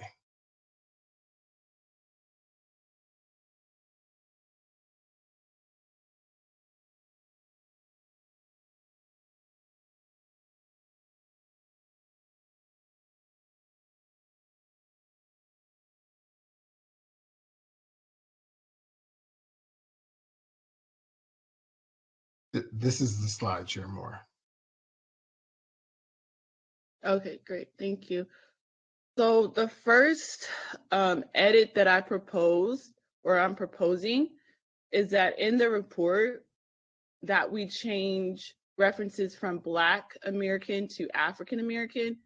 And that's mainly because Black American isn't in the statute, AB 3121, African American is. And so in order for the report to be most aligned with the statute, I am proposing that we change Black American to African American, noting that in our report, right, African American isn't a race, because it's not, we're Black, right?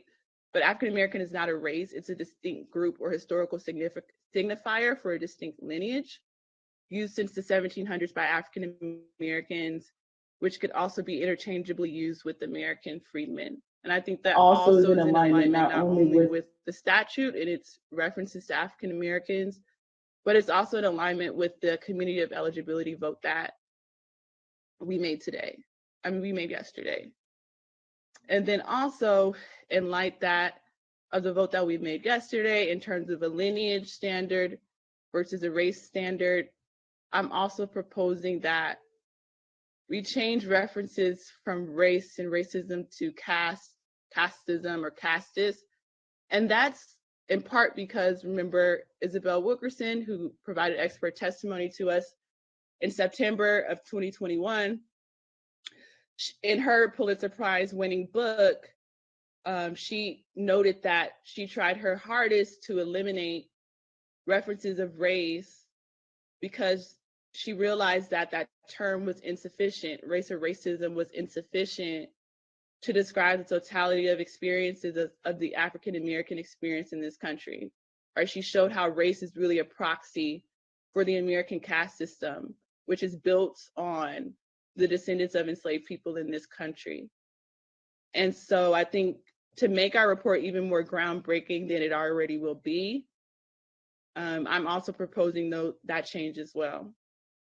So at this time, I like to hear your feedback on it, but also in order to structure the discussion, entertain a motion related to these two proposed edits.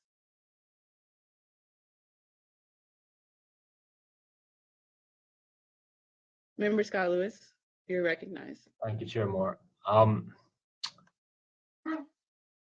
I agree with the first change. Adopting Isabel Wilkinson's framework, I'm less comfortable with, because there's a need to actually make a broader, I think, systemic argument around the function of caste, and I think I don't know if it's within the scope of the task force to be making that kind of sociological determination. And I don't mean to get terribly academic about it, but there are a lot of issues actually with the book. I mean, and if we had time, I would go into them.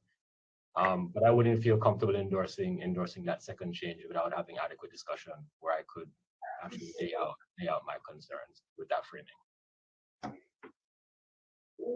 I think also the kind of requirement of the document to help communicate to the public, there would be this added requirement that we engage in a proper analysis of the word caste as an analytical framework. In other words, the report would also have to make the argument for this change from race to caste, and that would also require further time and further consideration. Yeah, I realized that as I was reading through the report. You're totally right about that. We would need a chapter on why we should use caste instead of race. That would be an absolute requirement at minimum. And I don't know if that's, I mean, if you want to make that case to do so, that's different. But I just, just a simple substitution, I think at this point would be a bit problematic. Yeah, thank you for raising that concern. Any other members have any comments? Member Grills, Member Jones-Sawyer, then Member Holder. So first of all, your distinction here that African American is not a race, it's a distinct group or historical signifier, doesn't align with what the U.S. Census Bureau has indicated. And the U.S. Census Bureau says Black or African American, a person having origins in any of the Black racial groups of Africa. So I'm not understanding this distinction that you're making. And then as far as the caste issue, there's been some debate about Wilkerson's use of caste, and I think it just introduces, in alignment with what Member Lewis said, I agree with him. And to add to that, I think it adds another layer of complexity and potential confusion in beginning to change labels on something that is already going to be presenting people with a lot of cognitive dissonance, trying to, not just Black folk, but people in general are going to have to digest what we're coming up with. And to introduce a whole lot of new things, I think is just going to add confusion and potentially dilute what we're going to be trying to convey to folks. Thank you. Madam Chair. Member Jones-Sawyer. We'll go to Member Jones-Sawyer. I recognize Member Jones-Sawyer, Member Holder, and then I'll get to you, Vice Chair Brown. I'm probably on the same lines. We're probably the only group of people that we go from Negro to colored to Black. We change our nomenclature all the time, and then sometimes it can be a little confusing. And that we, right now I don't even see the difference between Black Americans and the African Americans. And look, I'm one that changed the California when I was chair of the California Black Caucus, I changed it to the California African American Caucus because I was young. I just thought it was the coolest thing to do. It didn't have anything behind it other than that was the new moving cool.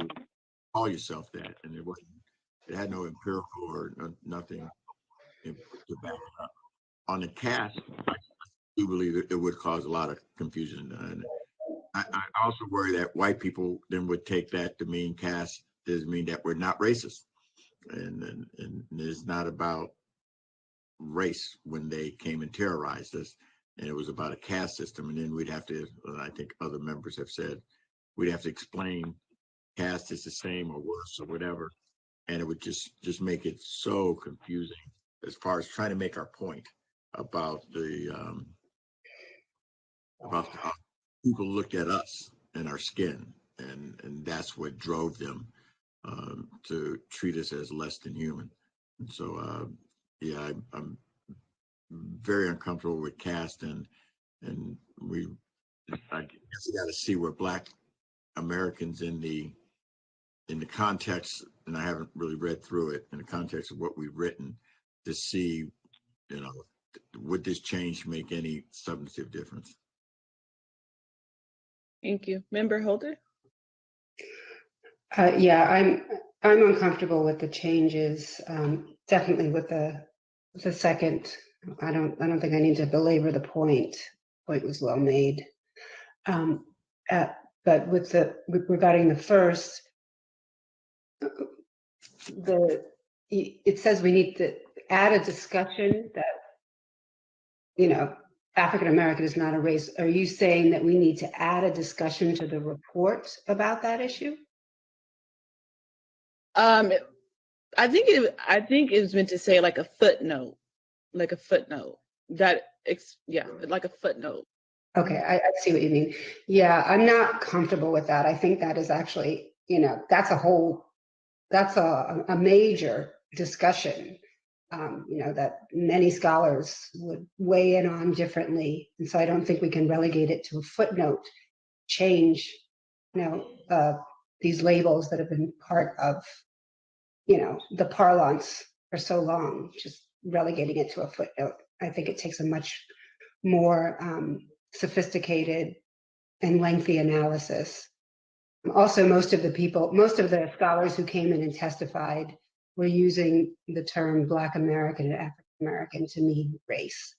And we have to make sure that this report captures what our scholars said and correlates to their linguistics. So I wouldn't just, haphazardly change that language. I'll go to Vice Chair Brown. Members of the task force, you must speak the language of the 8th grade scholar. I think we should leave that alone.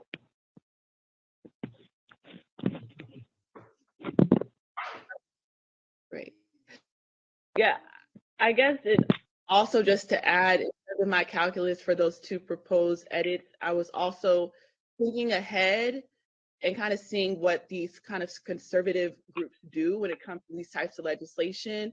They'll look at our hearings, they'll look at our report, and if something is overtly race-based, and this is what they've done in Evanston, they're gonna immediately take that and attack it. And so I was just thinking ahead about some crafty ways to prevent that from happening. So that's really kind of the underlying motive for why I was proposing these changes. But I completely understand the concerns raised by the members who've discussed thus far.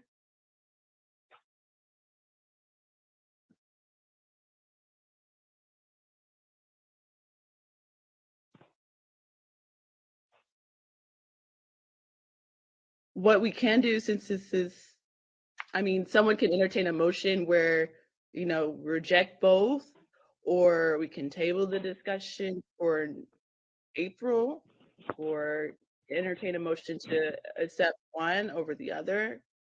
I'd say let's table the discussion. Second. Okay, it's been properly moved and seconded.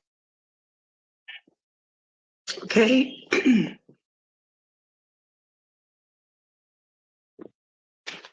It's been properly moved and seconded.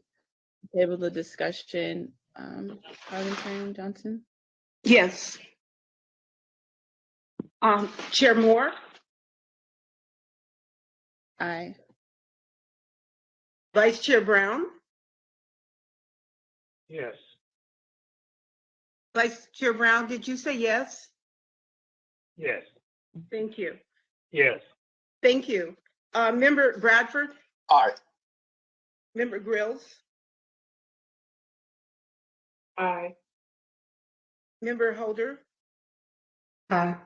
Member Jones-Sawyer, Aye. Member Lewis, Aye. Member Tamaki, Aye. Member Montgomery Steppe. Aye.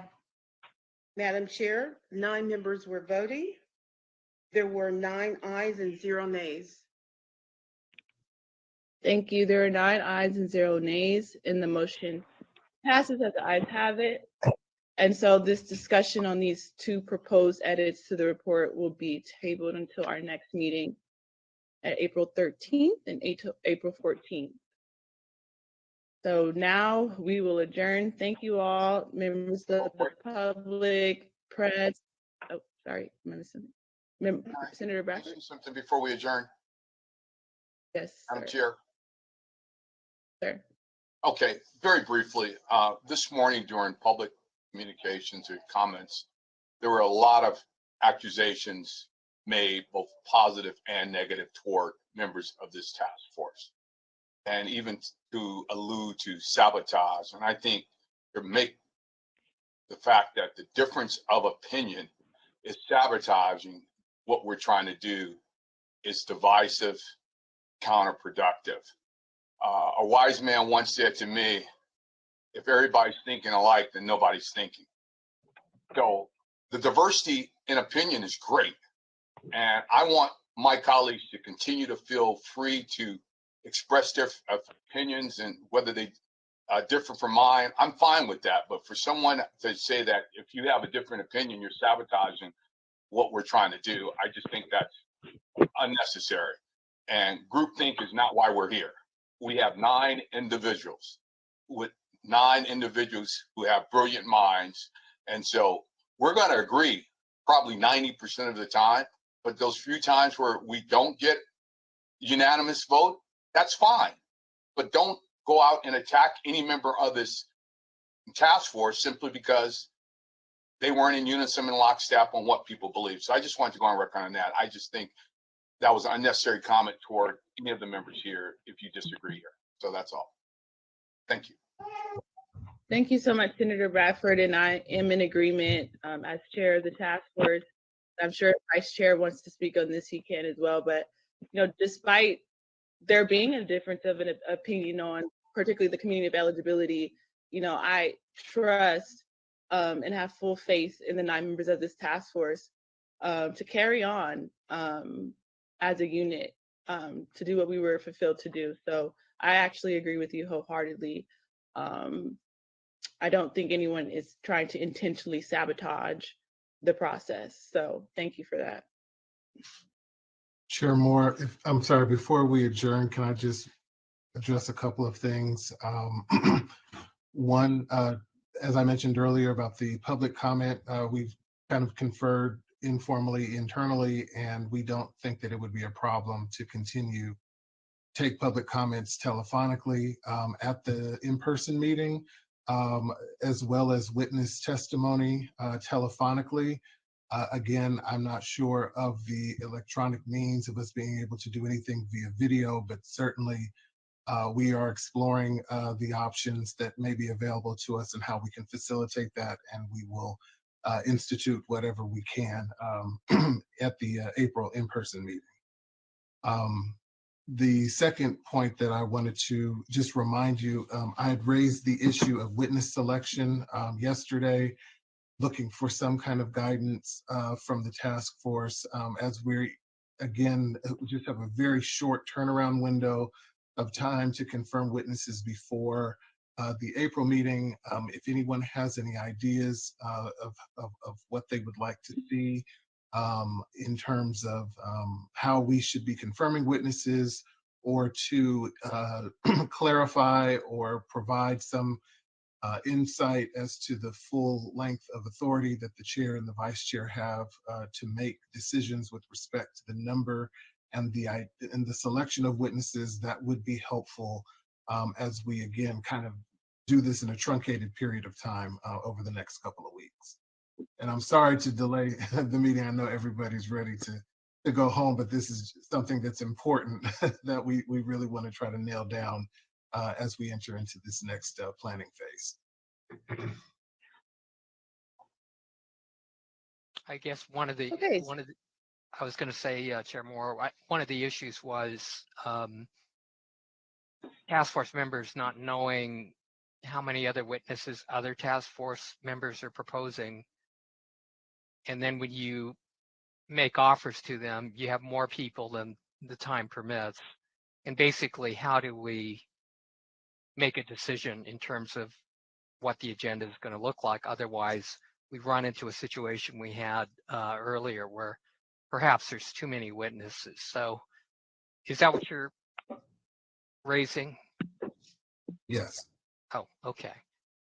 So I just wanted to get some clarity on that. I do think we do need to have a process, because I have no idea, for instance, if I propose someone, whether other people are proposing others, and maybe I'm willing to withdraw my witness suggestion. I'd like to get some coordination.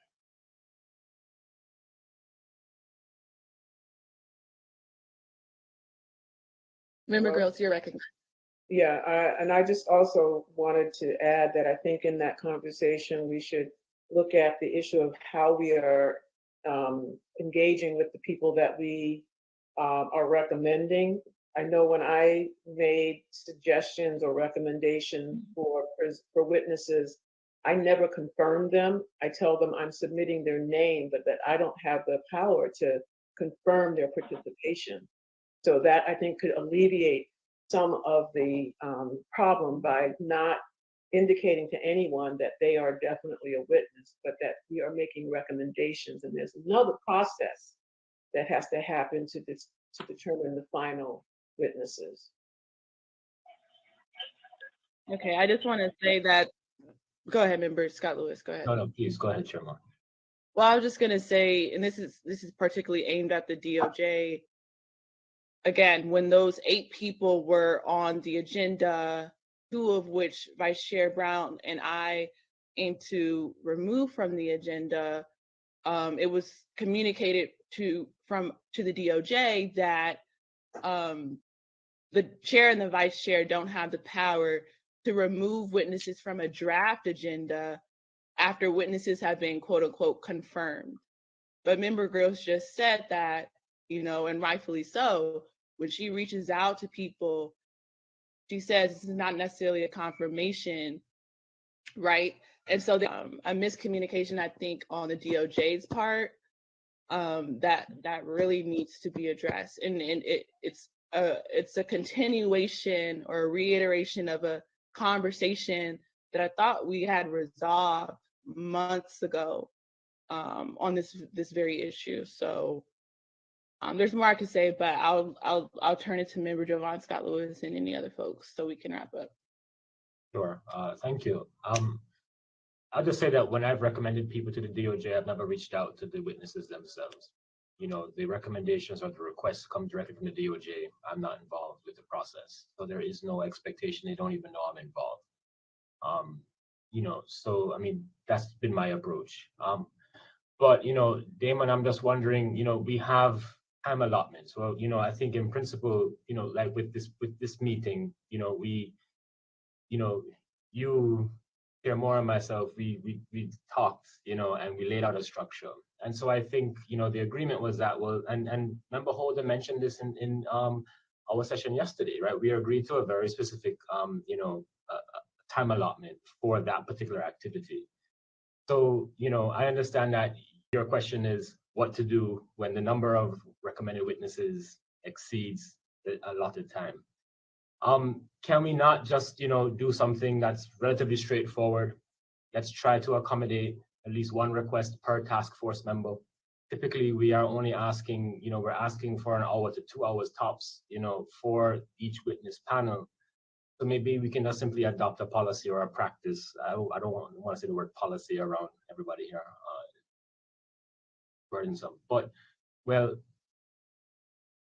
each task force member, if they made a recommendation, they get a witness added to the list, and we can keep going around and adding people to the time fills. I just don't know why it has to be terribly complicated. And I know that there's protocol and what have you, but it doesn't have to be this complicated, I don't think.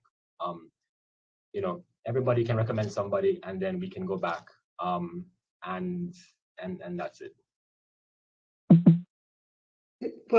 And just to add, what I will say is that I do understand where things can get very thorny if the DOJ says this is the deadline, and then we start adding people after the deadline. I do think if the DOJ gives us a reasonable deadline, we should stick with it. And if we miss the deadline, then we miss the deadline. Absolutely. And Member Lewis, the issue still exists, even if the task force, each person submitted one name. That's still 9 individuals, potentially for a 1-hour time slot.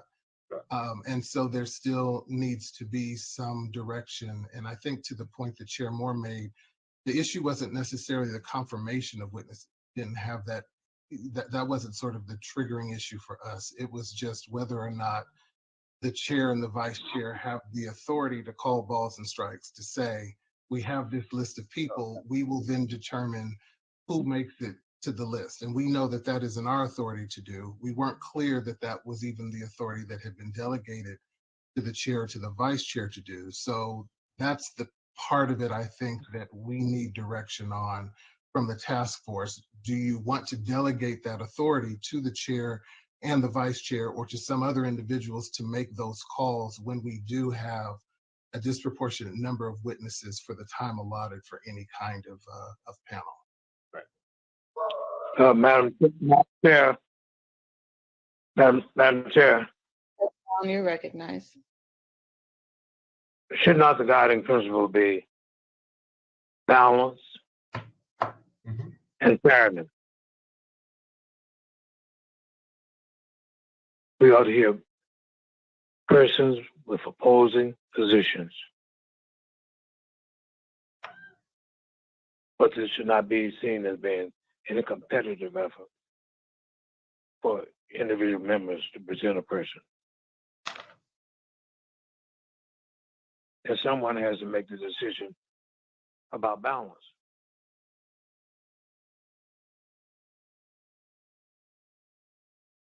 The only thing that I will say, if I could just quickly jump in, the only thing I will say is that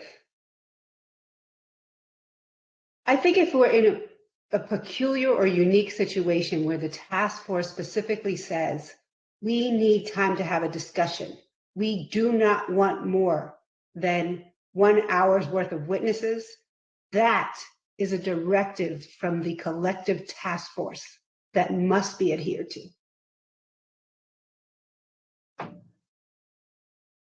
That's right. And so the DOJ seemed to be using the time, right? And so that's why, there was a question as to how would you use the powers that you have as a DOJ? Rather than cutting witnesses, you decided to use your power to actually extend the time, which cut into our abilities to do our job in the discussion yesterday, right? And so it seems as if one way or another, there was still this kind of overreach. So member Holder is right. If we agree to the hour, then that's that. And if if the DOJ gets to the point where you have more witnesses than you have time, then send an email, you know what I mean, and say, okay, you suggested 4 witnesses. Which of the 2 are you willing to let go of, because we have time constraints? I mean, that's what I meant when I mentioned, that it wasn't really a complicated process. But if there is a question that you're asking them about the powers, then I'm very happy to have the chair and vice chair, have those powers, to give them the ability to use their discretion to help to, narrow the witness list if it is a question of time constraint. And if at the very least, each task force member has been given an opportunity, right, to have their views represented by a possible witness. So I'm not comfortable with that. Okay. As the chair and vice chair have shown that they may not be impartial. And what DOJ is saying is that they have a problem right now where, let's say yesterday, where the chair took up an inordinate amount of time in our package to present stuff. And we had a schedule. DOJ didn't knock that schedule off. It was the chair. DOJ is not responsible for keeping us on track on our time. It's the chair. So what DOJ is asking, should this, when we set the agenda like we're doing now, should it be all of us? But now we may have to go deeper about setting who's gonna speak, because it's my understanding it's not always fair about making it fair and impartial. And if it is, we don't know, the rest of the task force members, whether or not it's fair and impartial. And so I think that's what's troubling DOJ, and that's, they're between a rock and a hard place. And we've kind of put them there, and they're saying it's not our responsibility. This body, this group needs to make those, may have to make or help the chair and vice chair make those decisions. And it may result in being a little more communicative with the DOJ part, getting the list of people who are there so we can look at it, see it, set it, and then move on and feel comfortable with whoever's speaking. That is, as Dr. Brown said, Reverend Brown said, that is balanced from both sides. 2 points. One, I was not the reason why time was knocked off. Time was knocked off because we experienced technical difficulties since 8:30 a.m. So that's the reason why time was knocked off yesterday. And then second, in terms of the perceived notions of the chair and the vice chair being impartial, again, let's go back to the agenda for the community of eligibility panel. There were 8 witnesses recommended. 6 of them were genealogists, 4 of them recommended by me, 1 recommended by Grills, and 1 recommended by Holder. Vice Chair Brown and I had no problems with those genealogists listed, from myself, from Holder, or from Grills. The issue came in when there were 2 additional witnesses on that agenda who were affiliates, organizational affiliates of member Grills. So then Vice Chair and myself, as ethical, hold on, please. As ethical leaders, right? We looked at the agenda and we saw, well, the genealogists, whether they're lineage, pro-lineage or not, they have a place in the discussion, but it didn't seem fair or partial for these 2 NAARC affiliates to, present their opinions without also having some balance to balance in that discussion. And so that's why we added 2 other people, so that there could be balance, so that it didn't appear to be some partiality to the public when they saw that list and they saw, okay, well, it seems like the task force has already kind of decided where they want to go. And so we added additional witnesses so that there could be balance and parity. So I didn't prove your point. I actually disproved it. You just said you made the decision. But can I jump in real quick? I first of all think that there is a certain responsibility that the chair and the vice chair have for this. This was a special situation with the community of eligibility. It's the most controversial decision that we will make. We are restricted by all of these rules. We are also online. So all of that contributes to the situation that we had yesterday. what would help is, because we do have different stories being told and nothing is in writing. So I would like from the DOJ, when you provide your updates, if this is something that you're going to ask, that you give us a chronological order of what happened and what posed the issue that's coming before us, so that we can have that to make a decision. Just like I said months ago when this came up about authority of the chair and vice chair, at the end of the day, that was one of the first votes we took. It was also a very close vote. It was not easy for us to make that vote, but we made it. And the concern that I have is that we will, as we have from the very beginning, get bogged down in all of this procedure and all of this bickering, and we don't get to the substance.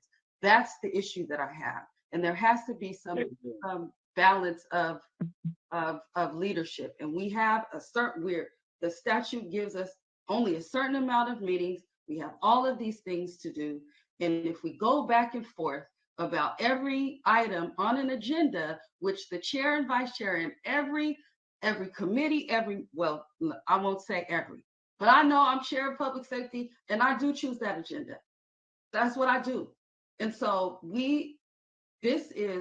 my concern is, now if member JONES-SAWYER has something, direction to put on the floor, then I'm happy to hear that. But my concern is that we will get bogged up in procedure and we will continue to be behind in the decisions that we actually need to make. So I don't support having a micromanaging task force over a chair and vice chair. If we have issues, we need to address those globally. But going in and blaming it on an agenda when it's really, we have a difference of opinion, there is a split, that's a global issue. That hopefully when we get together in person and we, do more than what we're doing now, and see and be in each other's physical presence, it'll be different. But I just don't, I'm not for that. I don't want that to be an additional thing that this task force takes on with all that we have to take on. Vice Chair Brown. Chair, I have a motion that we adjourn the meeting. I move that we adjourn. Okay. You need a second. Okay, it's been properly moved and seconded that we'll adjourn the meeting. Is there any discussion on the matter? Yeah, I don't think Damon has an answer. I don't. I'm sorry. I don't have any direction from that discussion. I certainly acknowledge the various opinions that were expressed, but feel that we're still in the same position.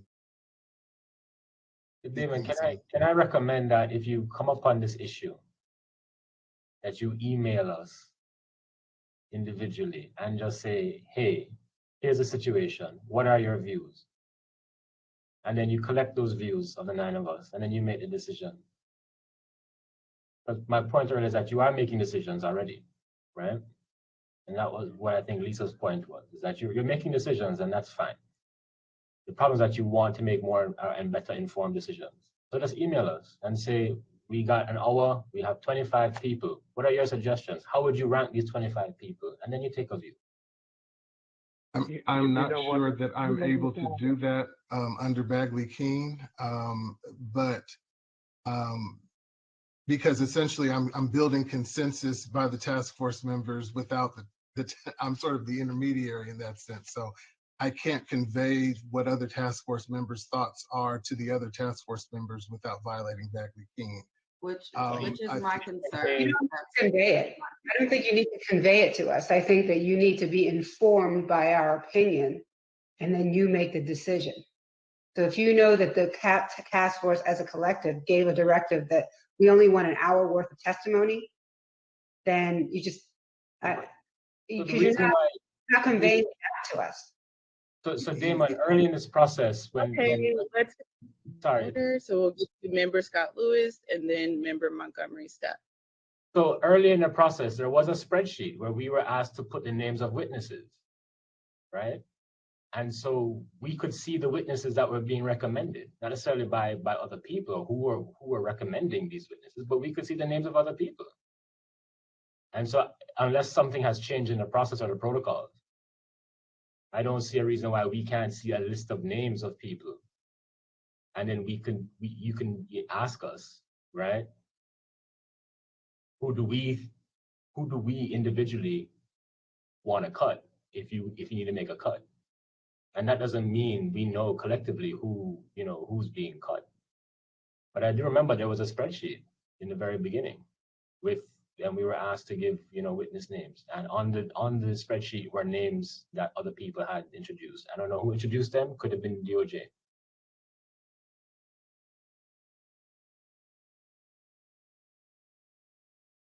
Member Montgomery Step.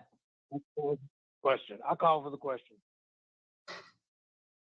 Real quick, let me just say that when us looking at a witness list is different from Damon contacting each of us and asking us what we think, and then taking that yay or nay consensus or whatever it is, and then turning that into an action. That and then on top of that, I would not want, I don't want, if I'm taking the authority away from the chair and vice chair and giving it to the DOJ, I don't want to do that. So it's not to the DOJ to make the decision. So I think there's a distinction there. I mean, you can interpret it differently, but that's what I see. And I absolutely agree with you, but it seems like it's 6:33 and people, don't want to make a decision. And I so know.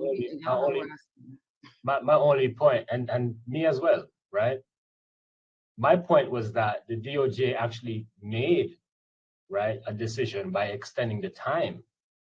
That's I'm sorry, I have to back up. Is that not right? Member Lewis. That is not correct. No, we Okay, did not well, I extend the apologize. time. I apologize. Okay, so the time was extended. I don't know how it happened, right? I mean, maybe this is part of the problem. But I know as Lisa Holder, mentioned, we agreed to an hour, and then it became more than that. So the point is, however, the time was extended is clearly the site where the powers to affect the agenda rest. So whomever was involved in extending the time of the witness panel, I would argue has the same power to determine the scope of the witnesses if they exceed the allotted time that the task force has agreed to, because that power is being exercised one way or the other. Because we didn't agree to a 2-hour plus witness panel yesterday. And that was my point, Monica, right? It's like, it's being done. Right. It's being done, so the power somehow exists in some legible form and is being executed. So wherever that is, if it's a chair, the vice chair, and the DOJ who decided to extend that part of our agenda yesterday, then that's who I think, right, has the abilities and the powers to actually determine that a witness list needs to be shortened to comport with the time that the task force asked for. And I'll just say the time was extended even further, but in the initial draft agenda that we received from the DOJ, it included 8 witnesses. That would have been more than an hour of testimony anyway. And so then, recognizing that there were 8 witnesses, it would have been more than an hour. Vice Chair Brown and myself said we would exercise our authority to remove 2 people from the agenda. We would still leave on the 6 genealogists, 2 of which were recommended by Grills and Holder. So you cannot argue that there was any impartiality, right? Because all witness recommendations from all task force members were respected. We just wanted to remove those 2 people to make it 6 people to fit within an hour. The DOJ said we didn't have the authority to do that. And so then we said, okay, well, we'll add 2 more people to the agenda to achieve parity and impartiality. So it doesn't look like the task force is already decided on the community of eligibility by virtue of who's listed as witnesses. So this is so ironic that we're having this conversation. And then I just want to remind us that we had this conversation a few months ago because there was some confusion around, does the DOJ have the authority to confirm if that witnesses or not? Because remember, there was Professor Roy Brooks, who was not recommended by any task force member. It was recommended by a consultant by virtue of the DOJ hiring them. And then that professor gave testimony talking about reparations and fried chicken and a lot of insensitive things. So then we had to have a conversation. Who has the authority to vet and select witnesses? And I thought we resolved that by saying the chair and the vice chair has that authority. Apparently the DOJ said that that wasn't necessarily resolved. I'm pulling up the meeting minutes from the past hearings to see if that was transcribed or not. But nevertheless, we're back here. So.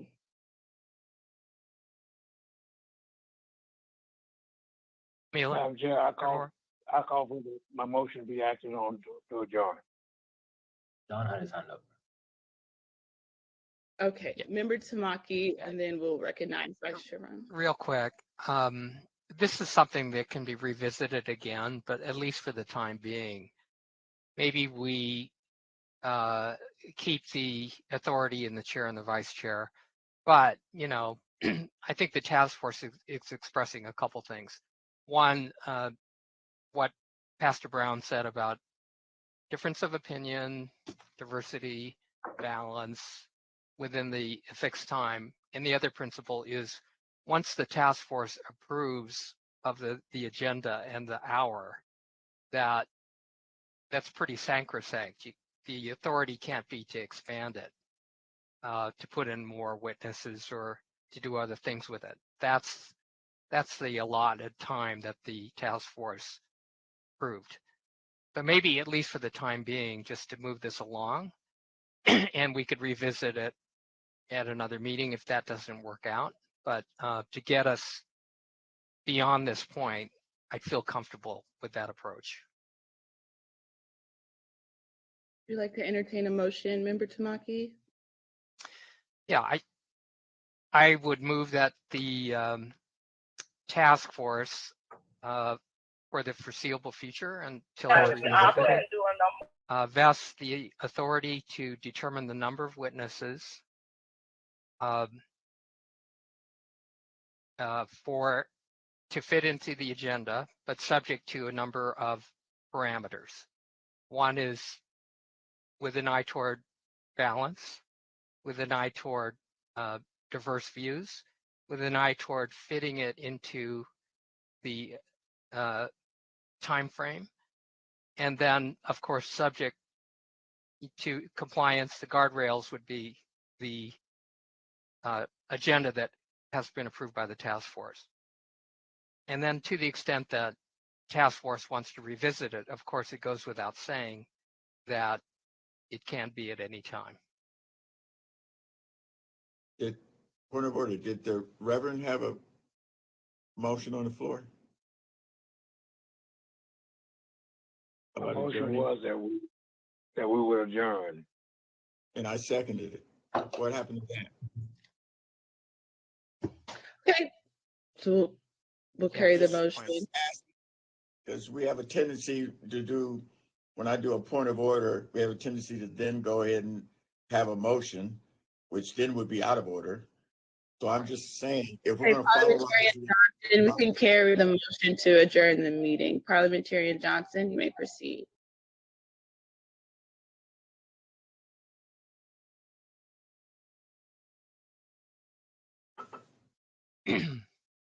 Parliamentarian Johnson.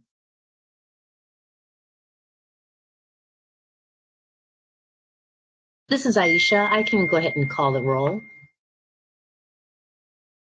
Madam Chair, Chair Moore, this is to adjourn? Yes. This is to adjourn, correct? Yes, correct. Member Bradford? I think he's gone. Member Montgomery Steppe? Aye. Member JONES-SAWYER? Aye. Member Grills? Aye. Member Vice Chair Brown? Aye. Member Holder? Aye. Member Tamaki? Aye.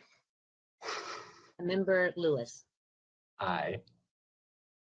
Madam Chair, There were 8 ayes voting yes and 1 not present. And so the motion carries to adjourn. Great. Thank you, Ms. Martin Walton. There were 9 ayes, 8 ayes. 8 ayes. Be safe. Thank you. Thank you. See you in April. Bye-bye. Bye. Bye, everybody.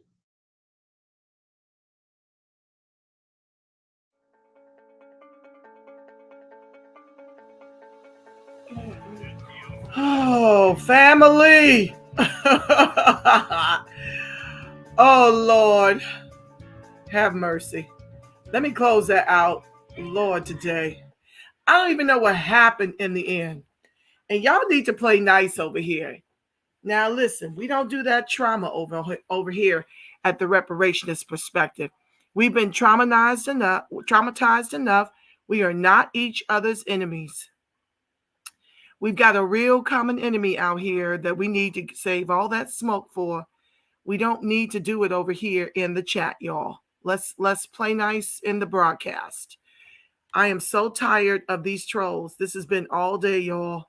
It's a nightmare when we trying to conduct serious business. Here they come with all this bull.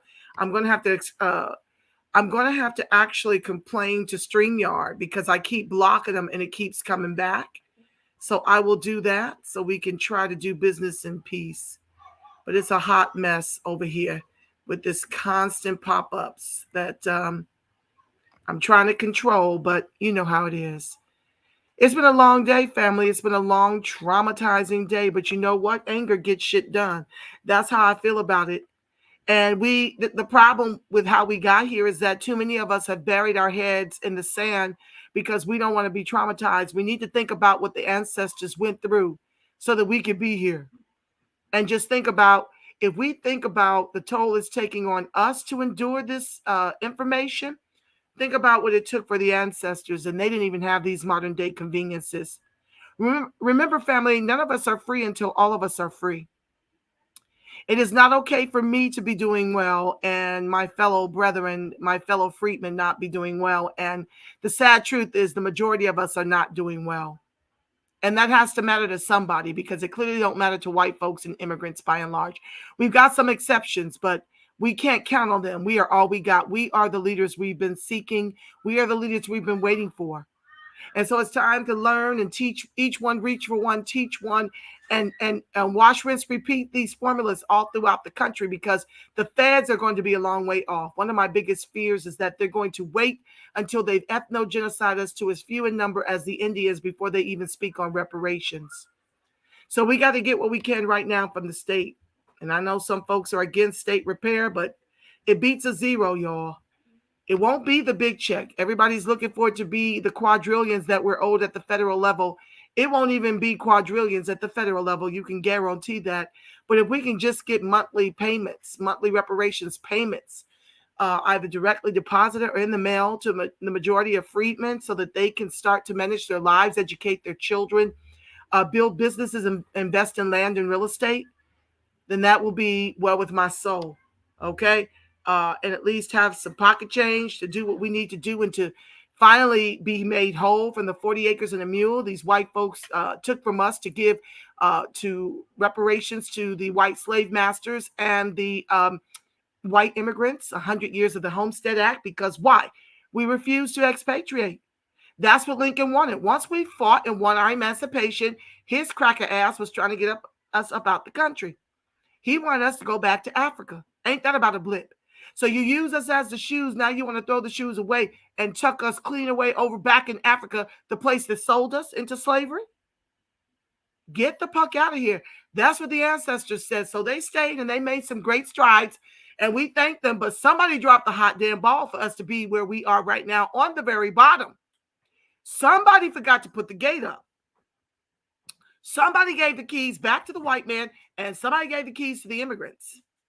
And I would venture to say it's these black officials that look like us but don't represent us. They represent everyone but us, which is why I've invoked a Freedmen voter strategy.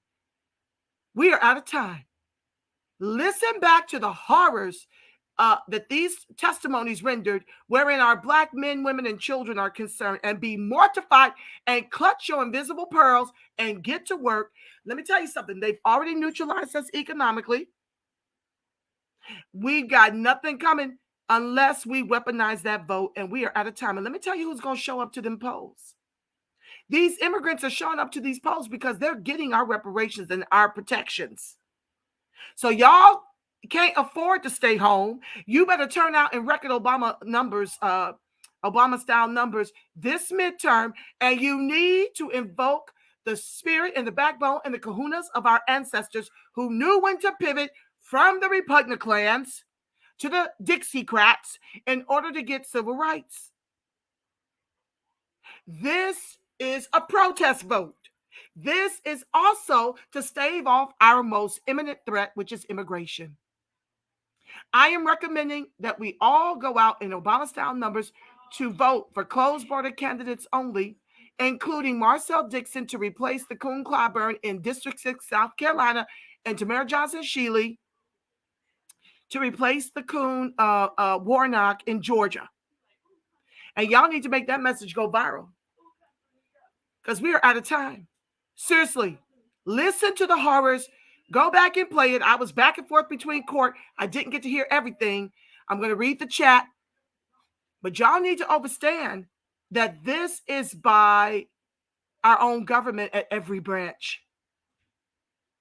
And the state of California ought to be a hot damn ashamed of itself, trying to pretend not to have enslaved us, all the while enslaving us. They got other ways of doing it, family. It's called the foster care system. It's called detention centers for our youth. It's called the preschool to prison pipeline. It's called the private prison industrial complex for the not so new slavery. Okay, it's called unemployment. It's called making Spanish mandatory to get a job interview. It's called underemployment. It's called homelessness. It's called lack of home ownership. It's called lack of business ownership. This is what's happening in the very blue, very liberal, okay, state of California. We are down from 17 to about 3%, 5% if you add on Black immigrants, okay? And they don't give a damn about us. You just saw them fight us tooth and nail yesterday to get some race-based reparations, which leaves freedmen on the bottom because you are already 1,000 times more wealthy than us. If you want to hear the data, run it back at the top of the show or run back yesterday's broadcast. Listen, because I don't have time to repeat all that. I am worn the hell out. I need to go somewhere, have a drink and a joint, and I don't do either. But that's what today's broadcast did. It was traumatizing. But if we don't know what we're up against, guess what we do? We get lulled to sleep with the not-so-reality TVs and the Netflix and, living our lives, and we look up and we've been extincted. We're down to 2 million down here, while these Hispanics are around 14 million. They're 39%, we 3%. California is named after a Black woman. Okay? So this is what's going on, family. You've got to get engaged. You've got to listen so that you can be armed to the teeth as to why it's imperative that you become political. We should have 1 million views right now. I know I'm being shadow banned, so y'all going to have to, share it. I thank y'all for sharing. I thank y'all for contributing to the broadcast. I just thank y'all for rolling with your sister all day for the last 2 days. Now it looks like we're heading into in-person. Prayerfully, they'll be able to stream it with this janky ass Blue Jeans app. I don't really know what it's going to be like once they get live, but I'm going to do my best to be there, whatever it is. Come April 13th, I think, is when they're going live in the Bay Area. Yeah, family, y'all got to get with it. This is not good. What I heard today is not good. And we don't have enough folks in this fight. We can't do it all. We still got to work and raise our families. Everybody got to pick up a hot damn brick. We are out of time. I'm going to try to go get some rest. I'm tired. I know y'all are too.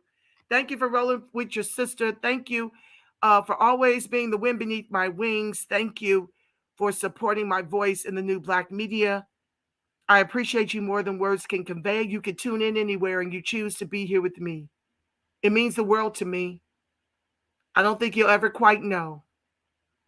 I've been at this since the beginning. And some of you have been here with me since the beginning. And no matter what, you roll with your sister. And I'm humbled and I'm grateful.